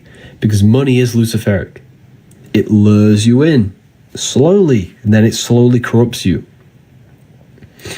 Before you know it, you've traded your soul for something that doesn't really actually exist. That's Lucifericism. That's Lucifer. Think of it like this. A rapper is Luciferic. You think they're a rapper, you think they're cool, you think they're amazing, you worship them, you love their music because it sounds so good, but little do you know that music is corrupting your subconscious mind and programming your mind to be degenerate, to think about drugs, sex, and alcohol. So rappers, like music, is Luciferic. It's Luciferic. Anything that appears good but brings destruction.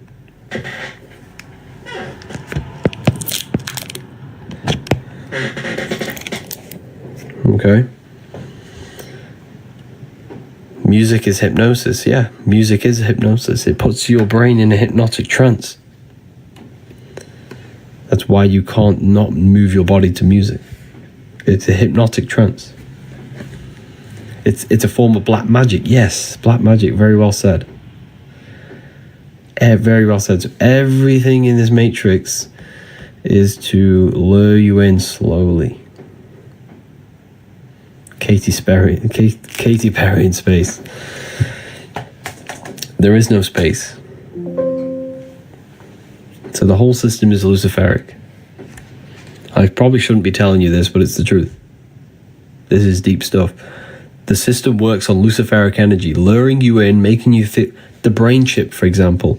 That brain chip they want to put in your brain, They're going to say, oh, it's so good. You know, put this brain chip in your brain.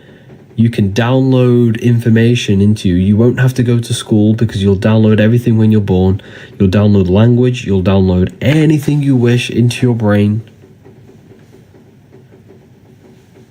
But there's a catch. It's Lucifericism. This phone you have is Luciferic.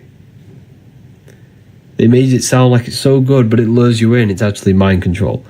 And now people spend 9 hours of their life every day looking into a mind control machine, programming your mind. Same, everything's Luciferic. The whole system's based on this. It's illusion. That's why it's symbolized with this, the eyes. It's the false light. That's why the word Lucy means light. Fer means to bring. It means to bring light. It's me saying, oh, I've got all this light. Can I help you? But then there's a catch. That's Luciferic energy. Okay, so we have hit 50k. I did hit 50k a while ago, but does anyone want me to produce a code, a coupon? I can carry on if not, but I know a lot of people want the coupons.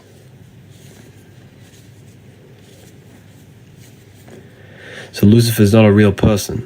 So a lot of people. Okay. I'm going to create 5 codes for 5 people. And they're going to be 40% codes. You're going to save yourself 40%. This is I never really give 40% out, but this is, this is a good live. I've been going very good. And I give 5 people a chance to use them. And guess what? If you wanted to, someone mentioned the free ebook. There is a free ebook on my website. There's a free ebook. It's going to teach you exactly how to imagine. It's a free book. It's called Activating the Inner Eye. So the code is, the 40% code is this.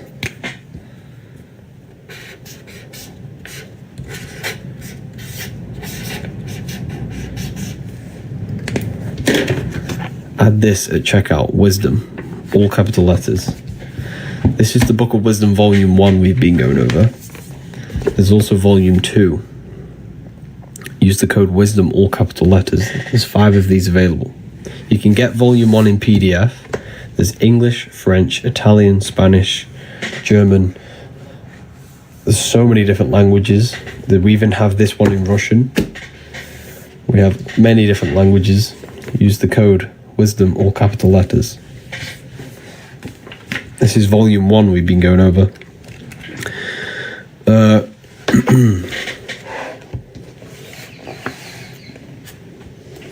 Wisdom, yeah. This is Luciferianism. That's what we've been going over. Already, thanks for helping me. It's a pleasure, Banana.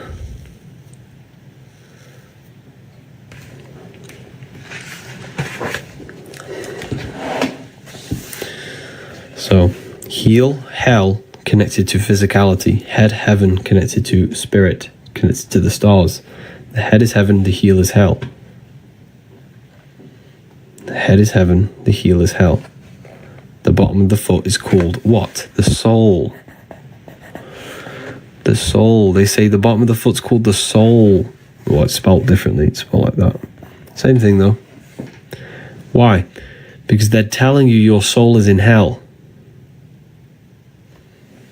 If you worship this plane, we all want good things in life. Don't get me wrong. I'm not saying don't want money, don't want abundance, don't want wealth. I'm not saying that. What I'm saying is have, balance between these two. Balance between the inner and the outer world. We all want good things. We all want good things in life, But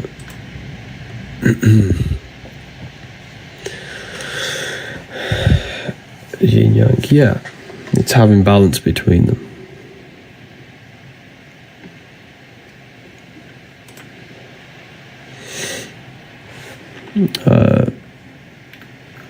What was that?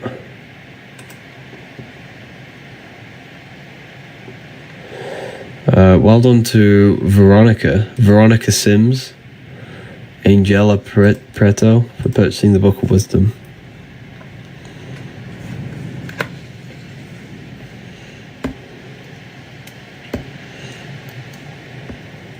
Conscious. What you do a regular day. I wake up, I visualize what I want, then I get straight to work. Well, have a shower, straight to work. Make content, work on my book, work on the university, speak to clients, speak to students, then go to the gym, come home. Pretty much the same day every day, to be honest. I'm very disciplined, very controlled, and very focused on my goals. But my goal is to just literally just help as many people as possible, awaken their mind and open their minds to new things. You know, that is the goal.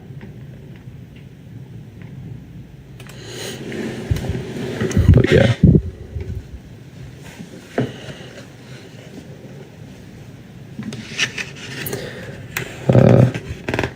Thanks for the code, just ordered. It's a pleasure.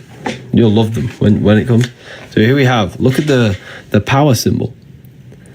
The power symbol on your phone is upside down your brain because the power is within. The power is inside. The power is inside the mind. This is the power of the mind inside of you. Okay? Here we have the Holy Grail. This is the Holy Grail. This is your brain, because your brain's connected to the heavens, the stars, the astral plane, the higher realms, the higher dimensions of consciousness. You're connected directly to them. Your body on its side spells Yahweh. This is Yahweh, the name of God, inside of you. You are Yahweh. And Yahweh is the breath, breathing in. That's Yahweh is way. Yahweh. Inhale, exhale, because you're breathing ether, you're breathing consciousness. That's what you're breathing. When you stop breathing and stop disconnecting with whatever this is in between us, you lose consciousness. So the quickest way to raise your consciousness is through breathing exercises. It's the fastest way.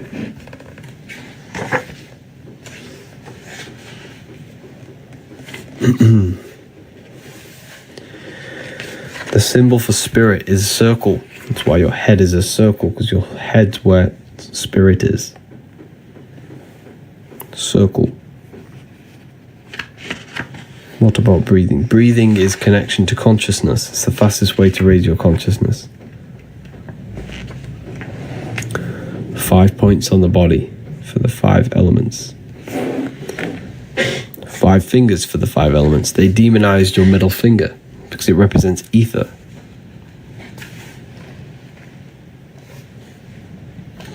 Ether is the ever-present field of energy that connects all of us.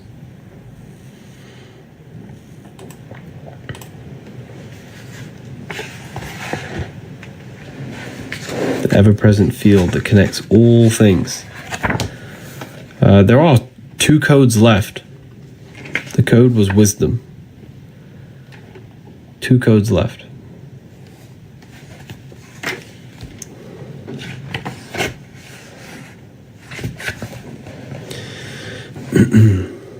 Feel free to ask questions, people.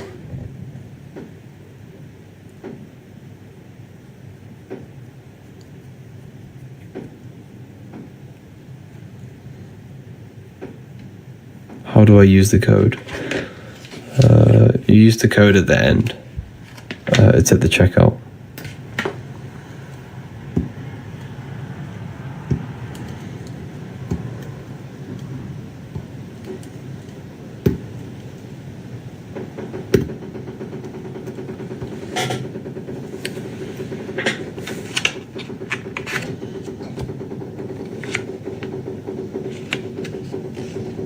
God doesn't exist. God does exist. God is in you. You can connect with it yourself. You just have to connect with the source within you. And the way you connect with the source is by turning off the thoughts. Because when you turn off the thinking mind, you turn off the human. You turn off who you think you are. If you don't think, then you're no longer your name, your job, your reputation. You're pure awareness. That's who you truly are. You are not this being. You're not this matrix man or woman. You are not this name. It's made up. If you turn off your thoughts, what's left? That's who you actually are. Pure awareness. Turn off your thoughts and you'll figure out who you are. Pure consciousness, pure awareness. You can only figure this out by going within and actually connecting with it. It's very, very important that you connect with yourself. Become the observer, yeah.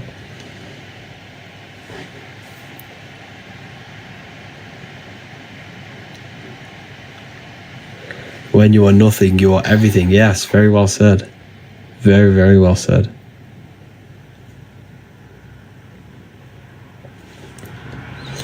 When you are nothing, you are everything.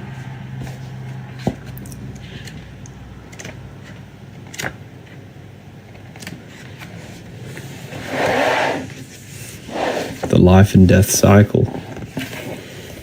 We're in a constant cycle of life and death. Daytime is life, nighttime is death. Everything goes through this cycle. Life and death, winter and summer. All the same cycle.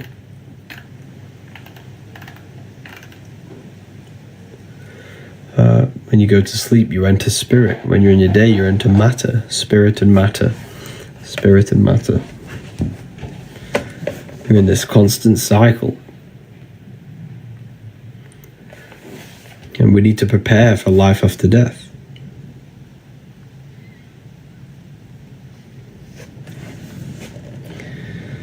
That's why the word death is ether. This is the ether. Everything is born out of the ether and returns back to it. Everything's born and dies. Energy can only be transmuted, never dies.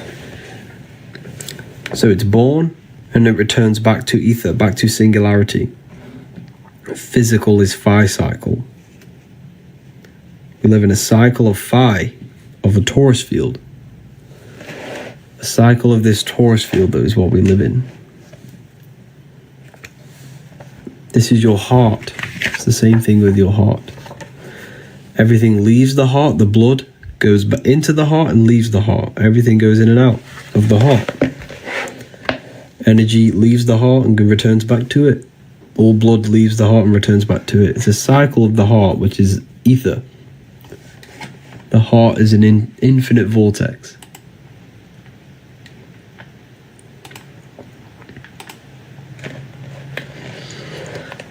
You know, very, very powerful.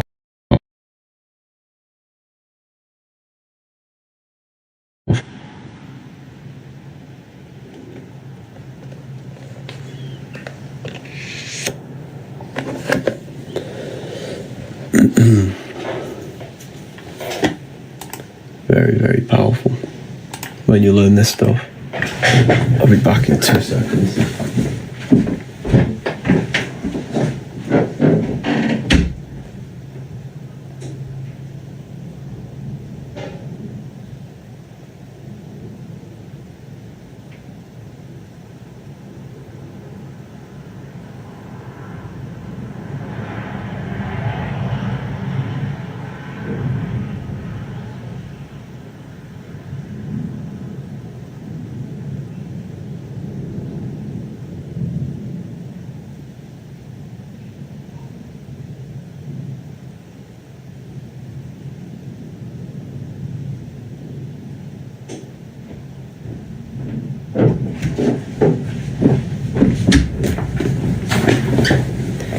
will pay for your blasphemy.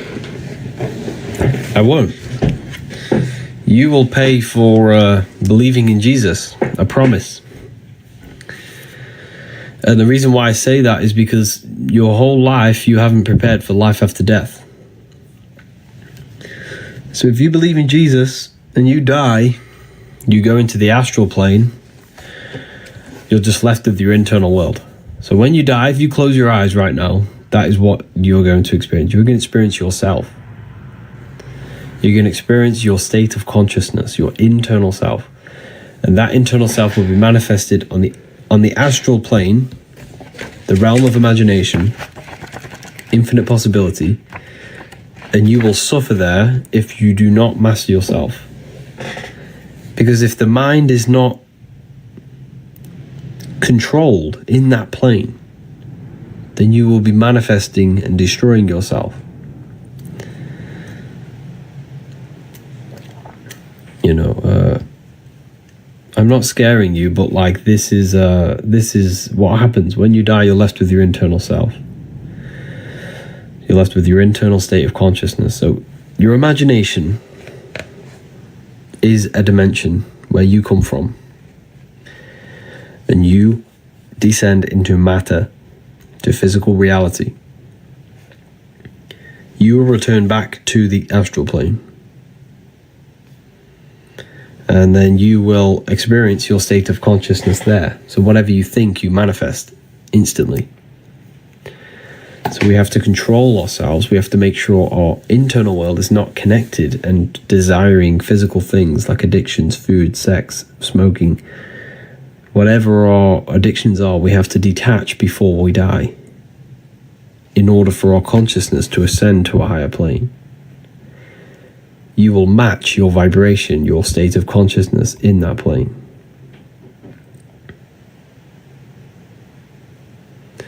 So you will match. If you're thinking sex, food, money, drinking, smoking, you will match the beings, consciousnesses, and souls that think the same things. That are on them level of thoughts are very low vibration. They exist because, okay, the higher you go, the less formless. This is thoughts, this is imagination, this is energy, this is matter. Everything in the material plane began as thought. It was thought, imagined, give energy, and matter. That's the order of manifestation. So you're in the material realm now. When you go to sleep, you always go to the astral. But when you die, it's just a bigger version. When you die, you're going to return back to the astral in your state of consciousness. So yes, the battle between spirit and the flesh, very well said, Remit. It's the battle between spirit and flesh. That is the battle between Jesus and Satan, Horus and Set. All of these gods that you see in religion is symbolic of the battle between your inner world and the outer world. There is a battle inside your own mind. There's a battlefield in your mind going on right now. That's the battle. It's a psychological battle. Yeah.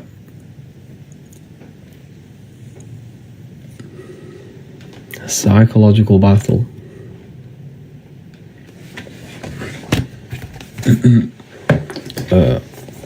I go a bit deeper on this in volume.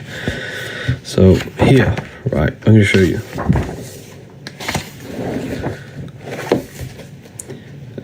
I'm not being a monk. Like,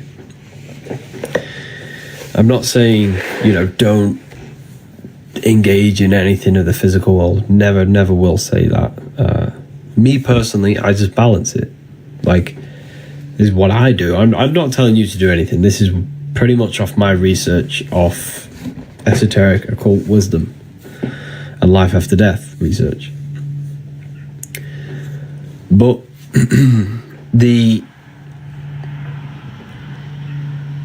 what I'm saying is just have balance between them.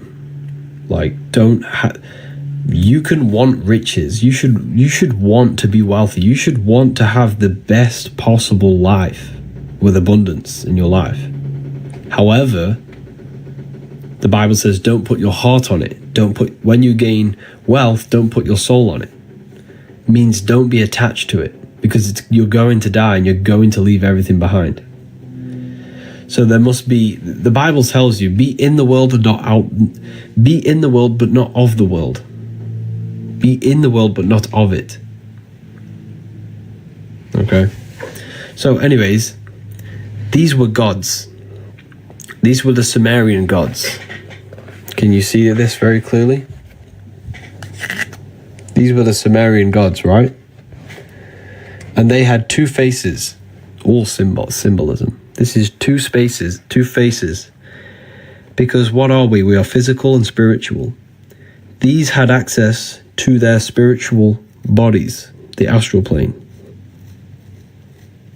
These were the gods, because back in the ancient times, if you had the knowledge of leaving the body and entering your spirit and entering your spiritual body, then you were considered a god.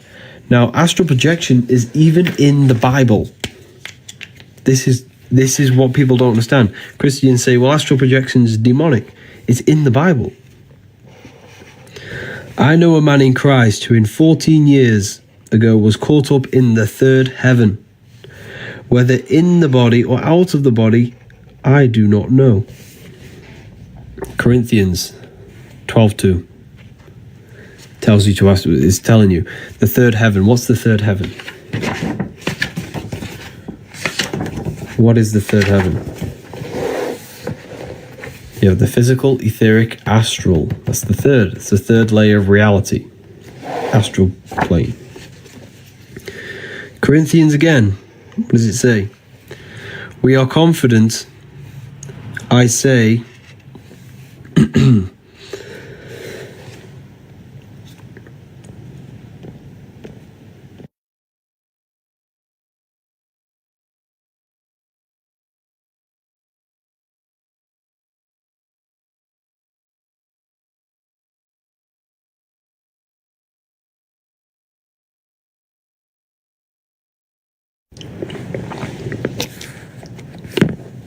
sorry about that. I had a tickle in my throat. Corinthians 5:8.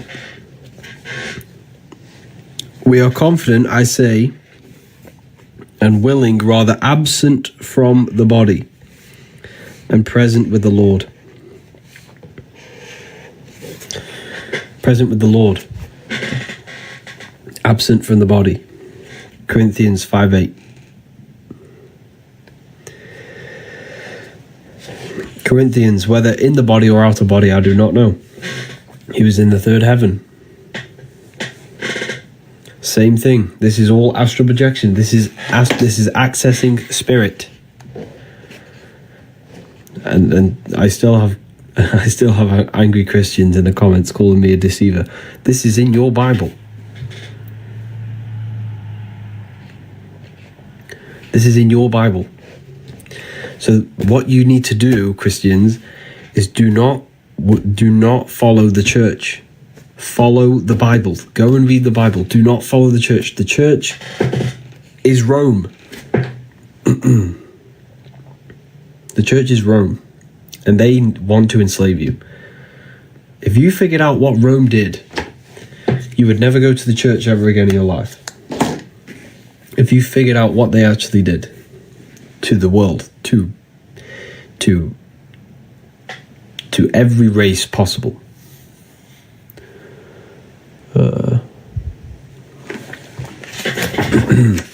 Same thing. Here's the Freemasons, you showing the same thing. Here's the Egyptians showing you the same thing. All symbolism of astral projection. Astral entities. I talk about the entities. Talk about how you create demons. You create demons. Demons are aspects of yourself. You literally create demons. Okay? It's so crazy when you actually figure this out. You are literally creating demons. Don't follow the masses. Like, honestly, I grew up in a... so I used to be a Mormon. My whole family's Mormon. So I know about Christianity. This is why I spent a lot of time studying the Bible. I've gave myself a new challenge.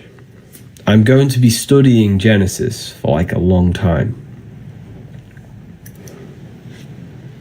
I'm going to study Genesis, the creation, the story of creation, because I think there's so many hidden codes inside of it.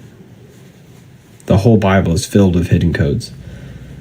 But I'm going to study it, and I'll let you know how it goes on. But I've already decoded Adam and Eve. I've already decoded that. I could share you what Adam and Eve actually is. So think of it like this. What you need to understand anything in the Bible, to understand the Bible, you have to understand that the universe only exists in your mind. Everything is psychological. Everything represents the mind and what's happening in the mind.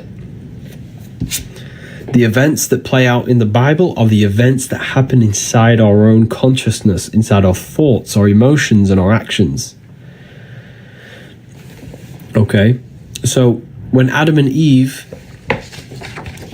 are in the Garden of Eden, they eat the apple, and the serpent is there that tempts them. Well, if you study symbolism, you'll quickly figure out that the serpent represents transformation, because the serpent sheds its skin. The serpent sheds skin, which represents renewal and transformation, right? For the people asking, there was one code left, wisdom. Someone asked for the code. Wisdom, all capital letters. So the serpent represents transformation because the serpent sheds its skin, right? So it transforms itself. So the serpent in the tree tempts Eve. Eve represents the inner world, spirit. Adam represents matter. Okay? So Genesis is the beginning of your life, the Garden of Eden, which is even when you are in an even state. Now that sounds like a stretch, I understand, but let me explain. When you are a baby, your mind, remember, everything is psychological, the universe is mental. Your mind is whole. You don't have any contradicting thoughts. You don't contradict yourself, so you don't say, I'm going to do this, but then I don't have I don't have anything inside of me that says you can't do that, but we do now as a child. So we're even. Our mind is whole. We don't suppress aspects of ourselves to fit in with society, what we do now. We all do this. We don't have anything fractaled in our consciousness. Our mind is not fractured. But when we gain the knowledge of good and evil, which is growing up, when we reincarnate, we're a baby, we're whole, but then we grow older. This happens to every single soul that enters this world. This happens to everyone. So it's a story that happens to everyone. And then as you grow older, your consciousness now splits. You gain the knowledge of good and evil. Your mind starts to contradict you. Your emotions tell you different things. You start to suppress aspects of yourself to fit in with people. You fracture yourself. It's a psychological story about fracturing yourself and leaving that whole state. It's a psychological story. That's leaving the Garden of Eden. And then all the chaos after is all about the chaos in the mind. Because remember, when we are a child, we're whole. We have no mental chaos. We don't suffer from our thoughts and emotions. We don't suffer from depression as a child. But when we gain older, we suffer from this mind, these thoughts, our body, our temptations. It's all about you. The whole Bible's about you. The chaos with Cain and Abel, and the chaos and all this, the flooding, it's all symbolic of what's going on inside your mind. It's a symbolic story about you. But yeah, I hope that makes sense, everyone. And that's what we have to reach. We have to reach back to our whole state. That is the light. And we return back. We have to this is what I teach, purification inside the university to my students. I teach purification. Purifying your beliefs, purifying your mind, purifying your thoughts, purifying your body, purifying every aspect of yourself so you can return to that whole state where you are in control. Because most people, the body's the body's telling you to smoke, eat sugar. The mind's telling you to watch Netflix and entertain itself because you want to escape the thoughts. Emotions are sad, worthless because they don't know who we are. I get it. I've been there. That's how I'm describing myself, literally describing myself. But that is the chaos that the Bible's talking about. But that is the chaos. It's talking about the chaos within. And we transform ourselves. And that is the serpent. Now, I'm writing a whole book on this, so you can do your research on it if you want. But I'm making a whole book on the symbolism of the serpent, symbolisms of all different things, all different symbols you could possibly imagine. But I'm pretty much going to provide information that the whole world was under one religion at one point. And it wasn't a religion, it was a worldwide knowledge of self, and it was the serpent religion or wisdom. Yeah, the serpent wisdom. It was the knowledge of self-transformation of the mind, of the emotions, of the body. It was the knowledge of Kundalini, of self-transformation and spiritual enlightenment. This was the true religion, and I'm going to prove it in that book. It's going to prove it, but yeah. Are you going to write volume 3? I'm not writing volume 3. I'm writing the book of symbolism. That is the next book.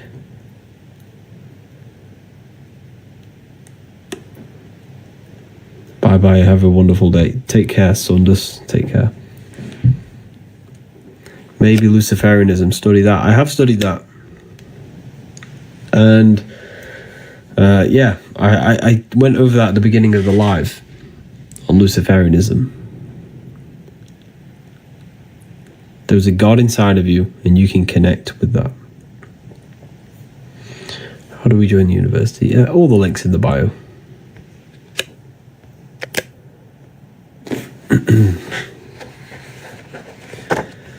All the links in the bio. So this is symbolic of cutting your connection between the mind and heart, the mind and soul, the intellect and emotion. It's all symbolic of transformation of self. Not transformation of self, sorry, I was daydreaming then while saying that. I was doing something else. This is symbolic of cutting off your intellect from emotion. You know, this symbol. Isn't that what Catholics do? Yes. Now, I'm not doing this is not going to cut your intellect from emotion. I'm not saying that. Like, doing this is just a gesture, but it's symbolic. It's a ritual, it's symbolic. We don't want to cut off our mind from emotion, because cutting off the mind from emotion thinks destruction, hate, and a beastly nature. That is the devil. You are literally the devil if you don't think with emotion. They have to be in sync. We have to think with empathy, think with morals, think with our heart as well. They combine. But we don't want to just think with our emotions, because then we become impulsive.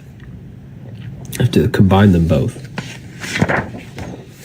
The heart is literally a guidance system. It's connected to the universal laws of God. It's connected to the laws of God, consciousness of love, authenticity.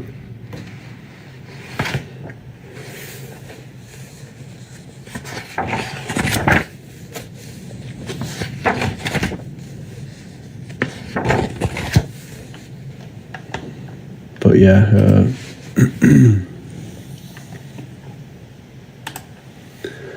It's very powerful information when you learn about this stuff.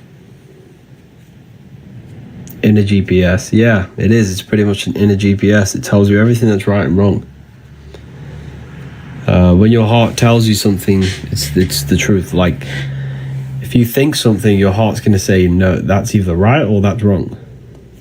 That's the intelligence in you. We all know what's right and wrong. Is this the second book? Yeah, this is the volume 2.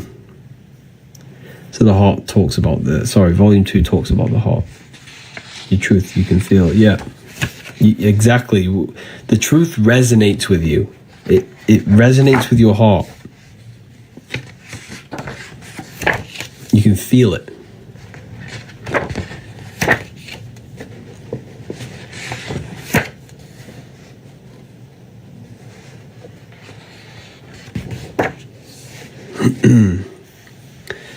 When did you finish the second book? Oh, a while ago. It's October now, I think. October, yeah. October last year.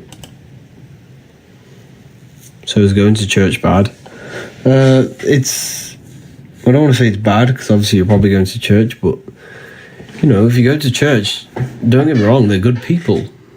You know, you think you're doing the right thing, which you pretty much are. You're becoming a good person, but it's like the most powerful way to really connect with God is to become the best version of yourself. Become controlled in the mind. Become controlled in your heart. Gain control over the self.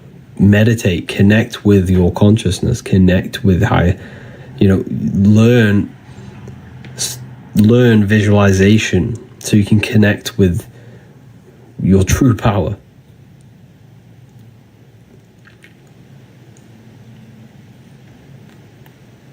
So,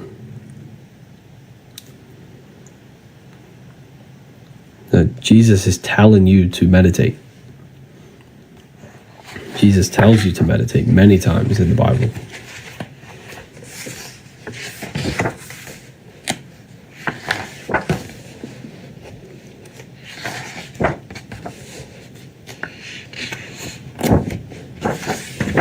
Many, many times.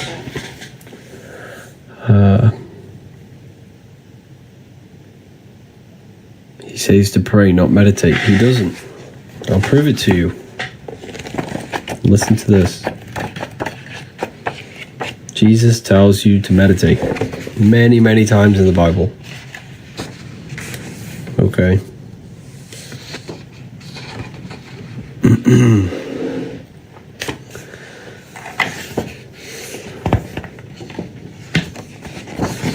Here it is.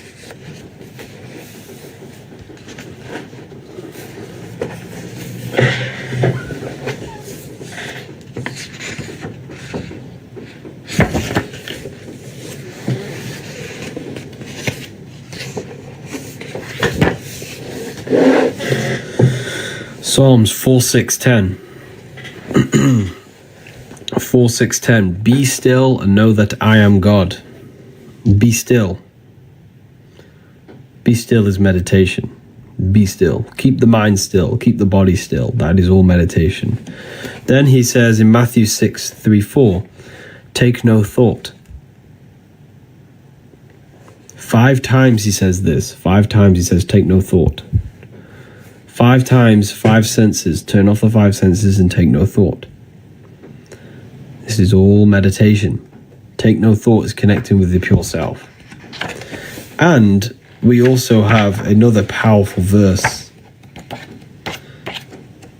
inside the Bible, which is a very powerful verse.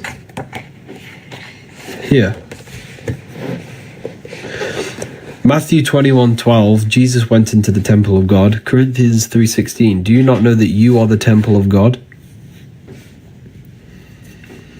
Jesus went in the temple of God, but then he tells you, do you not know that you are the temple? So you got to go within yourself to go inside to God. Then he says, Luke 11:52, for you have taken away the key of knowledge. You did not enter in yourself. You didn't enter in yourself. Luke 11:52. You taken away the key. You didn't enter yourself. You have to go within. Then, Luke 6:6. When thou prayest, enter in thine inner chamber and shut the door.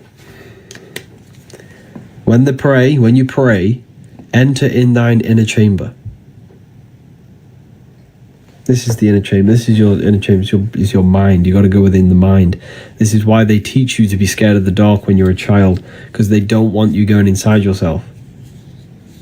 They don't want you going inside. Why? Because the inner room of exactly, the authentic, very well said. The inner room of consciousness is where they don't want you to go. Exodus 14:14. You need to be still. Wow, you only need to be still. It's there. Enter in the inner chamber, the inner room. There is a room inside of you, right? And this room is a very sacred room. It's the room that every Brahma goes into the cave. Jesus goes into the cave for 3 days. This is the cave. The cave is this beautiful room inside of you. This cave is when you turn off thoughts and you are left with pure peace, pure love, nothingness. That's the inner room. That is the room of where your worries go out the window. Everything goes out the window, and you're left in that room. The upper room where Jesus meets the 12 disciples, the 12 cranial nerves in your brain. You just got to go within yourself. It's symbolic. The whole thing's symbolic. The whole thing. Egyptians are telling you the same thing.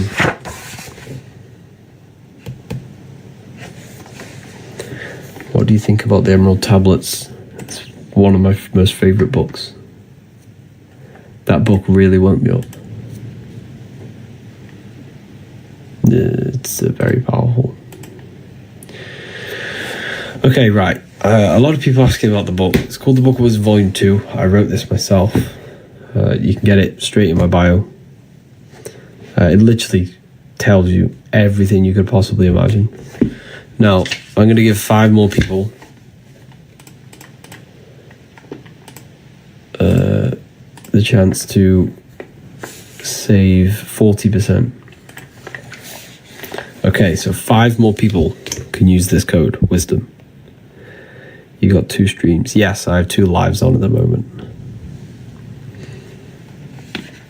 So 5 people, use this. Click the link in the bio. Use this. You're going to save yourself 40%. Well, that's useless. You're going to save yourself 40%.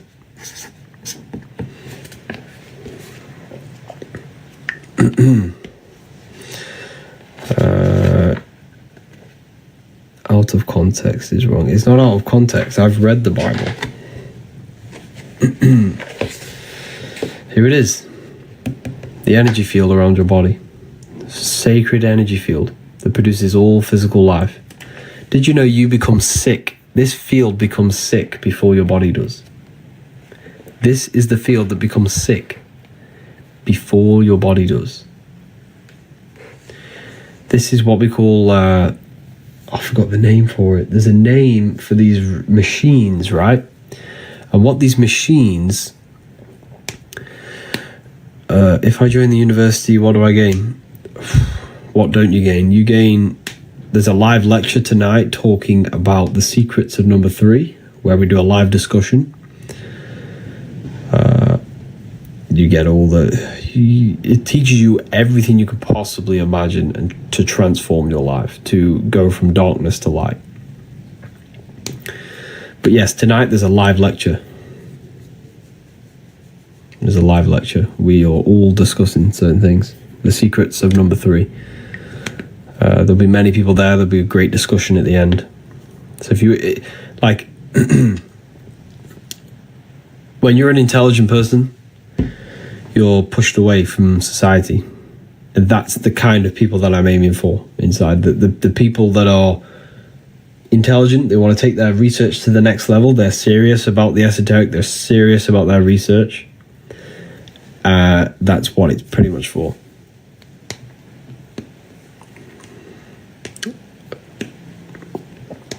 So anyways, I was talking about that machine. That machine, there's a machine that will pretty much calculate the frequency that will heal holes in your aura, because there can be holes, there can be problems in your aura. So this energy field becomes ill before your body does, because this is what feeds the body. So you can actually see illness in the field before you can see it in your body. So there are these machines that can detect what frequency is missing from the field. They'll produce that frequency and then shoot it into your field, which will heal your field and then heal your body. I forgot what the machine's called. But it's true. This stuff is true. There's literally a machine out there, and people have businesses for it, and they charge crazy money for it. It's very expensive, but it's true. So this tells you illness operates on frequency. Illness operates on frequency. If you are on a low frequency, you will match you're on the same vibration as illness. But if you raise your frequency by eating high vibrational foods, thinking high vibrational thoughts and high vibrational emotions, you will no longer match the frequency of illness. Everything is vibration. The doctors won't tell you this. The doctors will never tell you that your aura, your electromagnetic field, becomes sick before your body does.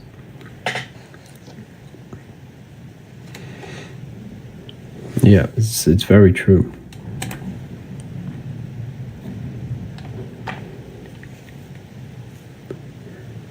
Do doctors know this? Probably not. They're not taught this.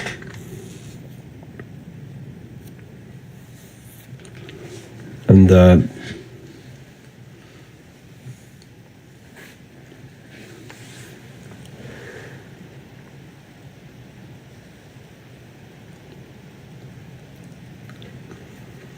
is vibration connected to electricity in the body? Yes, in a way. Yeah.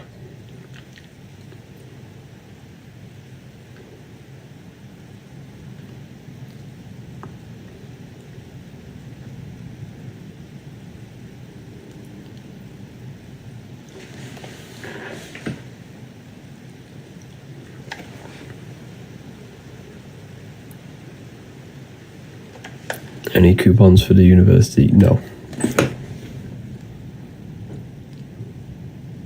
It's already underpriced for what's inside, to be honest. What's the best foods for high frequency? Fruits. Fruits, vegetables, because it's literally crystallized sunlight. It crystallizes the sun.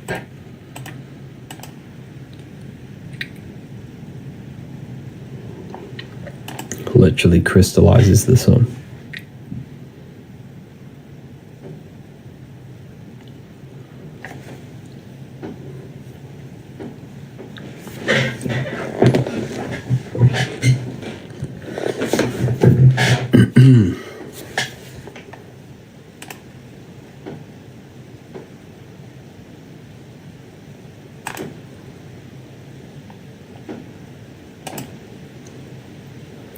The sun is artificial. The sun's not artificial. That's why they try and block it. The sun upgrades you. The sun produces melatonin in your pineal gland. It makes you feel good.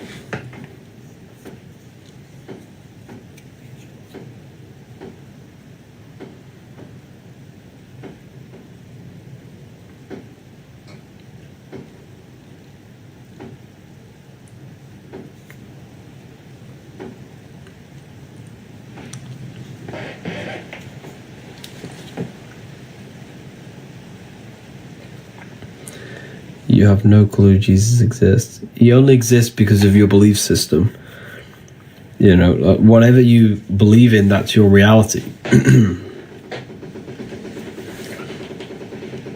This is why believing is failing. It's a failing system. Belief is a lie. You have to know. And the only way you can know is by going inside yourself. And when you go inside yourself and meditate for long periods of time, you will have an experience that will completely blow your mind off. And that will prove to you that you are literally God in human form. You are connected to the infinite. We're all this one consciousness. We're all drops of the ocean. And belief doesn't get you anywhere. That's why this is why Islams think they're right and Christians think they're right. But what we need to do is know. And the only way you can know is by going in yourself and actually having direct access, direct experience. But Jesus is kind. But who is Jesus? A character in a book. If that book didn't exist, you wouldn't think Jesus ever existed. So it's a belief. You just have to go inside yourself. You can connect with God.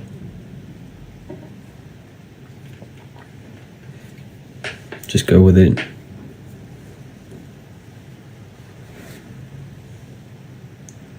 Just go within. You'll see Jesus there. You'll realize you are Jesus, just a human with a powerful consciousness inside of you.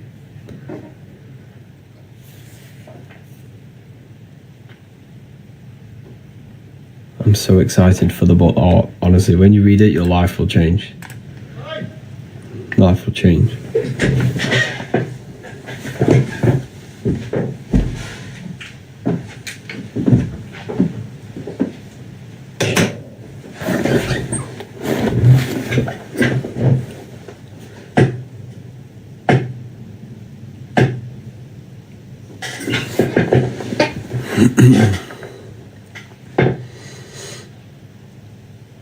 But yeah, I'm gonna love and leave you all here today. Harry, the books are amazing. Still reading. Thank you for that, Anya. If anyone's read the books, let me know in the comments. If I join the university, will I have symbolism class as well? Yes, you'll have the symbolism class. You have everything you can imagine. We also have a library in there as well. We have a library filled with books. But yeah, if you join, I'll see you tonight in the live lecture. We can have a discussion after the lecture. But yeah, I'll see you there. Ordered, can't wait. Wow. I'm working through them every day. Amazing.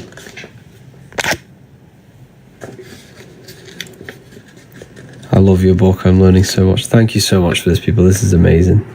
You should start doing podcasts. Yeah, I really want to. I think that's my next thing. I think that is the next thing. Thank you, everyone. Have an amazing day.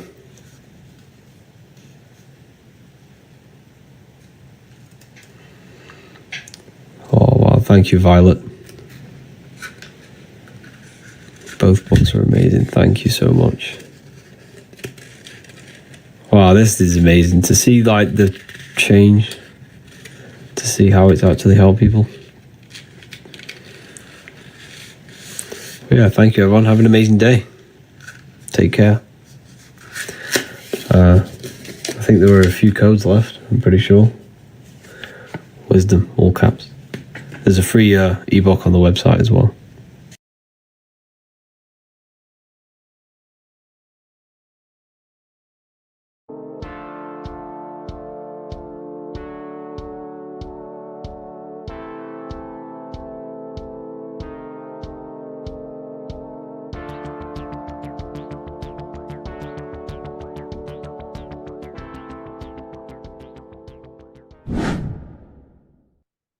Left and right hemisphere, and what are they doing? How does it contribute towards your perception in this world? And this is what we're going to be talking about in today's video. We're going to be breaking down the two hemispheres of the brain and how they function in your life. So first, we have the left hemisphere. This is the logical hemisphere. This is the analytical, divided, scientific, or verbal hemisphere. The right hemisphere is creative, wholeness, artistic, symbolic, and metaphorical. The right hemisphere does with non-verbal things. It produces a holistic perception. It is more to do with creativity. Because what you must understand is that we are not in the external world. The world is produced by our brain. We see with our brain. Our eyes are a part of the brain. What we touch is the brain's interpretation of electrical signals on the nervous system. What we smell is the brain's interpretation of smell through the nose. What you taste is your brain's interpretation of chemical reactions on your taste buds. So what you are experiencing is the brain. The brain is a computer creating a simulation. And you have two hemispheres which breaks down this reality. So essentially, the brain is the perception creator. It creates perception. So if the brain is creating this, who is the one experiencing the brain? Well, that is you, the consciousness, the mind, the all-seeing eye. You are the all-seeing eye experiencing the brain, the observer behind the brain, behind reality, behind the emotions. So if you're walking through a woods, this left brain sees individual trees. The right brain sees the whole woods. It sees the biome. It sees the bigger picture. So when you are walking through this woods, the right brain picks up a holistic perception of reality. It creates the woods as one unified woods. The left brain's job is to break this down and analyze it so that we can see individual things. And this is also necessary for humans to have the ability to break things down and manipulate things in this world. So without this left hemisphere, we could not manipulate things and break things down.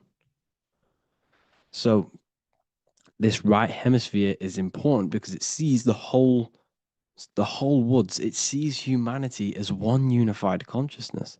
However, the left hemisphere sees individual egos. So the left hemisphere is the place of the ego because it only understands it sees the world very divided. Okay. So for example, here's another example of the left and right hemisphere. If someone pulls out in front of you in traffic, your left brain's going to start going crazy and analyzing them, calling them names. The right hemisphere, however, sees the bigger picture. Maybe he didn't see you. Maybe it's just a mistake. Maybe he's in a rush. You see how the two brains are very different. They do the same thing, but they function in different ways. The right hemisphere is feminine, the left hemisphere is masculine. So, like I said, this person pulls out in front of you, you start to think with the left. If you start to perceive that in the left brain, you're going to start analyzing them, you're going to start going crazy and calling them names because you're analyzing it. You're not seeing the bigger picture behind it. You're not seeing it from his perspective. So there is a crossover. So the left hemisphere of the brain controls the right side of the body, the right ear, the right eye. Everything to do with the right side of the body is connected to the left hemisphere, and the right hemisphere controls everything on the left side of the body, including your eyes, your arms, your legs. So everything is crossed over, and even your visual field is crossed over. So this is your visual field, as you can see here, and even the left side of your visual field goes to the right brain. There's a crossover. No one really knows. There's not really a reason for this. However, this is how the human body is designed. As we all know, the human body is the most advanced piece of technology on the face of the earth. They cannot replicate the human body. And they tell you it has no creator. This is crazy. People are that brainwashed, they can't even understand that their body is the most advanced piece of technology. Your body is so advanced, the computers that you use are mimicked of the body. Everything they create is mimicking nature, but they don't show you how intelligent nature is because they don't want you to understand you're in an intelligent design. So anyways, let's get back on track. there is a crossover in the brain, and this is why they teach you to write with your right hand. And I was speaking to someone who's in a nunnery, or whatever you want to call it. They were a nun, or they knew someone who was who was a nun, and they forced these people, these nuns, to write with their right hand. You had to write with your right hand.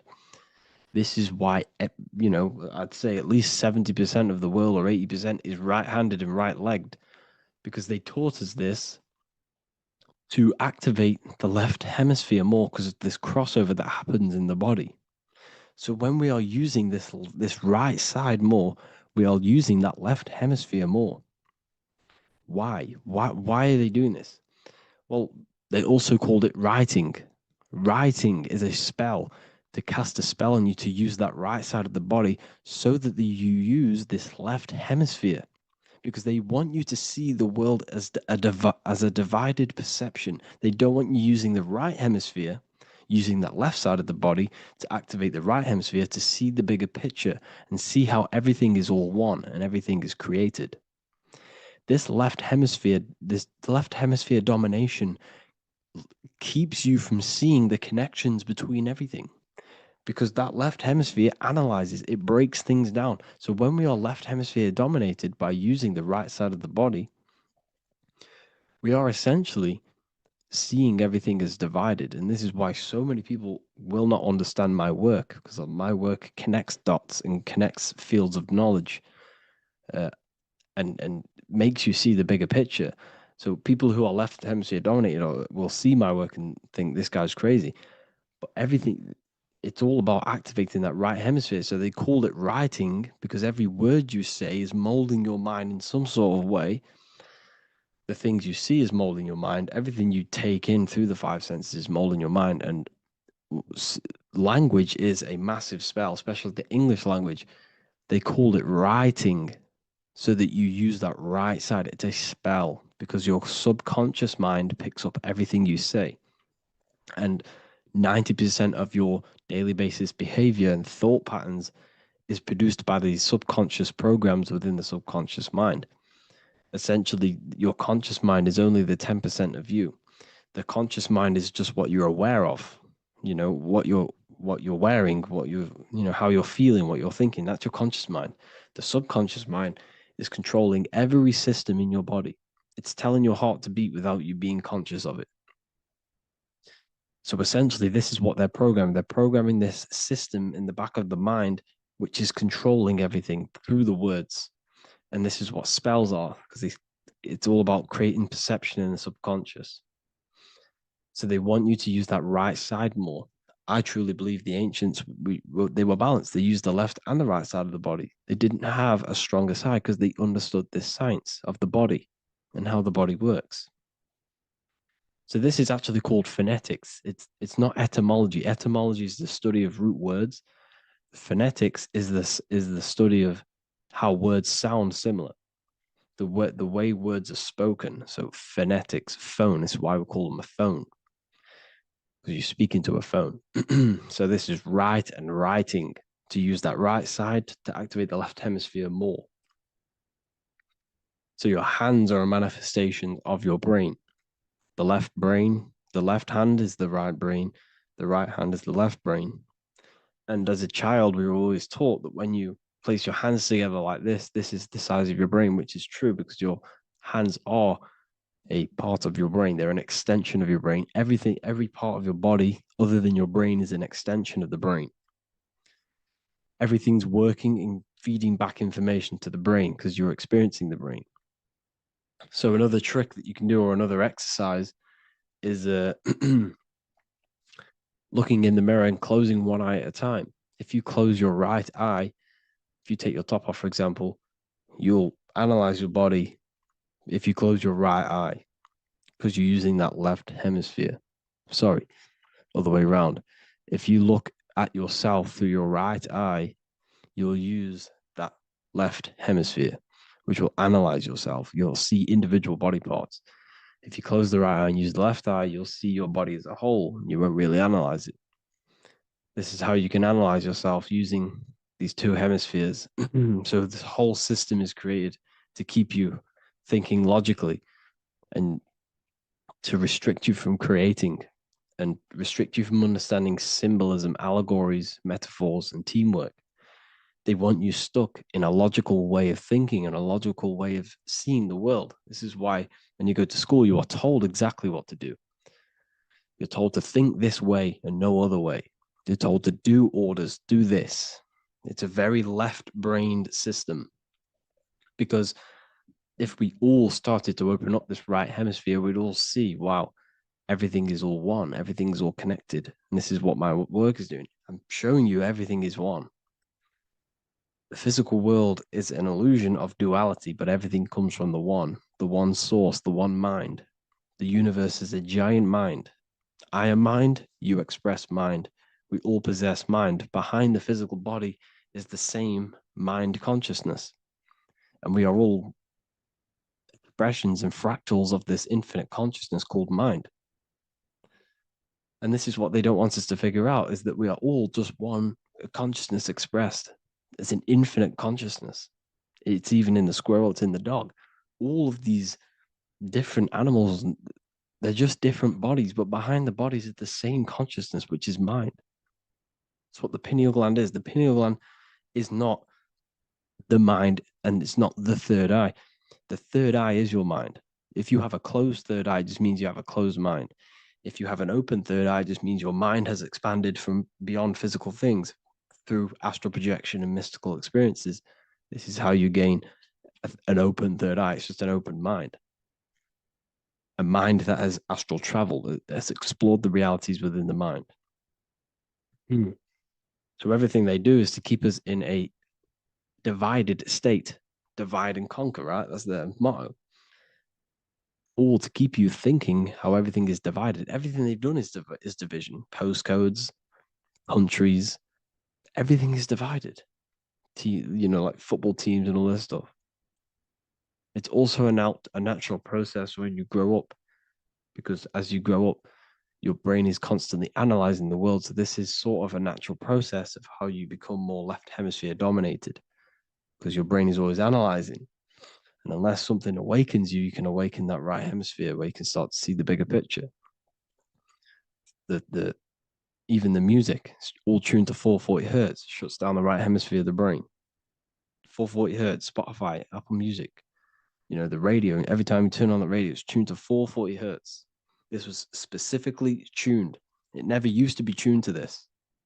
It was in the 1950s. It was changed. The standard music tuning was changed to 440 hertz because it shuts down that right hemisphere of the brain. They don't want you thinking, seeing the world in this way and perceiving things as one. And I'm going to show you. It tells you this in the Bible. Cast the net onto the right-hand side of the boat and you will find the fish. What was Jesus saying? This is, you see, people read the Bible and they don't understand it. If the Bible is not talking about you, then it has no meaning. The Bible, everything you read in the Bible is about you and how it can better your life. It occurs to you. So if Jesus says, cast the net onto the right-hand side of the boat, this is an allegory. The boat is your body. Cast the net. It's the awareness, the perception onto the right hemisphere of the brain, and you will find the fish. What's fish? What do fish do? They swim deep in the ocean. It represents the knowledge. Deep knowledge. Cast the net onto the right-hand side of the boat and you will find fish. You will find the wisdom. You will gain understanding when you cast that your awareness into that right hemisphere. You will see that I am you and you are me. We are all one consciousness. You will see everything. You'll see that the trees are the same patterns as the nerves in your body. You'll see everything is connected. Everything is a fractal of the one infinite consciousness. And how many fish did they catch? 153. That adds up to 9. This is now numerology. The Bible's filled with numerology. Adds up to 9. What's 9? Human consciousness. It represents consciousness. You're in the womb for 9 months. Feminine. It's all about consciousness. And then Revelation 14. And I looked, and behold, the Lamb standing on Mount Zion, that's the spines, the mountain, with him 144,000. 144 adds up to 9, it represents consciousness on top of the spine. You see? And he had his name the name of his Father written on the forehead. What's the Father? The higher mind, the higher consciousness within you. Where is that? In the forehead, the pineal gland. The pineal gland is the radio receiver for the higher consciousness. Because every body part of the body has consciousness. Your heart has consciousness. Your gut has consciousness. You are thinking with these different consciousnesses. You think with the gut. You think with your penis. You are thinking with all these consciousness. And it's about raising your consciousness to the higher consciousness, which is the Father, the mind in the head. Don't think with the lower parts of the body, because that is your animal nature. Think with the higher parts of the body. It's all representing consciousness. How to activate the right hemisphere of the brain? Well, it's all to do with non-verbal things. So music will activate the right hemisphere. Make sure it's tuned to the right frequency though, 432 hertz, 528 hertz. Any frequency that adds up to 3, 6, or 9 is good for you. Meditation, turning off the thoughts, and you raise yourself to the higher brain. Symbolism. Symbolism is all right hemisphere. Reading between lines, metaphors, determining the Bible, it's all right hemisphere. Seeing the bigger picture, it's reading between the lines. So tithing in the Bible. These people in the churches are giving 10% of their money to the church. It's nothing but a scam. What these people have done is they have externalized the Bible. They have taken the Bible and literalized it so that they can make a business out of it. So what they're doing is 1/10 of the produce of what it says in the Bible, 1/10 of the produce of the land, whether grain or fruit, is the Lord's and is holy. So what's that saying? The 10th of it's basically saying give the 10% to the Lord, to God. What does that mean? Well, what's the land and the fruit? This represents physical things, the physical things that you have. The 10th of the physical things that you have. What's that? That's your ego.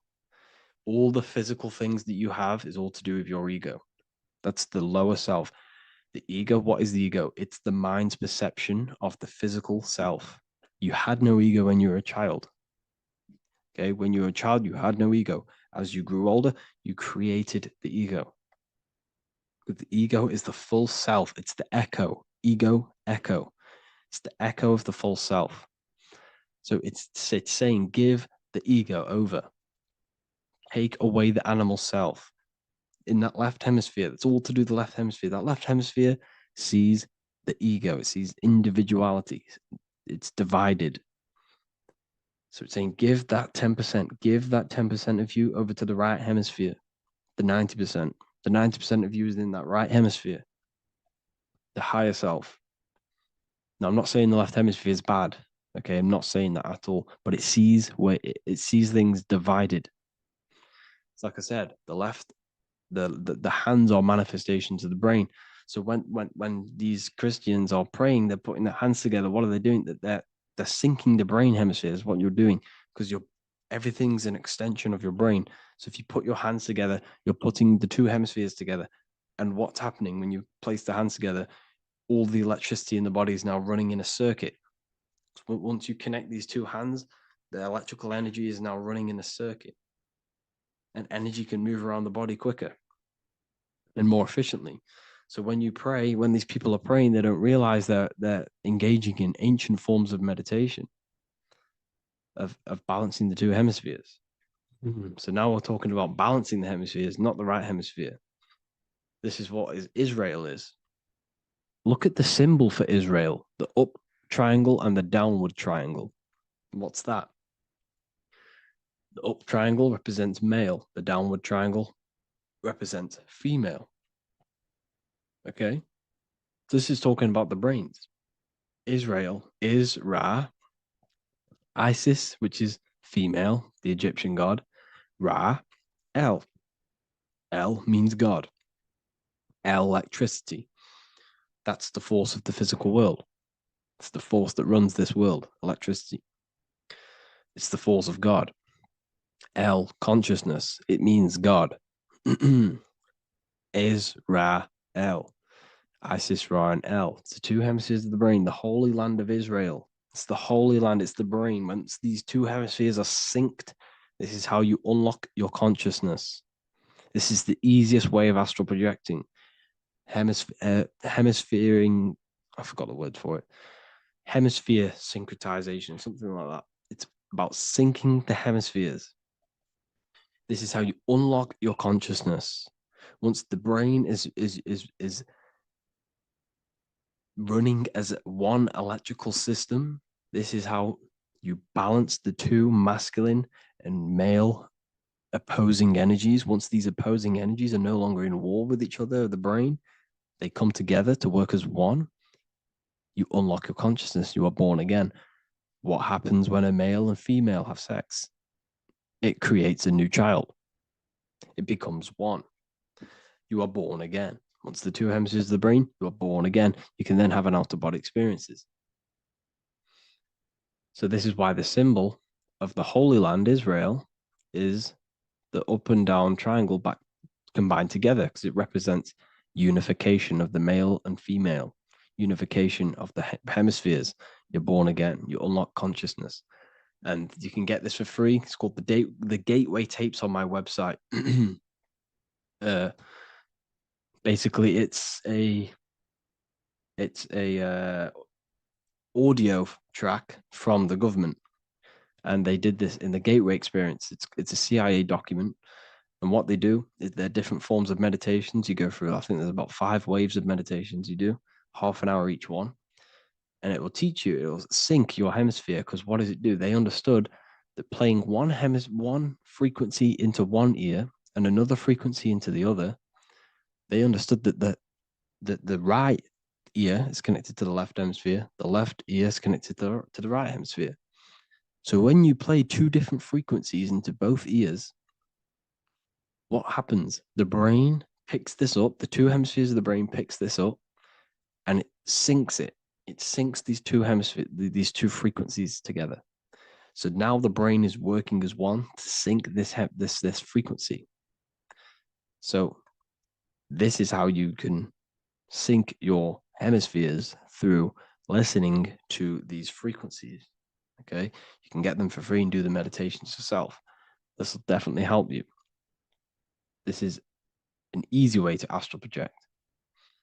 So it's all about syncing the hemisphere and seeing reality from a unified perception. We should all aim to get out of that left hemisphere. I'm not saying don't use it, but we should now start to see we should not start to read between the lines of the Bible, read between the lines of the symbolism they're showing, study symbolism, study allegories and myths. What are they trying to tell us through these allegories? And, this is how we start seeing things in a better way. Once we understand that we are all microcosms of an infinite consciousness, we can all come to one, because love is the unifying force of this infinite consciousness. We are all divided. We are all disconnected from our hearts. Once we all connect with our hearts and see that everything is one, we can all start to love and come together as one, because love is the unifying force of consciousness. So if you haven't already seen, I now have launched the Ethereal University. I will be doing lectures like this one, but even better, deeper, and even releasing knowledge that I can't talk about online, as they are censored.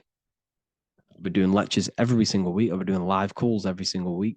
You also gain access to my library, which is filled with over 45 occult books, filled with knowledge. Okay, I'll show you now. Plus, you get my book, The Book of Wisdom, PDF form, and the Human Health Guide, PDF form. You also get all of this stuff, the health section, Q&As, Ethereal meditations. We've got some celestial studies, cosmology, and numerology coming soon. You also get the brand new Manifestation Mastery course, plus the library. And there'll be new books, new lectures, new live calls every single week. or you can get the Book of Wisdom. Use the code WISDOM in all capital letters to gain 40% off. This sale will be ending very, very soon. So if you're watching this, be very quick to get yourself a physical version or a PDF of my book. You can get it in all these languages. Hope you enjoyed this video, people. I'll see you inside the Ethereal University, the real university. Have an amazing day.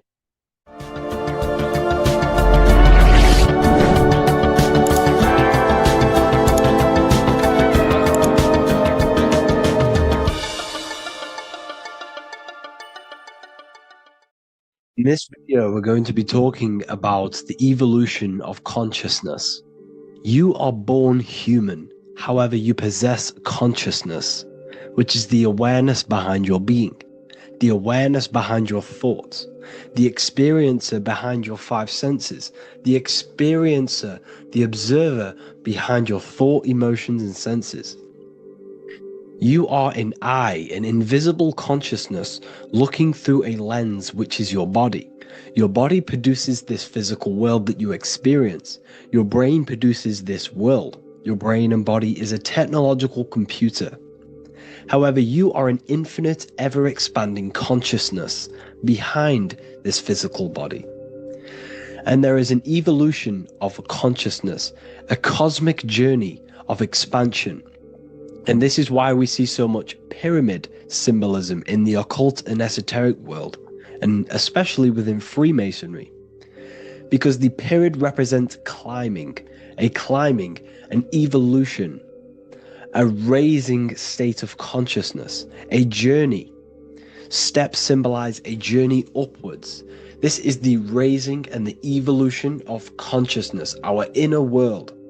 The transmutation of our inner selves, of our souls and consciousness and our minds.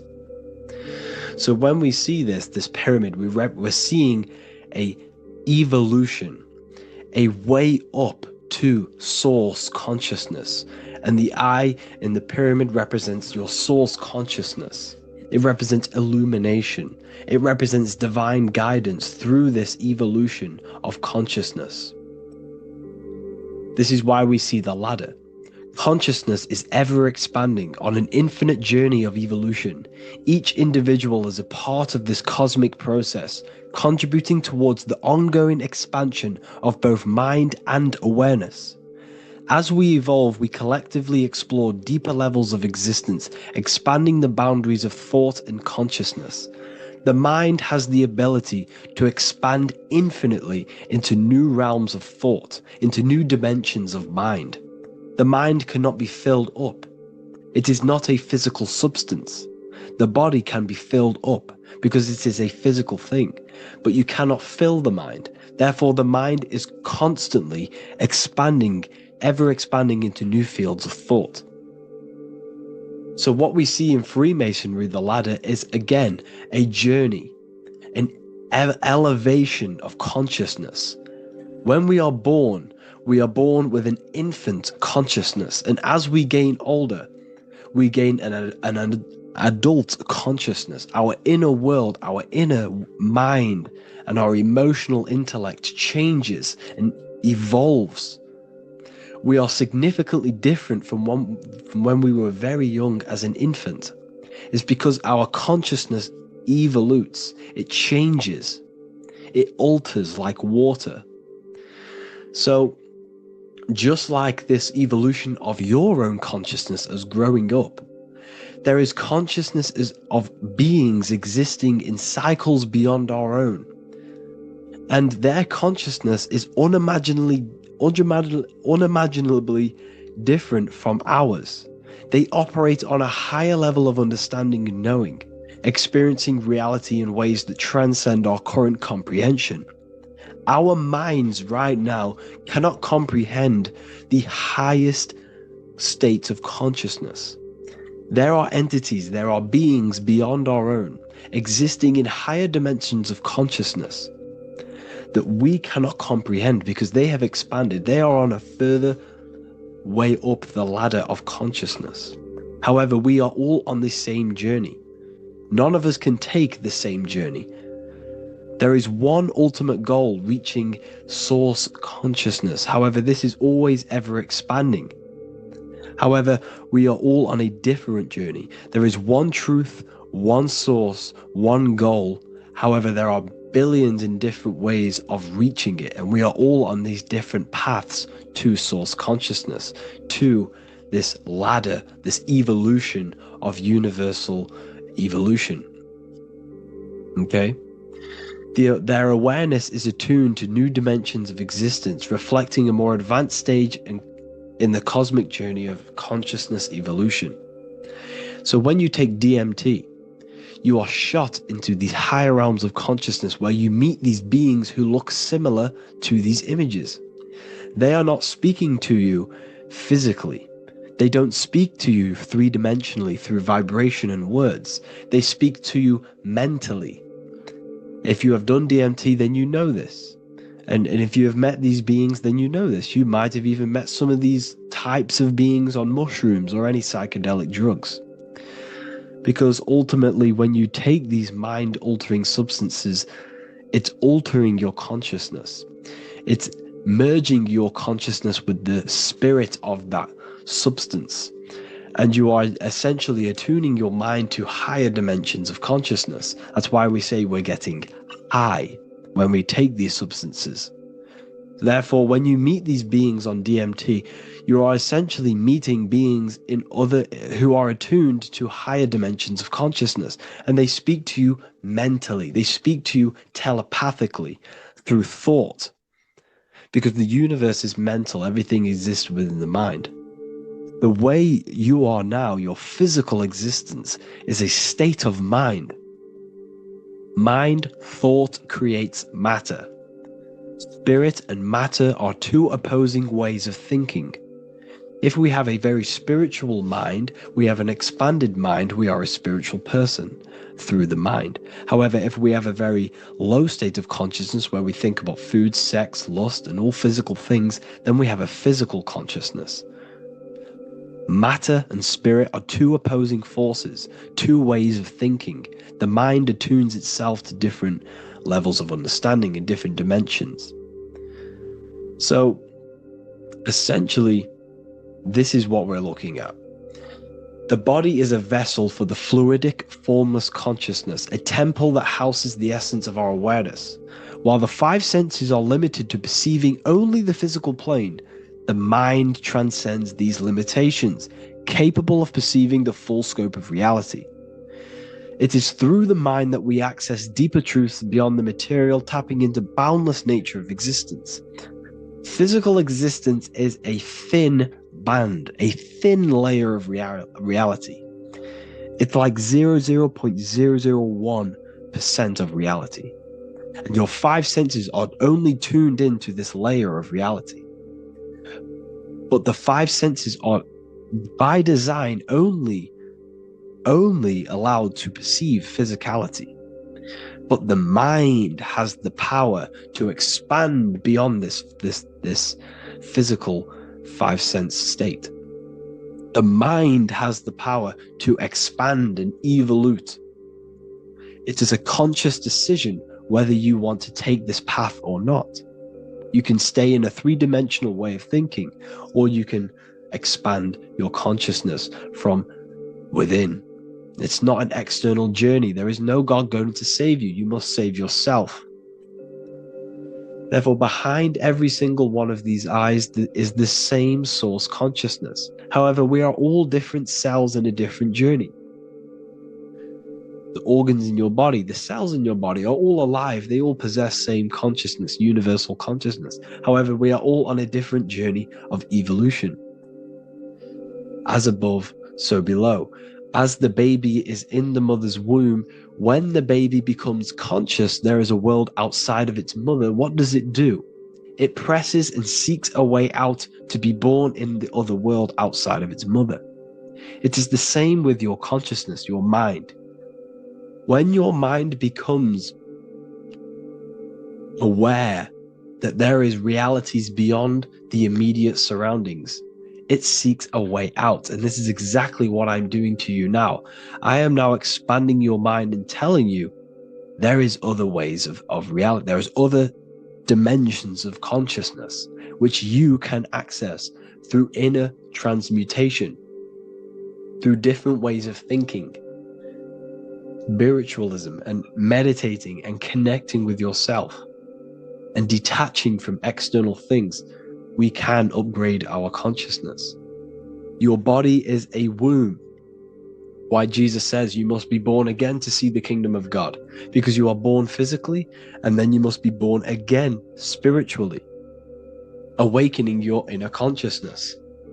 So like I said, as the baby is in the womb, it's the same principle, as above, so below.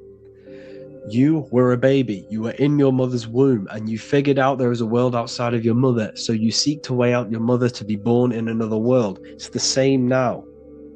You must do this now. This is your spiritual evolution. This is the evolution of consciousness. It's ever expanding. When you die, this is a transition. You must learn to not fear death. This is another part of your spiritual journey. You must master death. Therefore, like I said before, the mind has limitless capacity to expand into new realms of thought, continuously exploring uncharted ideas and concepts without boundaries.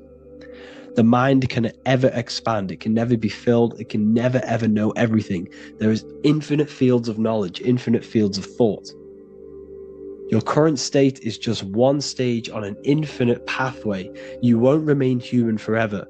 The human experience is a crucial phase where we learn to balance polarities, master the fundamental laws of the cosmos. It is a period of growth and transformation, preparing us for the next stages in our cosmic evolution. The goal is to strive for perfection, yet the true perfection is unattainable. It's like a tunnel, and there is a light at the end of the tunnel. And as you walk through this tunnel, the light is ever moving backwards. You should forever seek to meet that light, but you will never meet that light because consciousness is ever expanding. You should strive for perfection, yet knowing that perfection is forever unattainable. The journey is endless, with each step revealing deeper layers of understanding and experience. The pursuit of growth and expansion is itself the essence of our evolution. You can find all of this knowledge in the amazing book that I have read for years. I have read this book, The Emerald Tablets of Thoth, the Atlantean, by M. Dorial, translated by M. Dorial.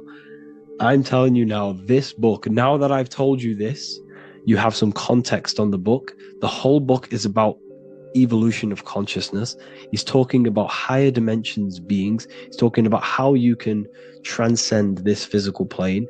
It is truly the most amazing book you will probably read. One of the best spiritual texts you'll see. It's hard to understand, so you must read it over and over again. And the more your mind progresses, like for me, I read this every couple months.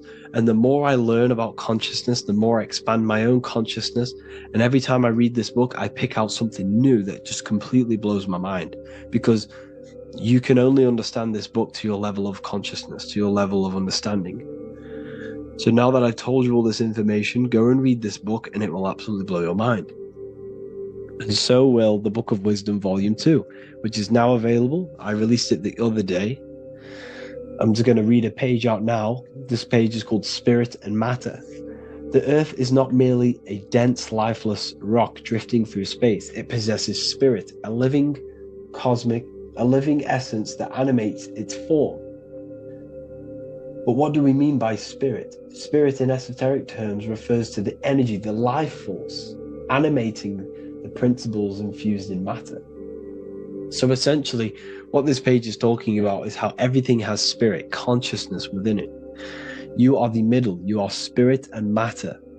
You have the ability to expand your mind to the God self and raise above our animal instinct, our material self, and know the divine and expand. Animals cannot do this. Animals are not self-aware. Humans possess self-awareness. We can observe our consciousness. We can say, why do I exist? we can look in the mirror and know that we need growth. And this is what Anunnaki means. Anu means above. Anu was the supreme god of the sky, which is a metaphor. He represents spirit above, heaven. Anu came down to earth and married Ki, the goddess of the earth, which represents matter. It's a myth, it's an allegory. Anu married Ki and gave birth to the Anunnaki. Spirit came down and infused with matter and gave birth to the human, which is you. You are spirit infused in matter, Anu and Ki, Anunnaki. You are the Anunnaki. And this is just one of the teachings in my book. Honestly, this book is absolutely amazing. If you truly, truly want to expand your consciousness, give this book a read. And obviously, if you're inside the university, I give you this book for free. A paperback version. If you join the university, follow the steps inside of the general chat, you'll be able to download this book, or sorry, not download it, order a paperback for free. All you have to do is pay for the shipping. You'll also gain amazing knowledge inside of my library, where your mind will just be overblown with the amount of esoteric books. There's over 45 rare occult books, plus you get a PDF of the Volume 1 and Human Health Guide. You get reoccurring updates where I expand on symbolism, occultism, where you will just feel absolutely amazing once you understand esotericism in yourself. You'll also learn how to create the dream reality that you want with the Manifestation Mastery course, where I teach you how your consciousness creates reality. You'll have a real lectures where I post lectures on symbolism, occultism, esotericism. There's a conscious community and live calls and Q&A where you can ask me questions and I'll answer your questions. I just want to say thank you to everyone who has joined the university. Thank you for even liking and watching this video. Any support I just appreciate every single one of you. Please, if you can, leave a comment and a like on this video and let me know any videos you want me to make in the future. And I will start uploading a lot more to the YouTube. So yeah, thank you all for tuning in today. Have an amazing day. What if I told you you don't have one body? You in fact have four. There's a secret hidden right in front of you, and most of you overlook it. And by learning these teachings today, this will change your perspective on life, on yourself, and completely change the conception of yourself. This is the key to your highest potential. If you stay with me today, you will find secrets about yourself that will change your life. But I warn you, once you step this path of esoteric knowledge, there's no going back. Once you see, you can't unsee. So stay with me, and we will discuss the four bodies of your soul and how you can master yourself to reach your highest potential. The first thing we must understand is that there is a sun. And just like the sun gives life to the earth, there is this life force within the sun that gives life to all matter. We must understand that matter itself is dead. It has no life potential. It has no ability to create or destruct anything. All of the life comes from above, from the sun, from the life-giving power of this infinite energy source we call the sun. No matter what model you believe, the sun still gives power to this physical realm, giving life to all of the crops, giving life to animals, giving life and growth to all things that the rays come in contact with. This is a macrocosm process. We must understand the teachings of as above, so below. This means that the macrocosm repeats itself in a microcosm form. Now, what do I mean? Humans are made in the image and likeness of God. You are a miniature version of God, a spark of the divine consciousness made in human form, in physical form. Just like the sun gives life to all physical matter and growth to all crops on the earth, your soul is a miniature sun. And your soul is giving life to the body. Your body is a miniature earth, which also goes through the cycles of the 4 seasons of the sun. We feel different in each one of these seasons. It's because our body does not only go through these cycles externally, but these cycles happen within ourselves, within consciousness. Your soul is the sun. The sun you see in the sky is an externalization of your soul. Your soul is the life force. You are the soul, not the body. And like the sun gives power to the earth, the soul gives power to your body. So first, let's look at the etymology of the word sun. The word sun comes from it's a Latin word solis or sol, which means the sun. Sol then became soul, sun, soul. And in fact, S-O-N and S-U-N in the old etymology dictionary mean the exact same thing. They are interchangeable. So when we look at the symbol of the sun, we look at a circle and a cross, which represent the four aspects of the sun, the four seasons of the sun: summer, winter, spring, and autumn. These are the four states of the sun. Like we said, this is why we get this symbol. You have the four states of the sun, which represent the four bodies of the soul. Now, this is where we get deep. Like I said, the sun you see in the sky is a macrocosm of your soul, an externalization of your soul. Just like your sun has four seasons, the four seasons within us are the four bodies. Our soul is incarnated and split into four sections. We have a mind, we have a physical body, emotions, and spirit. These are all interchangeable and they are all linked. In ancient alchemy, we have the exact same symbolism of the four stages of alchemy. But in this case, they're symbolized as the four elements: earth, water, air, fire. In this ancient alchemical symbol, we have the pentagram, with the top one representing the soul, ether. Our soul then has the four bodies, with the human here. We have the man, the eagle, the bull, and the lion. We see this on the tarot card, the Wheel of Fortune.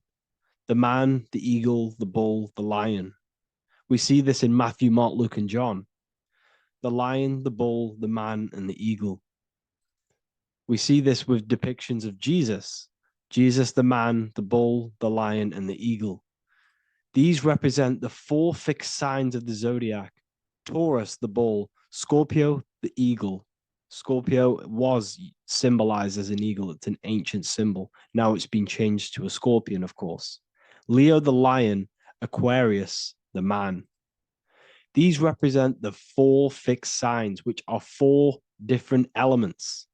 Taurus is an earth sign. Scorpio, a water sign. Leo, a fire sign. Aquarius, an air sign. Taurus is the earth. As above, so below. The earth is the physical body. Leo is fire. Fire is the spirit. Scorpio is water, which is the emotions. Aquarius is the mind, which is an air symbol. Air is the mind. That's why we call people airheads. Okay? So what we're actually looking at here are the four aspects of our soul. We have the sun in the middle and the four bodies of the soul. This is what Jesus is symbolizing. Jesus represents you. God made flesh with the four aspects of the soul. The four gospels are all depicting Jesus in four different ways according to the different body of consciousness. The Wheel of Fortune are representing the four bodies of the soul. This represents the four bodies. Now, how are they four bodies? They are four dimensions of consciousness. The mind is not made of the same substance of the emotion. The emotion is not made of the same substance of the physical body. The spirit is not made of the same substance as the physical body also. They exist in four dimensions of consciousness. They are four bodies of our soul. And the most important teaching here is what I'm actually getting to, is the powerful one. This is what gives you power. Most of us live in chaos. Our mind is thinking of doing something.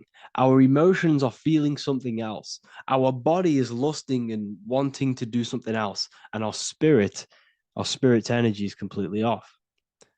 Most people live in unbalance. None of these four bodies are working together. This is why we produce chaos in our lives. When these bodies are in balance, are not working together.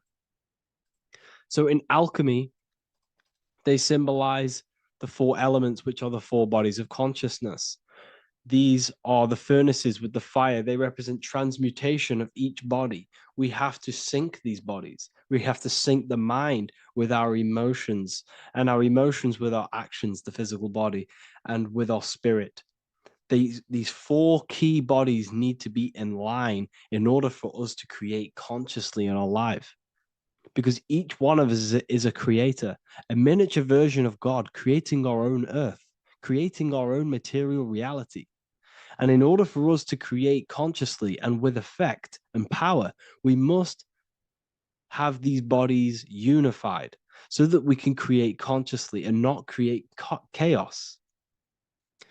So this is very, very important. And this is a secret teaching found in all ancient societies. But this is what the hidden symbolism of astrology actually is. The sun is our soul, and the 12 zodiacs are 12 aspects of our soul. And we have the four aspects of the four main bodies. This is what we're looking at. We're not looking at the sky. We're actually looking at aspects of ourselves, aspects of our soul that we must master and transmute in order to become our highest potential. So I hope this makes sense. And it may take a while for you to fully understand this, but the key knowledge in order for you to understand any of these teachings that I've gone through today is the major teaching of as above, so below. What is above is below. What is within is without. Your inner reality projects the outer reality. What is inside of you is outside of you in some form or way. Whatever trees, whatever roots that go down will always shoot up. When you throw a bouncing ball, you shoot it down, it will go up. As above, so below. As within, so without. God did not make a creation separate from himself.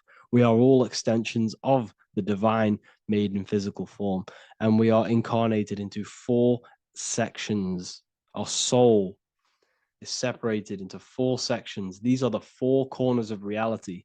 These are the four pillars of reality that we must control. So in order to access our soul in meditation, we must turn off these four things. Turn off the mind, the emotion, the spirit, and the body. And then we access the soul. So I hope this video helps today. And you can learn all about this in the Book of Wisdom, Volume 2. This book is a revolution in consciousness. I do not recommend everyone reads this book. This book is only for people who are serious and want to transform their lives. This book is a book that will change the scope you see reality. It will change your perspective on yourself because you will resonate with this. This book does not just give you information. It gives you a sense of well-being. It gives you truth, and you will find your power from this information. This information is not just information, it's a key to your path of enlightenment and transformation. So you can find this book in the description of this video. And if you are part of the university, I will see you on the live calls. Thank you, everyone. Please leave a like, subscribe, and a comment, and let me know whatever videos you want me to make next. Anything that you fail to understand or have any confusion with, I can make a video on it. So let me know in the comment section any reviews or anything I should do. Thank you all, people. Have a great day.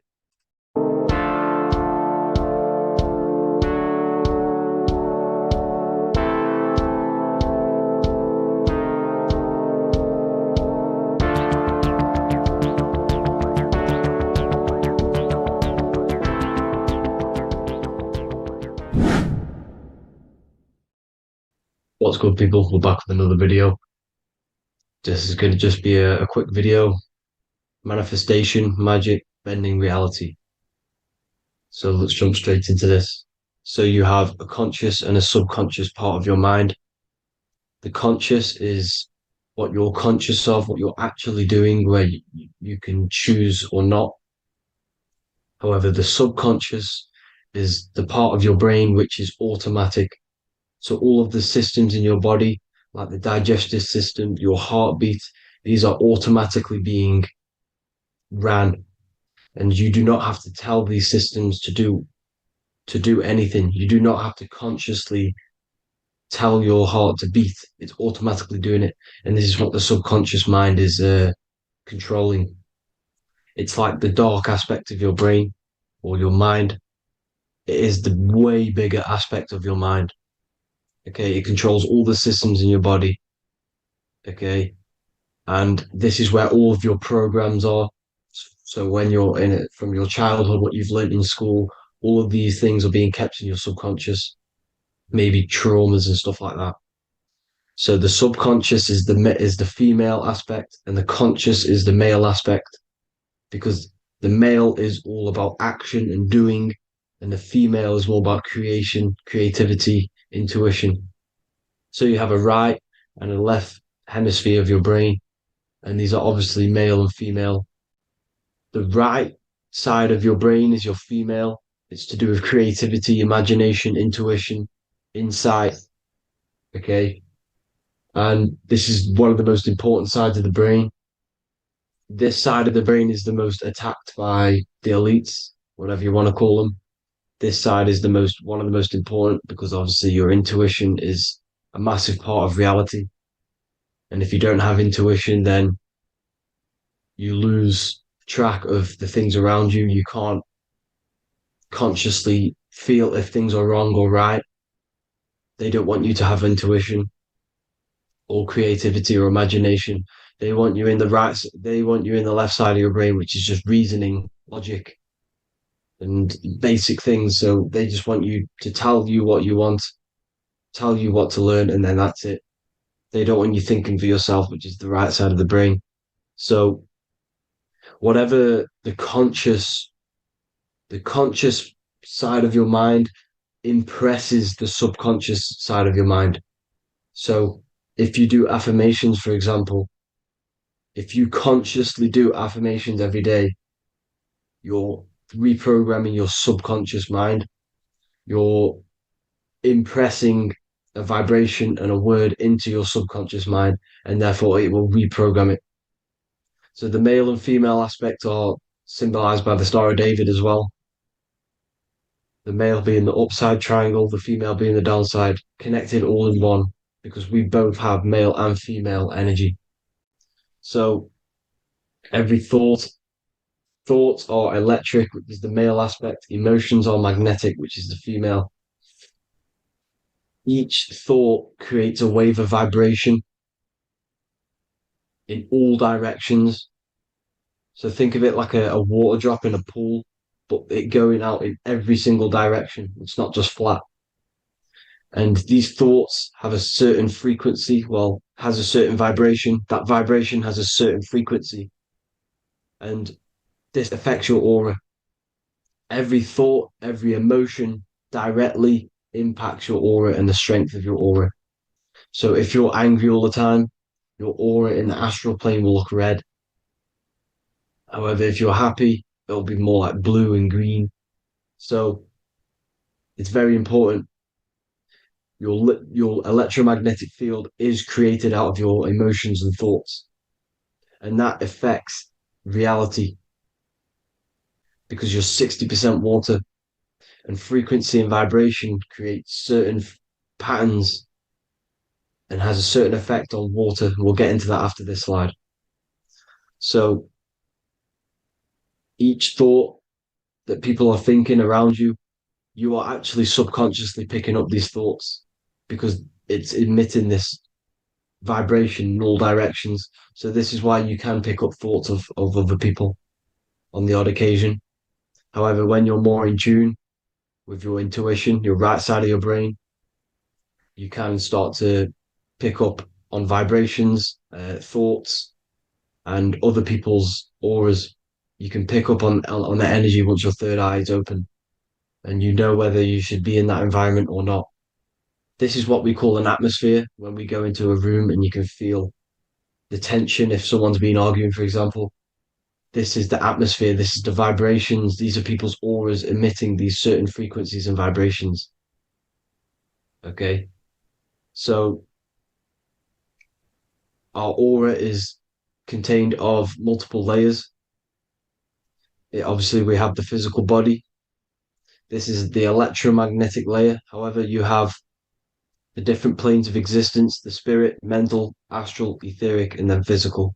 The physical is the lowest plane of existence. And the physical plane is a product of all of the planes above. So the mental impresses on the astral impresses into the etheric, and then the etheric creates the physical object. So the mind is the root cause of reality. The mind is the cause of everything. Your consciousness is pure cause. There's no effect. Everything you see in this reality is the effect. Everything that you experience is the effect, because the root cause was the mind. The decisions you made you experience that certain experience. And that decision was created on the mental plane. And this is just pure thoughts. And thoughts are things. If it exists in your mind, it is a thing. It's a certain frequency. So if you have a certain level of thoughts, if you're thinking positive, for example, you're going to have a strong aura, you're going to have a higher vibration. And that attracts like. Like attracts like when it comes to thoughts and vibrations and electromagnetism. So if you're thinking positive all the time, speaking positive, doing positive, you're then creating a higher vibration, and that's going to attract people on that similar frequency to you. Everything is electromagnetism, frequency, and vibration. Everything. You see, so this is why, for example, if I put my hand to a TV screen, if my finger was the same vibration as the TV screen, it would go straight through it. However, the particles in my hand and the particles on the TV screen are two separate vibrations, and this is what causes the friction to stop and not my finger to go straight through it. So, like I said, when you don't feel the vibe of someone, when you don't feel right, you don't really get along with someone, this is a vibration. Your vibrations are not matching, they're not similar, they're two complete different vibrations, and they're not aligning properly. So music has a massive part on this. Music is a massive, massive tool for the elites because music is frequency. And in 1975, the musical instrument are all tuned to 440 hertz. So Spotify, Apple Music, most of the music on YouTube is all set to 440 hertz. And 440 hertz is not divisible by 3, 6, or 9.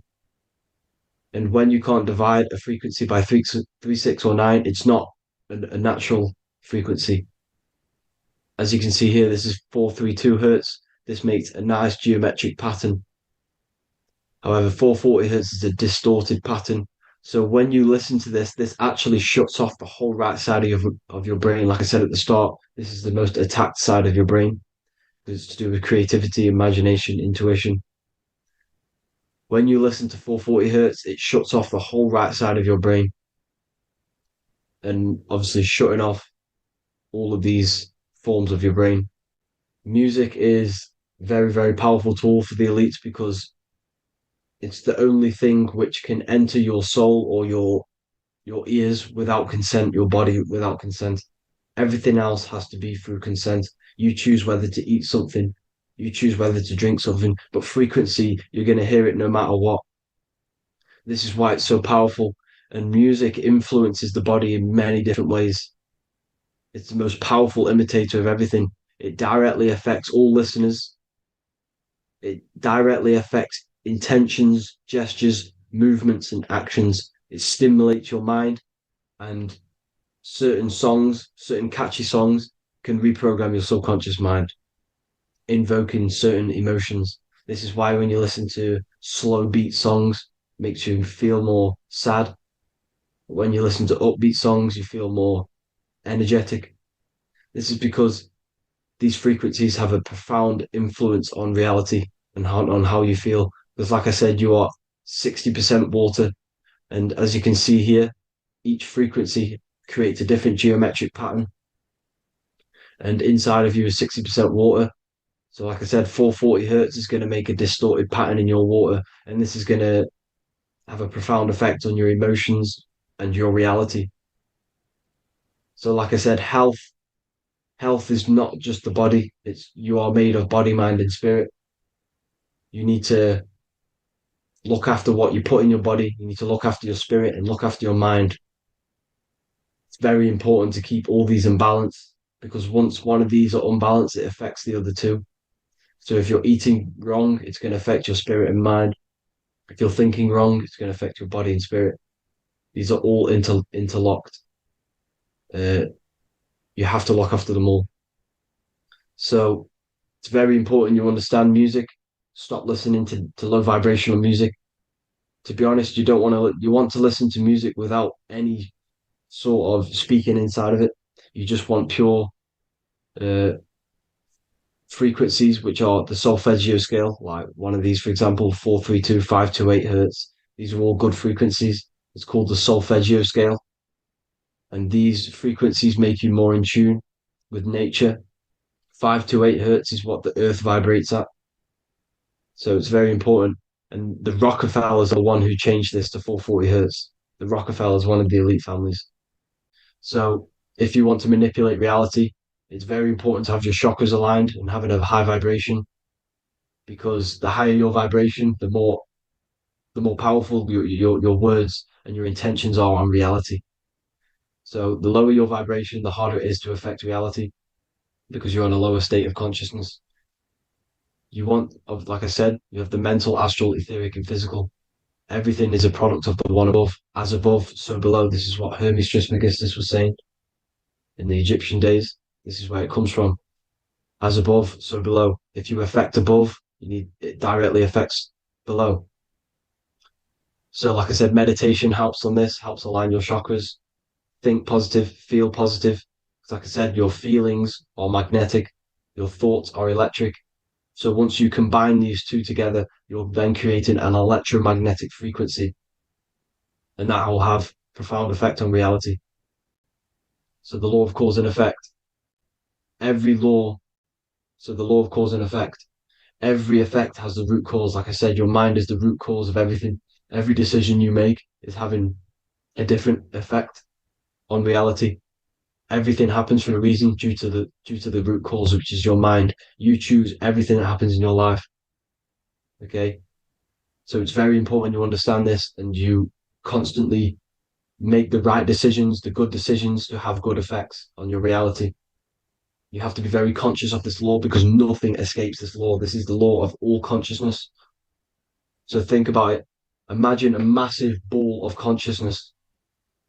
However, off this ball are different sparks, and each one of these sparks are in each and everyone's body. This spark is governed by these laws, the law of cause and effect, the law of correspondence, the seven hermetic principles. It's very important you understand this because this mass ball of consciousness is what is obeying these laws. And everyone has this spark of consciousness inside their third eye. And like I said, everyone is the same consciousness. This is why if you do bad onto someone else, that will directly affect your reality. So if you hurt someone, it's going to come back to you in one way or another because you are that same consciousness. This is like a mirror reality, as within, so without. Whatever you feel on the inside, you're gonna see that on the outside. You're gonna experience that reality, whatever you've impressed. So there's different ways to bend reality to your will. This is kind of a sort of magic. So obviously you have black magic, which is manipulating reality to harm and influence others, or to be very selfish. And yeah, then you have white magic, which is manipulating reality for the good of humanity.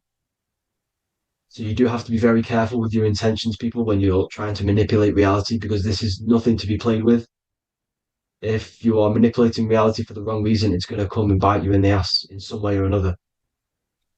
because everything is balanced. Everything balances out in this reality. Nothing escapes the laws. Not one thing escapes the laws. So if you're stealing from yourself because it's just going to come back in one way or another. Inside of everyone's heart, you know whether you're doing good or wrong.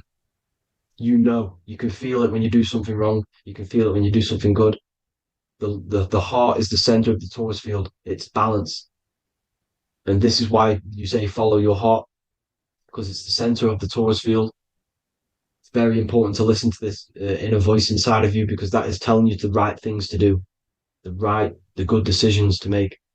And when you keep following that voice, that good voice inside of you, it takes you to your life path. Very important to follow that voice. However, don't let the ego get in the way of it. Don't care what your friends are going to say. It's very important to understand this. So you have different ways of manipulating reality. You have sigil magic. This is where you create your own sigil or symbol. You create your own sigil and symbol, and then you charge it. You behind that symbol you have an intention. So, for example, if you want to manifest wealth, you create a sigil which represents what you want. You create that sigil, you draw it out, you charge it, because wherever your attention goes, energy flows. So whatever your attention is, you're sending energy that way. So what you do with your eyes and your hands, you place attention on the sigil. Imagine that it's glowing. Imagine that you're sending energy to the sigil, and then you burn the piece of paper once you've done this. And then after this, you meditate on that symbol. You constantly think about that symbol, because that symbol is the frequency, is the thing that you want to manifest. So that's one way. Or you can just meditate on your reality. So imagine yourself having already what you have. This is what they call a mindset. You must set your mind to the frequency what you want to manifest. Okay. So if you want to manifest wealth, for example, imagine yourself being wealthy. What would it feel like? What would you be doing? Imagine a scene in your mind. Constantly do this, and you're putting out that frequency. Like I said, you must think, because the thoughts are electric, and then you must feel, which is magnetic. Together, this creates an electromagnetic frequency, and this is how you attract things to you. You will attract the certain people to come in your life to bend reality to your will. Okay. Or you've got mirror magic. Stare yourself in the mirror, because a mirror reflects light. It also reflects energy. So you've got to be very careful with what you say to a mirror. You've got to be very, very, very careful, because whatever you send into that mirror is directly sent straight back to you. So if you're thinking negative, you're sending negative energy back straight to you, and that's going to have an effect on your reality. Affirmations are very important, because your words are frequency, your words are vibrations, and each word you say has a certain frequency. If it's positively charged, it's going to affect you positively. If it's negatively charged, because like I say, your brain and your mind is like the director of energy.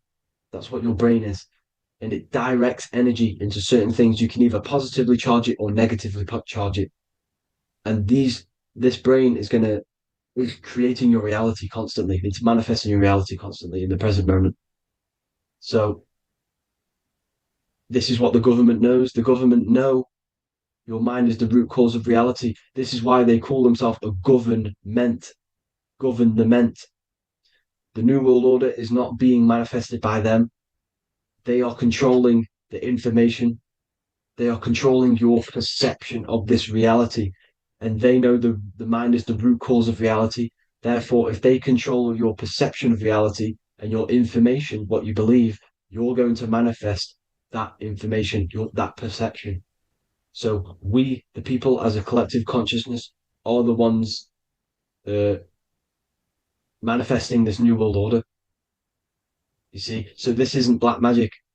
They're actually tricking us into manifesting their own their plans, this New World Order.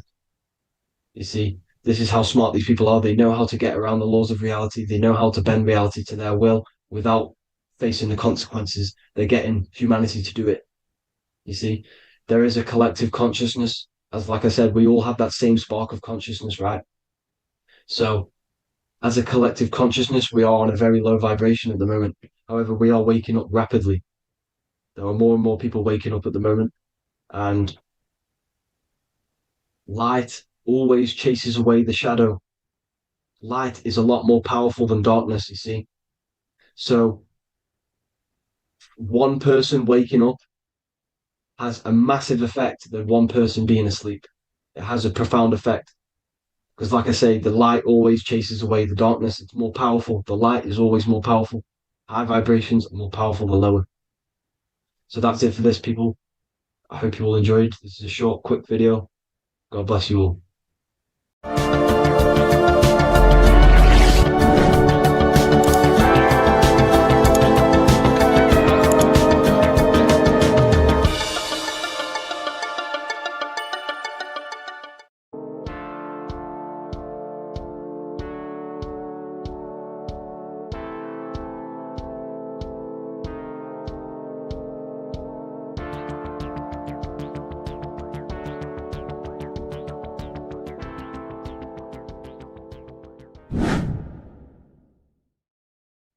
What is up, people? How are we all doing?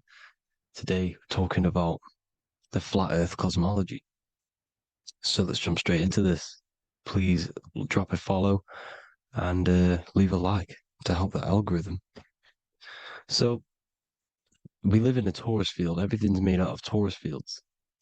And every torus field has motion. It's what it is. It's the motion of energy. And every torus field has a center, which is the black hole. It's a womb of creation. It's counter space. Now, this is why the North Pole is magnetic, because the center of this torus field is the most magnetic part, the strongest part of the field. So this is why all compasses will point you to the center. And the Earth's magnetic field is spread across the whole of the Earth. And it's spinning, as you can see here, it's like a tornado at the center. And this tornado is the force which is spinning the sun and the moon around us. You got the sun, the moon, Polaris, just like in the Masonic cosmos here. The sun, the moon, Polaris, the all-seeing eye. Now we'll get into Polaris a bit later, but the sun is the magnetic force. Sorry, is the electric force, because every field is electromagnetic. Now, the sun is electric. It's positively charged. It's gonna give you energy. It's feeding energy. The moon is more magnetic energy, which is taking your energy away from you. And this is why you become sleepy when the moon comes out. Because it's taking away your energy.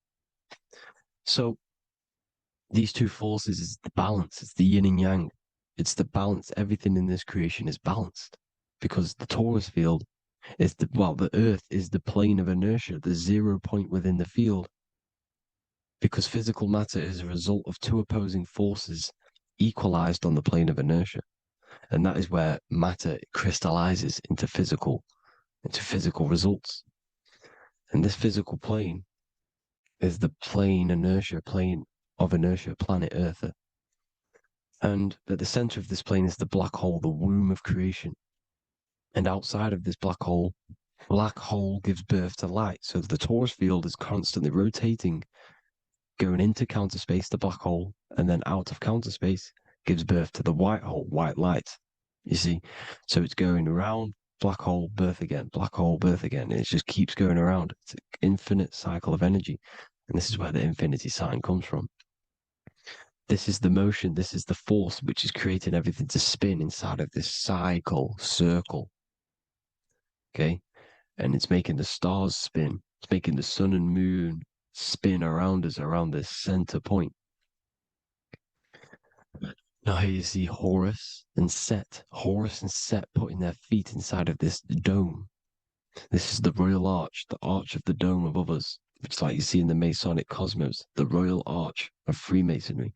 This is the dome above us, the firmament that the Bible talks about. You see, they're putting their feet in because Set symbolizes the moon and Horus is the sun. Horizon, Horus. Horus is rising, the sun. So they're both putting their feet around the center magnetic pole, which is the pole, North Pole. And above the North Pole, you have Polaris, the pole of electromagnetic energy. You see? And this is how we get the sun and the seasons. Because the sun, for us, when it becomes summer, it's on the Tropic of Cancer. Then it spirals outwards, going out and out and out, then goes to the Tropic of Capricorn. That's winter for us. Then it comes back in and creates summer again. So it's constantly spiraling around this center magnetic North Pole. You see? So this roof above our heads is the firmament, and this is what they've taken off of us. They haven't physically taken it, but mentally they have taken this away from you. It's a female energy, and this is what the Egyptians called Nut, the sky god Nut. And this is the womb. We are inside God's creation, God's womb, and the woman's womb when she has a baby is a microcosm of this, because everything inside of this creation is micro, macro. It's a reflection of the bigger things, as above, so below. So the dome above our heads is the dome we are in when we are a baby. And you can see the sacred geometry of it is the exact same. It's the dome. And when we are inside of the womb, the woman, the sacred maker, which is the M, the Masonic M, this is the Gmail symbol. The Masonic M is maker, mason, matter, male. She delivers the male, you see. She delivers the male because it's the maker, the female, the magnetic. The woman is magnetic in nature, the male is electric in nature. So when we are in this womb, the female, we are being fed by the center umbilical cord, by the center of the mother's stomach. We're connected to the center of the woman's stomach, just like we are when we are in the earth. The center is where the aurora borealis is being emitted from, the electromagnetic aurora borealis, the northern lights. This is our spiritual umbilical cord, connecting us to counter space, connecting us to the realms beyond this world. Because at the center of every torus field is counter space. And at the center of the earth is our spiritual umbilical cord. And this is the earth's belly button, as you see. As above, so below. We had a physical umbilical cord. We have a spiritual umbilical cord. And this gets cut when we die, when we're cut away from the physical reality. You see, here's the ancient Egyptian tablet showing this female. You can see the hair, it's a female above us, because the female energy is nurturing, helping, looking after. And that's exactly what the dome is. It's protecting us. It's the Ark of the Covenant, the Ark covering us, you see? And this is what they've taken away from us. By you believing in space, it completely destroys the idea of this being a sacred creation.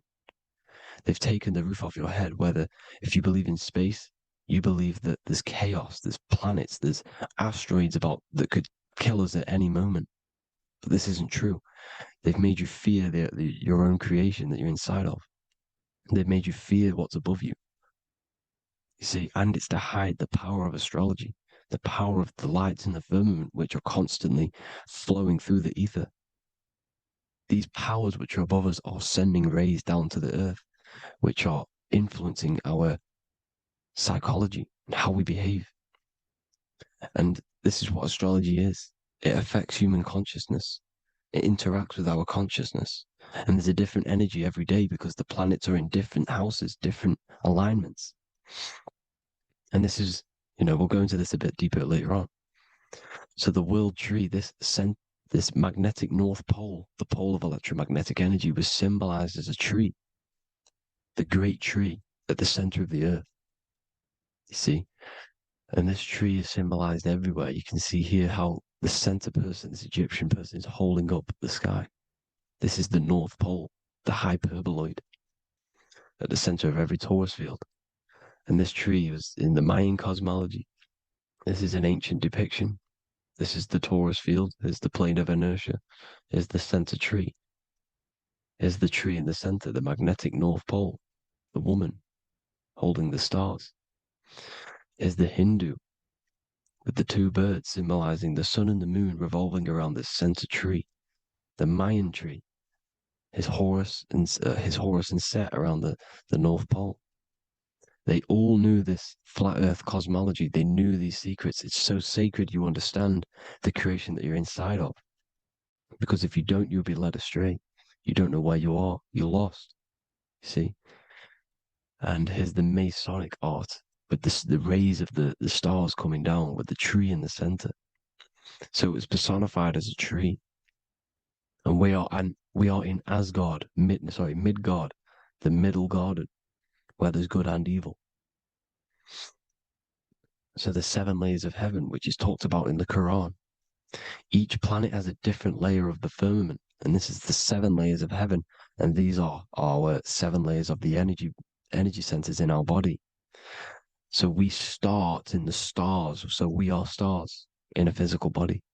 And this is why we say Mr., sister, fraudster, sinister. Stir is star, and we are in the stars, and our star descends into the soul system, not solar system. And as we descend into the soul system, we enter Satan's kingdom, Satan's world. As it says in the Bible, Satan is the god of this world. Well, if you've been into my research for a while, you know Satan is Saturn. Saturn's world, because Saturn's the outermost ring. He's the Lord of the Rings. And you enter his kingdom, the kingdom of time. And this is why Saturn's the time god. As soon as you go past the rings of Saturn, you're now in the soul system. You're now in time. You're now bound by space and time. And you're bound to the earth plane, the heart. Earth is heart. It's a rearrangement, it's an anagram for heart. And the heart of the electromagnetic color spectrum is green, and that's why the earth is green. And above green is blue, and this is why the sky is blue. In order to go to heaven on the macro scale, you have to go through the blue sky, through the 7 layers of heaven. In order to reach heaven in your body, whilst you're here, you have to go through the blue chakra to your head, which is heaven. It's micro, macro. Everything is micro, macro inside of this creation. It's an ancient, I think this is a French image, piece of art from the ancient French, with obviously the 7 layers of heaven, which they all depict. And notice how it's like a dome. We'll go into this dome symbolization, the Royal Arch of Masonry, which is next. But these 7 layers of heaven give us the 7 metals, the 7 days of the week, the 7 diatonic tones, the 7 chakras, the 7 everything. It's God's favorite number. And this is why the Masons use the G inside of the compass, because the G is the 7th letter, and God starts with G. You see? So it's 7. God is 7. Here's another depiction of the heart, the soul system, the 7 layers of heaven. La fermente. You see, la firmament, with the stars on the outermost layer. Here are the 7 planets: Jupiter, Mars, la Sophie, the sun, la luna, the moon. So Saturn. So we are in the heart of this soul system. In order to ascend, we need to ascend up our chakra system, reach 144,000 hertz, God consciousness, the God man. You have to unfold God man, master of the mind, mastery of the mind. So what are the stars? The stars make everything unique. The stars are constantly rotating around the center, magnetic North Pole, the tornado at the center, which is stirring everything. It's stirring the ether. The center is the ether, and the 4 elements are born out of this ether. There's 5 elements: ether, spirit, water, air, and earth. The ether gives birth to the 4 other physical elements, which the whole of creation are made out of. About them 4 elements. 4 is the number of stability. You know, a chair, a table has 4 legs. It stables things. It's a foundation, and these 4 elements are the foundation of this creation. You see, and this magnetic North Pole is stirring this, and the 4 vibrational states of the ether are the 4 elements. Now let me get back to the stars. I just wanted to give you that. The stars are being stirred around this center point. Center. It's stirring everything. And they're always in different alignments. Every millisecond they're moving in different placements of the stars. And the planets are called the seven wanderers because they're not fixed. The stars are fixed. But the planets they're called the seven wanderers, the seven layers of heaven, because they move faster and slower than each other. Each planet is slower and faster, has a different rate of speed it's moving. So these alignments are mixing in with the energies of the different 12 constellations. And this is why you have a unique characteristic. You have a unique look, a unique energy, a unique personality. This is because when you were born and you took your first breath, that energy which was in the ether, because the ether is all around you, and energy travels through the ether. The energy that the stars were casting down and the energy that the planets was mixing in with the 12 constellations was in the ether. So when you came out of the womb and your first breath, because breath is spirit, okay? So that first breath you took, that is the energy that is imprinted within your DNA, your soul. And you reflect that energy, you emit that energy. That's the energy that is with you forever until you die, till this physical body dies off. And that's what the stars are. The stars are giving a unique energy, characteristic, personality to every living thing. Every dog, every cat, every animal has a unique personality because it was born at a different time and place in the sky. Okay, the stars are your destiny. Now, the stars are constantly changing as well. If you look at stars through a telescope, they're constantly changing and forming different forms. You can see here, it looks like water. It looks like light through water because it's the ether above us, a sea of ether. And this light is being emitted through it and it's just constantly changing, giving different energies, each star. So this is why this is what the zodiac is. It's the expression of energy. It's the expression of the stars. And each constellation has many different personality, different energies, different traits. Each planet has different traits, depending where your planets are, depending what energies you hold. No two person have the same energy. There's no one. It could be similar, but no one's the exact same. It's because of the stars. The stars are never in the exact same split place. The planets are always in different houses. So here's some Royal Arch symbolism. Here's the Royal Arch of Masonry, as it says here. The sun and the moon, the constellations. Here's Cancer, the 7 planets, the 7 stars. Here's the Royal Arch. This is the firmament. Here's the duality. Black and white, duality, good and evil, rest and motion, dielectricity, magnetism. See? So this is what the Royal Arch is. It's symbolizing the cosmic dome above us. The womb we're in. We're inside God's womb. And here's George Washington, the Freemason, inside of the Royal Arch. See? With the G, the Masonic G, God, 7. Here you see another depiction of George Washington with the stars in the dome above his head, his Polaris, the sky vault, Polaris. We'll get into that later. Go inside of all of your ancient churches, you will see the dome. Go to the Vatican, you'll see the dome. All of your ancient churches have this dome because it's the dome above your head. The ancients knew this. This was known. We did not live in space. It was known back then. They all knew. This is Crown Court, which is one of the most important courts in the UK. You can see it's clearly so much Masonic symbolism. You've got the 4 pillars of Masonry. The Royal Arch is like an arrow pointing upwards to Polaris. His Disney World is under a dome. In his Polaris, the sky vault. You see? And also 666 in the symbol. Here's more 7 layers of heaven. Here's an ancient depiction. The firmament. Here's the astral plane outside of the firmament. The Royal Arch. You see? It's everywhere. Here's Polaris, the 8-pointed star. Polaris is in between the sun and the moon. It's at the center of the Taurus field. And Polaris corresponds with the pineal gland as well because it's the all-seeing eye. See? So is Polaris the 8-pointed star, which is at the very top. It's the very center. It's on top of the North Pole. And it's an 8-pointed star that's always symbolized as an 8-pointed star. Here you see the Vatican. The Vatican is a giant key with an 8-pointed star.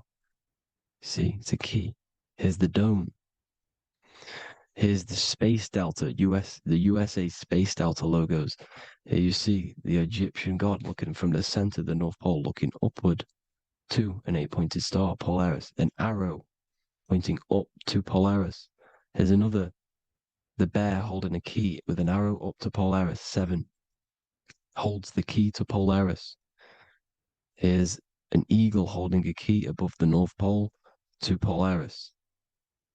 Polaris, and here's another one. There's another bird, like a dragon, holding a key to Polaris. Because Polaris is definitely something to do with leaving this creation. Okay, maybe, I can't say for sure, but maybe it's to do with ascension, and this is why the Vatican hold the key to the 8-pointed star. And this is why the space, well, we all know space is a lie, but they're showing Polaris and its sacred symbology. Maybe it's to do with something leaving this creation, going to another. Here's some North Pole symbolism. As above, so below. See the four seasons of the Big Dipper constellation going around Polaris. This is Polaris, this is the Big Dipper constellation, and this is the swastika. This image gives us the swastika, because all the symbols we use are created in nature. They're created somehow in nature. This is how we get them.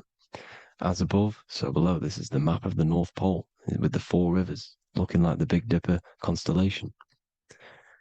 It's the Masonic, here's the ancient cosmology with the 4, you see the 4 islands, Mayan cosmology, 4 islands. This is the alchemical symbol for Earth, 4 sections. The windows, because the center of the North Pole is a window to another dimension. The 4 lucky 4-leaf clover, which is supposed to be lucky. It's just, it's truth in plain sight. And here's Hitler looking at 2 flat Earth maps. So this swastika has been used for thousands of years, thousands and thousands of years. And it's symbolic for the most sacred land on this plane, the North Pole. Shambhala. Do some research on Shambhala, people. It's a it's a Hindu mythology about the sacred lands at the center of the earth. And it's known to be full of enlightened beings. And it's all symbolized at the center. You can see their paintings of Shambhala. It's all at the center, the North Pole. And it's known to be the most godly place ever, because it takes you to a portal to the higher places. And maybe this is something to do with Polaris, connecting you to this sacred land at the very center. But anyways, people, thank you all for tapping in. Hope you all learned something. Have an amazing day. Please follow, subscribe, like, all the links in the description for the courses, the PDF. Please have an amazing day. God bless.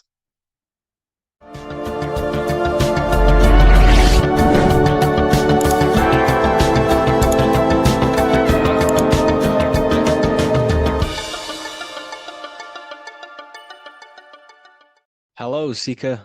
Welcome to Revival of Symbolism, a channel devoted to the language of esoteric symbolism, helping you discover yourself and expand your consciousness into new realms of thought. I'm Harry B. Joseph, also known as Revival of Wisdom. In this video, we're going to be breaking down the occult and esoteric meaning of the tarot card, the Magician. This contains many layers of symbolism.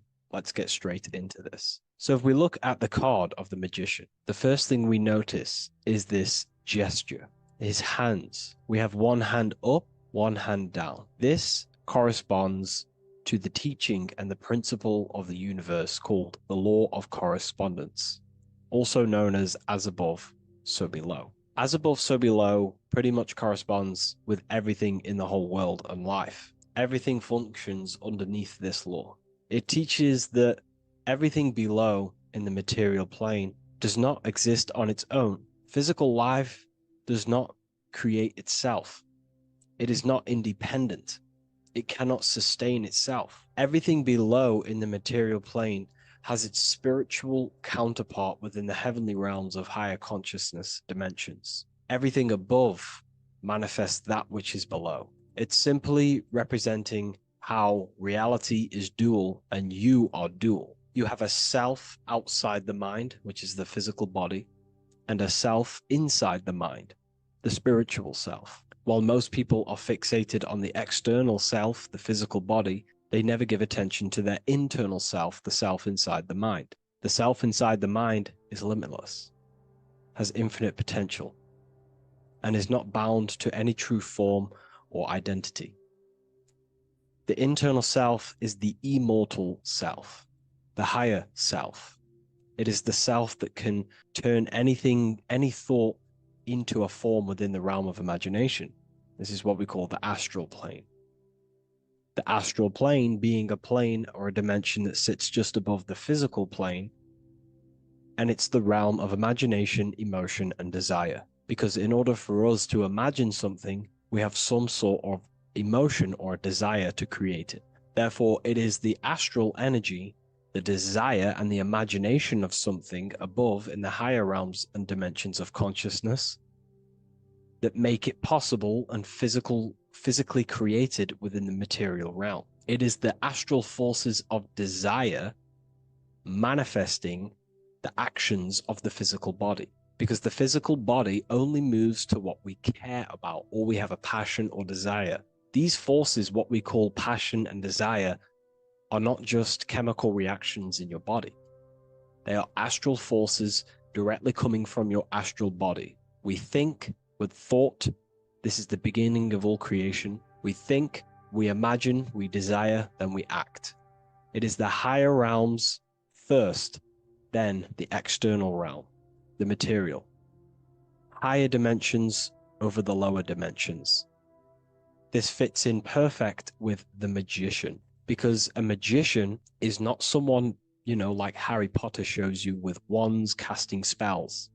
This is fantasy. The real magic is about changing consciousness at will, because consciousness above creates that which is below, the material.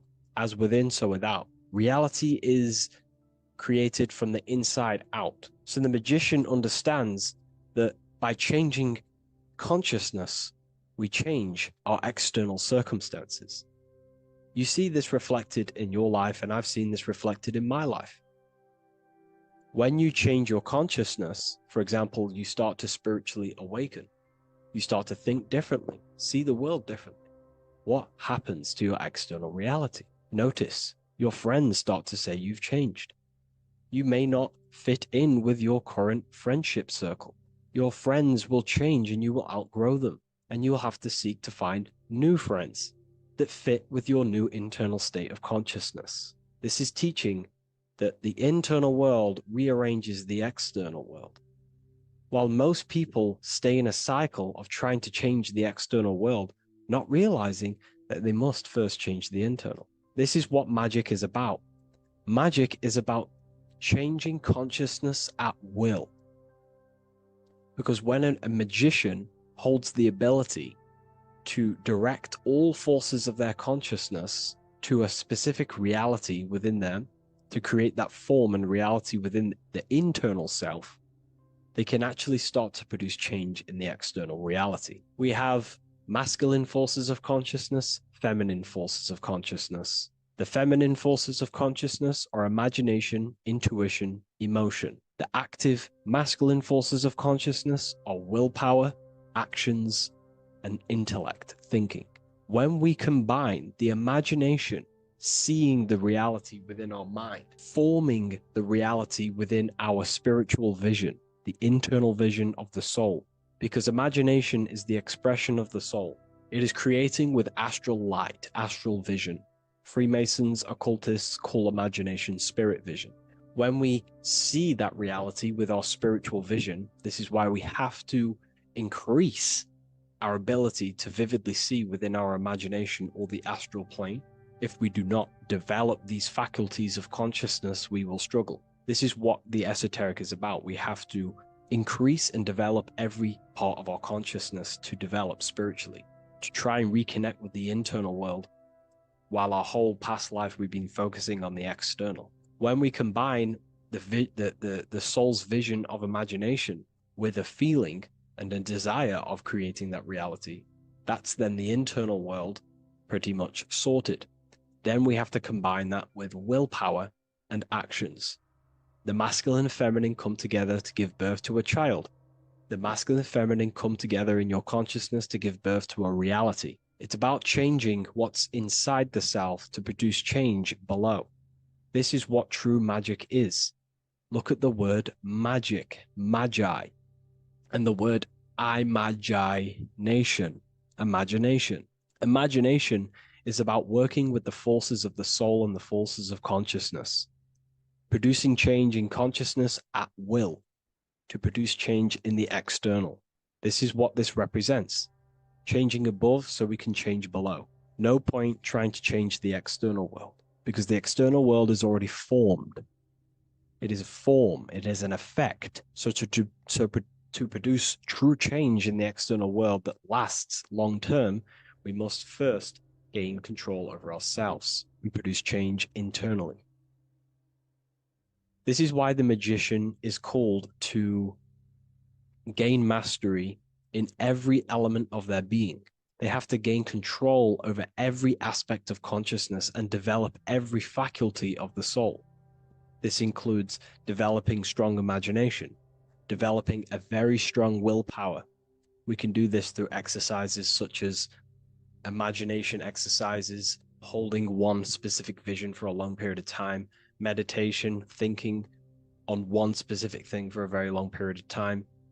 This will increase the willpower.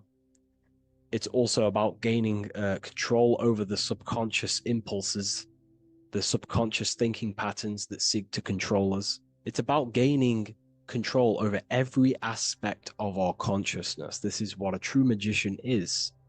And this is what the true spiritual path is. Developing every faculty of consciousness. It's a never-ending journey of self-mastery. If we look at the magician, we see this infinity symbol rising just above his head, symbolizing the mind being filled with higher knowledge. The mind aware of higher dimensions. You see, the mind is the cause, physical reality is the effect. We need to raise our consciousness from effect consciousness to causal consciousness to truly become a magician and a master of our reality. What do I mean by effect consciousness? Most people live in the realm of effect and reaction. Their consciousness, their mind, emotions, and imaginations are constantly thinking, feeling, and imagining the things that have happened to them. Instead of doing this, we need to change this state. Instead of reacting, we need to become the cause. Instead of thinking and imagining and feeling the realities that's already gone past and things that have happened to us, we need to change this so we use the powers of the soul, the powers of consciousness as imagination, emotion, the intellect, as causes and not reactions. This is how we truly become a magician and apply this principle of as above, so below. We need to think, feel, act, imagine, and use all the faculties of consciousness and the creative powers of the soul to cause things, to create a better future, to imagine a better outcome, instead of dwelling in reactivity, because reactivity will create a constant cycle of negative manifestations. If we sit around and moan, complain, think, imagine, feel the things that have happened to us in the past, the mind is the cause. And if the mind is in that state of reactivity, it's just going to constantly create more negativity in your external reality. This is what it's all about, as above, so below. You can see the sword here. The sword cuts through the air. The air is one of the 4 physical elements. Fire represents the spiritual body of consciousness. Water represents the emotional body of consciousness. Earth represents the physical body of consciousness. Air corresponds to the mental body of consciousness. So this sword is a symbol of a sharp mind. The mind needs to become very sharp and very disciplined and very controlled, both consciously and subconsciously. What does this mean? We have to gain control over the mind. We have to become more conscious of the thoughts that are happening inside our mental field, because the mental field of consciousness is pretty much the birth of all creation. We think, imagine, feel, then act. So we must gain a sharp intellect, a sharp mind, a sharp, powerful mind. The sword is also a symbol of power. So this is a symbol of a powerful mind, a mastered mind. This is your sword. This is your tool to create, because you are a co-creator. As above, so below literally tells you that you are God itself. The same powers God used to think everything into existence, such as nature, the stars, the human body, the macrocosm, the world. God thought the world into existence. We live in a mental universe. All creation is first thought, then manifested physically. The same powers of thought God used to create the world is the same power that you use to create your world. You are cut of the same fabric of God. You are a microcosm, as above, so below. God is the macro, you are the micro. What is the wand? The wand is not real. This is not a real wand you cast spells with, but a symbol. The symbol of the wand represents direction of consciousness, willpower, and attention. We have two spiritual currencies which pretty much create our experience and reality: time and attention. That's why we say we spend time and I pay attention. These are your currencies. These are how you create and generate reality. Moving on to Jesus and Satan, we see there's an exact same symbolism within the ancient paintings. Jesus pointing up, Satan pointing down. Satan is the egoic force within one's consciousness. He is a symbol. Satan is not a real identity or being or entity. He is a symbol of a personality and a force within one's consciousness. Satan represents the negative forces of the ego that tells you to do things that is wrong. In your heart, you know what is morally right and wrong. Let's say you're thinking, you get a random thought of stealing an old lady's purse. You, in your heart, know that is wrong. But Satan is the force inside of you that says, do it anyway. Don't listen to the heart. Get the personal gain. I want the money. That's Satan. Jesus is the higher mind, the aspect of our consciousness that dwells above the ego. It's the part of our heart that desires the spiritual. Our heart is the generator of our reality. And whatever we desire is what we generate. You only take action and generate your life on what you care about or what you feel. If someone's talking about something you don't care about, you say, oh, I don't care about that. But if you care, you will listen. If you care about something, you take action towards it. If your heart desires the material, you have been taken over by the egoic force of Satan. Not a real entity, a part of your consciousness, a part of your nature, the dark side of yourself. Jesus represents a heart that desires the spiritual wisdom, the things that cannot be seen. The heart must desire the things that can't be seen, because this is what gives true satisfaction to ourselves. We feel void when we chase material things, because nothing material can satisfy our hearts. So this is as above, so below. Jesus is the higher mind. Satan is the lower mind. We must place our hearts on the higher things and give our hearts and desires to knowledge, the things that we cannot see, because this is what gives us true fulfillment. We also see this symbolism in the Baphomet. As above, so below. The material realm below and the fire up here. The fire symbolizes spirit. The spiritual made manifest in the physical. This is all the same symbolism. It corresponds to everything. You can use as above, so below to determine truth. If someone tells you something, tries to make you believe it, and it does not correspond with the law of correspondence, then you know it's a lie. You can use as above, so below to manifest things. You can use as above, so below to see the world as a reflection of God. We are in God's kingdom. This is God's world, and you are creating in the world through the same powers of God, thought. You are a small version of God, co-creating a world and reality in earth. You yourself are an earth. Your body's the earth. Your consciousness is God and heaven. So I hope this video helps. The occult goes deeper than you could possibly imagine. If you wish to go even deeper, join our community, Ethereal University. Please leave a like, share, comment on this video for more. There's an ancient symbol hidden in plain sight, one that holds the key to transformation, power, and unlocking your true potential.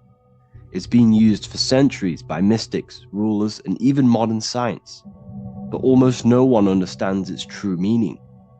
Once you do, it will change the way you see yourself and the world forever. Stay with me, because this could be the key to your own awakening. The symbol of the snake, or the serpent, is a very powerful symbol that refers to something within you, that we all are on this journey. So first of all, we see this symbol in ancient Egypt on the top of the pharaoh's head. We also see this with Buddha, with the snake on top of the Buddha's head and below. We also see this in Rome, with the Roman god Mercury holding the staff with the snake. We see this in Adam and Eve's story with the snake tempting Eve. We even see this today on the medical facility. But what does this mean? Why is this symbol being used for thousands and thousands and thousands of years? It has a very deep esoteric meaning. We see this in the caduceus staff, and we even see the snake representing the Kundalini. What does the snake actually mean? A lot of people think it represents the Kundalini, which it does. However, there's a deeper interpretation of this symbol, and it goes very far beneath the surface of what the snake actually represents. Okay? So first of all, when looking at symbols, we need to observe what the snake does in nature. The serpent sheds its skin. The serpent shedding its skin is a sacred symbol of an inner transformation. It transforms from its old self to a new self. It sheds layers of itself. As the snake discards its old exterior, it mirrors our own journey of realizing outdated beliefs and patterns, paving the way for a renewed, authentic self on the esoteric path of awakening. Essentially, it represents transformation, but not transformation of our physical bodies, transformation of our inner world. Now, this is where things get a little bit tricky and you may become a little bit confused, but I'm going to make this very clear for you. The snake symbol, or any symbol, can be used for different contexts. For example, the Kundalini. We see the snake representing the Kundalini. We all know that energy can't be destroyed, only transferred. Like I said, this is a transferring of energy. It's a changing, a transforming, shedding its skin. It represents transformation. Sexual energy is energy, and we can transform the sexual energy into a Kundalini awakening to activate dormant brain cells in our brain, and to activate the human light body, which is the spirit. We can cultivate, save, and retain our sexual energy, transmute it up the spine to activate the brain. This is a symbol of transformation, of energy in this context. However, when we go to the emergency services, this does not mean the same thing as the Kundalini. The snake in this context represents transformation of health. When we are picked up by the emergency services, we are looking for a transformation. We are unwell, and now we need to transform to well-being. This is why they use this symbol. It represents transformation, especially with the pole and the snake climbing. It's climbing, it's transforming from the bottom to the top, shedding its skin, shedding old layers, transformation. We see this in the Bible with the snake tempting Eve to eat the apple of the tree of knowledge of good and evil. Well, what does this mean? Where's the transformation in this? Well, this is a very hidden one. The transformation takes place in Adam and Eve's consciousness and their mind. They go from a pure, whole state of consciousness, from being tempted by the snake, and they eat it and they transform into knowing the good and evil, into the dualistic ways of thinking and the dualistic meaning of this world. Let me rephrase that. They understand the dualism of this world, and they now understand the two good and bad ways of thinking. They know the knowledge of good and evil, of duality. They shifted from a whole state of consciousness into their consciousness being split into good and evil. This represents the journey of every single soul that incarnates into this world, including yourself. When you were a child, you were whole. You had no understanding of good and evil. But as you grew older, you eaten the fruit. You grew to understand the knowledge of good and evil. Your consciousness split from a whole into a separate and divided way of thinking and divided understanding of the world. We suppressed aspects of ourselves to fit in with society norms. And we just limited ourselves with limiting belief systems. We knew the knowledge of good and evil. Our consciousness split from a whole state. This is what Adam and Eve is symbolic of. We see this with the Roman god Mercury, with the snake. Mercury represents intellect, communication. He's always flying in the air, which represents the air, the mind, the intellect. He's holding the snake to represent transformation of the mind. This is what we call mental alchemy.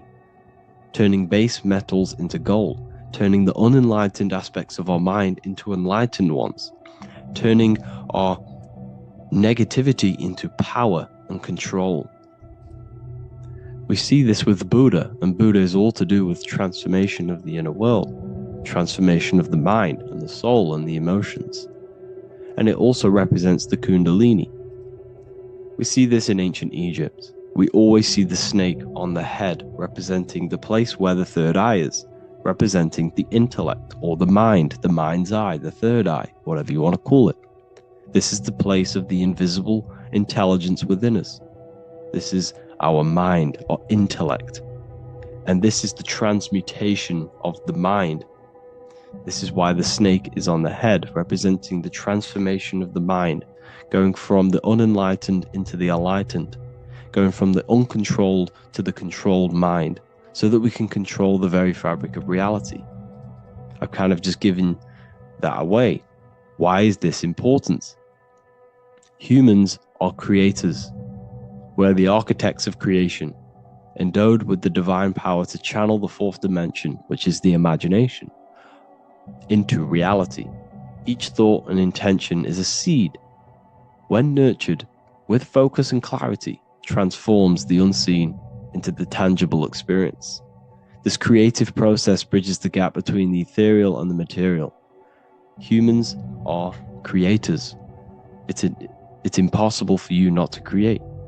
Whether you're doing this consciously or subconsciously, you've been creating your whole life, turning non-physical thought into physical reality. We are creators. However, the mind cannot create in a state of chaos. The mind cannot create with limiting beliefs. The mind cannot create with thoughts that come and destruct our minds. The mind cannot create consciously and effectively if there are impulses within our mind and we have no control over the mind. So this is where self-transformation comes from within. This is where the snake comes in. The snake represents the transmutation of our mind from the uncontrolled to the controlled. In this context of the Egyptians with the snake on their head. It's all to do with mental alchemy. In the occult tradition, the mind is seen as a delicate instrument that demands constant vigilance. Left unchecked, it reverts to archaic and destructive thinking patterns. Like a finely honed blade, it must be continually sharpened through discipline and self-refinement.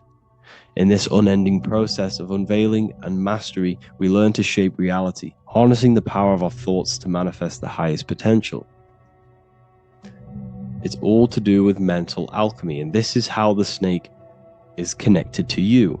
And what the snake represents to you, it represents the transmutation, the changing of ourselves, of our consciousness, so we can gain control in this 3D world.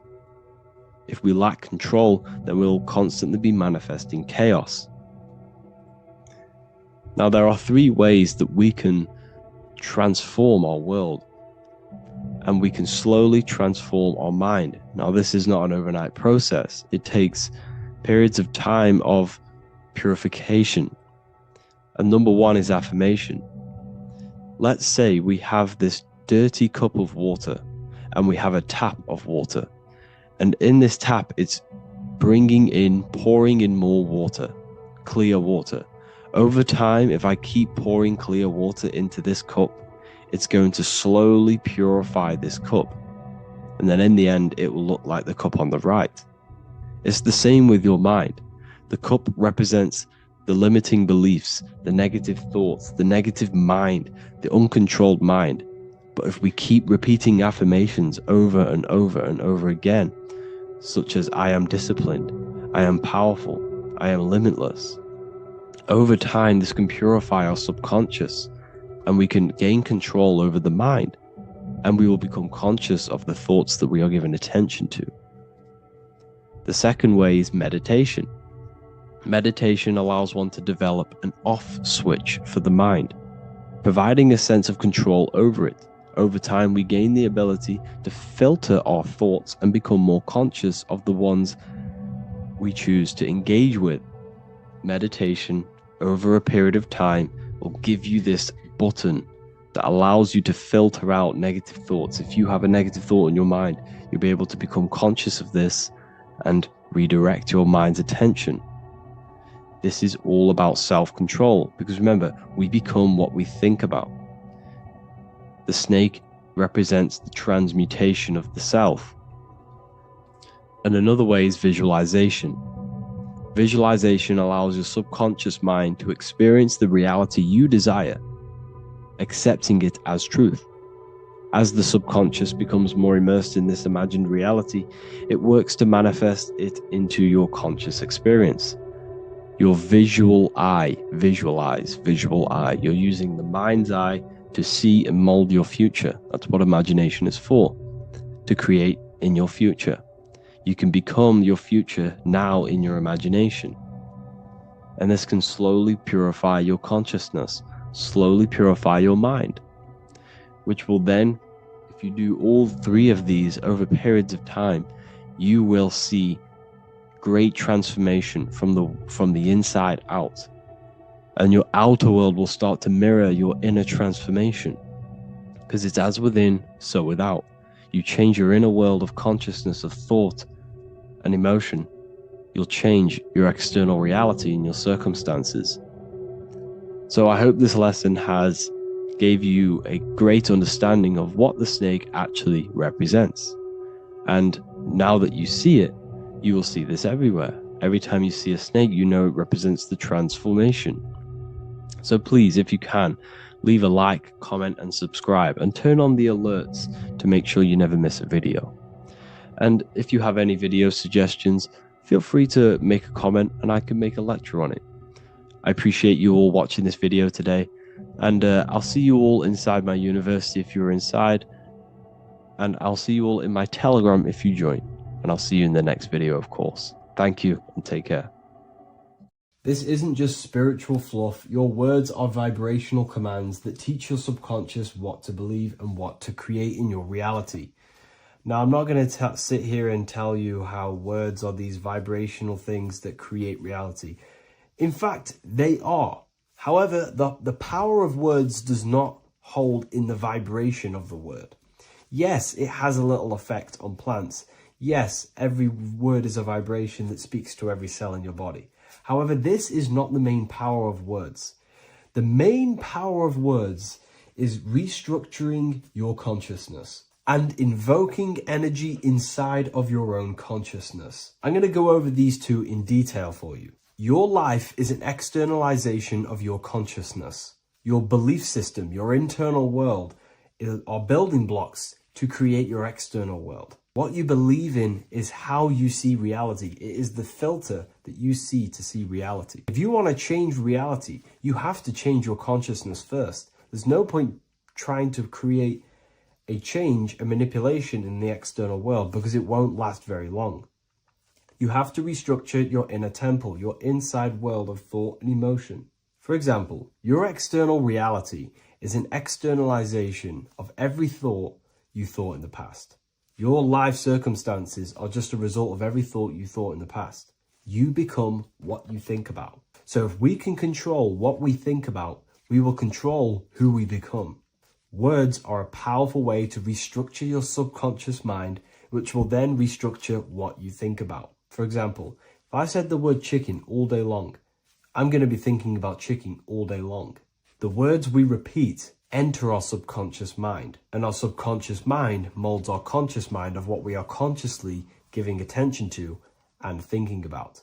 And that becomes our emotion. Our emotion becomes the energy, the charge behind our action. And all of this creates who you are and your reality. If you want to create a change in your external world, you need to repeat the end result as in an affirmation. I am abundant. I am disciplined. For example, if you're trying to stop a certain addiction, don't say, I am going to stop smoking. Say, I am disciplined. By saying discipline, the subconscious mind accepts the word discipline and not the word smoking.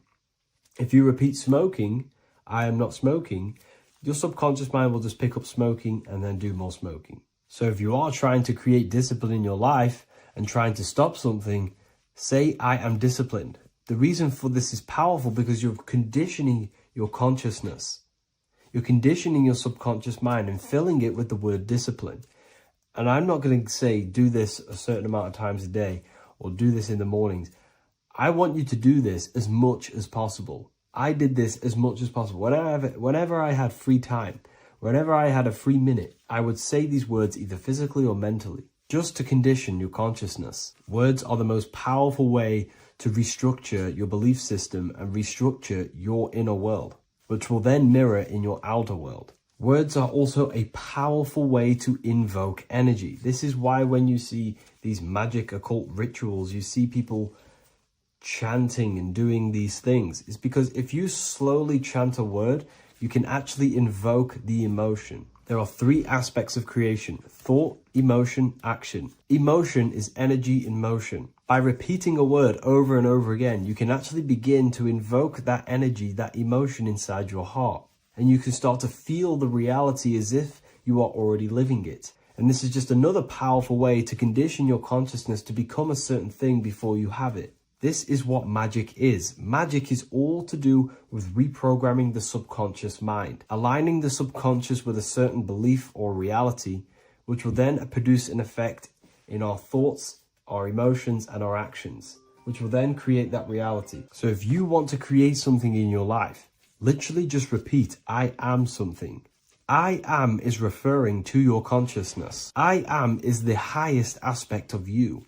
It is the true self. Whatever you condition your consciousness will be mirrored in your external reality. I am abundant will condition your consciousness to feel and believe you are abundant, which will then seep into your thinking. And then you will start to act more on this because you are thinking about it, which will then change your external reality. Words are vibration, and vibration is powerful. However, if you truly want to change your reality, you have to change your inner world of consciousness. And words are the best way to invoke feelings to become the reality you want.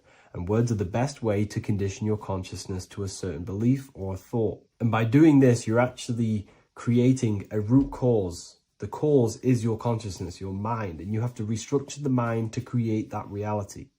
Words are a great way to restructure your consciousness and create reality.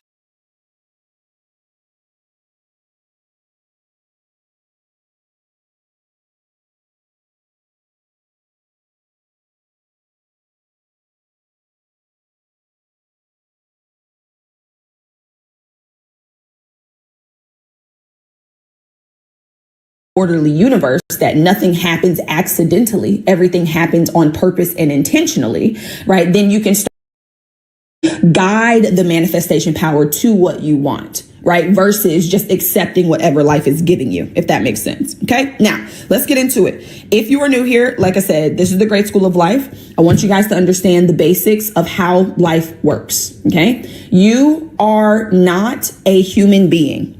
Okay. You are not a human being. You are a spiritual being. So you live on 3 planes of understanding. We live on the spiritual plane, we live on the mental plane, and we live on the physical plane simultaneously. We live on 3 planes of understanding all at once. You are a spiritual being. At your core, you are God, you are source, you are power, you are energy, you are the universe, you are infinite intelligence, whatever word you want to use. You are the all. You are spirit. You and God are one. You guys cannot be separated. Just like the sun cannot be separated from the sunbeam, you cannot be separated from your source. You are spirit. You are God in human form. God is not a bigger version of humans. We are smaller versions of God. Okay. God is not a greater version of humans. We are smaller versions of God. Okay. You are God in human form. You are not your body. You are the spirit that lives in the body. You're not a human being. You are a spiritual being, and you're having a human experience. You are God in costume. I always tell you guys that. You are not a black woman. You're God cosplaying as a black woman. Hello, Mike. How are you, love? I am not M. Simone. I'm God cosplaying as M. Simone, right? Melanie is not Melanie. She's God cosplaying as Melanie.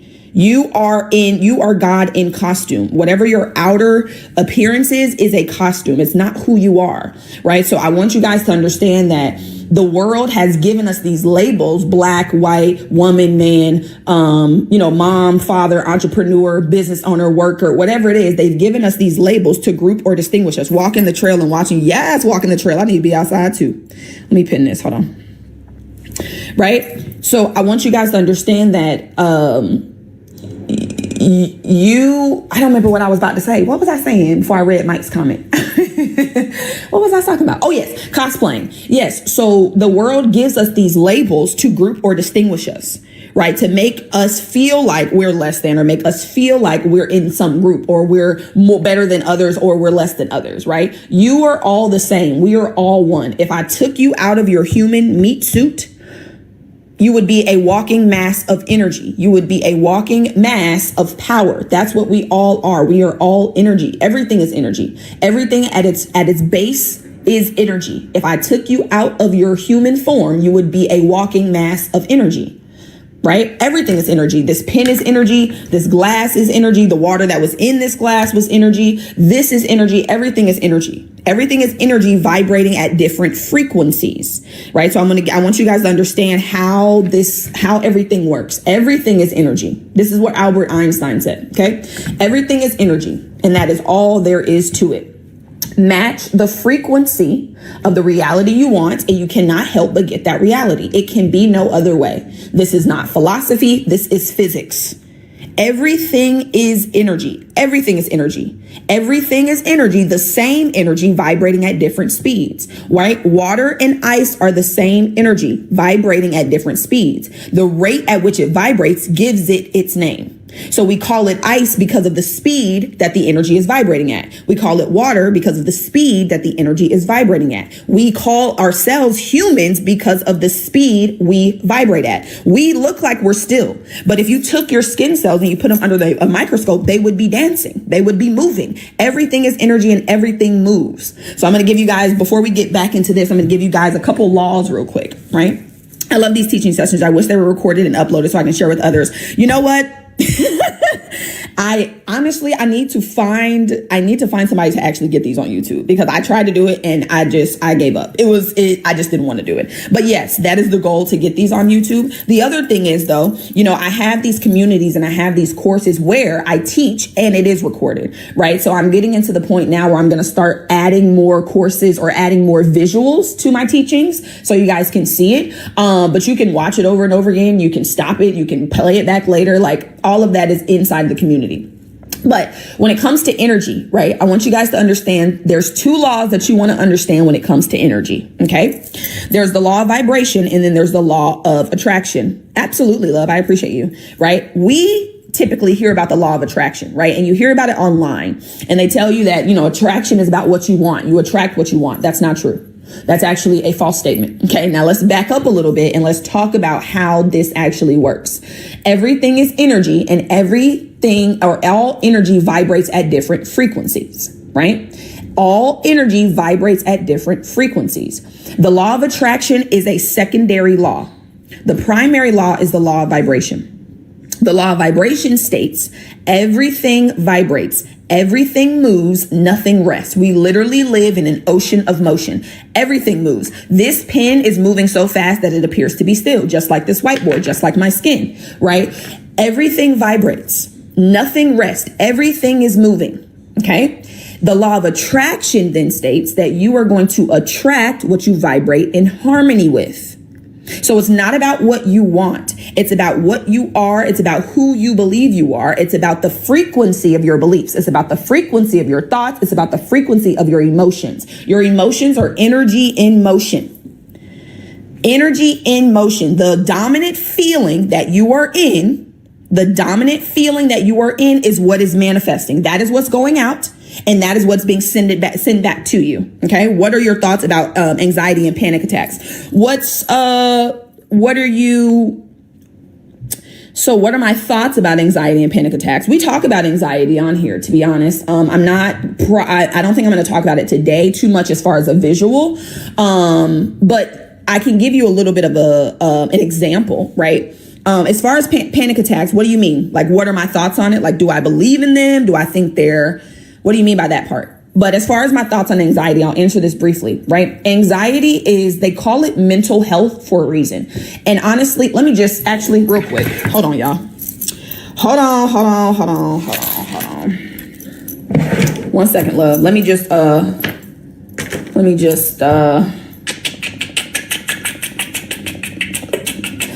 okay, hold on. Let me redo this. Bear with me. Let me redo this, because clearly we're supposed to be talking about it today. So give me 1 moment. Let me reconfigure my board and give you guys what you need. Okay.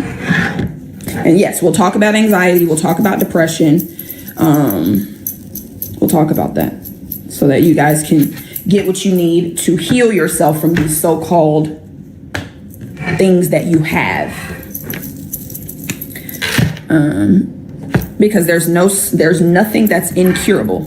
Okay. I don't care what they told you. They lied. Just like they lied to you and told you had to go to college to get a good job to be successful. So many people out here who didn't go to college, do not go to school at all, and are swimming in money. So we're not going to listen to what the outside world says, because they don't know what they're talking about. I mean, you can do it if you like. I'm not going to listen to the outside world because they don't know what they're talking about. Okay. Let me redraw this real quick, y'all. Give me 1 second. I'm doing a little bit of artistic work. Bear with me. What y'all talking about in the comments? Oh, shoot. I don't know what that is. Where do you think they come from mentally? I'm about to show you, love. I'm going to show you exactly where it comes from. I'm going to give you a beautiful visual so you know exactly what's going on with you, right? And that's what my job is. I want you guys to know what's happening, okay? The world wants to keep you in the dark, okay? Not on my watch. Not on my watch. Okay. Give me 1 second, y'all. We're going to do... You know what? Let me, while I'm doing this, I'm gonna get some music. Hold on. Let me play y'all some music. Because I don't want people to walk by the live and be like, there's nothing going on in there. Hold on, y'all. Hold on. Let me see what we gonna listen to. Let's listen to, oh, this is a good one. No. Let's listen to, what we gonna listen to? What we gonna listen to? Oh, let's listen to this one. Hold on. Popped on 333. Love that. I love this. This is cute. Okay, so let's talk about it, love. Oh, let me put this back up here. Uh-oh, hold on. I got my signs wrong. 1 second. Doop. Okay.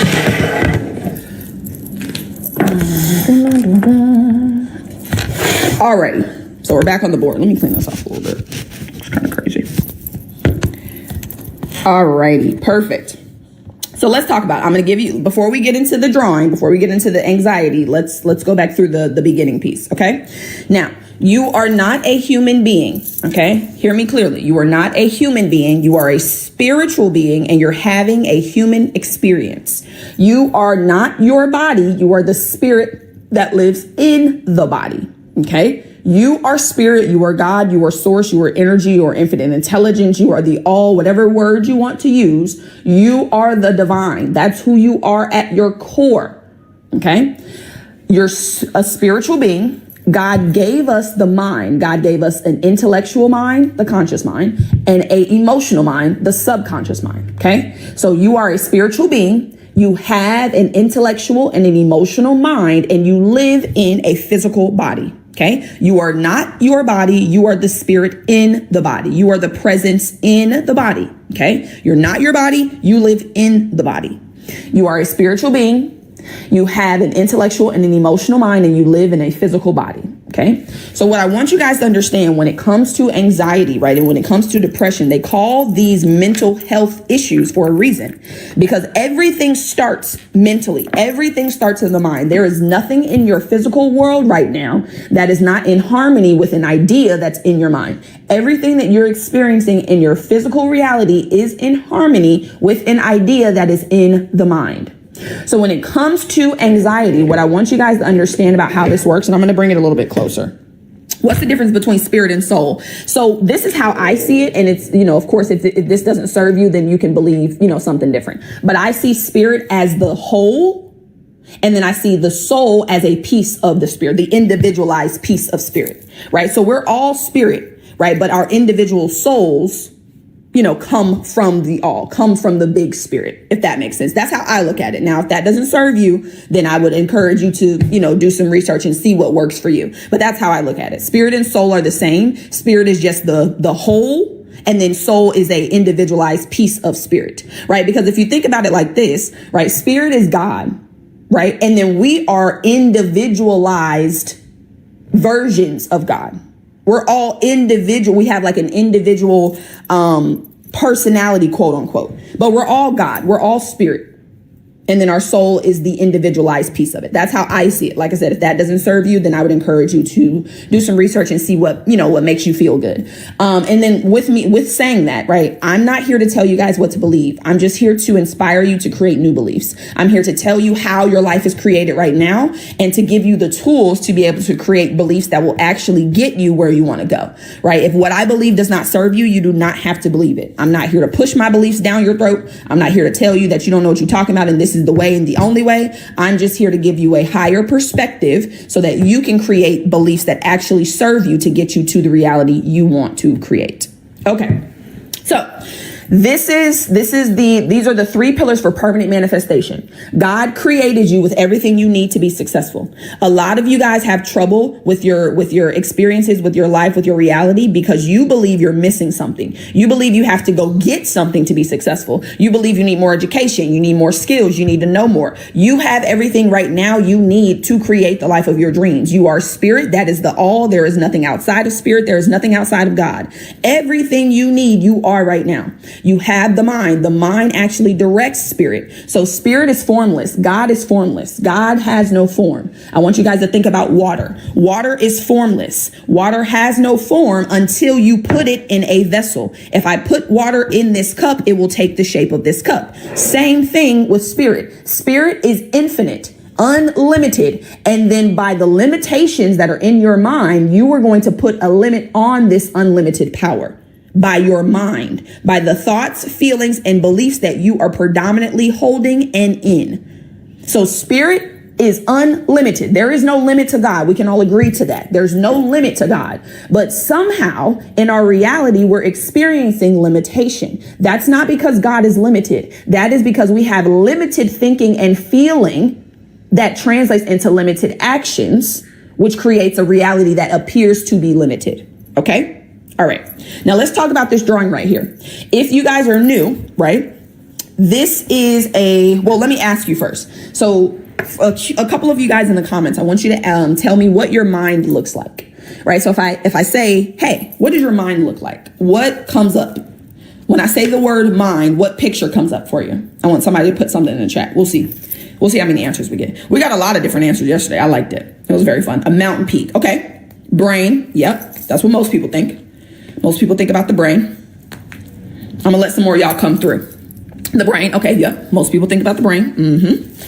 That's what most people tell me. Most people are like, oh, it's, the brain. A beach. I like that. Music notes. Okay. Okay. Music notes. Beautiful. An antenna. Okay. Okay. Pictures and noise. A whole bunch of chaos. Okay. So yeah, so we got the brain, we got busy, pictures and noise, we got a beach, we have a mountain peak. Okay. So what I want you guys to understand is that your mind is not a thing, right? It's not a physical thing. Your mind is actually an activity. It's a movement. Right? But when we think in pictures. If I ask you what your mom looks like, there's a picture that pops up. If I ask you what your favorite food looks like, there's a picture that pops up. Your favorite car, your dream house, there's a picture that pops up. But when I ask you about your mind, there's no picture, or it's confusing, or you're thinking about the brain, right? The brain is a physical instrument of the body. Okay. Your mind is an activity. It is a movement, and your body is the physical manifestation of that movement. However, the mind is the cause of everything. So it's sometimes, let me say, difficult for you to understand how to actually change your mind, be ye transformed by the renewing of your mind, because you don't really know what it looks like, right? You hear about it and it seems like this, abstract thing that, nobody's ever seen, but somehow it controls everything. So basically, there was a doctor back in the 40s who created this drawing to represent the mind, right? So this drawing right here is what the mind looks like. So the next time you think about your mind, this is the picture I want you to think about, right? It's a stick person. It's so simple. It's very easy to understand, and I'm going to explain it to you. Now, if you don't want to believe your mind looks like this, that's totally fine. You can create whatever picture that serves you. This is so simple, and it looks just like a person, that it's the best drawing that I've ever seen of it, right? This is what I use. Now, you can use whatever you like, but this is what I teach my clients, and this is what I teach my students, right?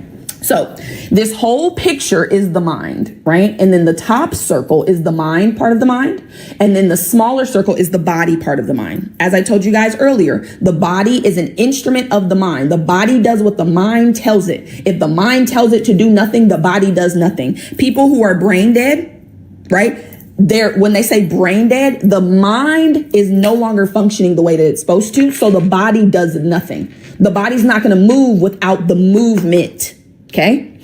Now the mind is split into two. Now, for creation's sake, it's split into two. So we have the conscious mind and we have the subconscious mind. The conscious mind is going to be your thinking mind. Okay. So this is your educated mind. This is the intellectual mind. When you went to school, right, and they dumped all that shit into the cup thinking the cup was empty when your cup was actually full, and their job was to pull the stuff out of the cup. They dumped all of that stuff into the conscious mind. They just dumped a whole bunch of knowledge in there that you're not even using. It has nothing to do with anything, just a whole bunch of busy work, right? But then the subconscious is your feeling mind. This is your emotional mind. This is the part of the mind that actually creates. This is the part of the mind that actually manifests. Okay. So I want you guys to think about the conscious mind as the seeds, right? You get to choose whatever seed you want. Consciously, you get to choose what type of life you want to live. You get to choose the type of partner, choose the type of house you want to have. You get to choose these things consciously. But the subconscious mind, I want you to think about as a garden. The subconscious mind has no ability to reject. It will accept whatever you give it. If you plant a negative seed into the subconscious mind, you're going to reap a negative fruit. If you plant a poisonous seed into the subconscious mind, you're going to reap a poisonous fruit. It's just like the garden outside. The earth doesn't argue with you. When you want to plant a poisonous seed, the earth doesn't say, oh no, that's poisonous, I couldn't take that. No, the earth accepts whatever you give it, and it will outpicture whatever you give it. It will create fruit in harmony with whatever seed you plant. It does not matter what seed it is. If you plant $1 million seed in the subconscious with emotion, you will reap $1 million life. Now, right now you're reaping the seed you're reaping, or you're reaping the fruit you're reaping because of the seeds that are in your subconscious. So one of my jobs, right, is to help you understand what seeds are currently planted, because as long as those seeds are planted and rooted and undisturbed, they're going to continue to produce fruit in harmony with it. And your life is going to continue to stay the same. So you must uncover what seeds are planted in your garden right now, because you have seeds. You got lots of them, tons. I'm not enough. I don't know enough. I don't have enough. Money is hard to get. Money is evil. All the rich people are hoarding the money. Niggas ain't shit. I never have any great relationships. Everybody treats me bad. I don't know enough. I'm not confident. I don't have any faith. I'm too fearful. I have anxiety. All of these seeds that have been planted over and over and over and over and over into the subconscious mind become habits. Okay. So I want you guys to understand what a habit is. A habit is an idea that is fixed in the subconscious that causes your actions without any conscious effort. You guys have a multitude of habits. You wake up every day and you just move into a routine. You don't have to think about it. You don't have to think about putting your shoes on, how to tie them, how to get in the car, how to drive it, how to cook. You don't have to do any of that. Even with your breathing, I want you guys to understand that. You're not breathing consciously right now.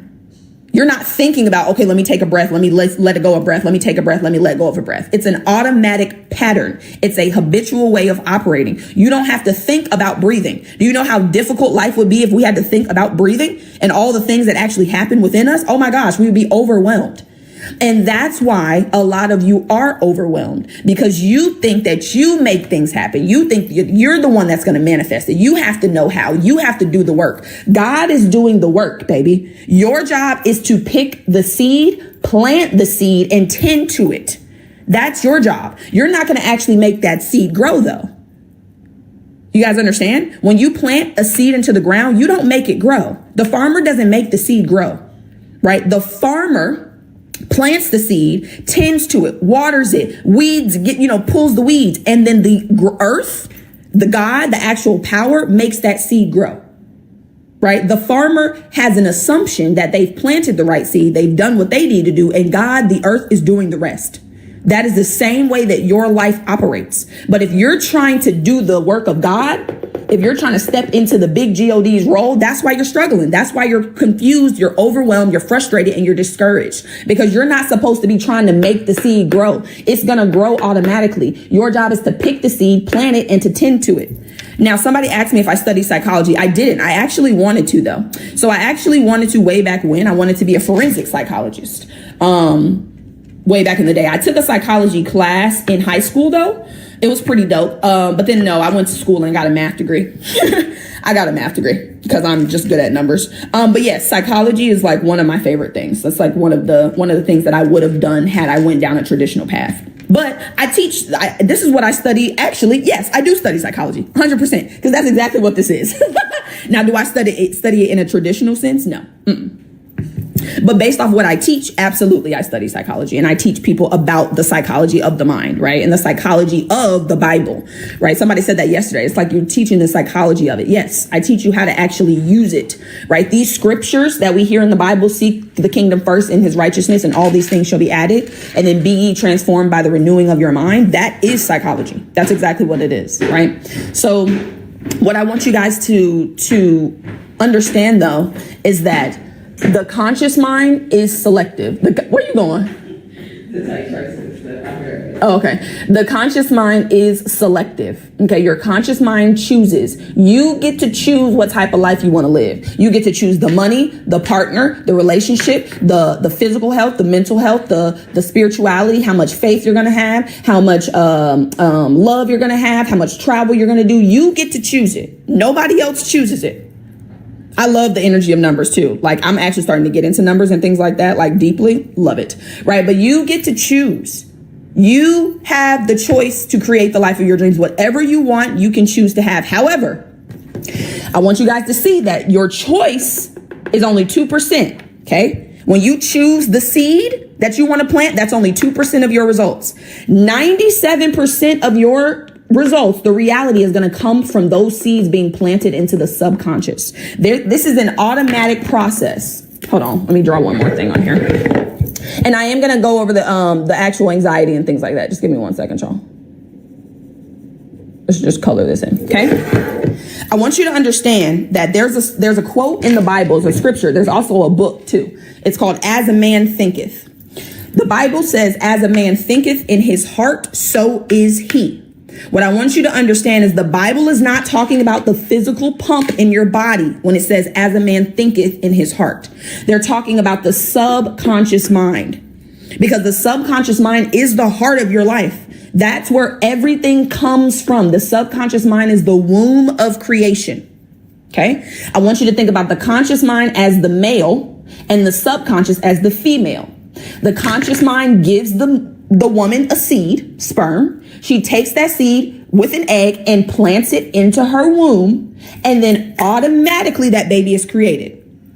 You don't have to make the baby. Okay, you're not consciously deciding to make the ears and the eyes and the legs every day. It's an automatic process. You have accepted the idea that you are carrying life and you are automatically operating every single day to create the reality of a baby. Okay, that's how your mind works. So what I want you guys to understand is just like this little quote down here. Your life is 99% consciousness, 99% beliefs, thoughts, feelings, emotional convictions, identity. 1% of your success, hear me clearly, because we get real tied up in the actions. Oh, I need to do this. I need to do that. I need a strategy. 1% of your results come from the strategy or action you're taking. 1%. How you see yourself trumps the actions you take. You can take all the action you want. If you don't see yourself as somebody who's successful, if you don't see yourself as someone who can have the life of their dreams, if you don't see yourself as God in human form, it ain't gonna matter what actions you take, baby. You can take all the actions you want. I took actions for 4 years trying to monetize my social media and did not. I got a mentor 2 weeks later, changed my consciousness and monetized my social media. How is that? I'm doing the same things. I've never changed my actions. I've been doing the same exact thing on social media for 5 years. It's just that I changed how I saw myself. I changed my belief about myself. I changed my thoughts about myself, my feelings. The way you see yourself, you're never going to outperform your image, baby. You're never going to outperform the concept of who you believe you are. If you believe that you are not successful, you don't know enough, you don't have enough, you're not confident enough, you don't come from money, you ain't going to have no money. If you believe money is evil, if this is how you see yourself, if that's how you see the world, baby, the world is going to respond to you as you see it. The world is a mirror. If you look at a mirror and you smile, what you gonna get back? A smile 100% of the time. Absolutely, I'm gonna do a podcast. There's a lot going on right now in my life, to be honest. But yes, I am gonna do a podcast, right? But you have to understand it's how you look at it. If you look at a mirror and frown, it's not going to smile back at you, baby. It don't matter how long you frown at it. You can frown at that shit for years. It is never, ever, ever, ever, ever going. I would love to invite you on my podcast. Yes, Kylie, send me a DM, baby. I would love to be on your podcast, love. Yes, send me a DM. The mirror is never going to smile back at you. You have to smile first. You are the catalyst. You are the catalyst, baby. You got to plant the seed in order for God to give you the fruit. Y'all want God to give you the fruit and you ain't planted the seed. You want God to give you all the things, but you haven't sought the kingdom or the righteousness. You want God to give you the things, but you haven't transformed your mind. You're just trying to transform your actions. That's not how it works, my love. That's not how it works. You do not change your reality by changing reality. You don't change reality by working with reality. Reality is an effect. It is an effect. It's not the cause. In order for you to change an effect, you must go to the cause of the effect. The cause of your reality is the frequency of your beliefs, the frequency of the ideas that you hold to be true. A belief is an idea that you have accepted as true. Doesn't mean it is true. Thank you, baby. I'll check it when we get off here. It doesn't mean it is true. It just means that you've accepted it as true. Let me give you some examples. Money is the root of all evil. How many of y'all's parents, grandparents, old people told y'all that? Money is the root of all evil. You must understand, if you have a belief that money is the root of all evil, there is never, ever, ever, ever going to be a time where you get a reality where you're swimming in money. You believe money is evil, my love. You have a belief that money is bad. You are not going to have a reality where money is good. It's not in harmony. They are literally on the other ends of each other. Because if you believe money is bad, what are you going to think about when you see people with money? Oh, they did something shiesty for that money. Oh, they're evil. Oh, they're doing whatever they're doing, for that money. They're getting money illegally. You're using your God-given power to judge somebody else negatively, and you wonder why you don't have what it is you need. Baby, when you're saying these things about other people, your subconscious mind doesn't know you talking about somebody else. When you're talking about how evil other people are because they have money, your subconscious mind is not like, oh, I know you're not talking about us. I know you're talking about them. I want you to understand there is no them. There is no us. We're all one. It's all one, baby. We are all the same spirit. So you think you're talking about somebody else. You think you're downing somebody else. No, baby. All you're doing is downing your light, your potential. You're not hurting that other person at all. When you see rich people, that is not an indication for you to belittle them. That is not an indication for you to down them. That's an indication God is showing you clearly, I got my other children getting money. You can get money too, baby. If you see somebody else having something, you can have it. That's all that means. It don't mean shit else. If you see somebody bringing in $1 million a month, it means that you have the potential to bring in $1 million a month. That's it. That's all.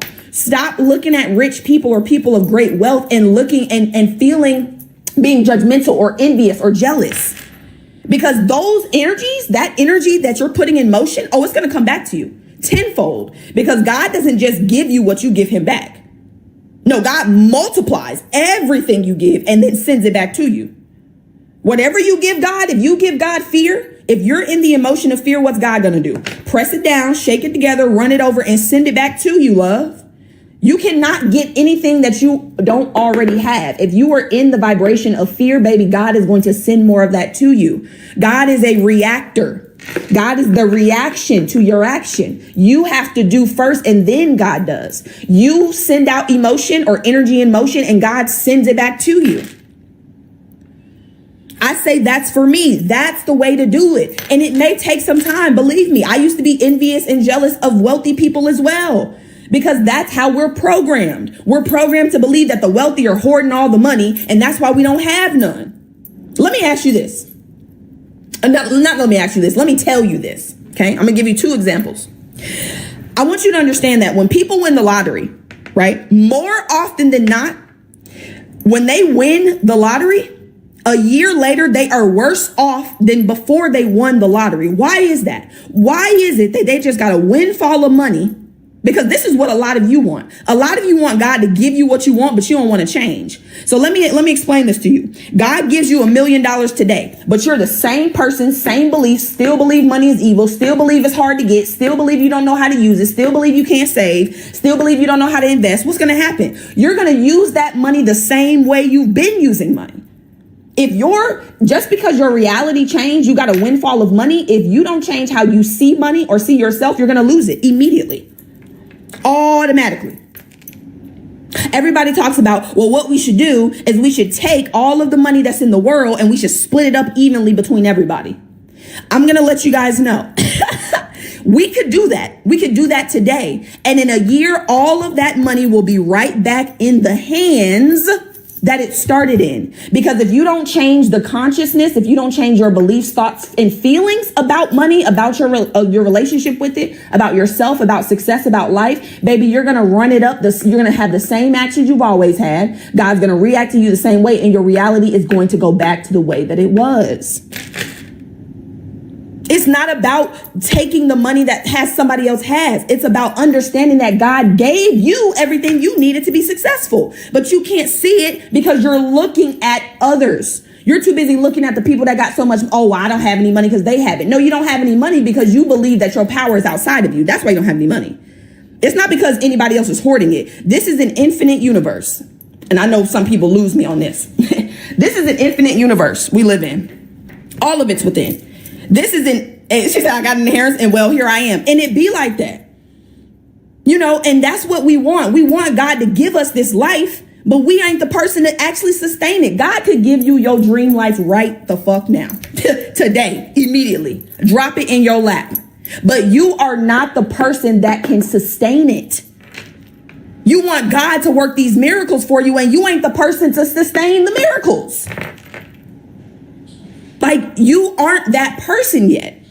Baby, you have the reality you have because you see yourself a certain way. If you expect God to give you a different reality, you're going to have to change the way you see yourself. It's all within. I don't teach you guys anything about the without. This verse right here, seek first the kingdom of God. Where is the kingdom of God at?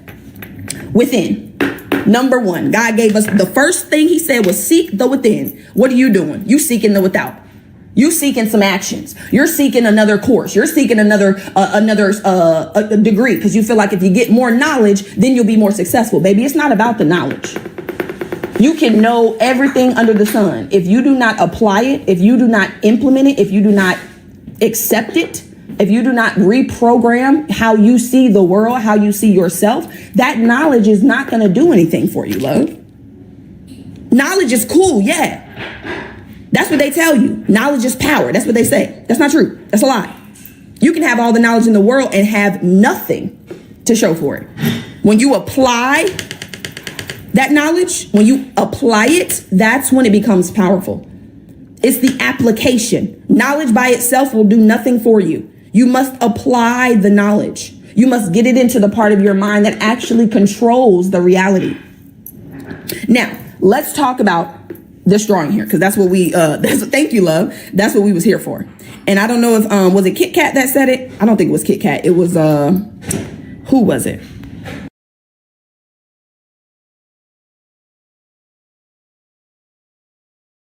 It wasn't Kit Kat. I think it was Midwest Girl. I think that's who asked. Okay, so let's talk about this, right? Because somebody asked me about anxiety and panic attacks and things like that. So I want to give you guys the knowledge you need to heal yourself, because there is no such thing as an incurable disease. That mental health issue that you don't have to have it, okay? You can actually release it and stop claiming it as yours. It's not yours, baby. Let me say this before I go into this. Stop claiming diseases. Stop claiming anxiety. Stop saying you suffer from it. Stop saying that. Because the more you suffer from it, the more you're going to suffer from it. Stop suffering from it. It's something you experience. It's something that happens to you. It's not yours. Oh, my anxiety. No, it's not yours. Stop claiming it. It's not yours. It doesn't belong to you. Now, if you want it, go ahead. If you want to keep the anxiety and the feelings that come with that, keep calling it yours. But you're here on this live because you want to change your life. You're here because you're struggling to create what it is you want. So you have to take your power back. It's not yours. You're welcome, Celeste. It's not your anxiety. It's not your depression. It's something you experience. It's an experience that you're having. It's not yours. It doesn't belong to you. Okay? Now, I want you guys to understand that we live in this 3D plane, right? And we have the illusion of duality. Okay. I want you guys to understand, like when I said earlier, when you're talking down on people who have a lot of money, you think you're talking down on them, but there is no them. There is no us. There's no separation. We're all one. So when you're talking down on somebody else, you're talking down on yourself. Okay. There is no separation. We are all one. However, on this 3D plane, we have what's called duality. Because in order for us to experience one thing, we must be able to experience the opposite. God is one. God cannot experience anything outside of itself. That would mean God is changing. God is changeless. Okay. So what God did after he created the heavens and the earth was like, bro, I can't even enjoy this shit. This is what he said. This is verbatim. He said, I can't even enjoy it. Like, what was the point of this? And he was like, you know what? I'm going to create some smaller versions of me, because remember, God is not a bigger version of humans. We are smaller versions of God. I'm going to create some smaller versions of me, and I'm going to give them the ability to experience all of it. Okay, so up, down, hot, cold, in, out. You can't tell me what sadness is unless you can explain to me what happiness is. You have to have both to have anything on this 3D plane. So we have duality. We have what's called ignorance and we have what's called knowledge. Ignorance is just the lack of knowledge. It's just the opposite, right? It's called polarity or duality. Up, down, hot, cold, yin, yang, left, right. Okay. Now, what I want you guys to understand is when you got here, when you were born, what side do you think you were on? If you think about a baby, I want you guys to answer me. When you think about a baby, what side do babies come on? When you come through your mama, which side are you on? Just based off what you see. Which side do you start on?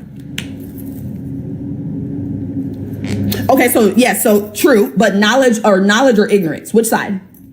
Which side do we start on when we get here as babies? Shannon, you are right though. We only have the subconscious, but as far as knowledge and ignorance, which side do we start on? Ignorance. See, I love this. Jupiter, thank you for the goats, baby. Knowledge, ignorance, not see. I love it. Oh, I love it. I love it. Okay. And this is why I get up here.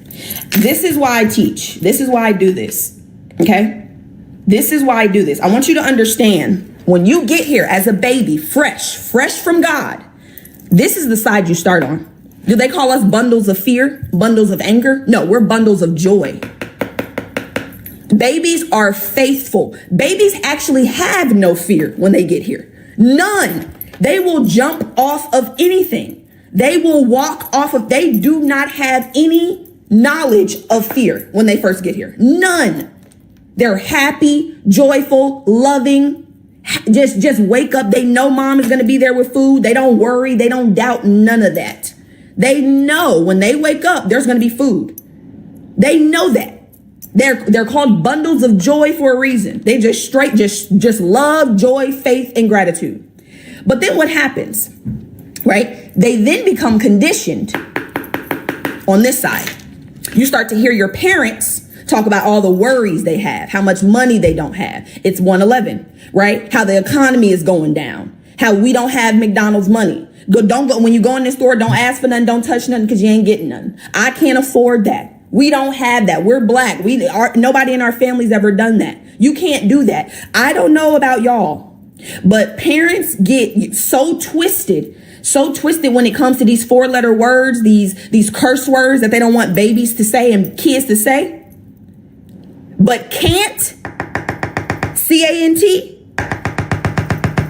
I know, Lisa, and it is like that. And that's why I want you guys to understand what's happening. Can't is the one word that is more destructive than any other 4-letter word you could ever think about telling your child. Oh, you can't do that. Oh, no, you can't do that. No, don't do that. Be careful. Stop. You can't do that. You can't do that. Oh, no, you can't. All of that. Babies have the greatest imaginations when they get here. They think they could be astronauts, teachers. They can bring in, they think houses cost $5. They just have the biggest imaginations. Literally. Like no type of any of this. But then we program them that way. Your parents programmed you to doubt, to worry, and you've been doing it for so long, it's second nature. That's why you think we start over here. Somebody else said that too on another line. They were like, oh yeah, we start on this side. No. You start over here because I want you to think about what you are a spiritual being in a body, correct? You just came from God.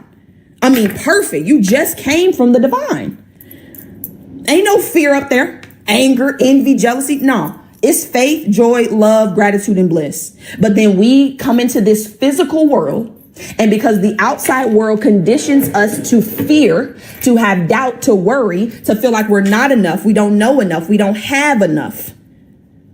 You are more than enough. God created you with more talent and ability than you could ever hope to use in your lifetime. When you went to school, this is what they were supposed to do. Okay. So the word education comes from the word educo or educo, right? That word means to draw out from within, to develop from within. When you went to school, your cup was already full. It was filled. It was overflowing. It had all that it needed. But the school believes that the cup was empty. So what did they do? Dump a whole bunch of shit in there that you don't need. A whole bunch of nonsense, just BS for 12, 14 years. Nonsense. A whole lot of nothing. Hello, Jalen. Hi, baby. How are you? A whole bunch of nonsense. They gave you a whole bunch of nothing. What you were supposed to do is go to school and have them help you develop what you already have. I have been speaking since I got to daycare. And you know what they tried to do? Shut it down. They put me in timeout. When I was in school, they tried to move me around in the class. My mom got emails on emails on emails every year until 11th grade. Maya is such a great student. She does all of her work. She gets it done, but she won't stop talking because I got something to say and I'm going to say it. I've been speaking my whole life. They were supposed to develop that skill, not shut it down. But the school doesn't know that because they're not taught that. You can only give what you already have, just like your parents. Your parents couldn't give you anything other than what they had, baby. And one of the steps that I take my clients through is that forgiveness step, forgiveness of self, forgiveness of others, forgiveness of God, whoever you need to forgive. Because your parents gave you what they had. Yes, it was probably trash. We understand. I got it. I got some trash stuff too. I got some good stuff and you did too, but a lot, it was a good bit. Okay. But we have to forgive others, ourselves, for what we didn't know. They didn't know. They gave you what they had. They gave you all they had, and it might not have been enough. But I want you to understand that regardless of what your parents did or did not give you, you have everything you need right now to rewire your life and get it on track to the life of your dreams. Right now, you are spirit, you have the mind, and you have a body. Spirit is the power through which all comes. The mind is the channel through which this spirit flows, and it manifests through the body into your reality. Already gave it to you. You were born with it. You don't have to do anything for it. When I talk about the 3 pillars for permanent manifestation, do not ever be confused. Spirit, mind, body. Those are the 3 pillars, and you were born with them. You were born with them. You don't have to do anything for it. God gave it to you. I mean, from literally conception. You have everything you need. But what does the world tell you? Oh, you're not good enough. You don't know enough. You need to go to school, get another degree, get some more education, learn some more, spend some more money on some BS on the outside world. Well, Susie, I could cry from you saying that, baby. Like, I'm trying. I want you guys to understand. I didn't start the great school of life. You know what, Wit? I love you, baby. I did not start the great school of life, from a place of love, from a place of joy, from a place of faith. That's not how it started. It started from a place of anger. I was literally fuming, boiling, and I still do when I think about it. The fact that you have been programmed to believe that you're not enough, to believe that you don't have it, to believe that you need something outside of yourself. I don't like that. It irks me. Like it boils, it boils my blood. Okay. So what I have done is I've transmuted that anger into unconditional love, but it started out as anger. Cause it is no way that we went to school for 20 years, 12, 14, 20, 2 decades. And we are struggling. That makes no sense to me. It doesn't make sense. How is it we have all this education? I know people that got PhDs that are struggling because they told us education, right? Traditional education was what was going to make you successful. It's people that dropped out of college, out of school, didn't even get to college, didn't even get to high school, and are millionaires. How is that? Because we've been programmed to believe all of these lies, and I'm not going for it. Okay? I'm not going for it. They do that so that you don't know. My job is to make you aware. You need to know who you are. Because when you know who you are, you can actually do something different. When you know who you are, you can change things. But they keep you in the dark. They tell you you're just a body. They tell you that God is some man in the sky who sits on a throne and looks down and judges everybody and loves some of us and some of us he doesn't. And then he banishes all of us to burn eternally. This is crazy work. The programming is insane. It's literally insane. Now we're going to talk about hell really briefly when we get down here. Okay. Cause I want to, anybody who still is really, tied to that. I want you to, give you some perspective, but let's talk about this. Okay. So yes, we all start on the knowledge side. We all start on the faith, joy, love, gratitude, bliss, calm, and peace. And then we're programmed to doubt, to worry, to fear. Okay. So this is how this process works. Them classes be fun, having nothing to do with majors, nothing at all. Nothing at all. Just a whole bunch of busy work. Literally a whole bunch of busy work. Even my math degree, I didn't need all that. It was a whole bunch of busy work. Now I went because they told me I had to go. That's the only reason why I went to college. Because they said I had to. That's it. If they would have told me that I could have created a business or I could have did something else to be successful, I wouldn't have went to college. There would be no reason. But that's not profitable. It's not profitable for you to start your own business. No, I need you to go to college, get all this nonsense, believe that you got to work at a job for 40 years, and then you'll be a millionaire. How is it that people are becoming millionaires in month time? Less than 12 months. But you're telling me I got to wait 40 years to become a millionaire? That's how they get you. Anyways, okay, so let's get into it. So I want you to understand that ignorance is the lack of knowledge. Okay, I'm going to give you an example. Later on in this live, I'm going to give you guys an opportunity to actually move forward, to actually take this information that you just learned and actually implement it, right? So whether that's investing in a course, whether that's investing in mentorship, monthly, whatever it is, right? I'm going to give you that option. But what's going to happen is you're going to get some doubts. The doubts and the worry are going to pop up. Well, how am I going to make it happen? What if it doesn't work? Remember the last time you invested in yourself and nothing happened? What's going to be different with this mentorship program? What's going to be different with this? Oh, she's saying that she could do this. Well, you need proof. Well, has anybody else done it? Well, remember the last time, like you're going to start to doubt and worry. You're going to start to doubt what I'm telling you and worry. And that doubt and those worries, that thinking is going to translate into fear. You're scared. That's what's happening. You're doubting and you're worried because you're scared of something. You doubt that it's going to work for you because you're scared you're going to fail. You're worried you're not going to have the money because you're scared you're not going to have it. You are in a perpetual state of doubt, worry, and fear. I want you guys to understand that doubt and that worry, that thinking causes you to feel certain emotions. Maybe you're fearful that you're not going to be successful. Maybe you're angry because you don't have the money to invest. Maybe you're envious of somebody else because they're talking about how they're creating the life of their dreams. Maybe you're jealous of them because they're talking about it. Maybe you're blaming yourself because you don't have the money. Maybe you feel guilty because you spent the money on something else. Whatever it is. There's a host of negative emotions that are going on in the subconscious mind. Okay. And as I told you guys earlier, the mind and the body are not separate. They are one, two ends of the same string. They cannot be separated. These emotions, if you don't release them, where do they go? They go into the body. So I want you guys to understand what anxiety is. And I'm going to give you two ways to look at this. The first way is that anxiety is you worrying about the future.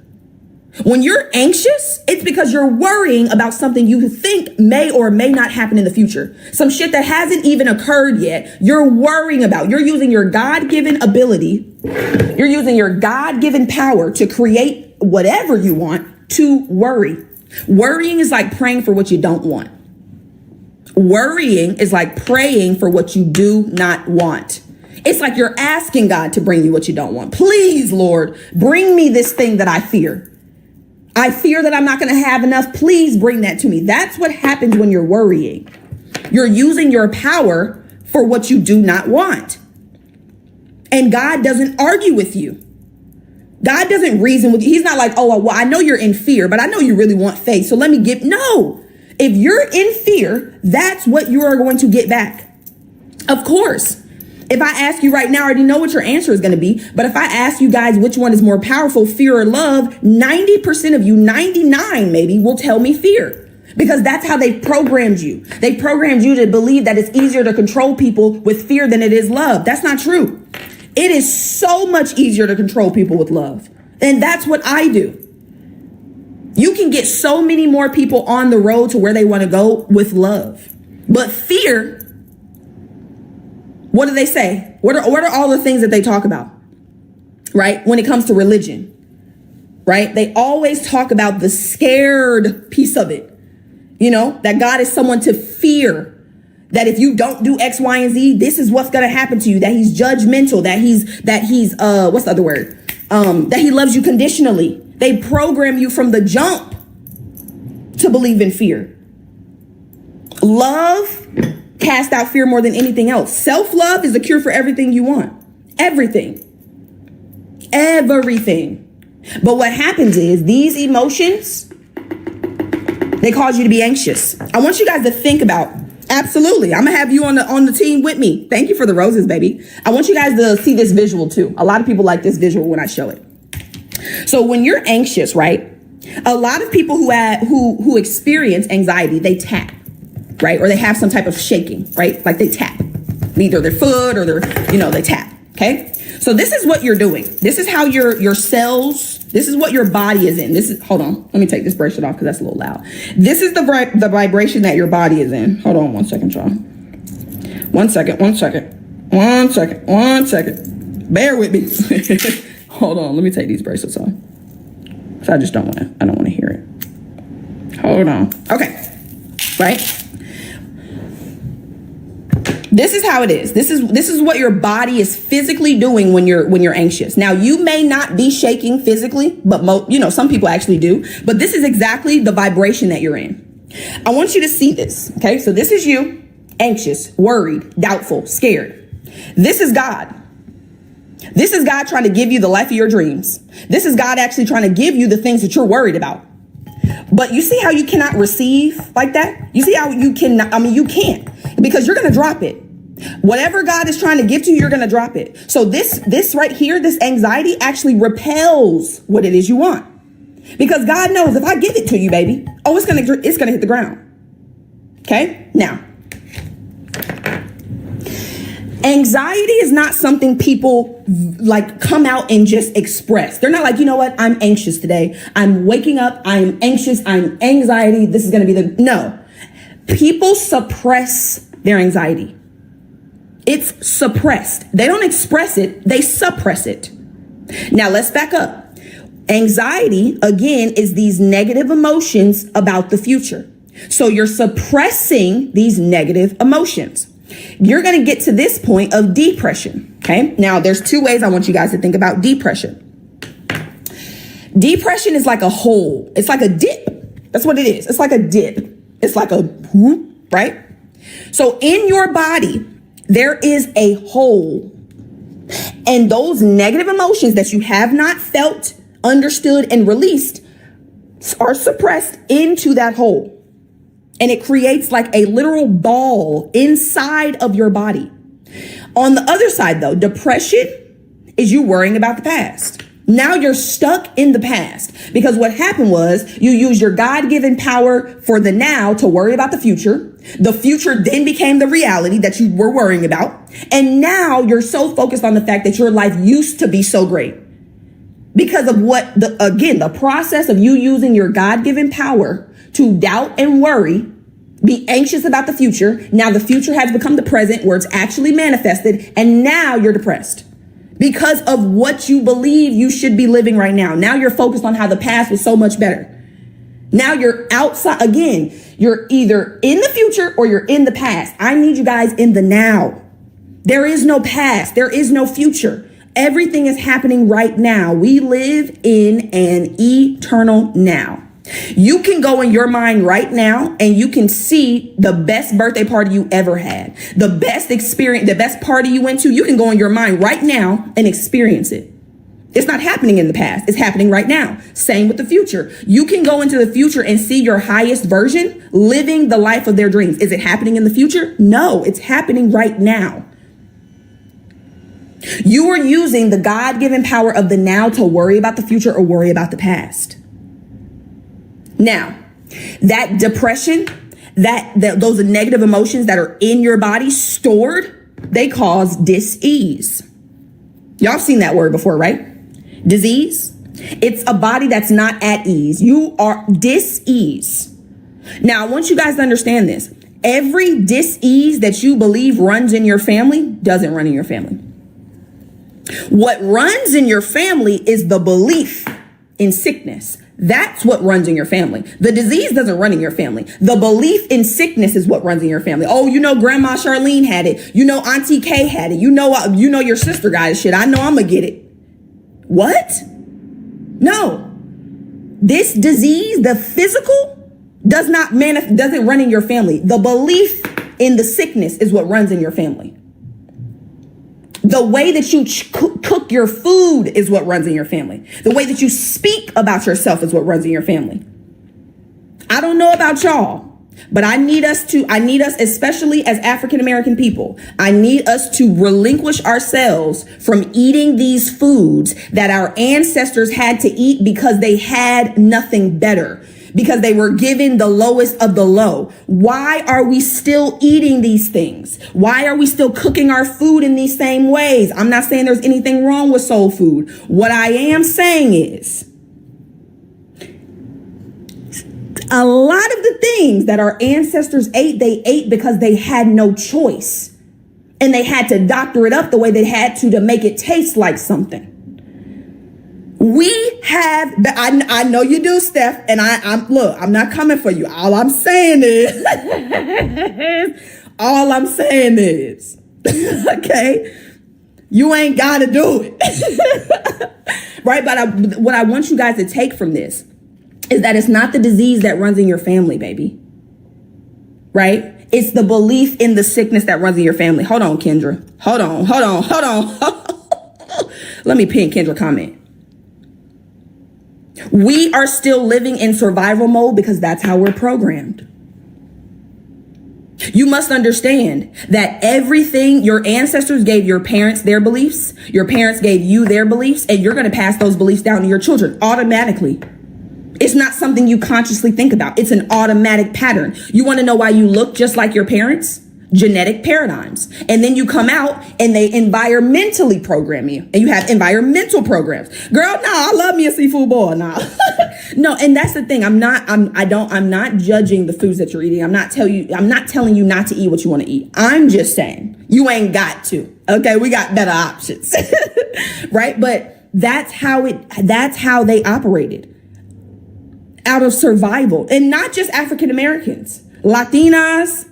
There's a lot of white people that have the same type of struggles, living out of survival. But because we are programmed unconsciously, they just pass down all that survival to us.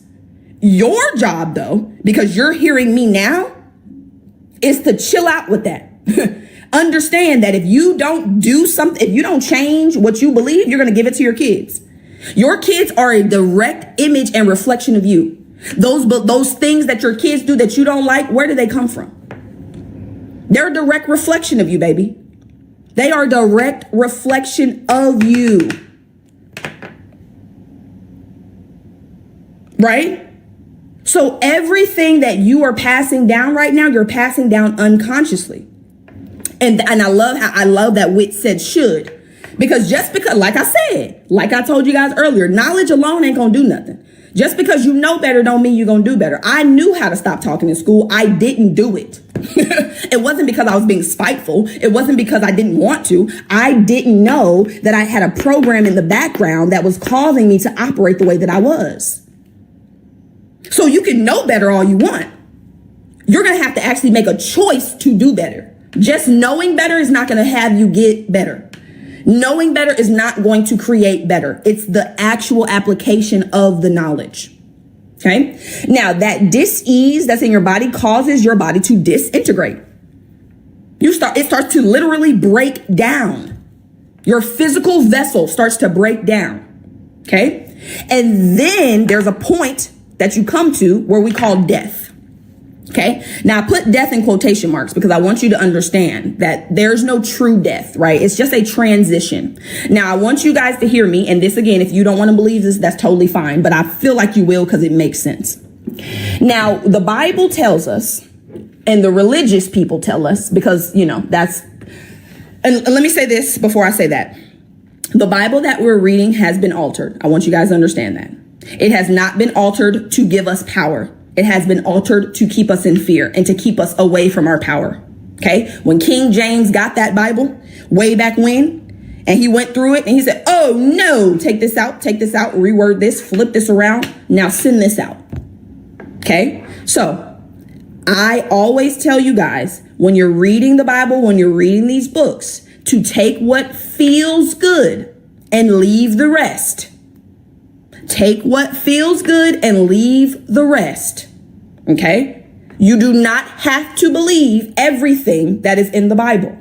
You can if you would like, but I have a feeling it's not going to serve you. So take what serves you, listen to God's voice. You'll know if it's God speaking. Anything that sounds like fear, like worry, like doubt, like anxiety, like love, conditional love, that's not God. Now, I understand some people are not going to like how I'm saying this, and that's okay. But I want you guys to be freed from the chains. Okay? Now, the Bible tells us, and the religious leaders tell us, if that God is a man in a sky, right? He's sitting on this throne, and he's looking down at everybody. And he's picking and choosing whose prayers he's going to answer. And he's loving us conditionally.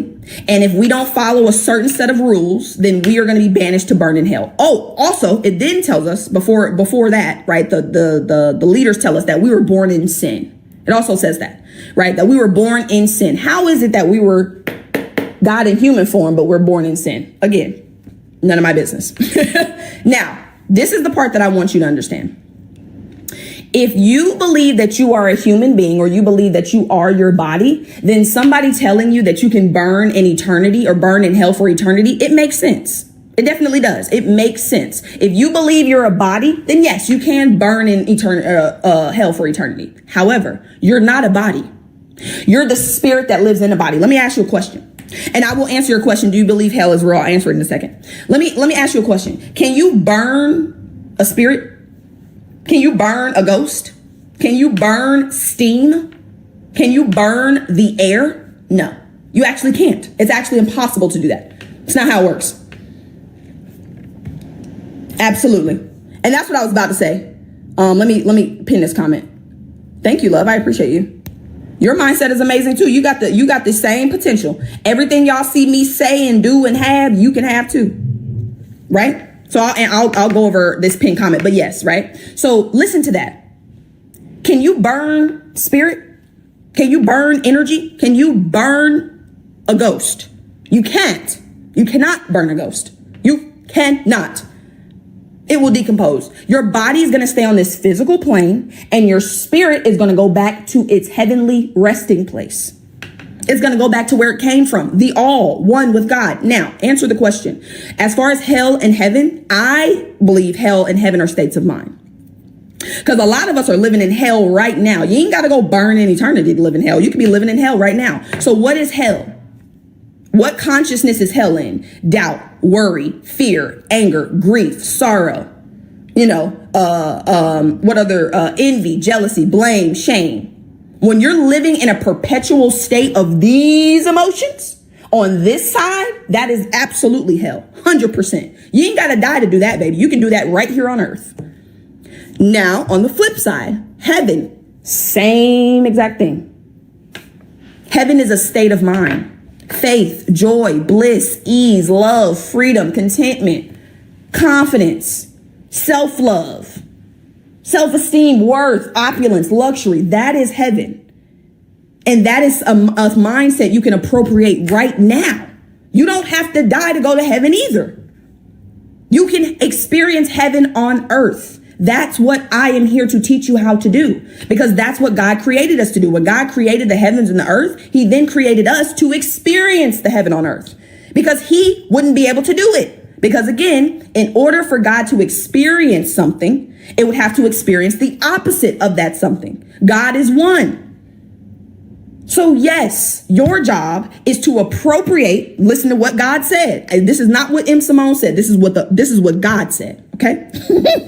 Jesus loves you too, baby. Seek first the kingdom of God. Where is the kingdom? Within. Number one, he was very clear. Seek the within first. First. What's the other thing that God said in the Bible? He said, you have sought me after the loaves and fishes and you can't find me. You sought me after. No. He was clear. First. Seek God first, beforehand, originally, at the start, Genesis, the beginning, the origin. Seek the kingdom of God, which is within first, and his righteousness. Okay. I want you to think about righteousness. When you hear the word righteousness, it's about standing upright. What does standing upright mean? Having the right mind. Having the right consciousness. So righteousness, you can think about right-mindedness, which is what we're talking about, or right consciousness, which is also what we're talking about. So God says, seek within and the right consciousness first, before you do anything else. Seek within and the right consciousness. And then all these things, all of them, everything. People get on my lives all the time. God doesn't want us to be rich. I'm not sure where he said that in that statement. He didn't say all the things except money. He didn't say all the things except a big house. He didn't say all the things except the nicest car you could ever think of. He didn't say that. He was very clear and definite. All the things. Because when you know that everything you want comes from God and you seek him first, he's going to give you everything you need and want. What does the Bible say? What is it saying? Now unto him who provides what? Hold on. I wrote it down. I don't even have my, I know where it is in the Bible. Hold on. Ephesians. Hold on. Cause I want y'all to hear what God said, talking about he don't want us to have. What in the world? How am I supposed to do God's work if I can't pay my bills? Do y'all understand how difficult it would be for me to get up here and give y'all this knowledge and I am struggling? Literally, like I can't do what I need to do. That would be crazy. Insane. Insane. We are God's servants and we not going to have what we need to actually serve? Come on now. That don't make any sense. It don't. I just flipped to 11:11. I saw that. Okay, where is it? 3:20. Here we go.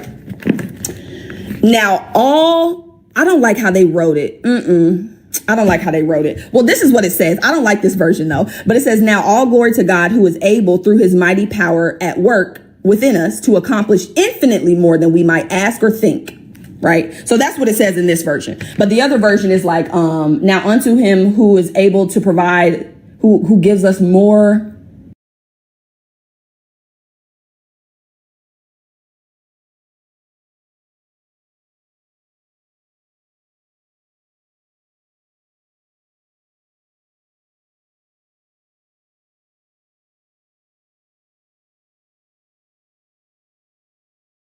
Sorry about that. I had to go get it. So yes. So now unto him who is able to do abundantly and exceedingly above all we ask or think through the power that works within us. Abundantly and exceedingly above. That don't sound like just enough. That don't sound like a minimum. That doesn't sound like just enough to pay my bills. No, that sounds like more than enough.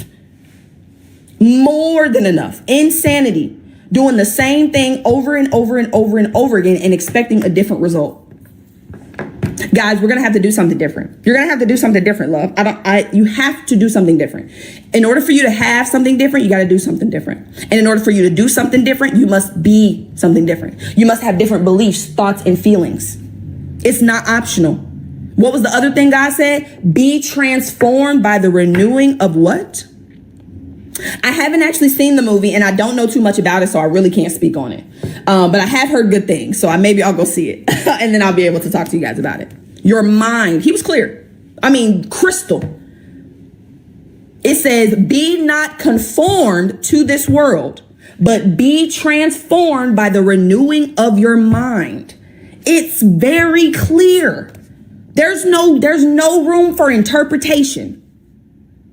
If you want to be transformed, if you want anything to transform, what do? You renew your mind. That's it. If you want all the things to be added unto you, you seek within first and the right consciousness, the right state of mind, the right belief, thinking, and feeling. Thank you for the heart puffs, baby. It's clear, crystal. You don't have to think about what God is telling you. Seek the kingdom of God. It's within. Seek the righteousness, the right thinking, feeling, and believing. And all the things that you want will be added. All of them. There's nothing outside of all. There's nothing outside of God. Everything you want, God wants to give to you. But you're in the way, baby. Your beliefs, your thoughts, and your feelings are in the way. God wants to give you everything you want. Oh my God, it's going to make me cry. Why am I so emotional? God wants to give you everything you want, my love. Literally. God gave you his power when he created you. Gave you his power when he created you and gave you the mind to be able to direct his power to what you want. I mean, gave you what you needed. You have it. You have everything you need. You just need to do what he told you to do. He told you to seek within and the right belief, thought, and feeling so that all the things you want will be added unto you.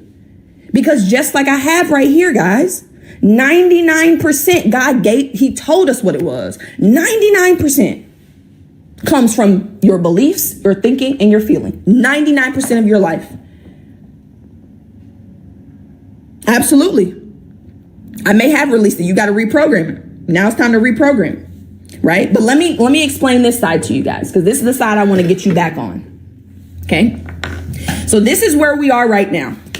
But you've been on this live and you're hearing me speak and you know what I'm saying. You know what I'm saying is true. That's why y'all still here. It resonates. What I'm saying resonates with you.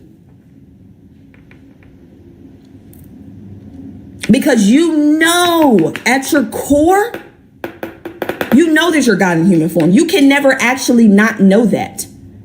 You can't not know that you're God. You can never not be. You will always be. You can never not be.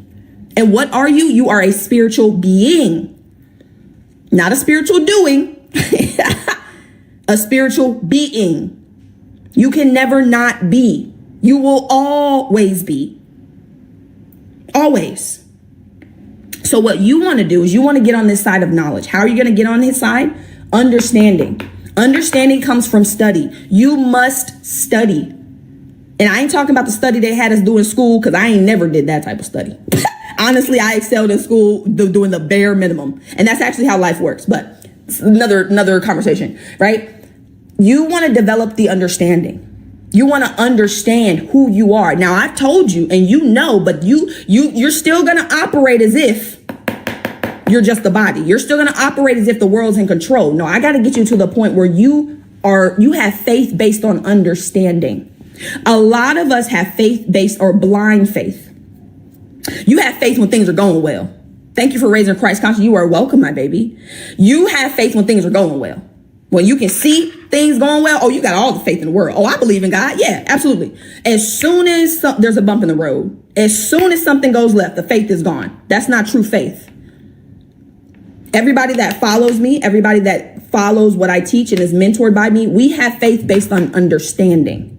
There's nothing that can waver that faith. When you understand how life works, when you understand that you are God in human form, when you understand that God is doing the work for you, through you, and you're just the vessel through which that power is working, there's nothing to doubt. There's nothing to worry about. God has always taken care of you. Today ain't no different. The next 10 years of your life ain't gonna be no different. Until you leave here, God has always and will always take care of you.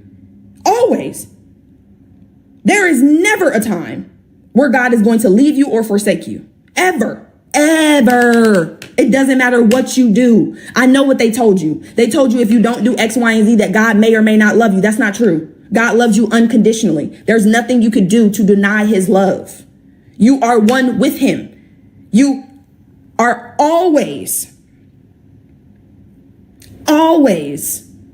going to be taken care of, always going to be loved unconditionally. There is no condition for God's love at all. It's unconditional. Everything God gives you is unconditional.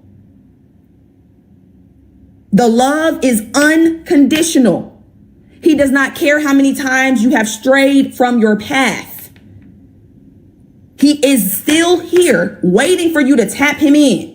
I keep trying to tell y'all, when you're at the track meets and y'all are you're in the blocks, God is waiting for you to shoot the gun to tap him in. I'm here and I'm waiting for you. God will never leave you, ever. There's nothing you can do. Nothing. I don't care what it is. There's nothing you can do for God not to love you. Now, when you start to build this understanding of who you are, of how life works, of how God works, the understanding that God gave you spirit, mind, and body to create the life of your dreams, that builds faith. I don't have to see anything in my outside world changing to know that God is working to and through me. That's going to build faith. It's going to build joy. You're going to feel love, gratitude. When you start to find things to be grateful for right now, that puts you in a certain vibration. It's a certain frequency. Gratitude is one of the highest frequencies. Gratitude and unconditional love, baby. If you can get in gratitude and unconditional love, you will magnetize everything you want to you. Because the more that you actually appreciate what God has already given, unconditional love, you will magnetize everything you want to you. Because the more that you actually appreciate what God has already given, out, y'all. We're not talking about the little one. You're the little God. God is the big God. So when you show gratitude for what he's already given you, oh baby. Now I don't know what other word to use, but God is like a trick for real. I don't know what other word to give it. When you show appreciation for what God has given to you, oh,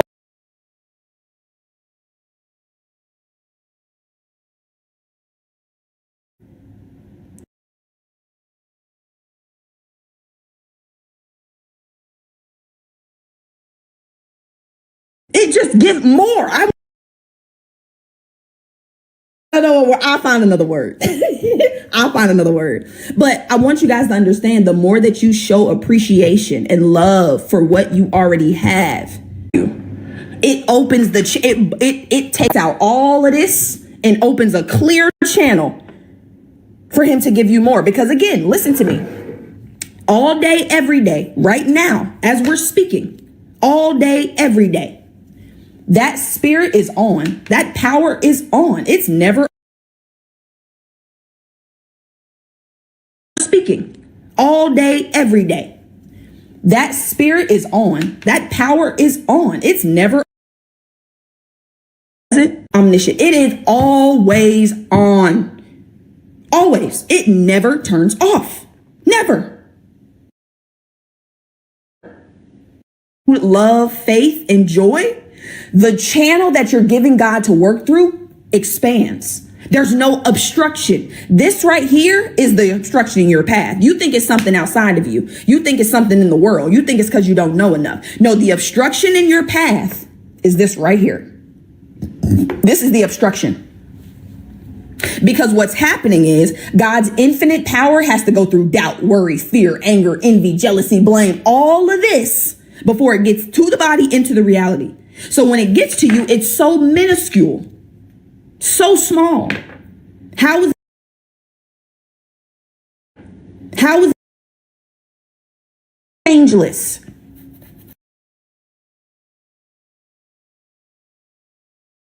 Changeless. Get all of this out of the way. Feel that shit.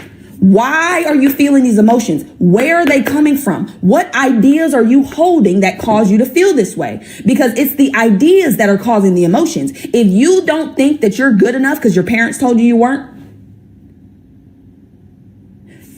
the feelings attached to not good enough are lack, limitation, scarcity. So if you have an unlimited power flowing through a limited channel, you're going to get limitations. You got to get out of the way. We got so much outside world programming going on. I'm still programming you from the outside, but I'm giving you what you need to free yourself. So when you get of well-being, you are when someone knows who they are, when someone has that power that they've tapped into, they express themselves naturally. You can't suppress it. When I got back on social media, back on TikTok live the week of my birthday, y'all came out in droves like, oh my God, you're so inspiring. You're so inspirational. Oh my God, I love your energy. I love this. I love that. I wasn't doing anything. I was just being. I was just being, naturally expressing myself. And when you naturally express, you're going to pick up speed. For the first 5 years of my business, I had 2 paid clients, maybe 3 unpaid clients. 2 weeks after I got on, the 2 weeks from getting on social media again this year, I brought in 20 clients. That's acceleration. Why? Because I'm at ease. I'm calm. I know that God is doing the work. I know God is taking care of me. And look at this. You see how calm this is? Look at this. Look at this. Look at this. Look at this. Oh, wait. I dropped it. Right? But do you see how you can just... This is why you must be in that calm state. You must be in the state of certainty. You know God is doing the work. You see how God can just give you what you want? Because you're not anxious. You're not worried. You're not looking for it. You just know it's coming. You're open to receive. When you're anxious, you're not open to receive. You're not open to receive when you're in anxiety. When you're at ease, when you're calm, when you understand that everything you see is a reflection, everything you see is delayed. Everything in the outside world is delayed. When you decide who you're going to be and you start to visualize it in your mind, it takes some time to get into the physical. But when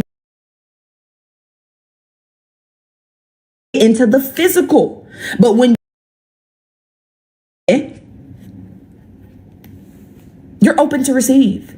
I am in joyful expectation every day that people are going to join my courses, my mentorship, the monthly mentorship, the new course that I just launched today. I am in expectation, joyful expectation. I expect to enroll clients every single day. I have an expectation. However, I am detached from how and when it happens. The how and the when, I'm not attached to. I know it's on God's time. I already know that, right? But when you're at ease, you can create. That's what I'm doing here. I am creating. That's what I'm doing for you guys. Right now, this is creation. This is me providing my life service in a way that serves you. I am creating service.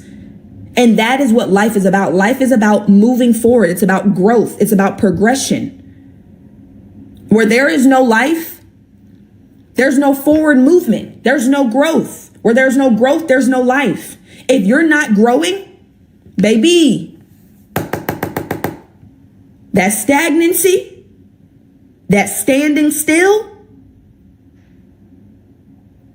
you want to create. You are here to create. What you can receive while calm, receive. Hold on. The question is, how does one get there? How does one get to this spot, this side over here? Is that what you're asking? Using the time you're waiting to prepare yourself for what he has called. Hold on. Am I following you? Hold on. Let me see. I am now. Prepare. I talked about this yesterday. Hold on. I talked about this yesterday. You asking God for a new house. You said, God, I want to move. God said, all right, bet, let's do it. And you ain't packed up your current place. You're waiting for evidence that he's going to give you what you want before you do it. Oh, so you want to see it before you believe it. That's what they told you. They told you that too, though. Seeing is believing. Seeing is believing. Seeing is not believing. There's actually no belief in seeing. When I see something, I don't have to believe it. It's already there. The belief creates the seeing. When you believe in something, that's what brings it to you. Hold on. Let me flip this real quick and then I'm going to come back. It's not reality, then beliefs. It's not see it, then believe it. It's believe it and then see it. It's not see it and then believe it. No, you believe and then you see it. Everything you see is because you believe it. This is the order. You believe it first and then you see it in your reality. But you're waiting on God to show you something. You want evidence.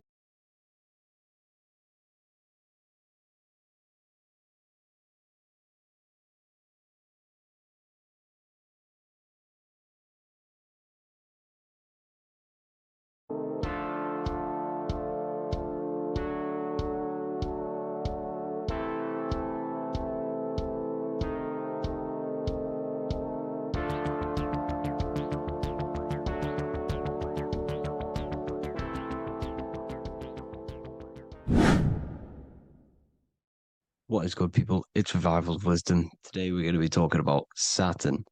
I've done this video in the past. However, this video is going to contain a lot more in-depth explanation of Saturn.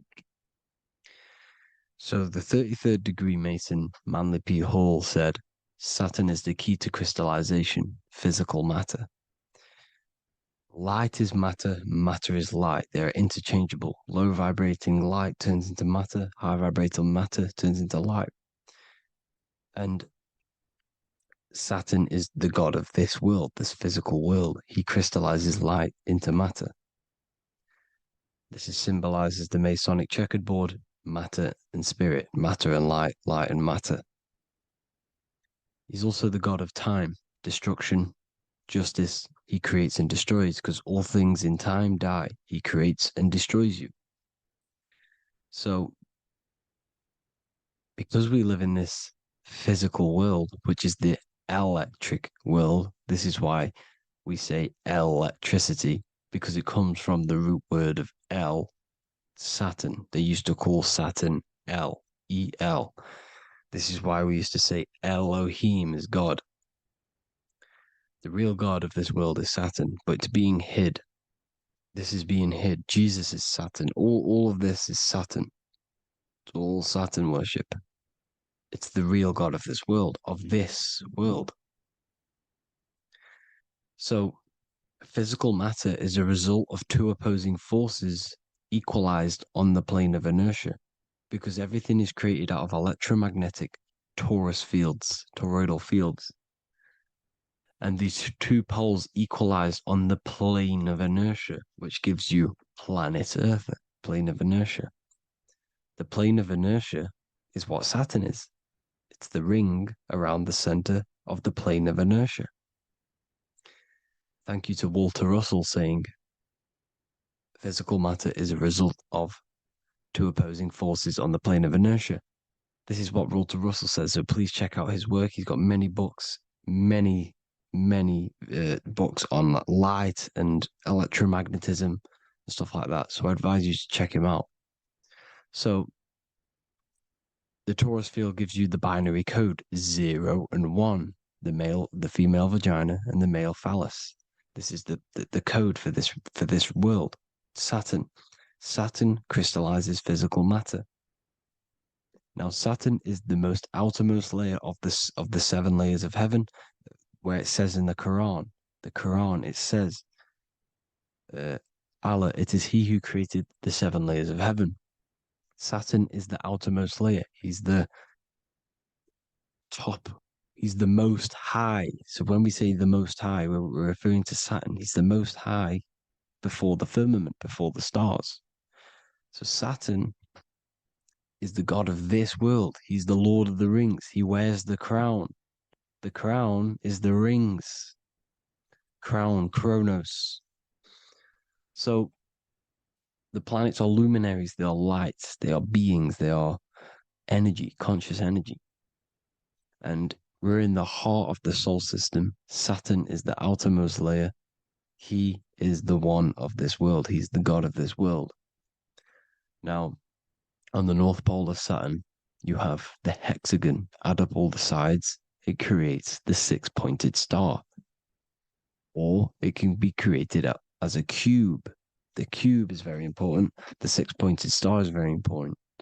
6 points, 6 triangles, 6 side, 6, 6, 6. Black cube adds up to 6 in gematria. Now, what did I say in the beginning? Saturn crystallizes the physical world. He creates physical things out of light. You are a light being. This is why we say human. Hue means the light spectrum. Hue, man, we are light manifested into physical forms. Human. And we are incarnated through Saturn. Satan, same thing. The number of the beast is 666, and the 666 comes from the 6.6 triangle, 6 sides of Saturn, 666. We are all known as carbon-based life forms. Carbon, the atomic structure of carbon, is 666, 6 protons, 6 electrons, 6 neutrons. We are materialized into our physical bodies through Saturn, through the number of the beast. These bodies are the beast, it's the animal. The divine, the Christ, is the consciousness within, because you're a physical, spiritual being combined into one, hexed into one. Hexagram. This is a hexagram. You're hexed into physical matter, spirit and matter, light and dark, combined into one. Now you contain of the mark of the beast, the mark of your body. Your body's the beast. It says in the Bible, Satan, who is the god of this world. This world. There are many different worlds, but this world is run by Saturn, and it says that in the Bible. Saturn is Satan. It's the same thing. And look at the crown of thorns are wrapped around the heart. The soul is in the heart. The mind is in the brain. The soul is wrapped around the rings of Saturn. You're wrapped in physical matter. This is what it's showing you. This is symbolizing the rings of Saturn wrapping you. And the cross on top is the cross of the cube. The cube The black cube of Saturn unfolds into a cross. So Satan, who is the god of this world, Corinthians 4:4 in the Bible, Satan, who is the god of this world, has blinded the minds of those who don't believe. Satan blinds your mind because the god of this world materializes you and he blinds your mind when you incarnate into physical matter. When you enter this soul system, not the solar system, you hit Saturn first. He materializes you. And look at the symbol for Saturn. This is the symbol for Saturn. All of the planet symbols are created out of the Holy Trinity. The Earth, Moon, and Sun. Body, mind, and soul.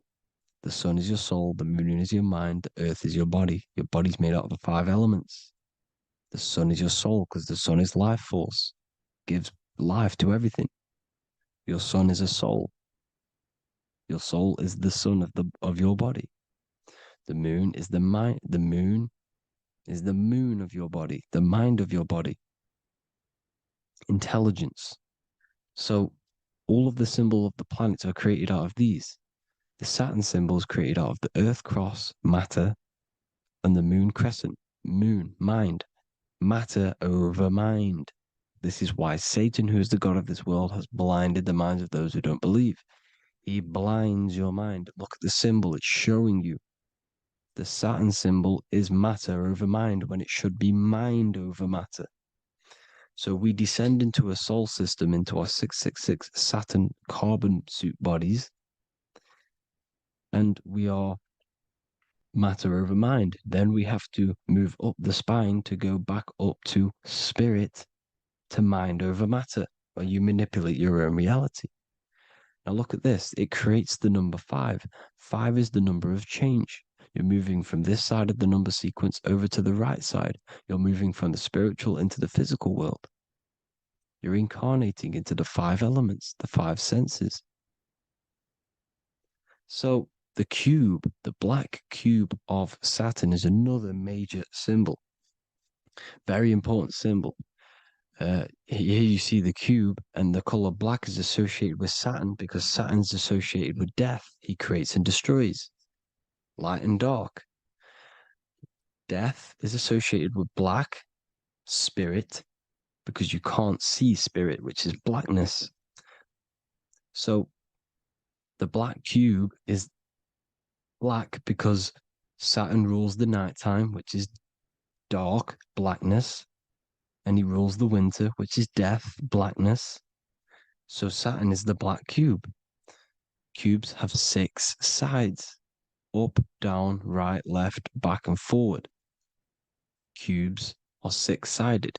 Everything is 6-sided inside of this creation because you're incarnating, you're materializing, crystallizing into the cube, the world of the cube. Everything's a cube. Everything's got 6 sides. Here's Leonardo da Vinci showing you that you're in the cube. Leonardo da Vinci did this famous painting. You're in the cube, you're hexed into physical matter. We're incarnated into the 3rd dimension, the 3-dimensional world, which is a cube, 3D. And black cube adds up to 6 sides of the black cube. The Kabbalah means cube god in Arabic. And look at what they do. They worship the cube, the black cube, and they stand in rings like the rings of Saturn. Australia, Denmark, Manhattan, Santana all have these black cubes. You go to New York, you will see the black cube there as well. These black cubes are everywhere because it is the real God of this world, So look at the cross. The cross unfolds into the cube. Xbox, Nintendo GameCube, Sega Saturn.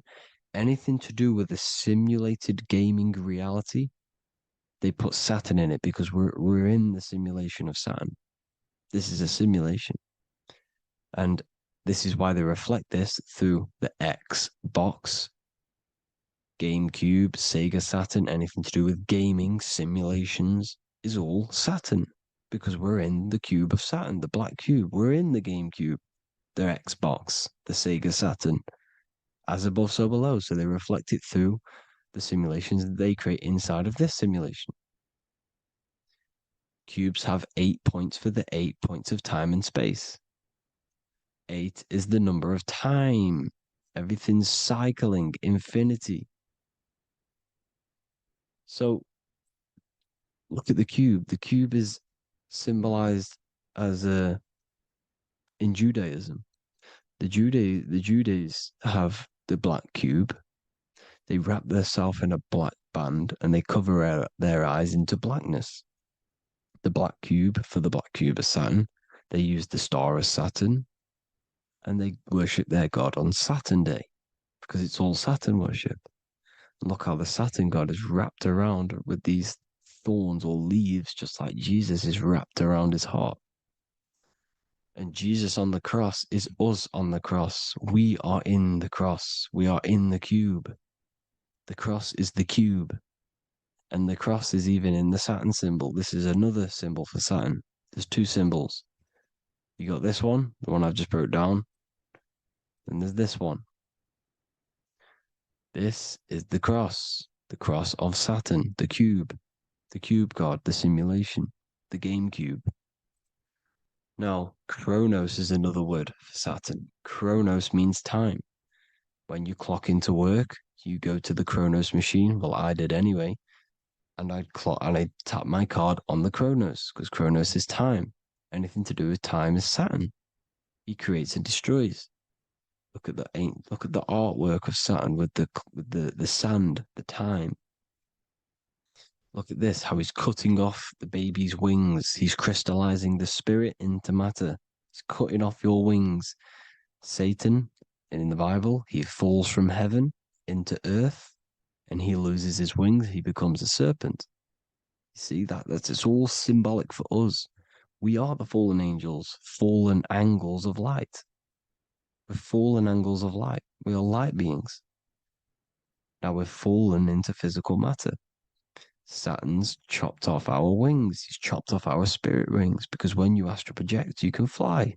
You will fly around. He's got the Reaper staff here, always depicted with the Reaper staff. Now look at the clock. Saturn Day is the 6th day, the number of the beast, 666. Look at the clock. 6 take away 12. 12 take away 6 equals 6. 7 take away 1 equals 6. 8 take away 2 equals 6. 60 seconds in a minute, 60 minutes in an hour, 24 hours in a day, 2 plus 4 equals 6. That's 666. Everything's 666 because it's time. Saturn. All goes to Saturn. He's the god of time. We're in time now. We're in time. We're in the time, which is God, the god of this world, the god of time.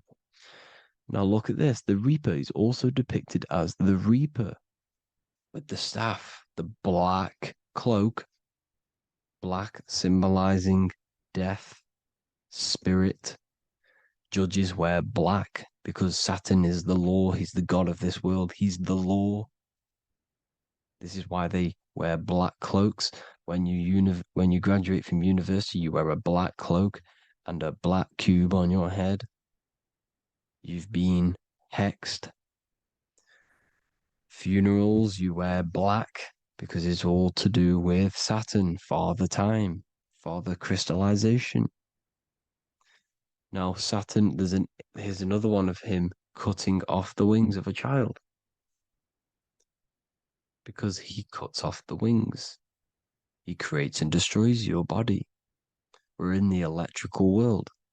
Everything that is electrical vibrates. All vibrations have to come back to a standstill point, which is death. This is why your body dies. Your atoms stop vibrating. Corona. Look at the crown. The crown is the corona. Corona means crown. And look at this is an alcohol brand for beer. You can see the staff of Saturn in the symbol with the moon crescent. corona, which is the crown, Saturn, the crown on Saturn, the rings, and then you've got the staff. It's all Saturn worship.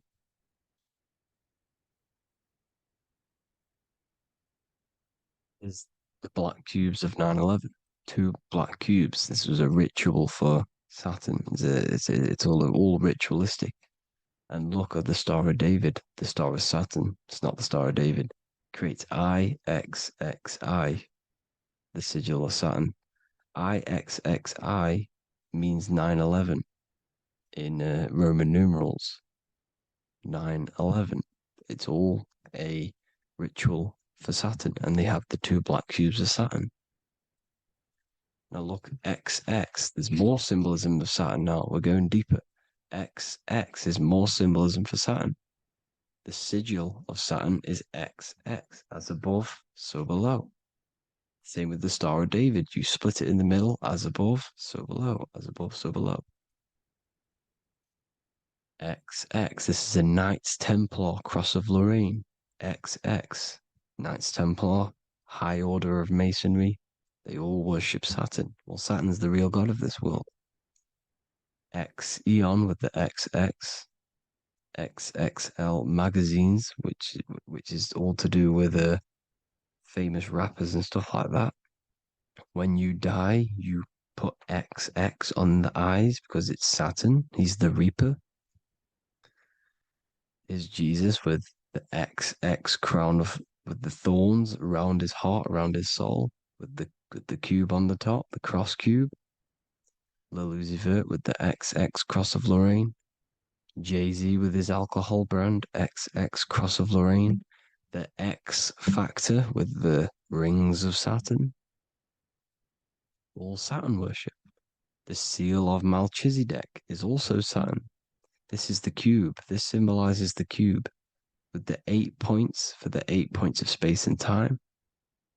And this is the cube. It's another ancient symbol for Saturn. Here you see the star of Saturn with the Melchizedek symbol around it, which is all to do with Saturn. Here you see an altar, the Holy Grail, the Melchizedek symbol on it, and they're worshipping it. This is why we wear rings, wedding rings for the rings of Saturn. It all goes back to Saturn. Earrings. The 8-pointed star of the ancient Sumerians is all Saturn. It's all Saturn. So the ancients, the symbols of Saturn goes on forever. It's in all of the major corporations. You can see it everywhere, the rings of Saturn. Toyota is an obvious one. Internet, Nike, Target, Sega, Saturn. All Saturn worship. All Saturn worship. Because he is the real god of this world. Here's Kanye West's album with a Saturn here. Here's Michael Jackson's album saying X escape. There's the X again. The X escape. You have to escape this reality. Maybe that's what he's pointing at. Here you see it on the dollar bill. The star of Saturn. Here you see it again on the dollar bill. So that is it for today's people. I hope you all gain some insight on Saturn. Please like, comment, and share if you can. Subscribe if you like the channel. Please have an amazing day. God bless.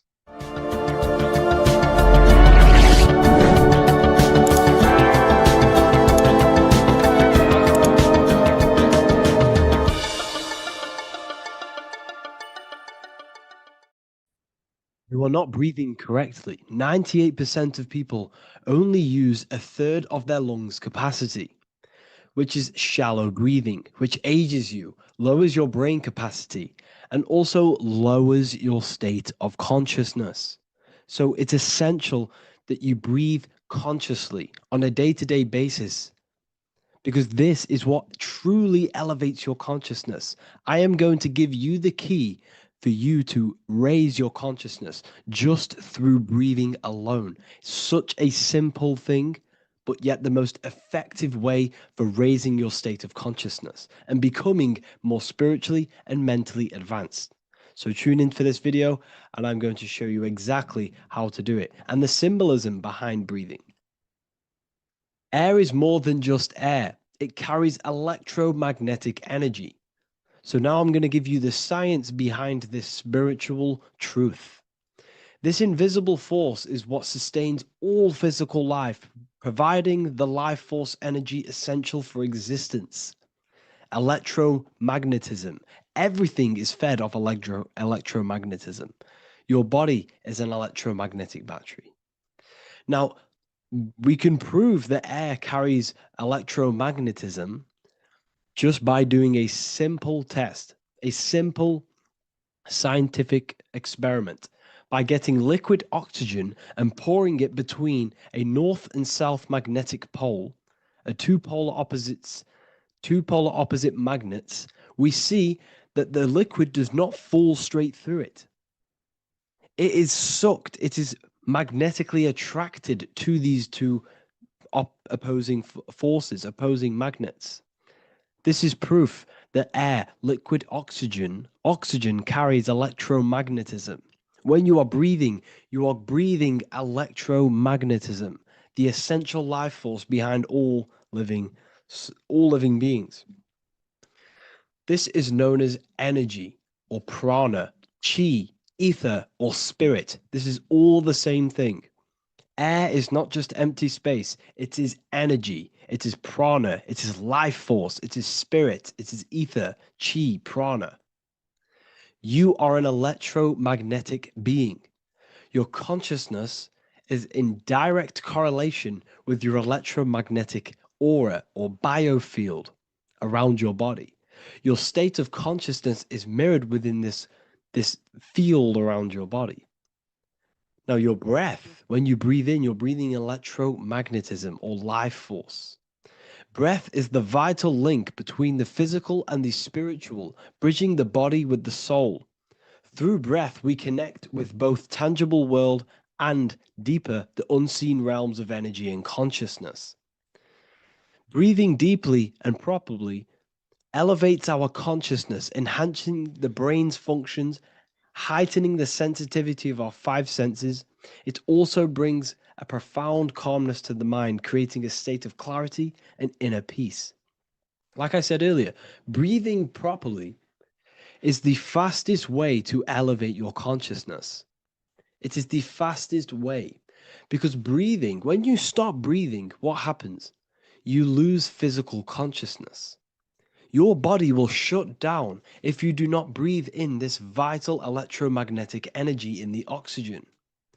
If your body does not get this for 5 minutes or however you can last without breathing, this makes you lose physical consciousness. Your body will not survive without this essential life force energy.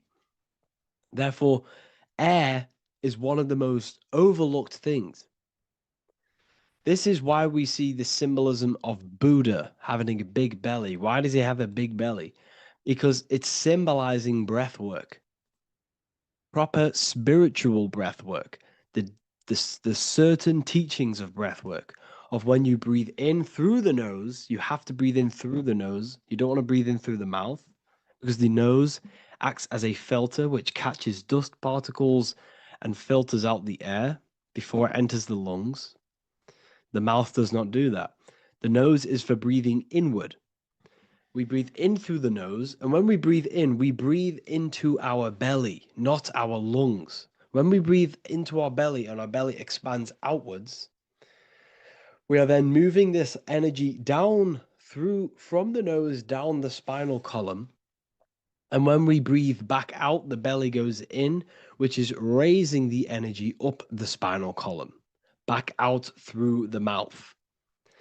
This is the true way of breathing, because when we breathe, we are moving energy. We are moving electromagnetic energy. When we breathe in through the nose, the energy travels down the spinal column. And when we breathe out, we are raising this energy back up the spine, some of it going out the mouth and some of it reaching the brain, activating dormant brain cells in the brain. But when we breathe, we need to make sure we are using 100% of our lungs capacity, because the lungs is what transforms this special energy into consciousness, physical consciousness. So this is why Buddha has a big belly. It's not because he was fat. It's not because he was overweight. It's symbolism. It's symbolism of breath work. So try this. Do this for 2 minutes while you watch this video. Breathe in through the mouth as hard as you can until you no longer can fill any more air into your lungs and belly. Breathe it into your belly, not your lungs. And breathe out through the mouth. Do this for 5 minutes or 2 minutes, however long. I promise you, breath affects your consciousness. You will notice the difference. If you do it quicker, the quicker it'll affect your consciousness, and you might go lightheaded. But that lightheaded is you activating your spirit, your energy body. So try this just when watching this video. When you breathe consciously, you are renewing both your energy body and astral body, aligning your consciousness with a higher state. This practice feeds new life force energy into the body, revitalizing and enhancing your overall well-being. Like I said, your brain requires the most amount of oxygen. When we have shallow breathing, this is reducing the brain's capacity. Because when we are not breathing properly, which 98% of people are only using a third of their lungs capacity, we are essentially only using a third of our consciousness, because your breath is directly correlated to your consciousness, your state of consciousness. When you breathe in through the mouth, out through the mouth, out in through the nose, out through the mouth, consciously and deeply for 5 minutes, you will notice that your senses are more powerful and sensitive. Your brain is quicker.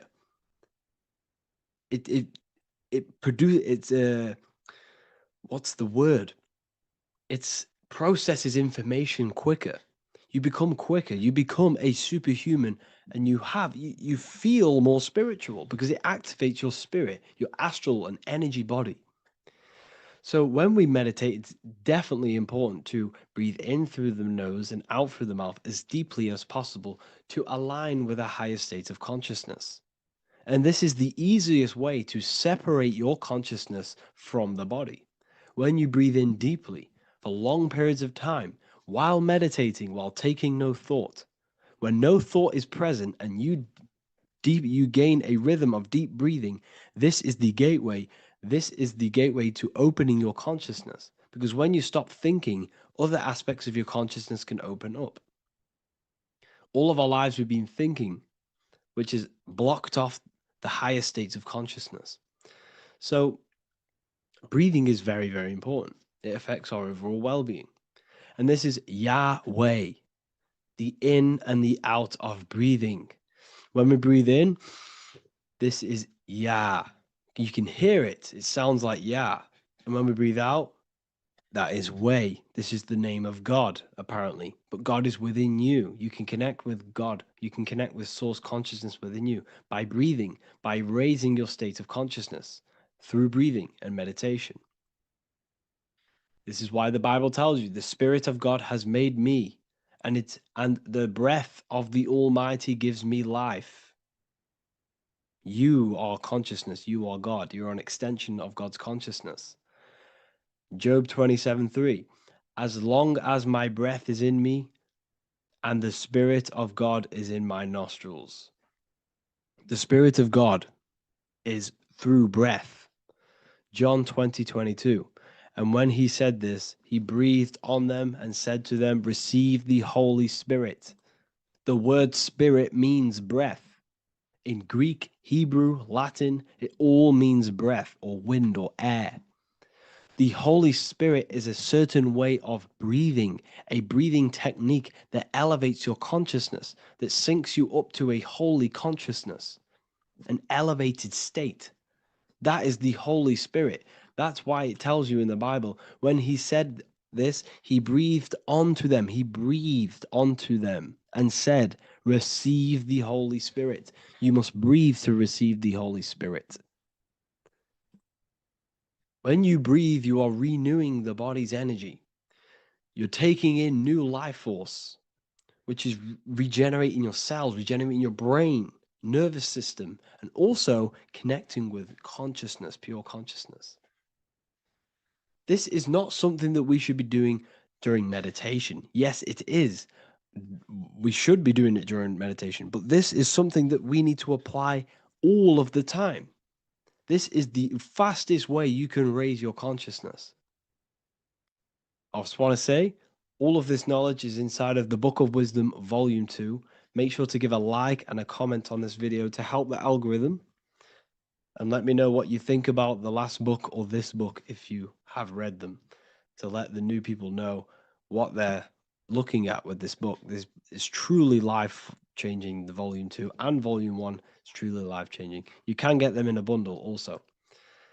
Learn hidden knowledge inside of the Ethereal University. This is where truth seekers belong. I'm not here to try sell you this, but this is the place for truth seekers. And if you are serious about your spiritual journey and serious about gaining knowledge, which gives you the advantage over life, join Ethereal University. This will definitely help you. Thank you for watching this video. Please leave a like and comment.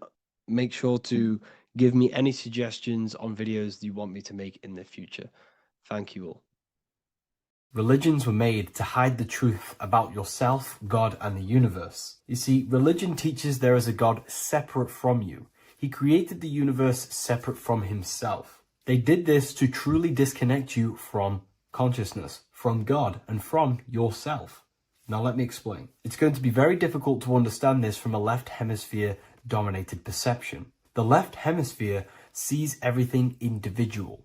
The right hemisphere sees the whole. For example, if you're walking through a woods, the left hemisphere sees individual trees, leaves, twigs, and branches. The right hemisphere sees the interconnectedness of the whole woods. We've been trained our whole life to be trapped in the left hemisphere, to think logically, scientifically, with evidence. This way of thinking traps you in illusion, division, and separateness from everything. Plus, in science, they teach you the universe exists outside of you. You exist in a universe, and the universe exists whether you exist or not. This is completely false. You are the universe experiencing itself. There is only one person in the universe. There is only one awareness in the universe, and that is God. That is your consciousness. Not your name, your job, your reputation, your thoughts, your beliefs. That is not God. God is the infinite awareness that you are, the alertness, the essence of life. You are an individual. You have a dual nature, an inner world, consciousness, and an outer world, this physical body. The inner world is the immortal, consciousness, awareness. This physical reality is for the immortal within us to experience and enjoy. And the immortal consciousness, the immortal self, the individualized expression of the only thing that is truly real, which is God, consciousness, is seeking a way to understand itself through infinite vantage points. The same consciousness inside of you, inside of the dog, the squirrel, the plants, the stars, the same awareness is in absolutely everything. Only the right hemisphere can see this connection. The universe is one mind separated into the infinite bodies and life forms. This is why scientists tell you that the universe is forever expanding. It's truth in plain sight, because the universe is the mind, and the mind is always seeking more vantage points to understand itself. And the mind is always expanding into new realms of thought. The mind cannot be filled up. It does not exist in space. However, human awareness, human consciousness is very sacred. And the reason why I say that is because humans possess a two-way consciousness, unlike a dog, an animal, or a squirrel, for example. The dog looks in the mirror. It is not aware of itself. It doesn't look in the mirror and see that it needs to improve something. However, humans, we can look in the mirror and say, who am I? Where do I come from? And I need to change this aspect of me. I'm lacking in this area. Dogs do not have this awareness. They function only on their immediate surroundings, on survival and instinct. Human awareness is special because we have the ability to reflect on the self.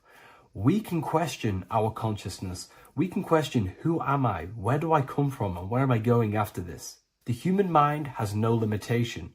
We can surpass our animal nature and rise to a godly nature. This is the whole purpose of reaching Christ consciousness, which is just an ideal consciousness where we have control over self and we know who we truly are. Humans have been given the tools to awaken. Our five senses are locked only to perceive the physical world, but the mind holds the gateway to understand the unseen aspects of reality. The mind holds the secrets to the universe and consciousness. We just have to study ourselves to understand God. We are all individualized aspects of consciousness. There is only one pure consciousness in the universe, but we're fractaled into infinite life forms, experiencing this consciousness in a different form, molding this consciousness into individual egos and individualized consciousness. Me and you are made of the same fabric. However, I have thought different things, believed different things, experienced different things, which has conditioned my consciousness to be my own individualized aspect of God. And that's what makes me, me, and you. God is the creative power within us to turn thoughts into physical reality, to create things. We are a creator. Each one of us is a miniature earth, creating and building in this physical 3D reality. Our consciousness holds power over the 3D reality. We can mold it and create anything we wish. However, we have been conditioned to live like an animal, living in our animal nature, eating, surviving, lusting, and these low-level desires keep us trapped from figuring out our creative power. This is why the ancients always depicted God inside of the brain. Even in ancient Christian artwork, William Blake, Anton Raphael, all depict God inside of the brain. Why is this? Because God is our creative power.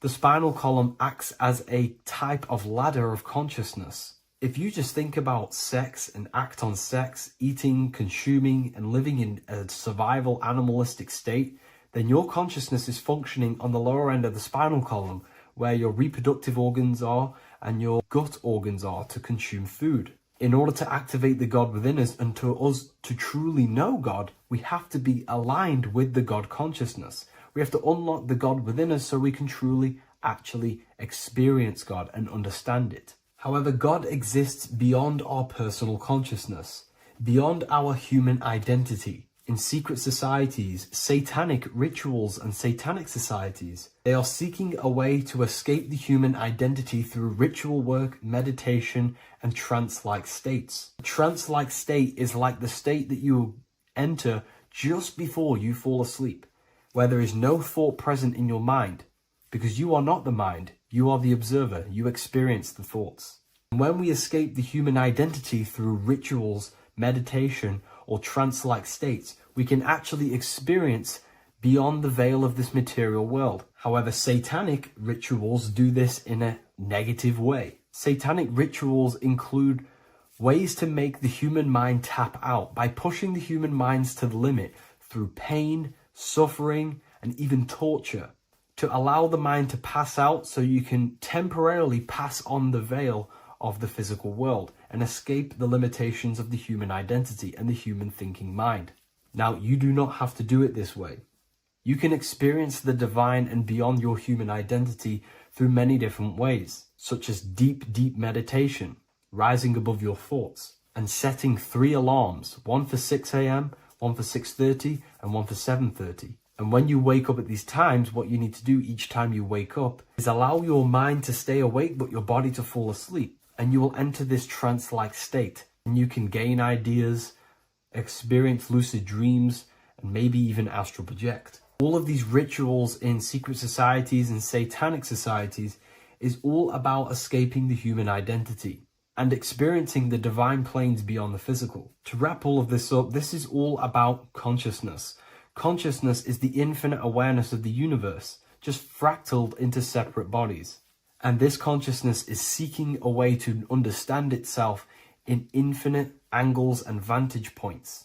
And religion was made to cut off your connection to the divine planes beyond this world and beyond your self-identity. Therefore, if you want to know God, you have to study the attributes and qualities of God, such as geometry, numbers, consciousness, the mind, the subconscious, human anatomy. All of these things are aspects of God, We have to study ourselves and study nature so we can see God.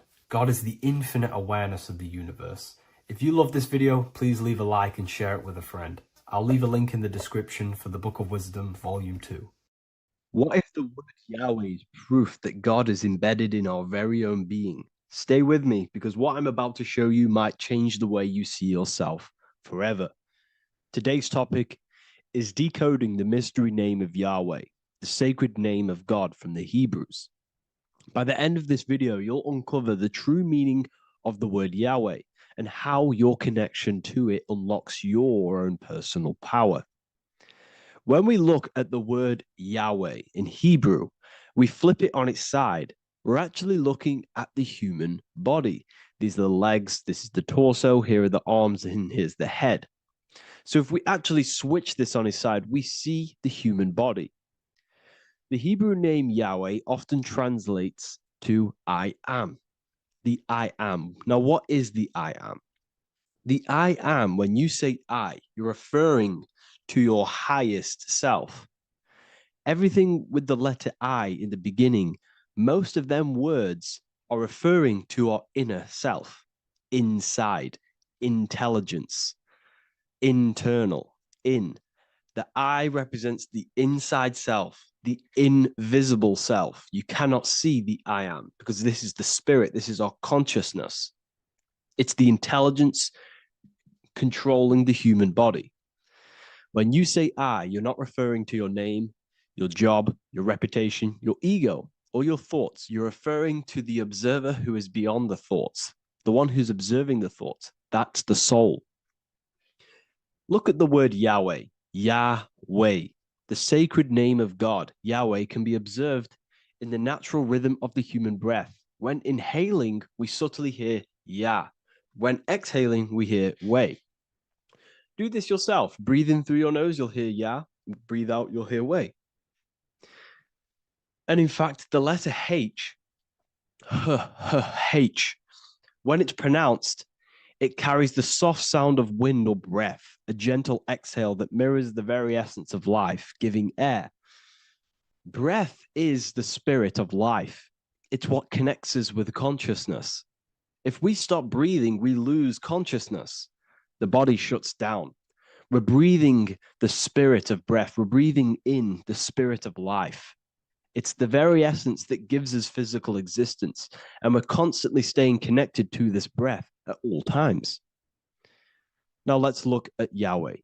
1, 2, 3, 4. There are 4 letters. The tetragrammaton is the 4-letter Hebrew name for God. Okay? Tetra, meaning 4. We have 4 gospels of Jesus. Jesus is depicted with a cross with 4 sections. Jesus has the 4 sacred animals around the side of him, always depicted with these 4. A bull or an ox, an eagle, a man, and a lion. These are the 4 fixed signs of the zodiac. Aquarius, the man, Scorpio, the eagle, Leo, the lion, Taurus, the bull or the ox, which are related to the elements. Leo is a fire sign. Aquarius is an air sign. Taurus is an earth sign. Scorpio is a water sign. These are the 4 elements. And the 4 elements correspond to the 4 bodies of consciousness, as we see here. This is fire. This is air. This is water. This is earth. So we are made out of the 4 elements, which represent the 4 bodies of consciousness: mind, emotion, spirit, and body. The soul is incarnated into 4 sections. Hence why Jesus has 4 gospels. Hence why Yahweh is a 4-named word, because we are tetraform. We have 4 bodies of consciousness. There are 4 pillars to reality: the mind, emotion, spirit, and the body. So what we're actually looking at here is the name of the very essence of the self.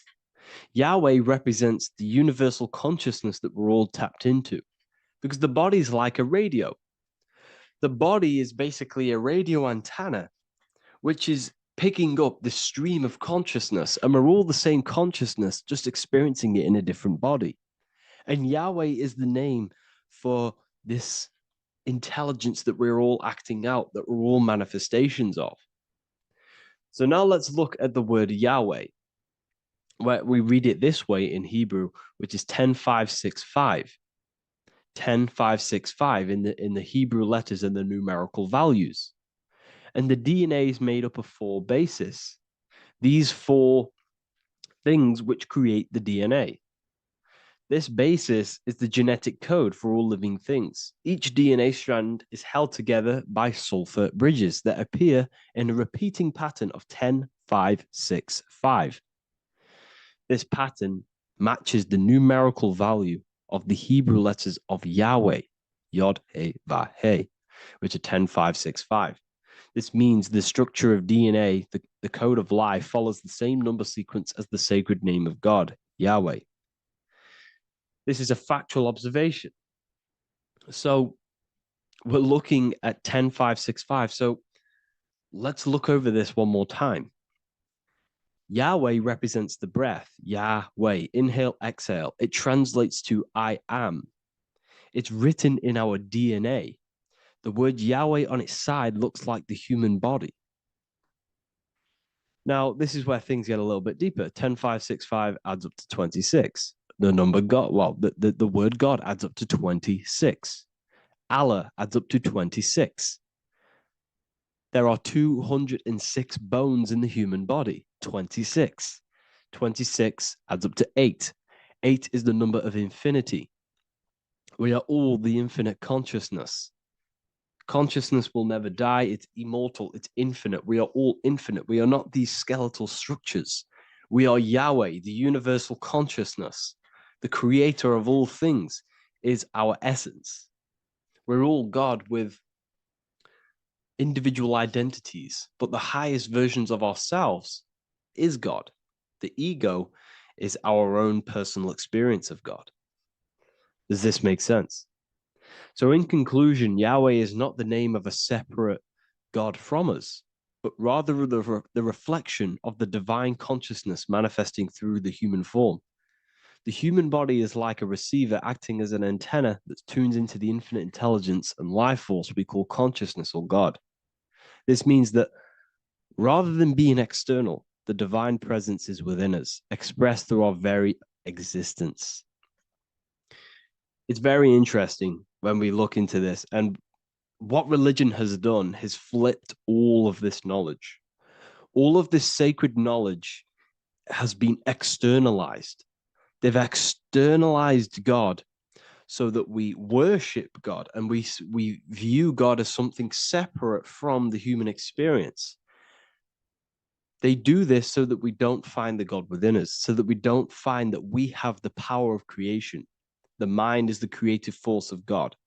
The body is the will to act out that thought.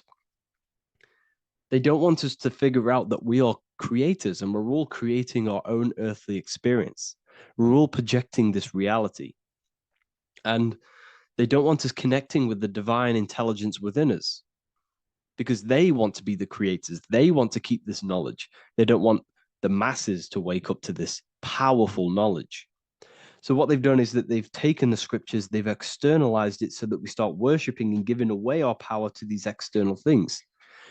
And when God is external, we start to fear God because we start to think that God has power over us. He can send us to hell or heaven. So this is what's going on. They've been externalizing this for thousands of years to keep us in a suppressed state. Okay?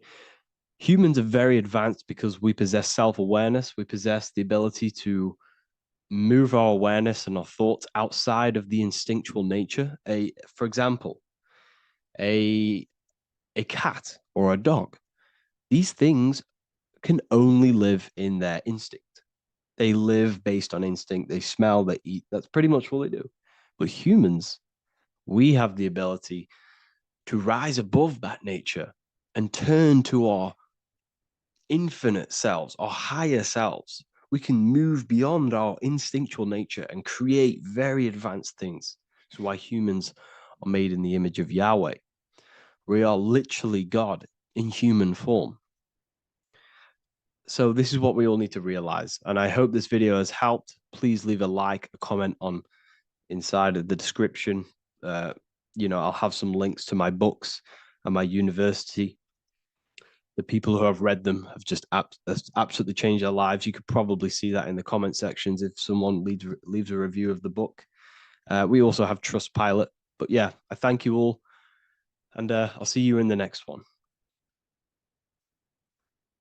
Neo is plugged into the matrix on the back of his neck. And if we look at the human brain, the back of the neck is the reptilian brain stem. And when one operates their life out of the reptilian brain stem, they are unaware, unconscious. They are consciously dead because the reptilian brain does not really critically think. It acts on instinct, fight or flight mode. This is considered in the occult spiritually dead. When one is taking actions without intention, simply very reactive to life. They're not living, they're simply experiencing. When you're walking down the street and you see someone, and in your mind you think me versus them versus me. That is an animalistic way of thinking. I used to be trapped in this way of thinking, always thinking of fight or flight, always judging people, always reacting to the world, never consciously creating and commanding with intention in the world. This could be considered the matrix, when one lives unconsciously, simply surviving in the world. Another symptom of living in the reptilian brain could be obsession, a constant need to assert your power over others to feel safe or superior. Views relationships as power hierarchies, not as mutual connections. It could be a conquest for sex, lust, seeking validation through sexual activity. Sex becomes a tool for dominance, escape, and self-worth. Intimacy is avoided. Pleasure is pursued without emotional depth. Seeking pleasure all the time. This is all to do with the reptilian brain. Seeking safety. It could be compulsive eating or food hoarding, driven by craving and not actual hunger. Eat to soothe fear or emotional discomfort, often unconsciously. This is the unconscious. Fear-based decision-making. Every choice is shaped by perceived threat or insecurity or fear within the subconscious mind. Long-term vision is sacrificed for immediate safety and gratification. All the reptilian brain. Territorial behavior overacts when personal space, possessions, or status is threatened. Acts as though survival depends on ownership or status. Addiction repeats patterns to feel safe, even if they are harmful. Avoids anything unfamiliar or unpredictable. Low empathy. No empathy or emotional care for one another and for fellow beings in the world. Sees people as threats, tools, or competitors. This is all to do with the reptilian brain. Intense jealousy or possessiveness. Sees others as rivals or objects to control. Cannot tolerate perceived threats to loyalty or status. Quick to be angry. Slow to reflect. Reacts with rage, withdrawal when challenged. Lacks emotional regulation or deep self-awareness. So this brain could be considered the matrix, hence why Neo is plugged into this brain. He's operating the life out of this brain, unconscious, simply navigating life like an animal. I was in this state, and you can only really realize this when you come out of this brain and you start to function from the higher regions of the brain, which we will discuss very soon. And my life was chaos because there was chaos operating internally. I was never thinking about the future. I was always operating life out of fear, out of lack, never had care for another person. When you operate life out of this brain, the matrix, things outside you, can easily control you. This is why they keep us in a constant state of fear. So we operate life out of this. So we never gain full control over our reality, over our actions, over our thoughts. So Neo is called Neo, and he works at a place called meta cortex, very symbolic of the neocortex, the higher region of the brain. Now, this brain makes you human. It ultimately allows you to hold control over the animal urges. Okay, the neocortex is the brain that allows you to have self-mastery, that allows you to control your urges, your instinctual survival urges. So humans can overcome their reptilian animalistic state and start to operate their life in a conscious mastery state. And Neo is plugged out of the reptilian brain and he starts to use his neocortex, the human brain. This allows one to learn, to have self-control, allows one to create, allows one to think about others. It allows one to critically think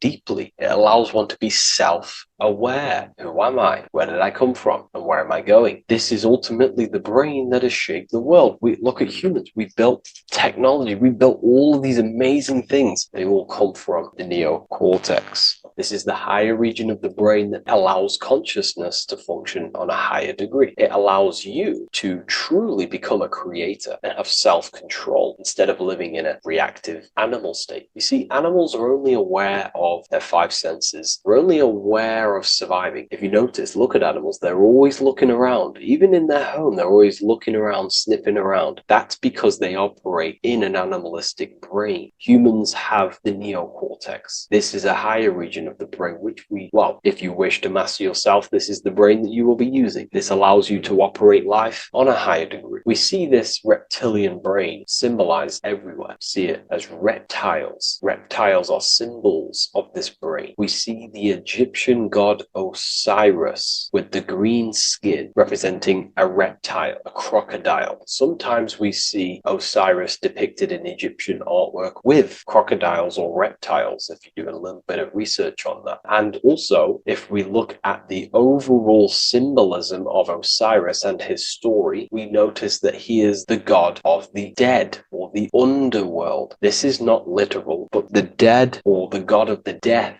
the god of the death of self, the dead of consciousness, because you are a divine being with limitless potential to create. And ultimately, to create, we have to master our reptilian brain. But when we function from this reptilian brain, we are dead to our higher powers of creation, of imagination, of actually gaining control and operating life from the higher mind, operating life as the divine being as you are. But if you operate life in Osiris, he is the god of dead. You are spiritually and consciously dead. You act unconsciously. You are dead, not physically, but mentally and spiritually. So what we're looking at here in the Egyptian artwork is the reptilian brainstem. We have the left hemisphere and the right hemisphere of the brain. Notice a curve. The feminine body is very curvy. This represents feminine. The masculine body is very liney. So if we study geometry, we know that lines are masculine, hence why the word masculine, line, and the feminine body is,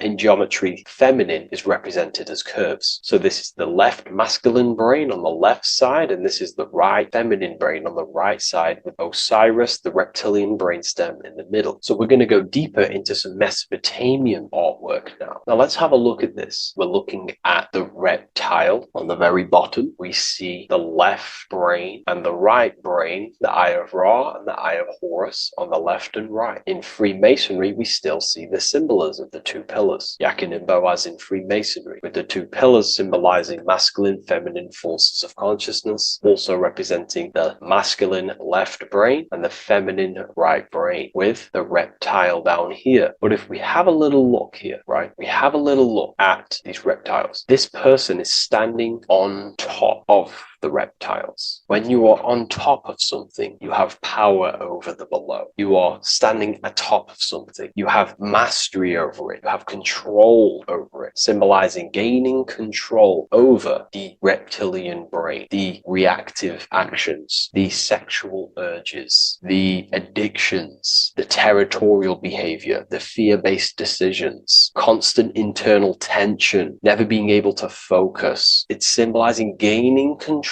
over these internal qualities that happen within us, in our mind, because the universe is mental. And if we do not gain control over this brain, it will dominate our mind, which will ultimately dominate our actions and destroy our life and live in an unconscious state. So this is basically instructions in this ancient Mesopotamian artwork of becoming self-mastery, to operate on a God consciousness level. So we have a person symbolizing your awareness, the internal you, having mastery over the reptilian urges, the reptilian brain, the reptile thinking. We have a person, a face in between, and it's standing in between these pillars, symbolizing balance of the brain hemispheres. Because the face, we see the eyes in the middle, we see the person is you, your consciousness, standing in the middle pillar. It's representing seeing reality as neutral. Everything in the world is neutral. It's the mind's perception that gives it a positive or negative charge. When we adapt this mindset, this view of reality, this knowingness of reality, we see the world for what it truly is. And if you see things as neutral, it allows one to transform the situations in your life accordingly, instead of simply choosing a side.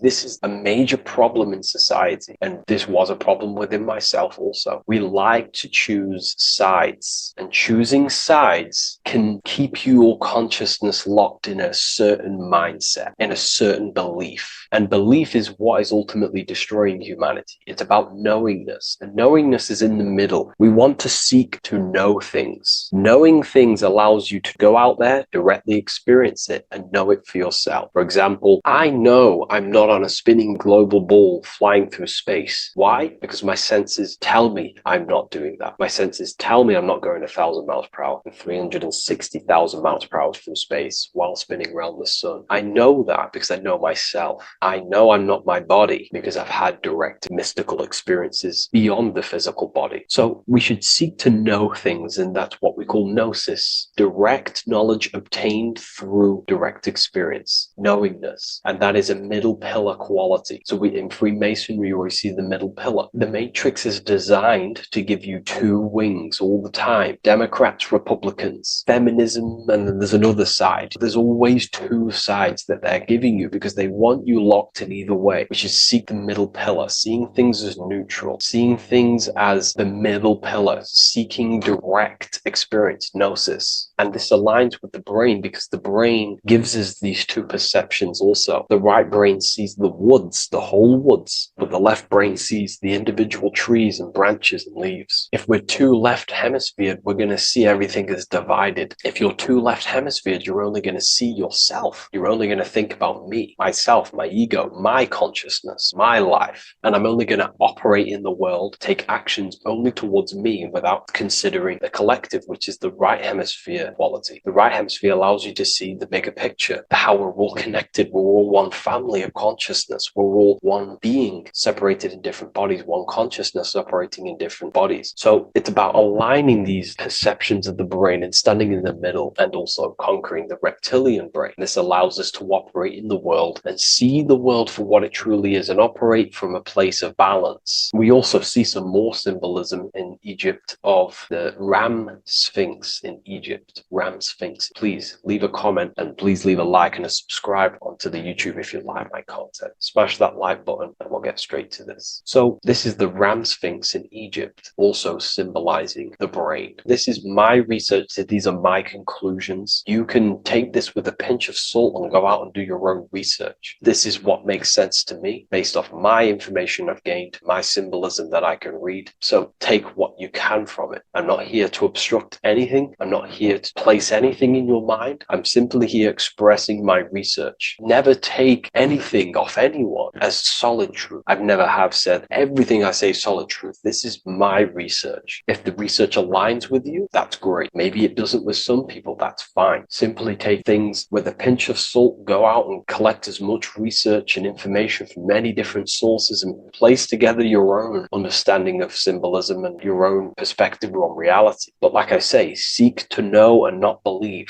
So this is the Ram Sphinx in Egypt. This is a more powerful symbolism of the brain. We have Osiris here, the god of the dead, which is the reptilian brain, and an Aries symbol here symbolizing the hippocampus in the brain. So this is the reptilian brain stem, heavily aligned with the reptilian brain stem here. We can see the connections if we look closely. So this represents the dead of consciousness. This is the dead of self, living in impulsive, animalistic state, the symptoms that I listed earlier. I'm not going to go over the symptoms again. And Aries symbolizes the hippocampus in the middle of the brain. It's the hippocampus. And Aries is a symbol of a state of being. Why? You see, ancients and the ancient Egyptians, according to my research, Freemasons still use this symbolism today. So what they do is they use the path of the sun to symbolize a state of consciousness or a journey in consciousness. So what do I mean? So Aries here is the transition from the winter arc. So this is the winter arc from Libra, Scorpio, Sagittarius, Capricorn, Aquarius, Pisces. This is when the sun is dead. This is when the electromagnetic waves of the sun are not very present. This is the winter. This is when there's more darkness in the world. However, from Aries